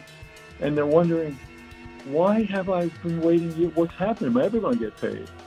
And the answer is there were so many scammers that the IRS stopped processing everybody's, and now there are a whole bunch of them that are just sitting there in a glut. Yes, you can get paid. And there's multiple things we can do to hurry the IRS up. And that's exactly what we want to do. And you're entitled to a big chunk of interest because you waited so long. So however much money you think you're entitled to more because of the interest. And then there's another group of people that got a letter from the IRS that said, you don't qualify. No ERC for you. But a lot of those people do qualify, so we have to appeal that. Or if you're being audited. That's the big three. One, you've been sitting and waiting, sometimes for years. Let's get that money for you. Or you were denied. Let's turn that denial around because so many cases of people do qualify. Or if you're being audited. The only thing you have to do for your free consultation, and we can do everything for you, is pick up that phone and say, hey, Steve, I want my ERC money now.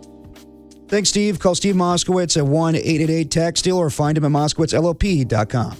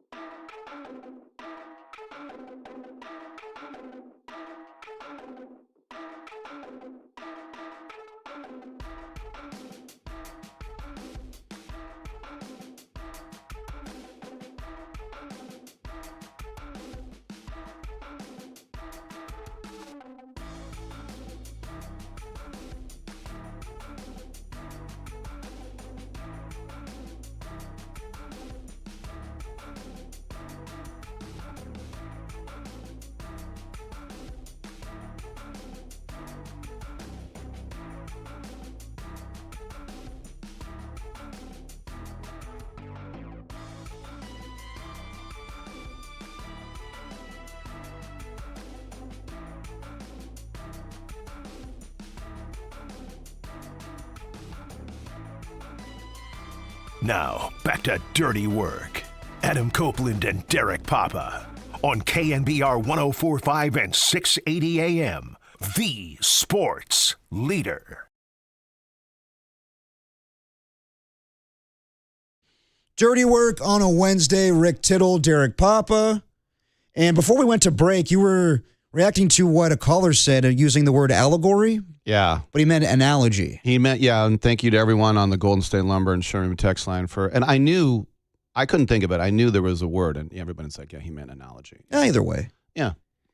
But Allegory, analogy. We could use an allegory now and then. We could, yes, absolutely. A poem with a hidden meaning. What's the analogy for, you got an analogy for Steve Kerr returning to the Golden State Warriors?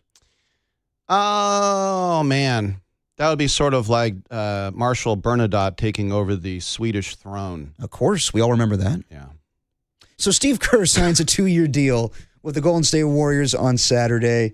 Something that we all anticipated, especially when you see him hanging out with Greg Silver at the Giants game. But I think this was needed. I think Greg Silver. Greg Silver. I think this was needed. I think that for the Warriors, if you're going to keep playing with Steph Curry and Draymond Green, then you might as well have the championship-winning coach that's been there for them. And he wants to coach them until the last days of their career. Now, I don't know if that's going to happen. And by the way, I don't know if Steve's going to coach both seasons here.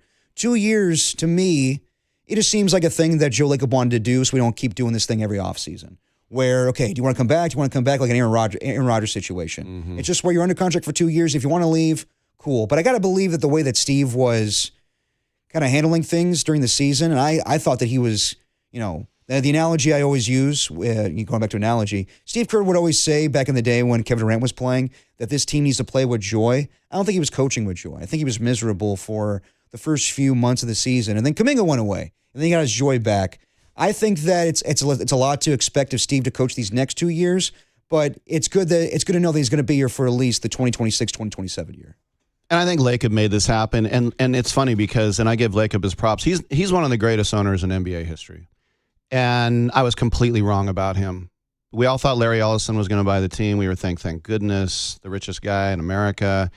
And Larry Ellison had a line in the sand. Well, I'm not paying that. So we got Peter Guber and Joe Lacob, who I think he had to give up his minority ownership in the Celtics. And he came in and he said, I'm not a cure for cancer, but I'm a cure for Cohan. And we were like, what? And then Mully's retirement night, he grabs the mic, everybody boos him. Come on, people. He fires Mark Jackson. They finally started playing defense for the first time since Al Attles. You're bringing in a guy who never coached and Steve Kerr. I thought that was dumb. This is crazy. Thank you, the Hall of Famer, doing a show on KNBR from his shower. Yeah, we all remember that. Tim remembers it well. That's great knowledge, Rick. Thank you. And then this is crazy. And then he hires an agent to be GM, Bob Myers. How dumb is that? And everything he did was not just smart, it was hella smart. And he paid luxury tax up the kazoo to keep KD. And all he wants to do is win. And I don't like the fact he left Oakland, but he built this magnificent arena. Mm-hmm. And he is one of the best owners in NBA history because he puts his money where his mouth is. And in the beginning, I think when he was first there and they danced the birthday cake out to him, I go, this guy, it's all about him, He's like Mark Cuban on roids. It's like, it's too much. And then somebody's like, oh, we want an owner like that. I go, I don't care what kind of owner you are. I just want you to win, And so anyway, I was completely wrong about him. We've known that for a long time, for over a decade now. But we used to say one of the best owners in Bay Area history because, we look at Eddie D and guys like that and Walter Haase with the A's. Those guys were the best owners. But Lacob now, you'd have to put him up there in the history of the NBA. He's one of the best owners ever. I would agree with that. I was a little worried the couple weeks from when the contract was done where I thought that he was going to meddle to the point where Steve doesn't want to be here anymore. Mm-hmm. Like I thought it was going to be kind of like a Jimmy Johnson, Jerry Jones situation where Steve wants to come back and wants to coach Steph Curry and Draymond Green, but it's just too much with Joe Lacob, with what he perceives to be this coach that's losing his way, doesn't know how to coach young players anymore, doesn't know how to handle Kuminga, wants to trade him away. So I was worried about that, and I'm glad that, I don't know what was said behind closed doors, but I'm glad that Joe Lacob knew that the best thing for this team is to have Steve Kerr return. So I'll tell you a little story here because it's not that It's not that bad. But the only time I met Joe Lacob was when Mark Jackson was still a coach. Yeah. And it was during the lockout. So there's 2011? Yeah. So Mark Jackson had he had season ticket holders he invited over to the Coliseum. And he said, I want you to say it with me, defense, defense. So he goes, that's what we're going to do. That's what we're going to do. And so though I was at another station and the PD knew Mark Jackson from New York and I met him and he shook my hand and looked the other direction. That's fine. But then when I met Lacob, it's funny because he goes, oh yeah, this is Joe, this is Rick Tittle. And I thought he would either say, nice to meet you, or like, oh yeah, I know who you are, or whatever. And he said, Rick Tittle, I have heard you on the radio. Wait, one time. And I was like, okay, thanks. So he's a Did he tell you how you thought of that one time? I don't know what that Let me meant. tell you, it was one time and one time only, my friend. But he hires people, he signs checks, he gets out of the way. And that's why people say, like, oh, Draymond's gone. Lacob loves Draymond. Remember how hard he tried to keep KD even after KD ruined his Achilles? Like, he loves these guys. He never wants to give up on them. And so, you know, he might not have been a guy that you would hang out with, but I give him his propers. But at the same time, does he hang on to these guys a little too long? And I'm not talking about Steph Curry. I'm talking about what's going to happen with Draymond. And we'll talk to Sam Amick about this in about 10 minutes here. He's going to probably opt out of his contract and get an extension here. And I wonder what this is all for. Actually, I don't wonder. I know what it's all for. It's for nostalgia. It's just for the same feeling that I had. The coach makes fun of me and everybody here at the station for when the Warriors beat the Clippers in the play-in. And I know it's just the play-in. But that brings you back to when they won the first championship. That brings you back to when they were 73-9, and Steph Curry was winning back-to-back championships, and Draymond Green was winning Defensive Player of the Year. This is not for a fifth championship for Steph Curry, because I don't think that's possible. I really don't. You can say all these plans of LeBron James and Kawhi Leonard or Giannis, and I don't think they're feasible. I think LeBron, even though he said in the press conference the other night, I've never been to 3 before, why not go back to L.A.? You have the best chance to win there, and your media companies are all based there. Now, if they want him back, go back there. It doesn't make sense to go to the Cavs or the Warriors. It does make sense to go to the Warriors. Why is that? Because he always wanted to play with Steph. And this is the thing. To be second fiddle to him, though? He's not going to be second fiddle. Of course. That's what we said about KD. Of course he would. No, that's what we said about KD. At this stage in his career and the animosity that the Warriors fans have for LeBron James, he would be second fiddle. Yeah, but do you know LeBron, this was his lowest usage of his career. Everything went through Doncic and even Reeves before him. So he knows what he's getting into. I think he would want to come here. I think Lacob would do everything he would have. It would be so great for the Warrior fans. And look, are they going to win a championship? No. But when you have Curry, you can never say never. So what is it? A 5% chance I would give them. But once Curry leaves, I think we're going back to 40 years of mediocrity. We're going to the Pajemski era. It's going to be bad. Yeah. And so while that window is open and you can smell that fresh air, you have to do everything you can to keep that window open. And I think LeBron wants to come here, and I think he will come here. You heard it here first. Okay. Yeah. Take it to the bank with Rick Tittle. I don't think he's going to sign here. I think that LeBron, if he had to choose between the Warriors and Cavaliers, I think he wants the storybook ending with the Cavaliers. He already went back there once. Yeah, but he could do it again and be the hero for that town. Did he go back 3 times? I mean, Ricky did it. Yeah. Yeah. Jason Taylor did it with the Dolphins. Mm-hmm. And people think of him as highly as LeBron James. Who was the guy, Steve, when the A's traded Ricky at the trade deadline to Toronto, and then they were going to get him right back, and he did come right back I forgot his name, Steve. He was a really highly touted pitcher. I forget. Whatever. So, I don't know. Maybe they could try something like that. But no, I just think the L.A. thing is played out. There's no reason to go back to the Lakers, I don't think. I mean, for him... He played with his son. He already did all that. Yeah, but he likes that. And and does he want another championship? I'm sure he wants a 5th ring. Think about the juice. Him and Curry. I know, dude. Like that. What a way to go out. Well, the juice for this city? Absolutely. Like that's for him. For him, I don't know. Yes, it would be pretty exciting for LeBron James to finish his career with Steph Curry, but again, I just don't think he's going to do that. I'll give him a call. Okay. Yeah. Rick, you'll sway him. I mean, they had this opportunity, I think. I'll get Sway to sway What was it, him. a couple years ago when we heard rumors, Ramona Shelburne had the report that Joe Lacob made a call to the Lakers and was just in a trade, and LeBron said, I'm not doing that. I'm not interested in that. So I don't think that's going to happen. Just to go back to the main conversation here, I don't think that it's going to happen with them winning a 5th championship. But I don't either. But it's Lloyd Christmas though. When Steph Curry's not here, there's no chance. Right. Yeah. And then it's going to be brutal. Now, and I've said this before. NBA regular season basketball, 50% of the time is a waste of time. Every guy's just walking around. It's just walking around. You don't see that in the playoffs. Of course, right when I say that, you saw Atlanta versus New York, where that was the worst. what did New York Game win by? 6 by 51, I believe. Yeah. So I guess it does happen in the playoffs. But Warriors, man, when there's no Steph, like not just being hurt, but when there's no Steph, it's going to be the dark ages. Oh yeah, 100%. Yeah. And that's why I think they're holding on as long as they can to go Billy Madison here. Like, yes, let's keep this thing going. Let's remember 2015 and 2016. Let's have this same core of Steph Curry, Draymond Green, and Steve Kerr leading the ship. So, help me here. Okay, Kerr signs a 2-year. Steph has 2 more years, right? He's got 1 year left on his deal. He's probably going to sign an extension, I would assume, for 2 years. Steph has 1 year? Yes. I thought that was just Draymond. They both do. Well, Draymond is technically... He has an option. Yeah, he's an option this offseason. Okay. All right. I thought Steph had 2 because then they would just add 1 to Draymond. No. So all 3 could go out together. Yeah, it's going to be mixed up that way. Right. But no, Steph Curry has 1 year left on his deal. Draymond could opt out, and Steve Kerr obviously has 2 years. And I'm skeptical on those 2 years when I see how miserable Steve was. But I think that was basically Kuminga related. Well, also, you don't give 1 year contracts because you're automatically a lame duck.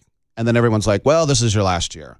So maybe in theory it is a 1 year, but they're just trying to save face. Yeah, that's what I think too. I think it's just because they don't want to go through the same song and dance every offseason. Yeah. But every single post game, so have you talked to Lacob? Like, well, it's November. No, not yet. No, and that would get old real fast. So that's why I think that Steve just signed 2 years, but I wouldn't be the least bit surprised if he walks away after 1. And he, made the calls this offseason.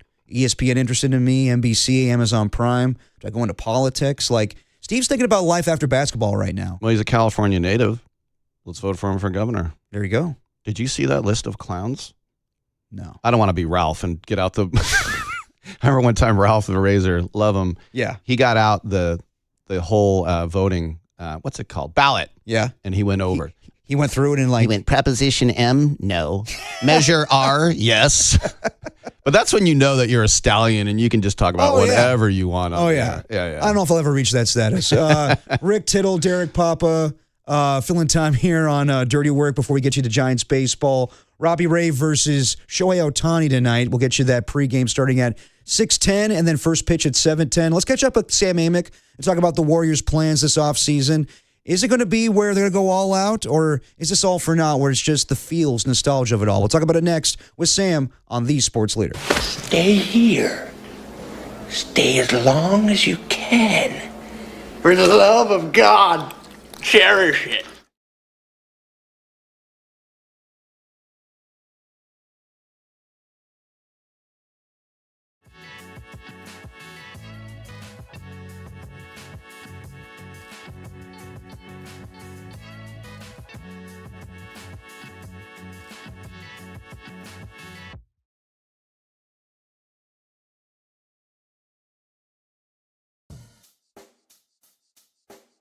Check the mic and make sure it sound right, boys.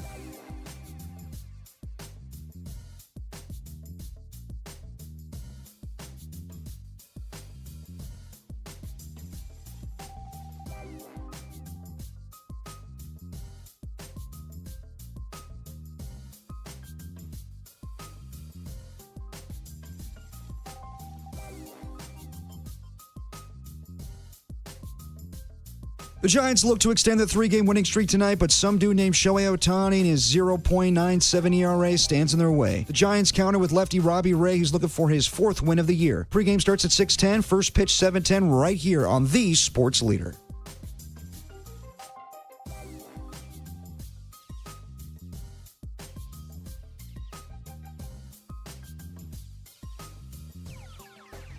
It sound right, boys.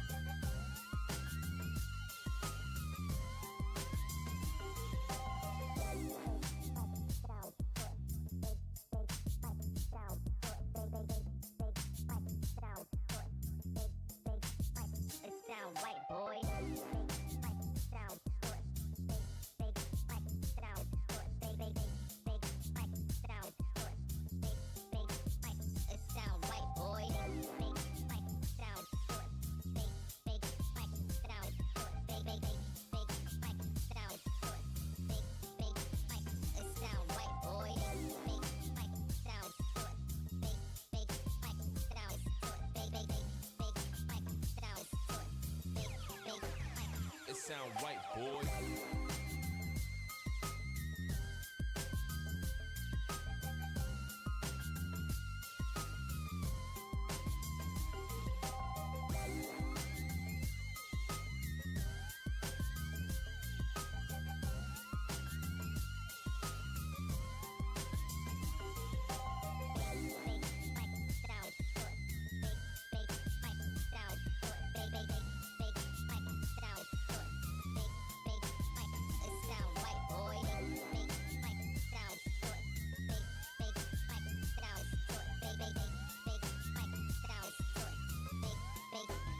It sound right, boy.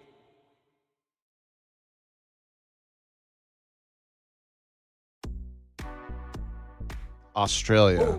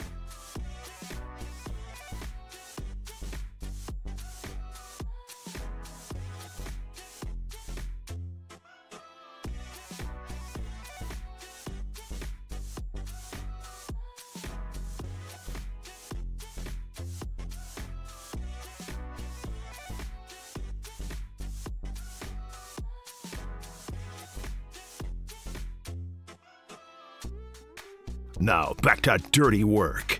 Adam Copeland and Derek Papa in the KNBR Casino Matrix Progressive Jackpot Studios.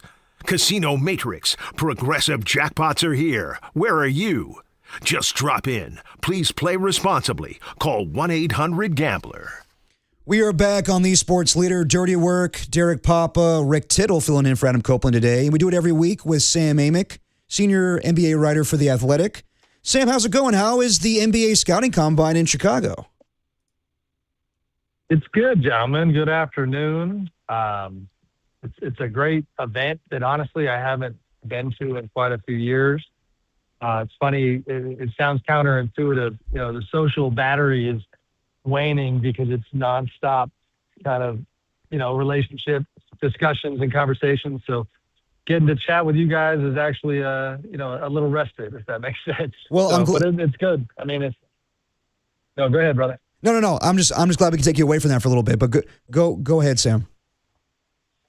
No, that's all. It's a fun event. I guess to paint the picture for people who don't know what it is, what you see on TV is the prospects, getting measured and doing, vertical leap and all that stuff. What's around it is in the midst of the playoff chaos, you have really every front office executive in the league, every team represented, and it's kind of like the in-person, real-time, off-season chatter. You guarantee you there's actual trade discussions that get floated here. There's everybody trying to find out what's going on. So it's kind of its own little convention. Sam, it's Rick Tittle, and I love this rumor today that A.J. DeBansta so desperately wants to stay in Utah. He played his senior year there in high school, of course, BYU. His family lives there. He doesn't want to go to D.C., that at the Combine, he's dogging it. So they will look past him. I doubt very seriously that he wouldn't try his hardest. And, sometimes you don't get what you want. We all know that the Curry family all fell out of their chair when the Warriors drafted him, when the Knicks had the next pick. They wanted to go to New York so badly. But now there's pressure on Utah to trade up one spot. What about the rumors of A.J. DeBansta dogging it so that that D.C. will pass on him? Well, Rick, and always good to visit with you. For one, do you happen, not to bore the audience, do you remember who reported that? No. Okay. I mean, just because I saw some of it on social. I have no reason to believe that's the case. Mm-hmm. And I'll be honest with you, I have enjoyed my interactions with AJ's father, Ace, to this point. And it's funny, they've already said this publicly. Going into the lottery, for example, there was all this social media chatter about how if AJ went to Sacramento that he might pull an Eli Manning and try to control it. And I hit his father up on that topic and immediately, like, their messaging all the way through. And I'm talking on the record, off the record, on background, has been he is ready to go kick butt for all 30 teams, that he's not trying to control the process at all. So I would find it surprising that they would say one thing and do another to that degree. Mm-hmm. He did, as far as him kind of loafing it, that would not explain the fact that he went and jumped 42 inches into the air. That's not really loafing it. It's an incredible vertical leap. Mm-hmm. There was a viral clip where he missed 5 or 6 threes in a row that, I think was part of this discussion. I think the Utah thing is interesting because they need help at the guard position. Darren Peterson would be a good fit for them. But we'll see what happens. I mean, if any of this is true, that's going to bear out heading into the draft. Talking to Sam Amick on the UMA guest line. We got the news we've been waiting for quite some time, Sam, on Saturday, that Steve Kerr's back with the Golden State Warriors for at least another 2 years on paper. So what did you think Steve needed to hear in order to come back? Did you believe there was a little give and take between he and Joe? Was it always where Steve was wanted by Joe and Steve wanted to be there for the end of Steph Curry and Draymond Green's careers? Yeah, I don't have full clarity. They obviously chose to keep a lot of it private. It's certainly, I think, like always, there's a few layers to it. You've got the contractual financial stuff, which is when you're the highest paid coach in the NBA, nobody really goes backwards if you're with the same outfit. And so Joe Lacob and that group want to continue reinvesting in Steve, even though they were in a new era. And so as we've seen, the answer is yes. Now that took 3 weeks of discussions that I think, we've talked before, Derek, about the concepts of alignment and vision and making sure that ownership and Steve and the front office were on the same page. All those things come into play. It's funny, I visited yesterday with Rich Eisen on his show on ESPN, and I admittedly, I was probably a little too on the nose with Rich because he asked about why Steve came back, and I wasn't trying to be glib, but I was like, well, Warriors offer him almost $20 million, and ESPN allegedly offered him 7 or 8, and one number is a lot bigger than the other. Like the idea that Steve might have gone and done a media job seems to be on the table. That was reported. One thing that did, I think, bear out and should have been a North Star in the situation is that everybody knew, because Steve had told everybody, that he still wanted to coach. And if you still want to coach, then you still want to coach Steph Curry. And ultimately, that's what he chose to do. And it's a 2-year deal, and I'm sure that was, what Joe wanted to do with not having to do this song and dance every offseason. But we know that Steve contemplated this a lot, and then we kind of saw, maybe that he wasn't, very joyful during the regular season. Would you be surprised if Steve didn't coach the second year of this contract, where it's just a 1-year, kind of last dance with Steph Curry and Draymond Green, and then he goes off to do TV or something else? I mean, like always, subject to change. Yeah. For now, my opinion would be that would surprise me, especially because, never say never, but that would fly in the face of it in what it appeared was their compromise between the Lakers and Steve, meaning that Joe had made it pretty clear that he wanted, to have a bit of a runway here, to not have it just be, I'm on the 1-year plan as long as Steph and I still want to be here. And I don't think that's healthy from a roster kind of, building organization standpoint. And again, never say never, but I would, if I had to handicap it, I would expect him to coach both years.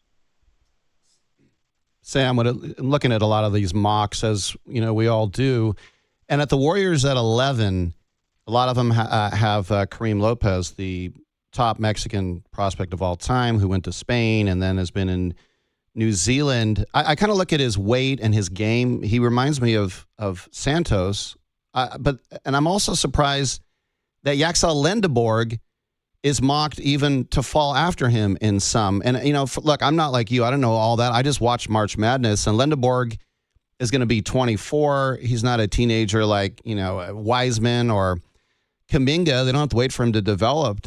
I would just, if I'm at 11 and Yaxel Lendeborg is there, I just snatch him up and call it a day. I don't know. What do you think about Lopez and Lendeborg? Hey, Rick, you're putting me on the spot, and I'm the emperor with no clothes here. I am not a draft expert. I think I always do this. Sorry. It's funny. No, you're good. You're good. I'll promote my colleague and coworker, Sam Bassini, does a wonderful job diving in with all these guys. And the truth is, once you get past the top 5, I have not done my homework yet. My interest out here is the off-season NBA chatter in the business and where these picks might go as opposed to which team might pick there. I'll be more well-versed when we get closer to the draft. But, generally speaking, the Warriors obviously need size.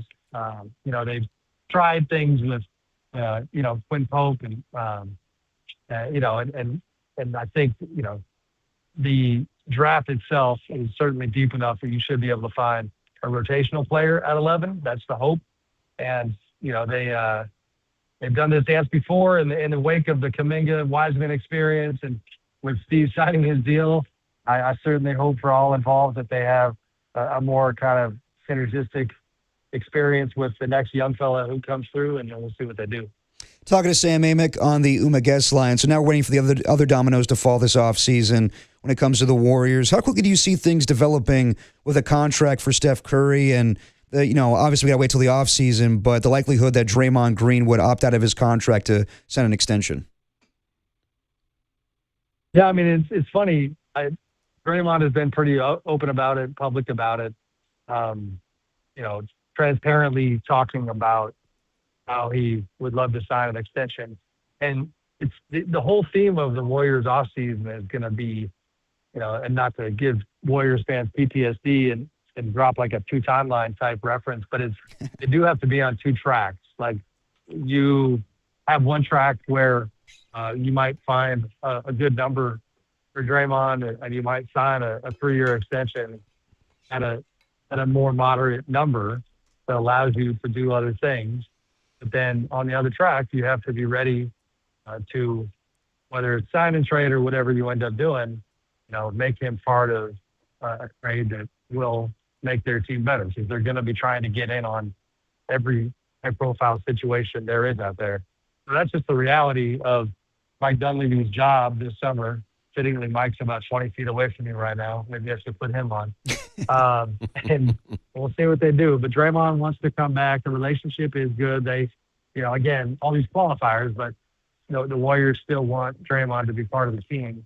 It's just a matter of this summer is going to be interesting for a lot of these late 30s players or these mid 30s players, where you got to put your ego away and realize that you've already been blessed enough to make a whole lot of money, and don't get too caught up in the fact that your salary is probably going to go down a fair amount, but you're still doing a whole lot better than the regular working man or woman. And and if you want to play in the Bay, which Draymond has not only said that, I've loved his perspective on, like, he knows how to read the room and do what is necessary from a relationship standpoint to remain part of the Warriors program, or at least give himself the best chances of being part of the program. And, but there's all these other uncontrollables that he's going to have to wait and see how it looks.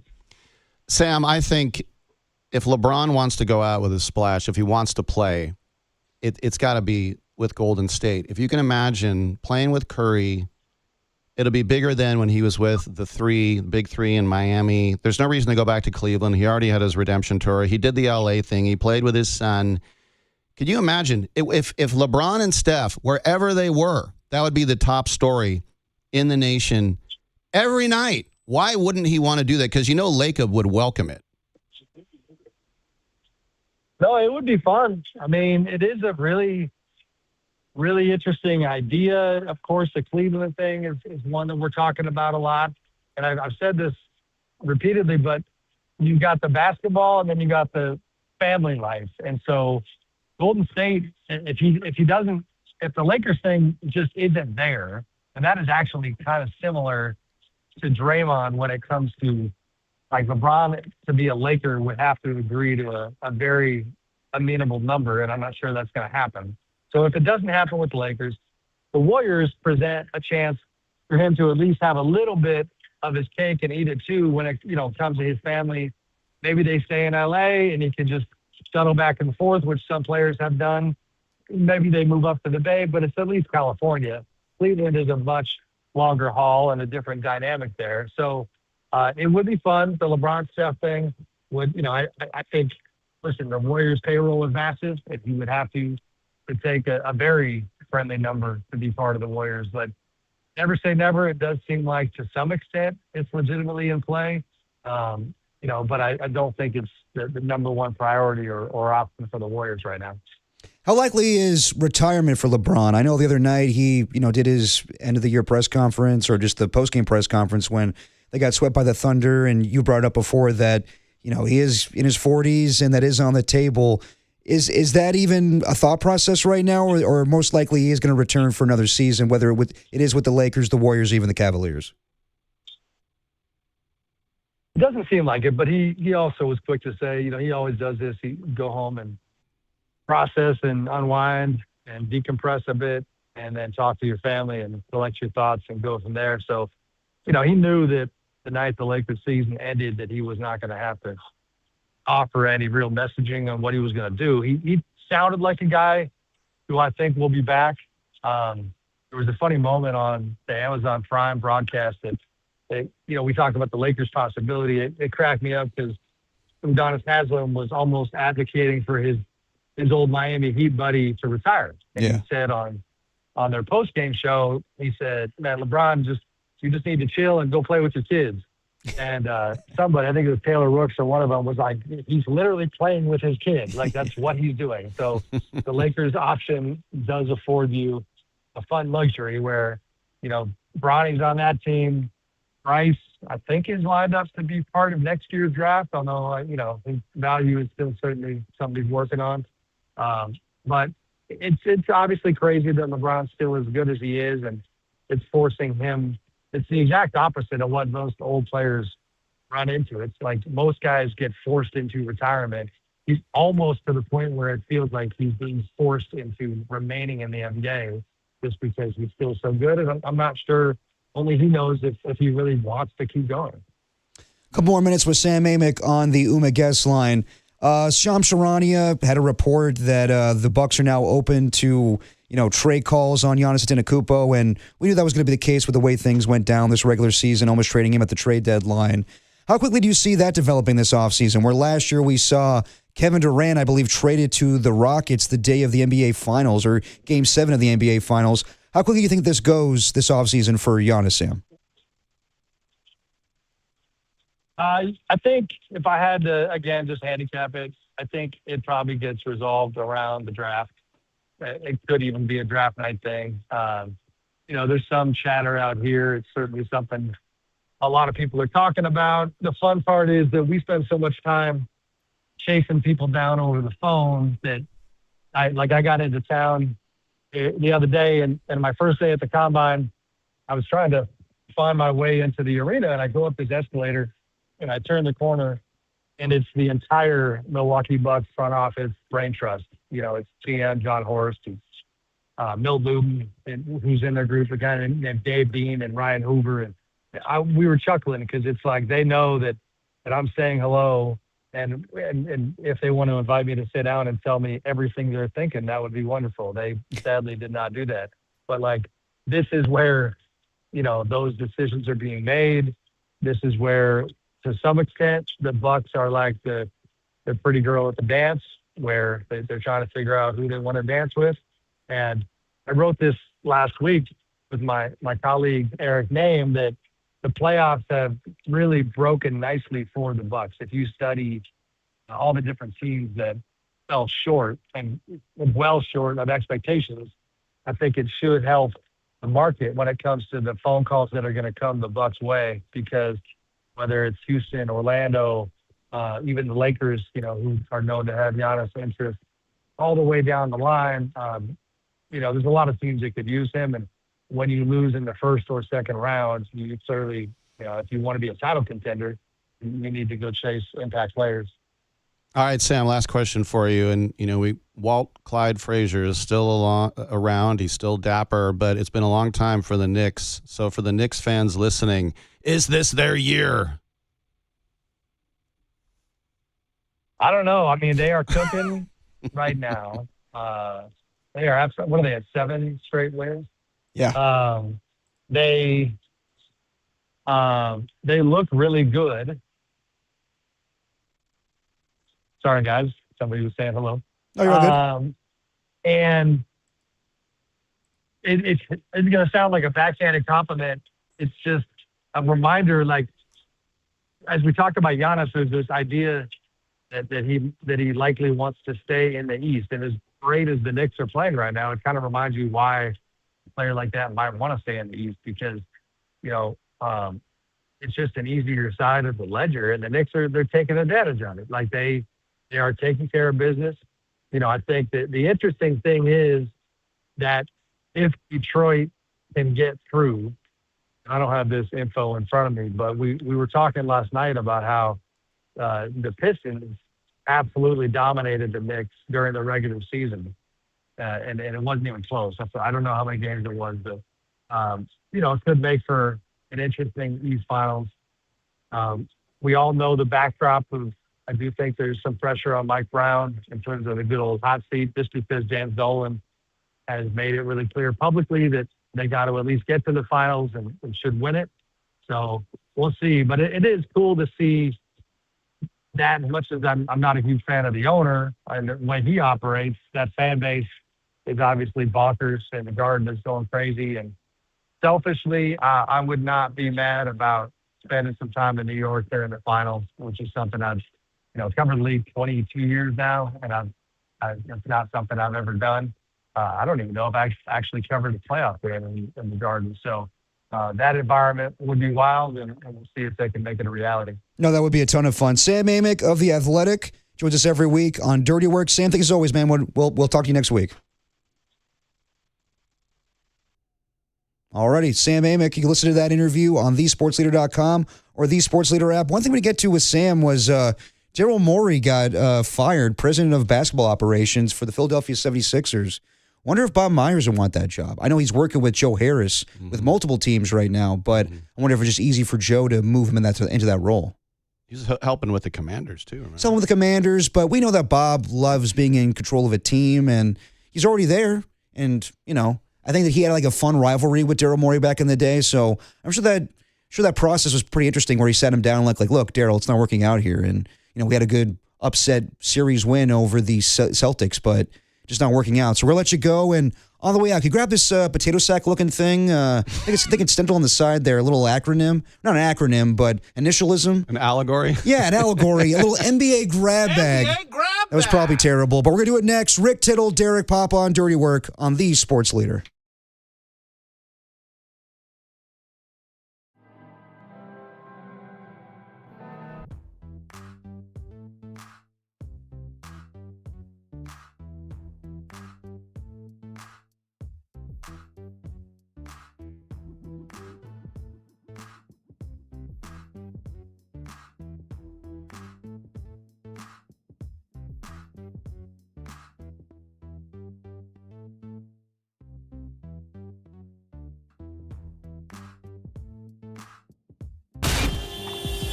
Time for your Bay Area Chevy dealers traffic update.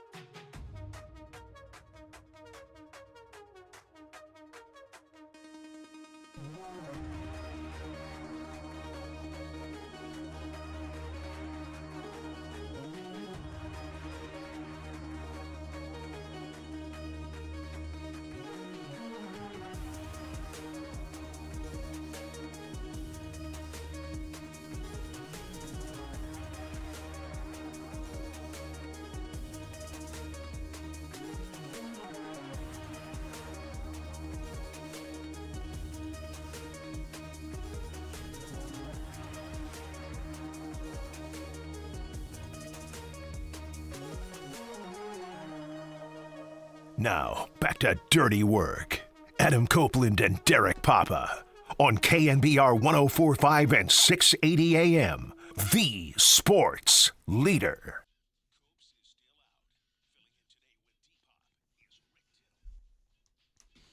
Dirty Work on a Wednesday. Rick Tittle filling in for Adam Copeland. Derek Papa holding it down until 6:10 tonight before we get you out to Game 3 of the Giants series with the LA Dodgers. Giants win the first 2 games of the series. Not bad, Rick. I'm telling you, just if they only played the Dodgers 162, they would be 162. That would be their record. Yes, they are Dodger killers this season.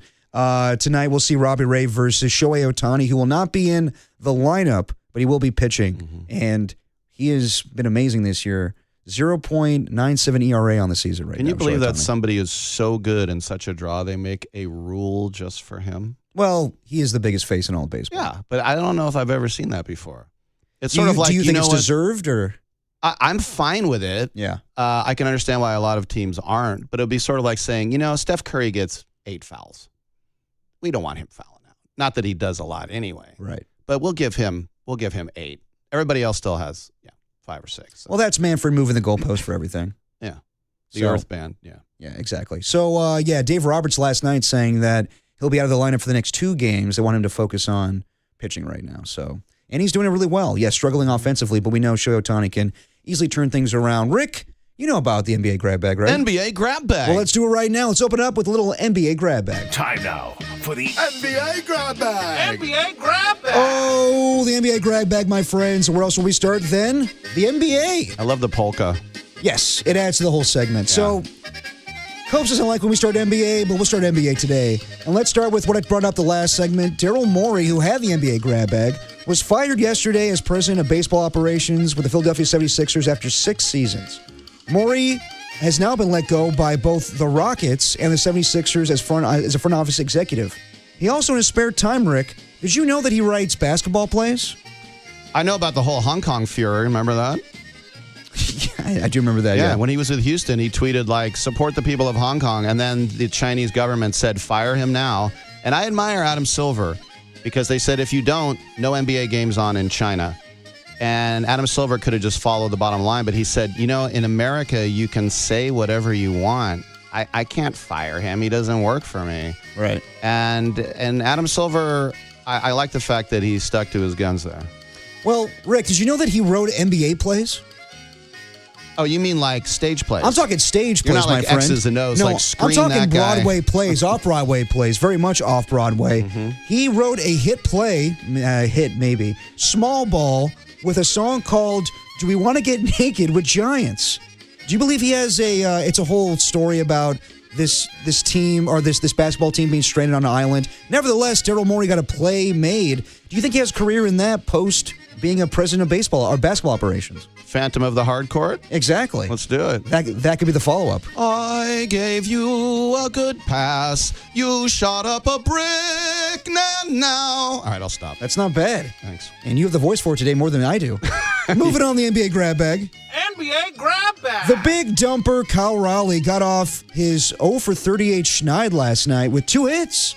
Raleigh credited his fortune changing to the suggestion of his teammate Logan Gilbert, who said to take a shower in his full uniform. You ever taken a shower in your uniform, Rick? I have not. There are weird, let's just call them slump busters that go on in baseball lore. They're very superstitious, yeah. But I remember last year, everyone's like, he's the MVP. He plays the hardest position. He has 60 home runs. He was running like 30 points lower than Judge, who had the same numbers. So in any other year, yeah, but not this year. Yeah, so horrible start. Second lowest batting average of all qualified hitters. And you know what? Everyone in the Bay Area doesn't care about the Mariners, so big deal. No, big deal, but at the same time, it's always nice to bring up when someone showers in their full uniform, like Charles Barkley did a couple years ago when he was on the March Madness broadcast. Hang on, Rick. We used to take a shower in our uniform because, because we flew commercial my first few years. Wait, time out. There's no era where you did. Yes, it is. Stop, you're making this up. No, I'm not. There's no way that you were supposed to wash your uniform with your arm. Let him finish. I've never heard, no one in the right mind has ever done that. Let him finish. Kenny, Please do. when I And soap, they give you soap. Let him finish, No. Kenny. You had to wash your uniform yourself. So after the game, when you got to your room, you took a shower in your uniform and dried it and dropped on the commercial airline the next day. Were you with Jed Clampett? No, That's why you had to let him finish. Come on. Because I think you can clean your uniform without showering in it. That is possible. You can actually clean it without showering in it. In it. You don't have to have it on. No, but it's easier to do it that way. It's easier. It's done. Do you remember that at all, Rick, 2 years ago?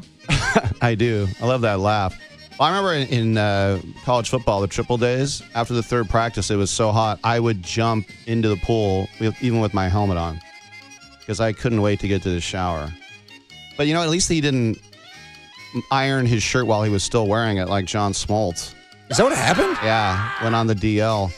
But you know what? This is one of my favorite stories about that. A guy who, I don't know if he told me in confidence or not, so I won't say his name, but he played in the minor leagues. Come on, no one's listening. He played college ball. People listening in Oregon and Hawaii. But he played in the Mexican League. Yeah. And he said, we won the Mexican League, and we got so hammered, I woke up the next morning on the beach, my full uniform and spikes still on. Must be a good night. I like that one. Yeah.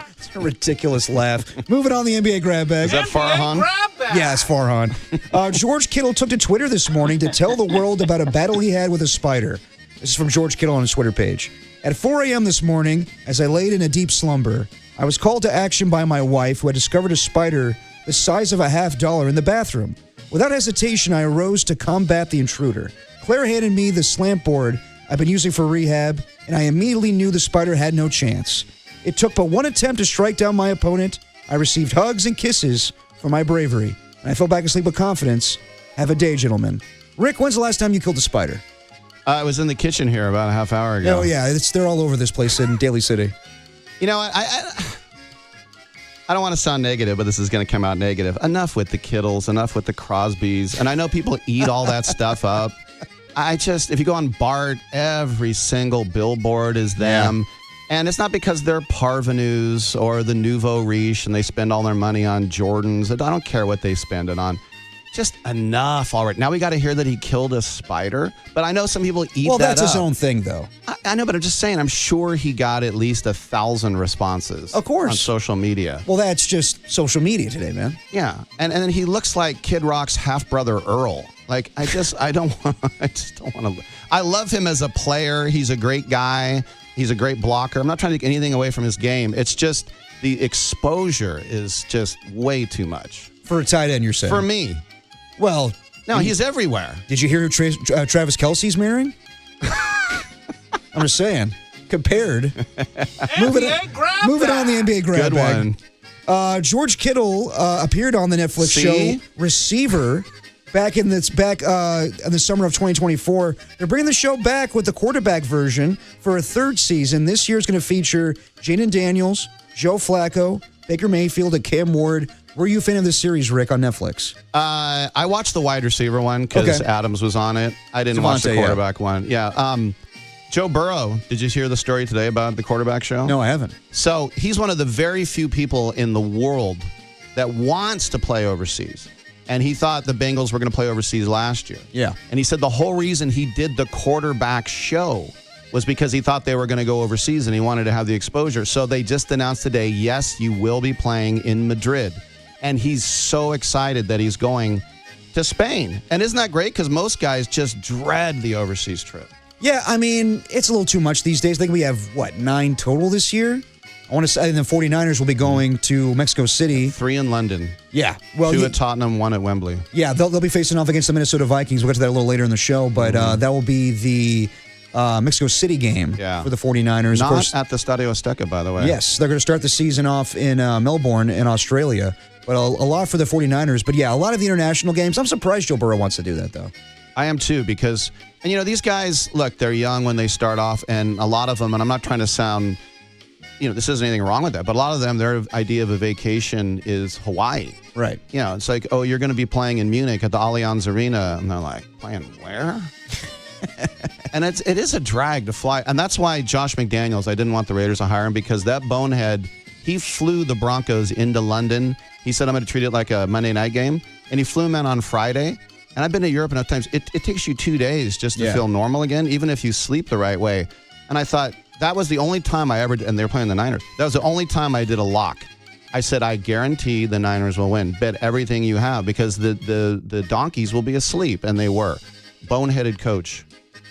He definitely was. And that's not the only lock you ever had, Rick. You just guaranteed me that LeBron James will be a Warrior. I didn't guarantee. I said he will be here. I didn't say. The only other guarantee I had, France would win the World Cup '98. I guarantee that. Well, they had never even been to a final. We'll that was go back my and check best our one. records of that guarantee, Rick. Moving on the NBA grab bag. NBA grab bag. Netflix's roast of Kevin Hart. Did you watch it? Yes. It was highly successful on Sunday night. Go ahead, sorry. No, in 2 clumps. I couldn't do all 3. I did 90 and 90. Eddie Murphy was a lot of clumps. Oh, nice. But Kevin Hart was not the first choice this year. Roastmaster Jeff Ross.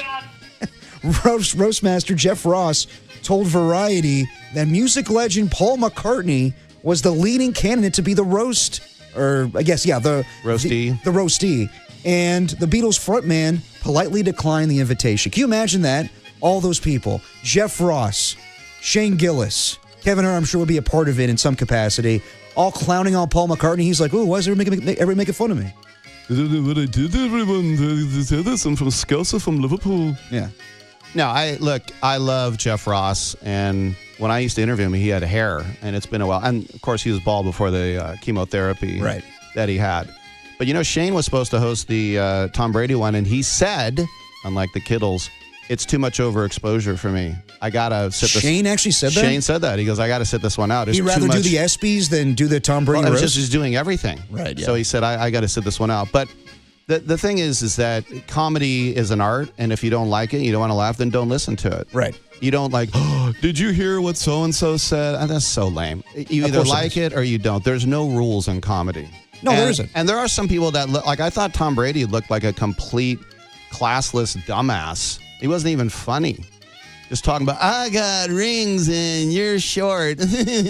Yeah, Brady with the Kevin Hart roast. Yeah. And that's the problem with having non-comedians be a part of it. Right. And I told Copes this the other day, I know the roast has always been like this, whether on Comedy Central, the Netflix version where you have celebrities participating, but it seems kind of cheesy and disingenuous when you have Draymond Green doing it or Tom Brady, and it's all scripted for them. Well, they're not really coming up with the jokes themselves. It just seems kind of weird to me. That's like those old Friar clubs. They didn't call them the roastie. They were called the Man of the Hour. Right. Yeah. And Rickles and Dean Martin and Foster Brooks and Red Buttons and all your favorites.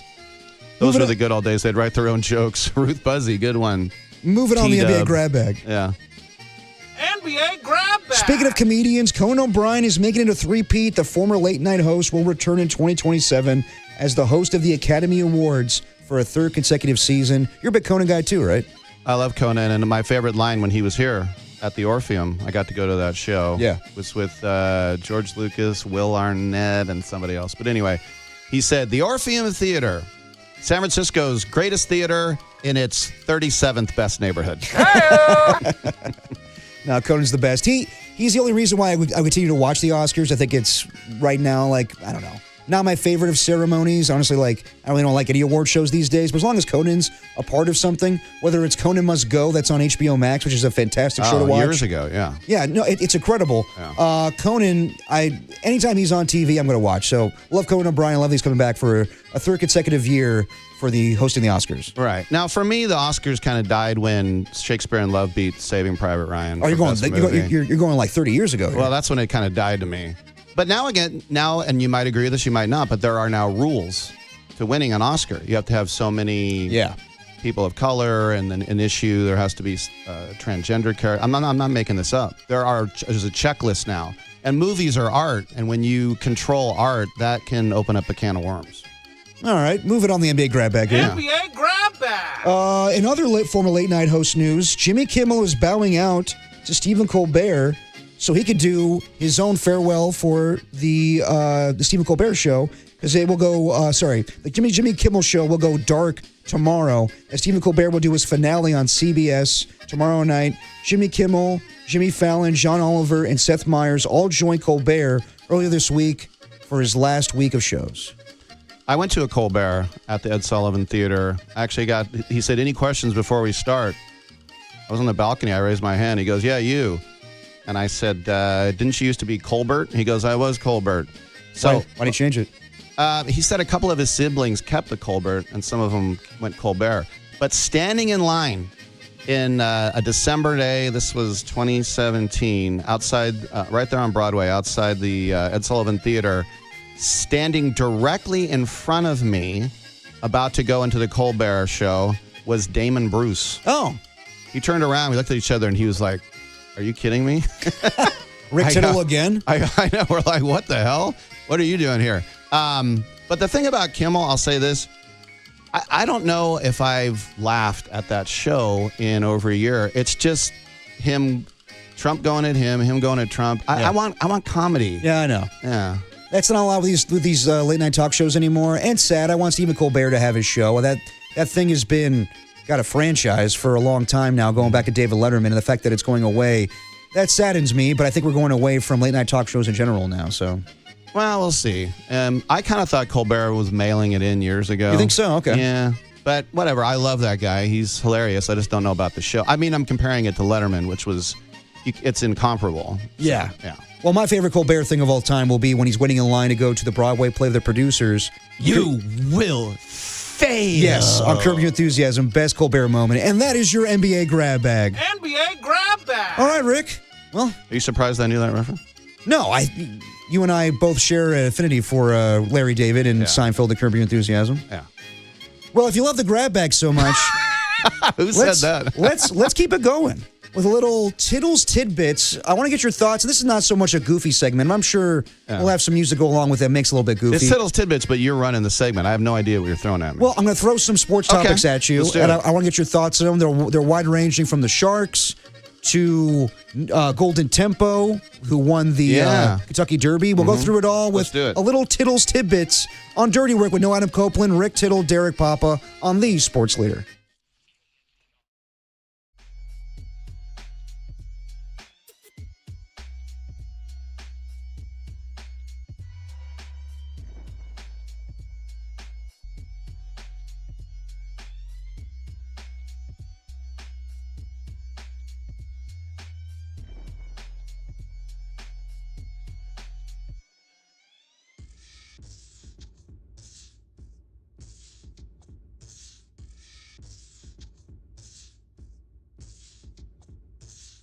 Derek Papa here. It's always good in life to plan for the unexpected. You know, like when you lose your voice, but you got to do the show and your co-host is out sick. So when the unexpected happens, use the best lawyers you hope you never need in the Dolan Law Firm. Chris Dolan and the Dolan Law Firm are based right here in the Bay Area for more than 25 years. Award-winning personal injury and employment attorneys fighting for you where you live. If you've been discriminated against at work, wrongfully terminated, or sexually harassed, your rights matter. Go to DolanLawFirm.com and learn more about your rights. Unfortunately, over the past year, Chris and his team saw a sharp increase in no-fault injury accidents. So please be careful. Let's work together in making the Bay Area a safer place. Feel confident you're in good hands with award-winning California Lawyer of the Year. The Dolan Law Firm has secured more than $1 billion in verdicts and settlements on behalf of their clients. You pay nothing up front. No hourly rates, no upfront fees. They don't get paid until you get paid. They live here, they work here, they win here. DolanLawFirm.com.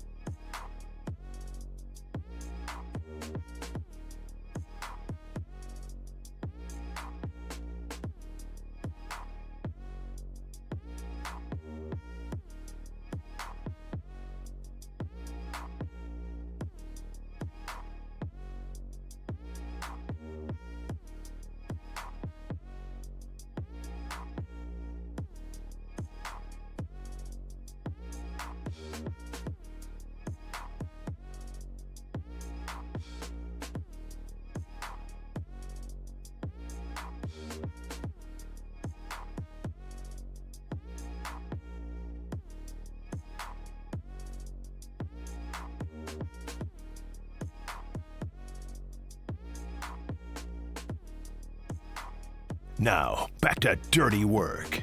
Adam Copeland and Derek Papa on KNBR 104.5 and 680 AM, the sports leader.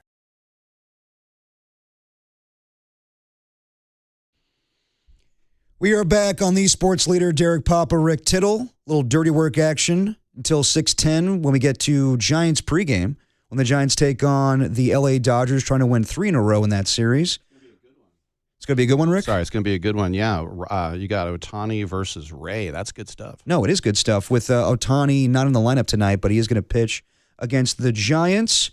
And we'll be joined by Andy Baggerly at 5:30 before that game. Let's do a little Tittles Tidbits.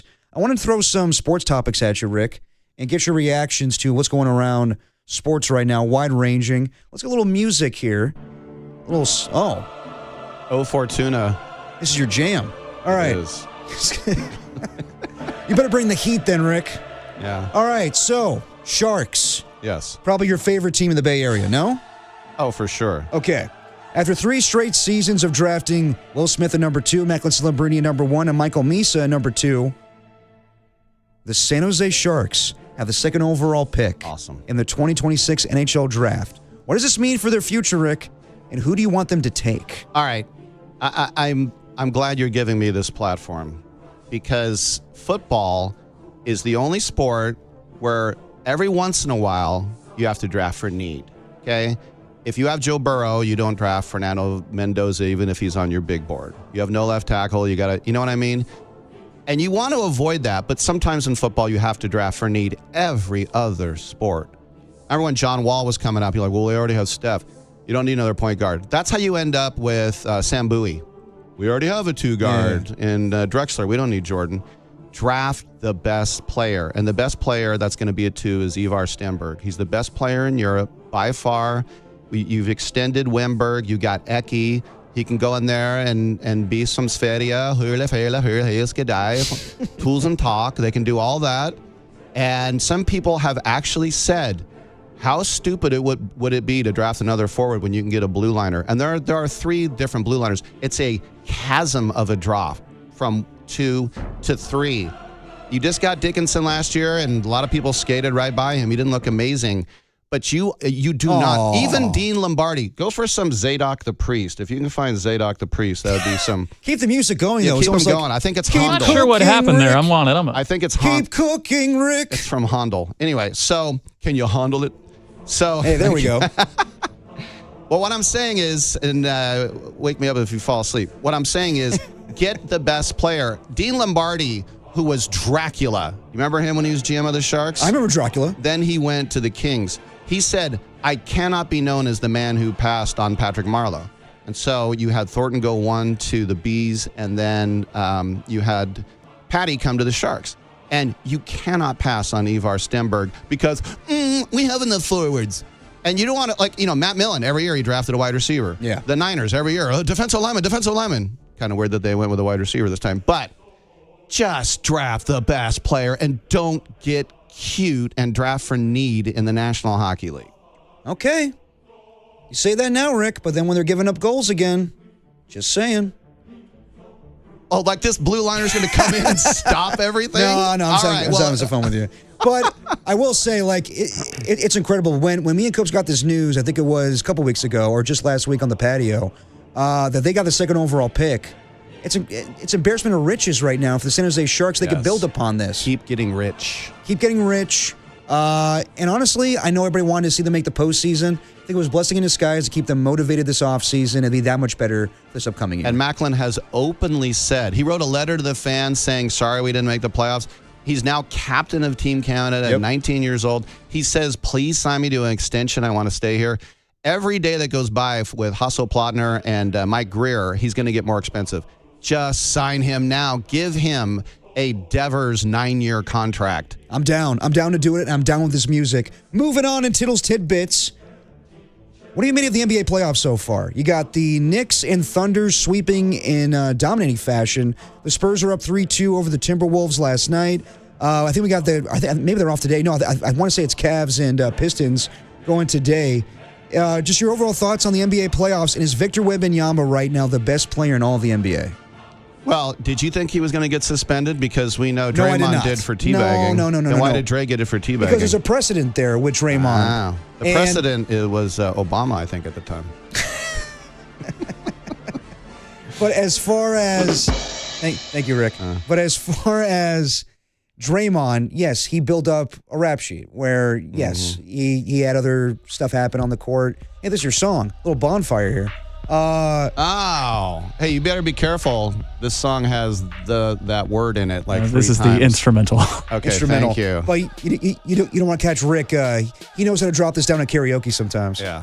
But no, I never thought that. Look, the NBA is all about moneymakers, and Victor Wembanyama's right now, in my opinion, the best player in all the league. They want him to play. They need him to play. Going back to a few good men, there's no way in hell they're going to suspend him. Now, a fine, yeah, probably should have warranted that. But yes, I think that there was no chance in hell he was going to be suspended. If my name was Moneymaker, I'd play poker. All right then. Mm-hmm. You know that guy? I don't. He's one of the most famous poker players. Is he? Let's move on. His name's Moneymaker? Chris Moneymaker. Yeah, T-Dub knows. Okay. Okay. Good to know. Your overall thoughts on the NBA playoffs? It's been fun. You've been watching it? Listen, I'll be honest with you. When my teams go out, You're my, out. My indoor teams, I'm not out. Like, I'll watch a Game 7, and I'll wait till we get to the conference finals. But I'm not going to park my behind in front of some, Game 2 of Hawks-Knicks. I'm not going to do that. Why? It was a 51-point blowout, Rick. Well, Come that on. was Game 6. But I'm just saying, I'll never get those 3 hours back. You don't have to be aware of your mortality. But I'm just saying, I'm not. And if I was going to do it, I'd much rather watch a hockey playoff. All right, fair enough. Are you a Kentucky Derby guy? Yes. All right. So what'd you think of Golden Tempo winning? And right now, Golden Tempo has no tempo. He is not going to participate at the Preakness Stakes. What's the point of these races, Rick, if these horses are not going for the Triple Crown? Well, racing. Remember Michael Rona at Golden Gate Fields? He was from Australia. He didn't say, and they're off. He'd go, racing. That's it. Who was the horse racing guy? Sam Spear. Thank you. Sam Spear, yes, on the wheel. Yeah, that guy. See you at the races. At the races. I went to the very last day at Golden Gate Fields. It was sad. Anyway, back to your point. Sherry DeVoe, I think she got lucky. Those Renegade and other ones, they got bunched up on the rail, but full credit to Golden Tempo. But I agree with you. This never would have happened years ago. And I was talking to Dick Girardi, Carmine Marino, who are both horse racing guys, and they said it was the wussification of America. I go, Jeff Van Gundy here on the NBA broadcast a couple years ago? Even with horses? But yeah, horses. And this, what they're doing next year? They're moving the Preakness back a week. Oh, are they now? Okay. Yeah, which a lot of people are against. But this is to avoid these things. And you would think if you had a horse who won the Kentucky Derby as a long shot, and you have a chance at the Triple Crown, what are you doing? Even B. Weezy threw his arm off to win a World Series. Yeah, seriously. Come on, man. Yeah, come on. Let's race. Yeah. Ooh. Oh, speaking of the Valkyries, I'm going tonight. And this is your first WNBA game you've attended? I've never even seen one on TV. Well. Yeah, and I keep saying Valkyries, and now I have to be changed because they say Valkyries. Valkyries. Yeah. I've said Valkyries my whole life, and now it's Valks. It's Valkyries, man. Get on board. All right. It's Merca. It's Wagner, not Wagner, right? It's exactly. Wagner, actually. Wagner. But he was anti-Semitic and Hitler's favorite. We don't want to talk about Richard Wagner. Yeah, probably not. Just think of Apocalypse Now when you hear this song.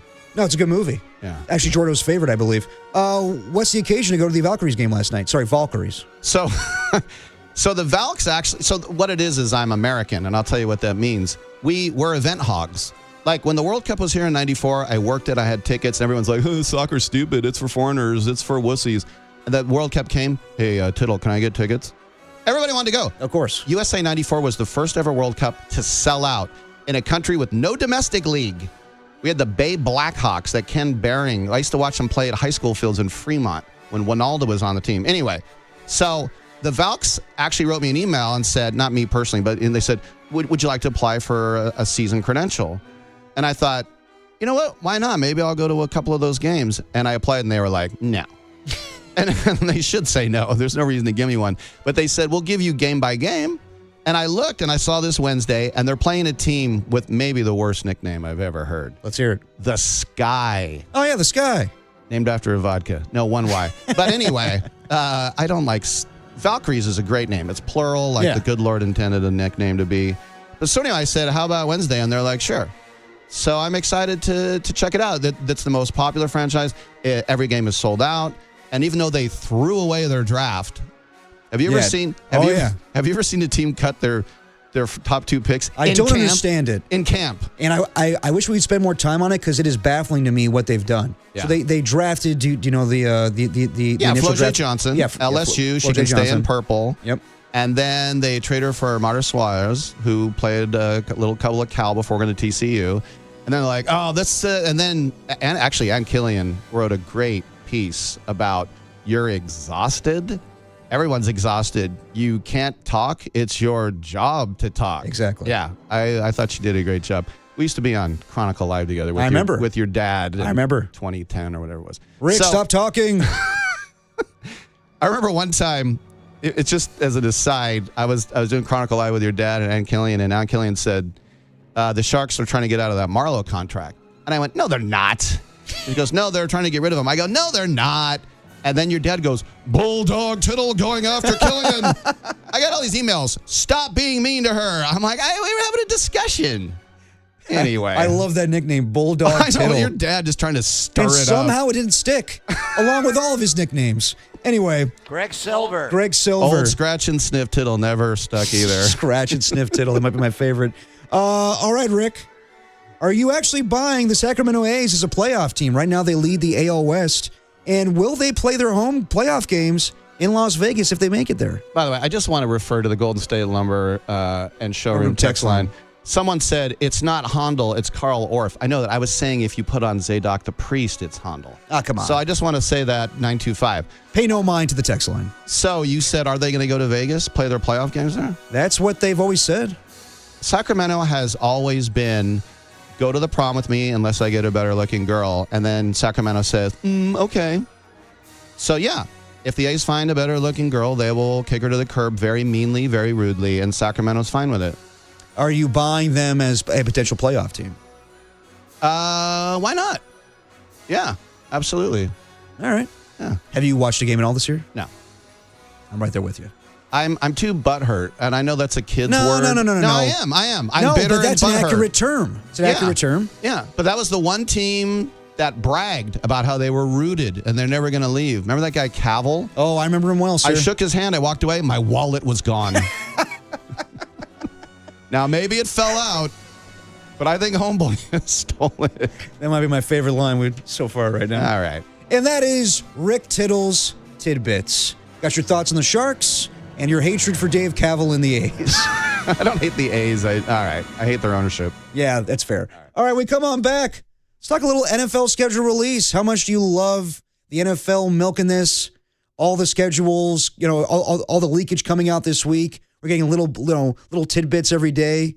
And then we finally get the whole thing tomorrow. We'll go through it, who the Niners are rumored to be playing and what we know so far. We'll talk about it next. Dirty Work with Rick Tittle, Derek Papa on the Sports Leader.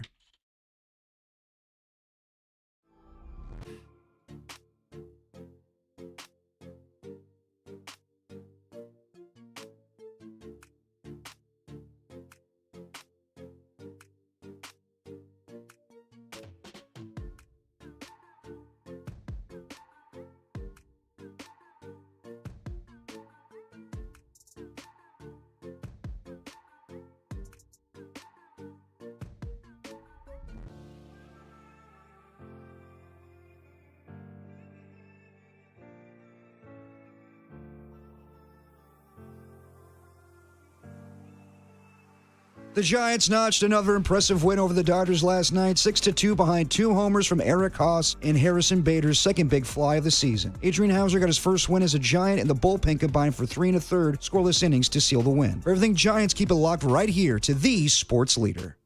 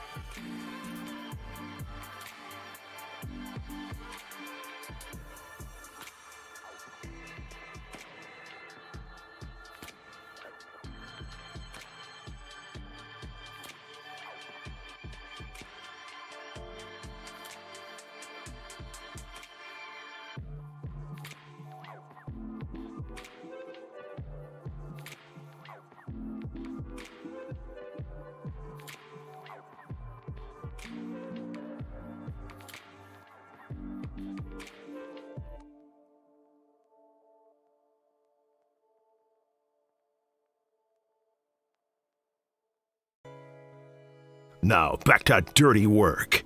Adam Copeland and Derek Papa in the KNBR Casino Matrix Progressive Jackpot Studios.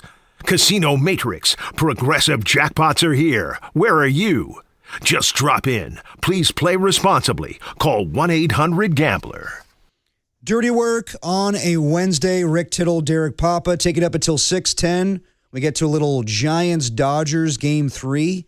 Giants looking to win the series tonight if they can win 3 in a row. Actually, it would be 4 in a row, but the third consecutive win of this series when we got Robbie Ray on the mound against Shohei Ohtani. And, Bryce Eldridge is in the lineup tonight, so that's good to know. That's very good. You have to play that guy. You have to absolutely play that guy. Was that your phone? Yeah, that was an alarm. For 5 o'clock? Yeah. That's not my dial tone, Just an alarm to signal that we got one hour left in the show, thank God. No. That was earlier today. That was to wake me up to go to the Valks if I fell asleep on the couch in my office. Seriously, that's what that was. Waking up all the KNBR listeners. No, Bryce Eldridge should be playing every day. And remember, Tony La Russa's catchphrase, always, win the series. Win the series. And if you win the series, you'll end up in the playoffs. If you win every series. Yeah. Well, that's the goal. And also it's the goal to have a winning record against the LA Dodgers, which a year ago they did not. The Dodgers have been dominant against the Giants in recent years. What team did? Maybe the Pods? I don't know. I mean, it's rare. But like we were talking about earlier in the show, like, can you hang your hat on if the Giants have a great record against the Dodgers this year and you don't do anything the rest of the season? I mean, yeah, you can, talk some S to Dodger fans, but at the same time, it's like, the same thing with the Warriors, like years ago when they were in their heyday. And let's say like every now and then the Warriors would lose to the Lakers. And the Lakers would be like, see, you're still like, little brother franchise. You're not going to step toe-to-toe with us. And we're like, we're not worried about you guys right now. We don't care about years past. We care about the NBA Finals. We care about LeBron. We care about the Cavaliers. We don't care about you guys right now. So that's kind of how I think Dodger fans feel about the Giants right now. Like, I think, honestly, Dodger fans probably think the Giants are irrelevant, and that needs to change. That does need to change, and hopefully this is the right, step forward with Tony Vitello, leading the charge and them having confidence they could beat these guys going forward. Yeah, and that's why it was so cool. And when the Giants won 10, 12, 14, and then the Warriors in 15, is that forever NorCal didn't matter to them. And even back in the old NFC West when the Falcons were in it, the Rams didn't think about that division back in the day? Yeah, they didn't think about the Rams didn't think about the 49ers. That heated rivalry of the Saints and 49ers. How about that the Braves and the Falcons were in the West? Yeah. Yeah, in their respective sports. Now, back in the day. Almost 24 hours from now, we will get the NFL schedule release. I thought we already got it. No. The full shebang tomorrow, Rick. Oh, my God. I can already tell you don't like this whole process. We already know who they're playing. No, we don't. We need the schedule. I need to know week 1 who they're playing, the times and everything. We already know. So Tim Webb and Adam Copeland can do their jobs. Well, you already know the Netflix game, the Thursday in Australia. We do know that. And you know the teams that they will play. You're just trying to get the exact times. You're going to book your hotels. hotels. These fans need to know where they're going to go, Rick. This whole thing is a Johnny-come-lately thing where they try to pretend like this is a huge thing and people are camping out. This is contrived. I think most fans already know. They already know what they're going to do. Well, they want to make their plans. They want to make flights and everything. It's interesting, but it's not like, oh, my gosh, are we playing them week 1 or week 3? Well, some radio shows go down that road. You say whatever you can get. I mean, like the national audience, like the national shows. Rich Eisen talks about this every single day. Is the Chiefs are playing the Broncos week 1. Whatever. We'll talk about that more in September. They're definitely milking this thing. I know. I love the NFL, but everything, the combine, the draft, the schedule release, it is a bit much. Rich Eisen got mad at me one time on air. I remember you telling me that. Yeah.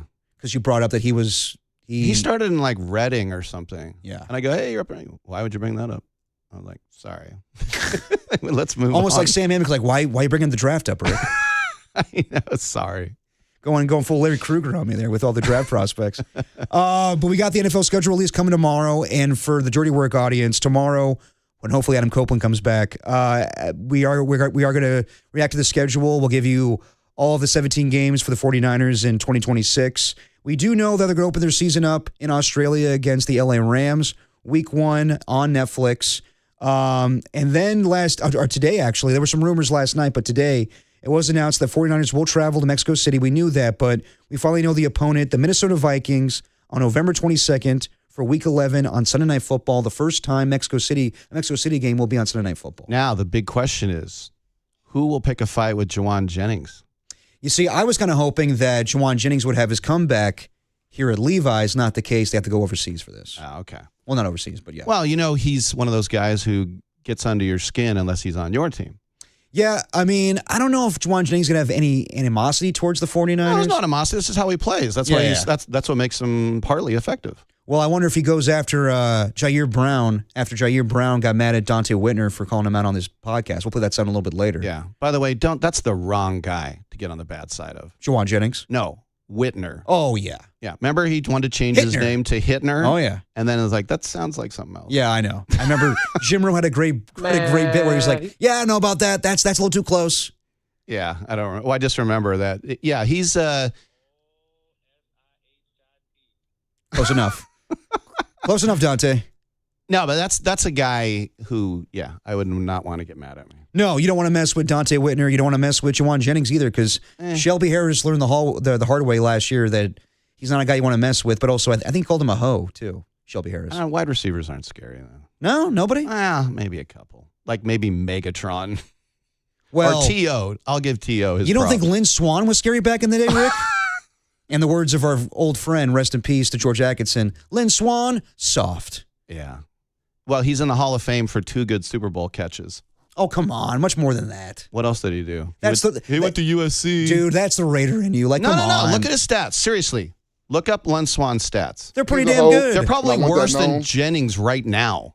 That was Shelby Harris last December, right, Tim? He's a hoe, and I want that known. He's a hoe, and I want that known. Shelby Harris didn't like the trash talk that Juwan Jennings was giving him. Wait, I thought that was the guy that went after Grant. Who was that He's guy? A hoe. That was Javon Kinlaw. Oh, that was Kinlaw. That was Kinlaw. Nobody F's with you? Something like that, yeah, something like that. And you know what? This is the thing I'll say about Grant. Grant Cohn, when I used to interview him at the old station, I'm like, you're pretty good on the air. And he's like, I appreciate that. I didn't know he was going to like become a big star. Yeah, no, big time, yeah.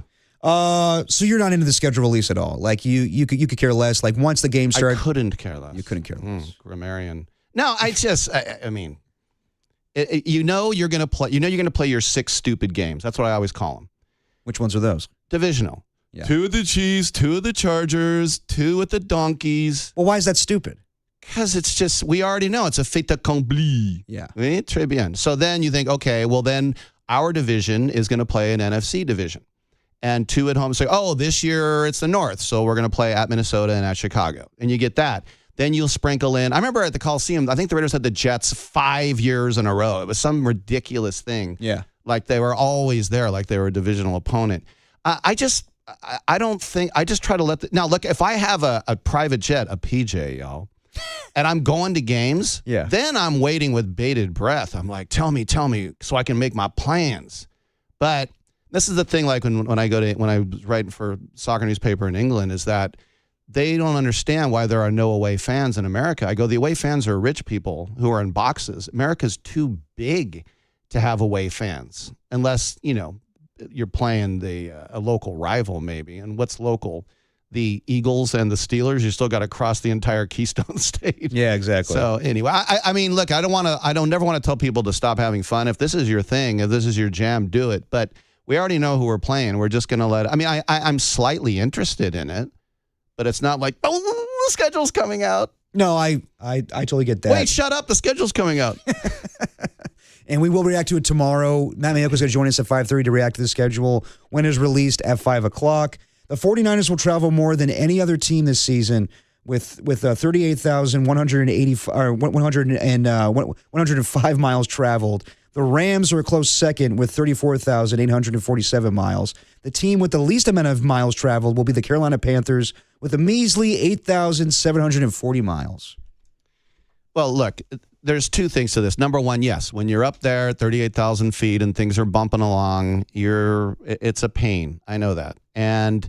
But they travel unlike us. They get to lay down. They get to go to sleep. They have warm cookies and ice cream brought to them. The masseuse comes over and massages them. But still, I know it's still a pain. But do you remember when the Packers played in Rio de Janeiro? They said it's not fair because you can't land a jumbo jet in Green Bay. That's only cleared for 737s, which is you can go anywhere in America from Green Bay in a 737. Right. But for a wide body, my nickname in high school, if you want a wide body, then we're going to have to fly to Chicago. And so we're actually taking 2 flights when Kansas City only has to take 1 flight. I'm like, we'll find anything to complain about, won't we? Oh, of course. Yeah. But I do get it from the 49er perspective where that first game is going to be hell to go to Australia. And the reason I'm interested in the schedule is to see what happens week 2. And if the NFL is going to give them some grace period there where, yes, they're getting the game on Thursday night. That's not anything to like accommodate the Niners. It's just because they're playing on a Friday. Yeah. Well, you can't. In Australia. Yeah, in Australia, but you can't have that this year. The league year has been pushed back 1 week. So there's a whole thing with playing up against high school games. But yeah, I'm interested to see what happens with the 49ers week 2, if they have a short week, if they have a long week, whatever it may be. But regardless, it's going to be hell for them that first week. Well, and remember, you only have to play 1 overseas game. Well, they're playing 2, though. Yeah, but they didn't have to. You have to volunteer for 2. And the Jags like doing it. They're going to stay weeks 5 and 6 in London. Right. They always do with Shad Khan, it's Fulham and all that. But Mark Davis, those last, I think, 5 years in Oakland, please, London or Mexico City. He wanted to give up a home game. I don't want to play the Coliseum all 8 games, just 7. Well, you know which one was the most lame that they did? What? They decided to take the Khalil Mack return game when he was with Bear and put it to London, which I thought was ridiculous. I did the pre and post at that game at Tottenham Hotspur Stadium, and Foster Moreau with a great catch from Derek Carr to win it late. And I'll tell you what, I was in that stadium in London, all Bears fans. Yeah. It was crazy because everybody wears Yankee and Raider gear overseas. They have no idea what it means.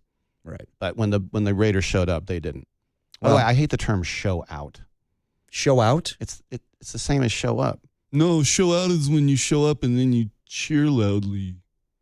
Does anybody say that? Oh, I hear show out all the time. It bugs me. I don't really know about that one. I'll be out in the car. All right.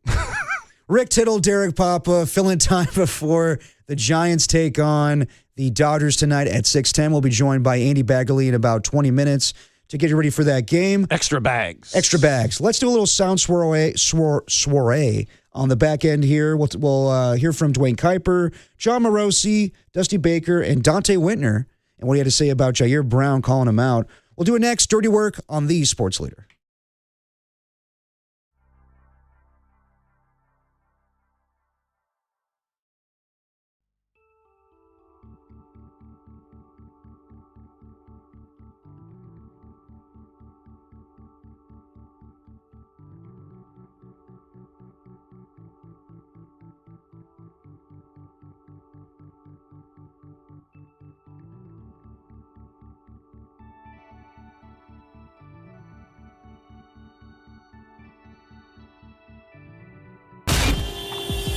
Time for your Bay Area Chevy dealers traffic update.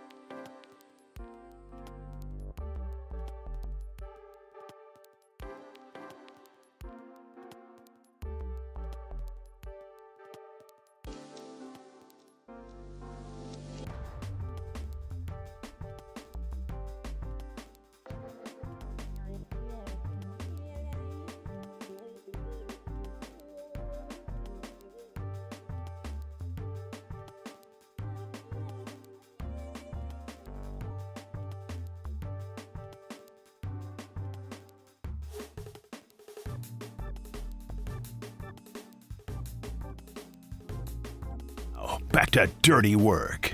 Adam Copeland and Derek Papa on KNBR 104.5 and 680 AM, the sports leader.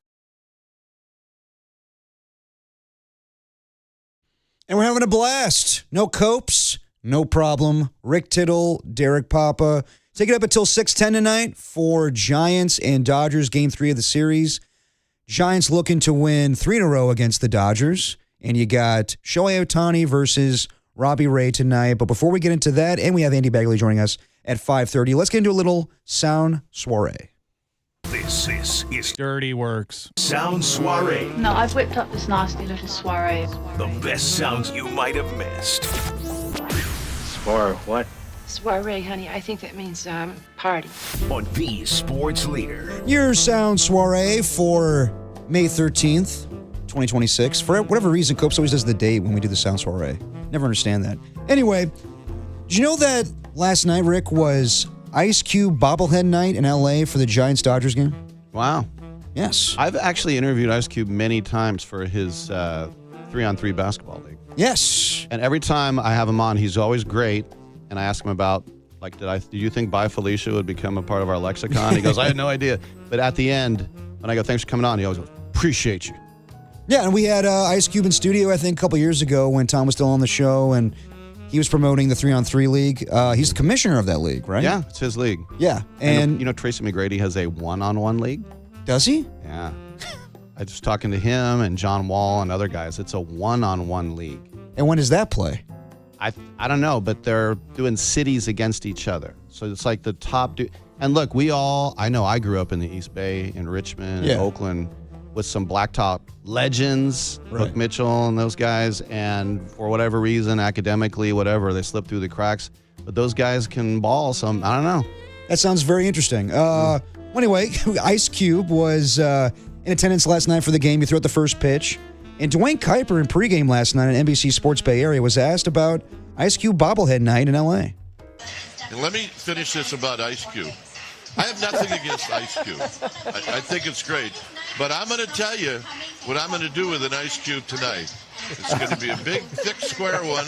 I'm going to put it in a glass, and I'm going to pour a Blanton's on top of it. That's my Ice Cube moment for tonight. I love Smoothie. He's great. Yes. He really is one of the best.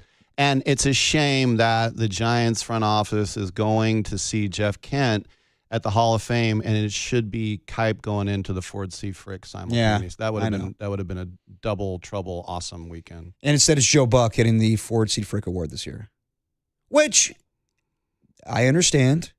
Big time baseball broadcaster back in the day, but Dwayne Kuiper and Mike Krukow, hopefully together, deserve that honor one day.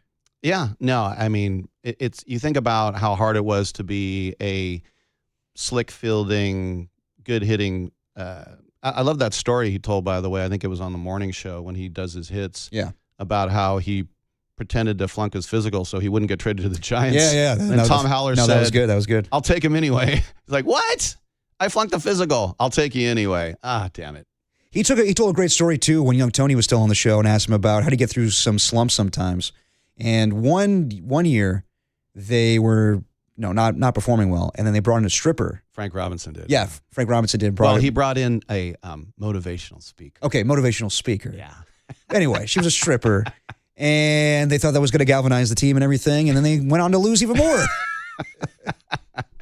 Well, it was great because remember, there used to be those guys like Lefferts and who's the guy who's Dave Rivecki. Yeah. They were super Christian. Right. Like Harrison Butker types. So I wonder what those guys were doing when there was a stripper. Yeah. Harrison Butker, a whole other thing. Yeah. Let's go to John Morosi here. John Morosi was on the Jim Rome show, and he was asked about the Giants and just talking about how things haven't gone according to plan, but nothing's going to happen with Tony Vitello. I think number one, the Giants, it hasn't really added up. And this goes back to the Rafael Devers trade almost a year ago, thinking about how the pieces still haven't quite fit all the way around. They did make the move in the last couple days, sending Patrick Bailey to the Cleveland Guardians. They're still a work in progress, Jim. And when I look at this team, they haven't quite gotten enough production from their longer-term contracts, Devers being one of them. Lee, again, maybe offensively hasn't quite produced that star level that you envisioned. Chapman, Adames, a similar conversation. I don't think this is Vitello's fault, but I also believe that when you look at the way the team has played, we have not seen the energy and the new perspective of Vitello changing what was a bit of a lackluster group a year ago under Bob Melvin. So I'm not sure what the exact fix of it is right now, given that you've changed the manager, you made a big-time splash a year ago to bring in Devers, and none of it's really led to a juggernaut. Yes, they won last night against the Dodgers, and certainly they do measure a lot of their success by their ability to do that. But they're still well off the pace, in my view, Jim, of being in the class of the Dodgers and Padres in their same division. And then you look at the National League Central with all those teams playing winning baseball this season.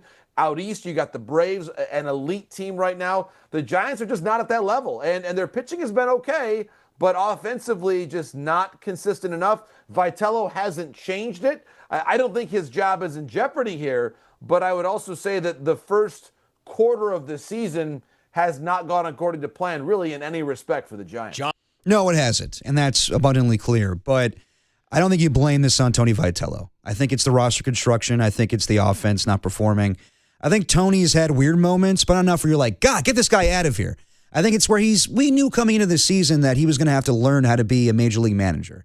And he's going to have those moments, like the other night where you didn't know if he wanted a lefty or righty coming in the field, or some of the comments he's made too. But for the most part, I don't think he's like in over his head. I think it's just the team's not very good right now. No, it's 90 whatever percent, 95, 99% the players. 100, yeah. You got to do it. But I love John Paul baseball. Oh, I used to interview, and the two Call things. him Bubba, Rick. One thing about him is when you interview him, I used to interview him every week, that no matter what you ask, he's like, great question. Oh, yeah, I hear that all the time. I love that, and it makes you feel good. Yeah. Even though I know he's lying. Right, but it still makes you feel good. And I guess it was the last World Baseball Classic was 2023, whatever. I was down at Chase Field for USA Canada. Yeah. And I was on the field for BP, and I finally got to meet him in person. We were having a long talk, and I look over. Guess who was also on the field? And he waved, and I went over and talked to him for a while. Marty. Oh, Marty Lurie, nice. Yeah, our guy. He was there. Great job, brother. Baseball lifer. Baseball mensch. Oh, yeah, that is true. He is baseball mensch. Well, have you seen the movie? I saw Baseball Meshuggah. No, Baseball Mensch is his documentary, Rick. I have not seen it. I'm sorry. Oh, come on. And you call yourself a friend. I didn't say friend. I said he's our guy. Okay. No, he always was very encouraging to me. He's a real good guy. No, absolutely. Yeah. Moving on here in the Sound Soiree, let's go to Dante Whitner. So Dante Whitner, he has a podcast now, The Grit Code. He does with Rod Brooks. The what code? The Grit Code. Oh, okay, like True Grit. Yeah, True Grit. Okay. Going Jeff Bridges or the original with John Wayne. Yeah, I'll go. I think John Wayne is my Rooster Cogburn. There you go. Yeah. And then on Thanksgiving, I forget it. Yeah, easy there. Easy there, Rick. Easy, Rick. So, with Glenn Campbell can't act, by the way. Who's that? Glenn Campbell. Oh, the new guy? The singer. Oh, the singer. He was in the like first a rhinestone cowboy, Derek. Oh, gotcha. He has no idea how to act, but he was famous and cute, and so they put him in the movie. I get it. Oh, fair enough. Yeah. So Dante Whitner, he's on the Grit Code podcast, and he's talking about how in one podcast previous, he called out Jair Brown for not having a good season. And he also tells a story that, or this is a later podcast, the one we're about to play, that Jair Brown called him and was not happy with his criticism. Dante Whitner went to the air with it, and some people will have Jair Brown's back in this situation. Jair Brown calling me on the phone, trying to check me, telling me I can't talk bad about him when he has a bad play. He called me and Richard Sherman on the phone that he used to respect us and that we're not keeping it G because we told the truth about his deficiencies. Ain't that some bullshit? You know that you played like shit last year. Step back and collect myself, and I'm thinking, Whitner, growth. growth. I said, Jair, honestly, do you feel like you played like a top safety last year? He said, yeah. I said, so you felt like you should have made the Pro Bowl last year? He was like, yeah. In that moment, I knew that the kid was just delusional. Now, if you got a valid point, I'm willing to listen to it. But if you play like and I analyze it, I'm going to continue to analyze it that way. When you play well, I'm not going to be biased. I'm going to give you all the praise in the world. When you play like I'm going to tell you played like and guess what? I made 3 Pro Bowls at your position. I'm considered an expert. I have the right to criticize and analyze your game, buddy. So when you don't perform up to standard, I'm going to speak on it. Well, there's a lot of S's in that, and we got most of them. With Dante, love him a lot. Respect him. He used to be on this show. Love talking to him. Love talking football with him. I don't think it was fair for him to divulge a private conversation that he had with a player and bring up the fact that, yes, he's well accomplished in this league, was a great player back in the day.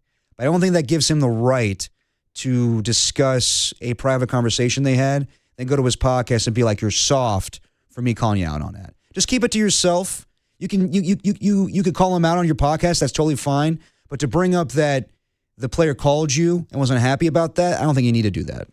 But see, this is why this stuff is so boring to me, because it's electronic graffiti of Twitter or something like this.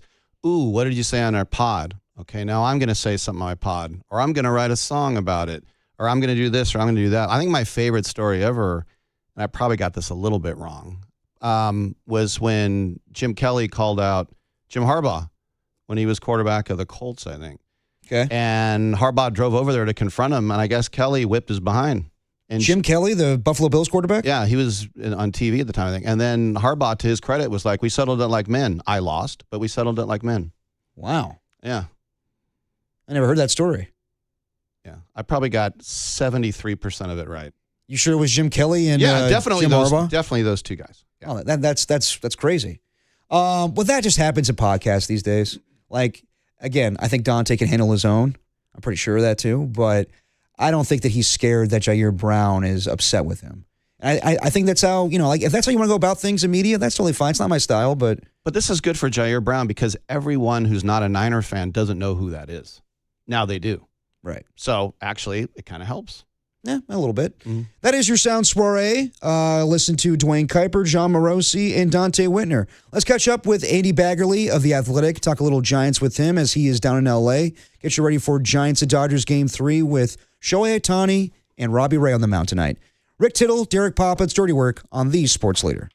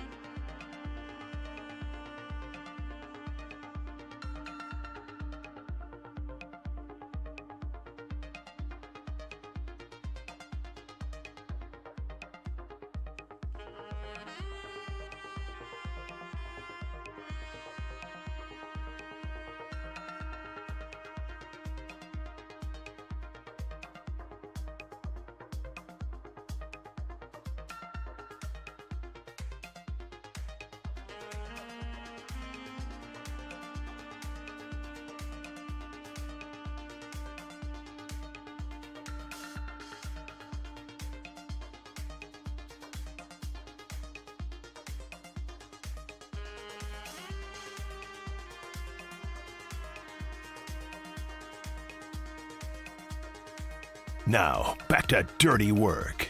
Adam Copeland and Derek Papa on KNBR 104.5 and 680 AM, the sports leader. Dirty Work is sponsored by Redwood Credit Union. For you, for your community, for 75 years. Join RCU today at redwoodcu.org. Trying to make the connection with Andy Baggerly to get you ready for a little Giants-Dodgers. Shohei Ohtani versus Robbie Ray on the mound. We'll give you the lineup right now. Jung-Hoo Lee leading off in right field. Luis Arraez at second base. Elliot Ramos in left field. Rafael Devers at first base. Bryce Eldridge DHing. Willie Adames at shortstop. Matt Chapman at third base. Drew Gilbert in center field. Jesus Rodriguez as your catcher. Good to see Bryce Eldridge in the starting lineup. You say he's batting fifth? You're saying Eldridge? Yeah, where's he batting? He's batting sixth tonight. He's batting sixth. Okay. Well, that's still an RBI spot, and so they have faith. I just think, as we were saying before, that this guy has to play. And either let him play in Sacramento or let him play here. And I know you're not waving the white flag, but every Giants fan knows they're not going to the playoffs this year. So let's see what he's got, and let's get him ready. I gave the example of Marcus Semien, who just made errors and errors and errors and errors, and any other team would have sat him down and moved on. And the A's said, well, we're not going to the playoffs. We'll just let him make errors every day. And then he became a top three. He became an MVP candidate, a World Series champ. And he's a multimillionaire with the money that he signed with Texas and others. So let's see what you got, man. Otherwise, send him down to Rayleigh Field or whatever it is, Sutter Health. Send him back. Yeah, I mean, that's my thing. And me and Copes were baffled on Monday where he had the home run on Saturday night. He gets sat the next day. Okay, it is what it is. And he showed up, I think, in a pitch hit situation. But Monday night, he's not in the lineup. And you're like, well, this doesn't make a whole lot of sense. What's going on here? They're playing a righty, too. Like, it makes sense for him to play. And then Tony Vitello comes out and says that, yeah, we're going to have Eldridge, in the lineup every now and then. But when it comes to every day, no. And when it comes to pinch hit situations, that's where he will have his opportunities. But yeah, I don't get it. I don't think they really have any plan when they brought him up. I think it was just to appease the fans when they were obviously upset with what was going on with the team at the time. Well, look, everybody has to deserve the place where they hit, no matter who's pitching. The righty lefty thing doesn't matter because you're so good, you're just going to play anyway. Right. And some guys had, like when JT Snow was a switch hitter and then he was just left-handed.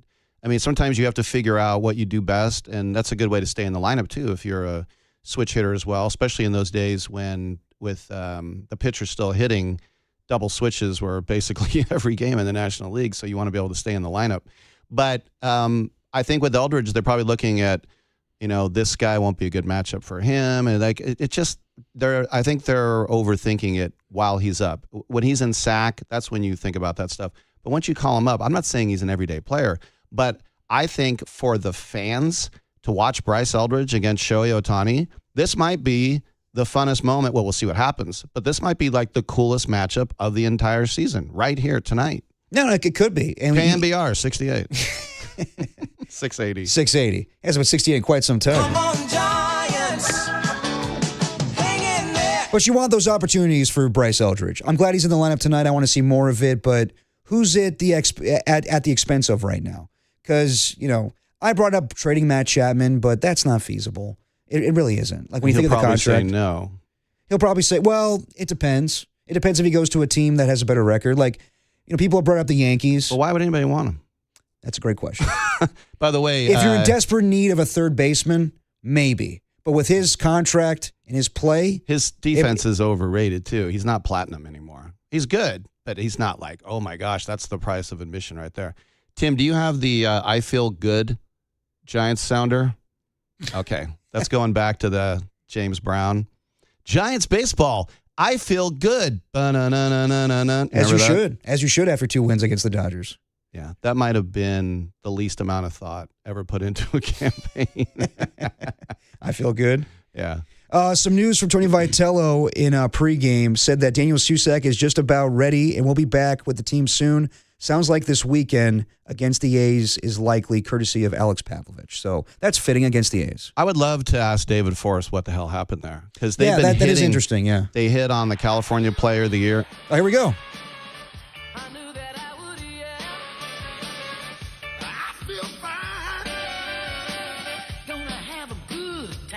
This is not really great for audio, but we'll get there. Stay with it. Dun, dun. I always feel good. Wow. Good pull there, Thin Tim. That was brutal to watch. Oh, you watched it. That was a commercial. So anyway, the A's hit with Wilson and Kurtz big time and Soderstrom. And I thought they hit big on Susac. And I know Langoliers is playing well, but why he was exposed in Rule 5, I don't know what happened there. Yeah, it is interesting, but are you surprised? Because the way that Daniel Susac's playing, I should say. The fact that he came up, I think his first game, he was 4 or 5, whatever it was, or 3 for 4, I actually should say. But so far, he's been pretty great. The world is surprised. He's surprised. Buster's surprised. His coach at Arizona is surprised. The A's are surprised. Yeah. No one thought that. And look, he can't keep this up or he'd be in the Hall of Fame. Well, yes, but is it surprising that he's playing better than a Patrick Bailey was? Well, I mean, that's the thing about, like I said, if you have a Gold Glove catcher, I almost called him a defensive catcher. You have a Gold Glove catcher, then you can live with him hitting Mendoza. You really can. Or below. You can. Not Fernando Mendoza. You can live with him hitting down there. But when no one else is hitting, and it's been going on now over a year, and it just so happens the GM is one of the best hitting catchers ever with 3 rings and a fake batting title. Should have gone to Melky Cabrera. But, I mean, that's why, I don't know, maybe that added to it. It's more of a letdown. And that's the thing, when you have an excellent player and then you put him in charge like Michael Jordan in Charlotte or like Derek Jeter in Miami, you kind of think, why don't you just hit 300? It's like, we're not you, dude. Yeah, why can't you be me? It's not that hard. Well, I think that Posey will feel that way when defensively they're not there, Daniel Susac or Jesus Rodriguez. Yeah, especially Rodriguez. He's so young. Yeah, but you know what? That's why he's so versatile. You can move him at catcher. You can put him at right field. Yeah. So we'll see what happens there. But yes, as reports have said earlier this week, that Buster Posey got tired of Patrick Bailey. And yes, he is maybe the best catcher in all of baseball as far as pitch framing. Some people say that maybe that value is not the same with the ABS system, but Buster Posey wanted more. He wanted more of that position. He's valuing the offense right now. He thinks that he has something there with some defensive or I should say the pitching staff right now. I think that Landon Roop's a guy. I think that Robbie Ray is a guy for the here and now, but we'll see if he's that guy when we get to the trade deadline. And obviously, Logan Webb will get out of this funk once he comes off the IL. What about McDonald? Is he a keeper? I would say so. I was actually really impressed with what he did a week ago against the Padres. I think he had 8 strikeouts in 7 innings. And then the game on Monday night against the Dodgers, he looked pretty good. So whether that's adding him to the rotation or having him as a bullpen guy, I would do that going forward. Well, it's the thing, like you think about Patrick Bailey as well, because when they drafted Joey Bart and then the next year they draft Pat Bailey first round, it's like, well, we already have our catcher for the future. And then it was like, wait, are you guys giving up on Bart? And I guess they kind of had. Yeah. Right? And so, as I said, this goes back more than a year now with Bailey not hitting. So, I don't know. I mean, it's like if you just say, wow, Buster's stupid because cup of coffee for Susac, hitting well. Cup of coffee for Rodriguez, hitting well. That's not why you trade a guy. And he's not that dumb. That's not why he said, oh, these two guys are both going to rake. It's mostly, I think it was just over a year now. He just was fed up. Yeah, I mean, I think a lot of people were fixated on the small sample size and like, how could you do that already? It's because we've seen a larger sample size of Patrick Bailey not hitting. Yeah. And that was clear when Buster Posey answered to the media on Saturday when the trade went down.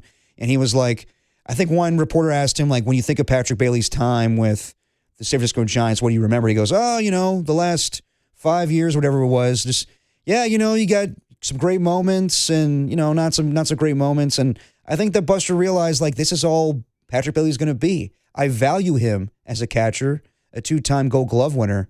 But the truth is, he's never going to be better than what he is offensively, and I need more at that position. Yeah. And I think it's kind of good, too, that just from covering Buster as a player all those years, and every time I would try to talk to him, he's like, no, not now.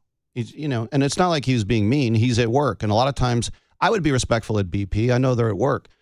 But if they were just sitting on the bench doing nothing, I'd say, hey, I'm, doing the pregame show. Yeah. Can I get 3 minutes? And they go, yeah, sure. Buster always, no. And I think the Giants needed a guy like that just to focus on work. Well, yeah, just to be.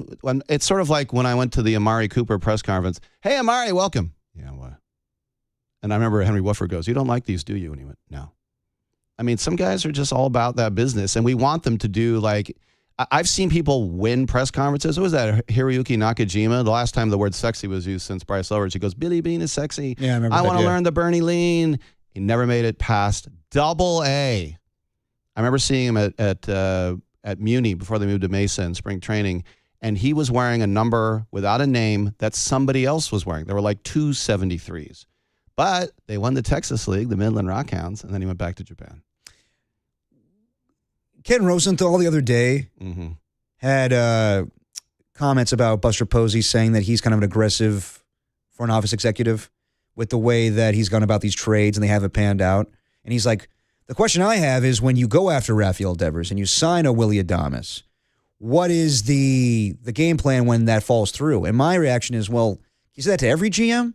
Like, honestly, like, let's say like Mike Dunleavy Jr. Okay, you trade for Jimmy Butler, but what happens if that falls through? Well, we go back to the drawing board. That's the same thing with every GM. So a lot of people have talked about his comments, and I don't think it's really like strong criticism of Buster Posey. I think it's fair to call him an aggressive GM or aggressive front office or president of baseball operations, I should say. And when he's not going to wait around if he thinks that a player's not going to do anything for him. With Patrick Bailey or last year willing to pull the trigger on Rafael Devers, but I just don't think it's fair to be like, well, what's your game plan when those things fall through? What's your game plan with anything in life when it comes to being a front office executive? Well, and I really, at the time, thought it was highway robbery for that Devers trade. I thought that was amazing to jump right when things were getting sour in Boston with him.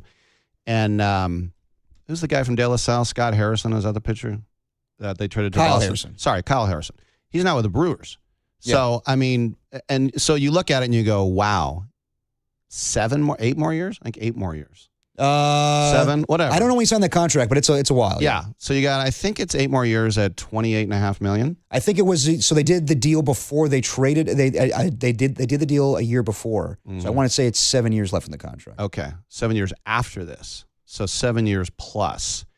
And a lot of times you'll sign a guy just to get a year or two out of him. Like when the Angels signed Pujols, they're like, "Oh, you think he's going to play until he's 45?" No, they just want 3 years out of him. It's just the talk. Now, I think when you say, now I don't want to jinx him. I'm knocking on wood here for Giants fans. But you say you've been asking people, say, can the Giants build on this?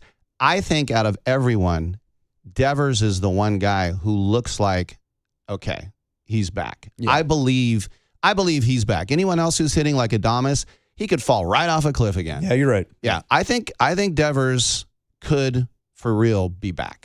I think so, too. And his May has shown you that right now, where he is just unbelievable. He is hitting .351 right now with 5 home runs. And by the way, that contract, not done until 2034, so he's tied to the Giants for the next 8 years here. Yeah. So I don't think they're moving off of that. Like, going back to some other reports, Bob Nightingale saying that the Giants would love to move off of long-term deals. Maybe for some guys. I don't think with Rafael Devers. I don't think that Buster Posey's going to do that deal and be like, it's not working out a year into it. I'm going to nix it. Well, the left side of the infield. Now, Chapman, you knew what you were getting. You were going to get a guy who was going to hit about 235 and play good defense. Yeah. And maybe 20 jacks. Adames, I almost feel sorry for Buster because Adames was great and then he wasn't. Maybe he was wearing too much purple And I think he wore an orange sleeve the other day. He finally took off the Brew Crew stuff. Yeah. So, but that's the thing. You're paying guys for what they did in the past. And so when they got Chapman, I thought, okay. And people say, he's a superstar. He's not a superstar. No. But, he's a guy who, like I said, he'll play good defense. Not platinum glove. He'll play good defense and hit about 235, 240. And you gave him way too much money for what he gives you back. And it's not his fault. If I'm him, I'd take every cent too. And getting a no trade, I said Billy Beane would never do that, and Farhan was his disciple, so Farhan would never do that. I mean, Jason Giambi was going to not go to the Yankees. He was going to stay in Oakland if he would have got a no trade. Yeah. And they said no. And I was like, just give him a no trade. It's Jason Giambi. What are you doing? Yeah, seriously. Yeah. And so it sounds good at the time. It's like, no trade. Well, we have no intention of trading you anyway. So this all works out great. And then it's like, yikes. Well, we'll see. Then it's like, yikes is my podcast, by the way. You want to check it out. It's not a bad podcast name. The world needs more podcasts, Rick. Yeah, right. There's over 3 million podcasts. I know, and I have one of them. Yeah. Yeah, it's called Shut Your Mouth, Dude. Yeah, close. What is it? Close enough. Just your opinion, man. Okay. Yeah. I was your first or second guest. You were one of the first, but I wouldn't say the first. Never asked back. There's still time. There's always still time. And the great Stephen Langford that you do it with. Not anymore. Stephen has decided to devote his time to his new baby, which I totally understand. Is he coming back? Oh, we'll see. All right. We'll see about that. Just talk about KNBR programming, please. No, either way. Shout out, Stephen. We'll catch up with Andy Bagley, I guess, at another time. But when he does appear, his appearances are sponsored by the Dolan Law Firm. They live here, they work here, they win here. DolanLawFirm.com. We'll put the show to bed on the other side. Rick Tittle, Derek Papa. It's Dirty Work on the Sports Leader.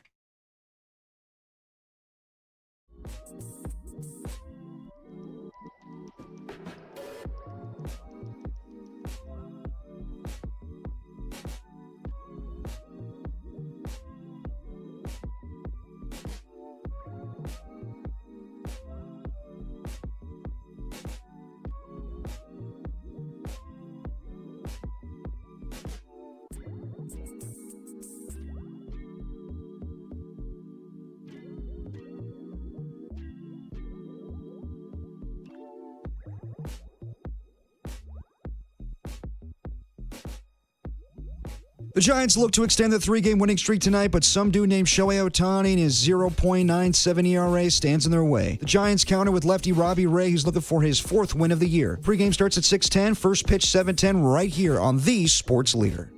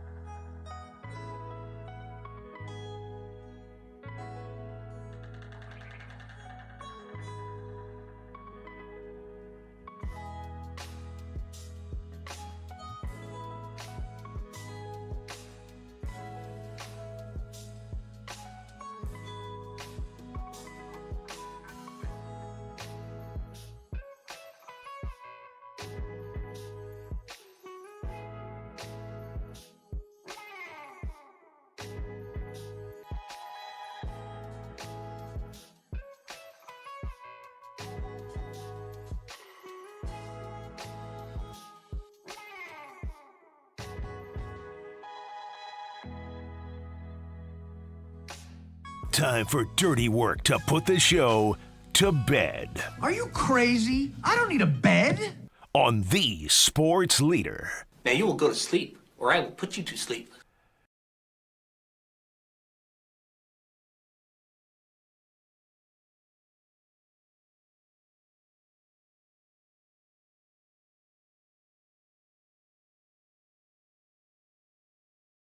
Putting the show to bed on a Wednesday. Rick Tittle, Derek Papa.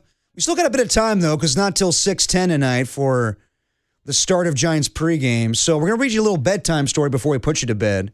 And I want to tell you a story about someone that I've been working with for quite some time, and Rick as well, Jacob Violante. So Jacob Violante has been a board op in the Bay Area scene for a long time. If you know him, the man rocks quite a bit of hair. And since I've known him,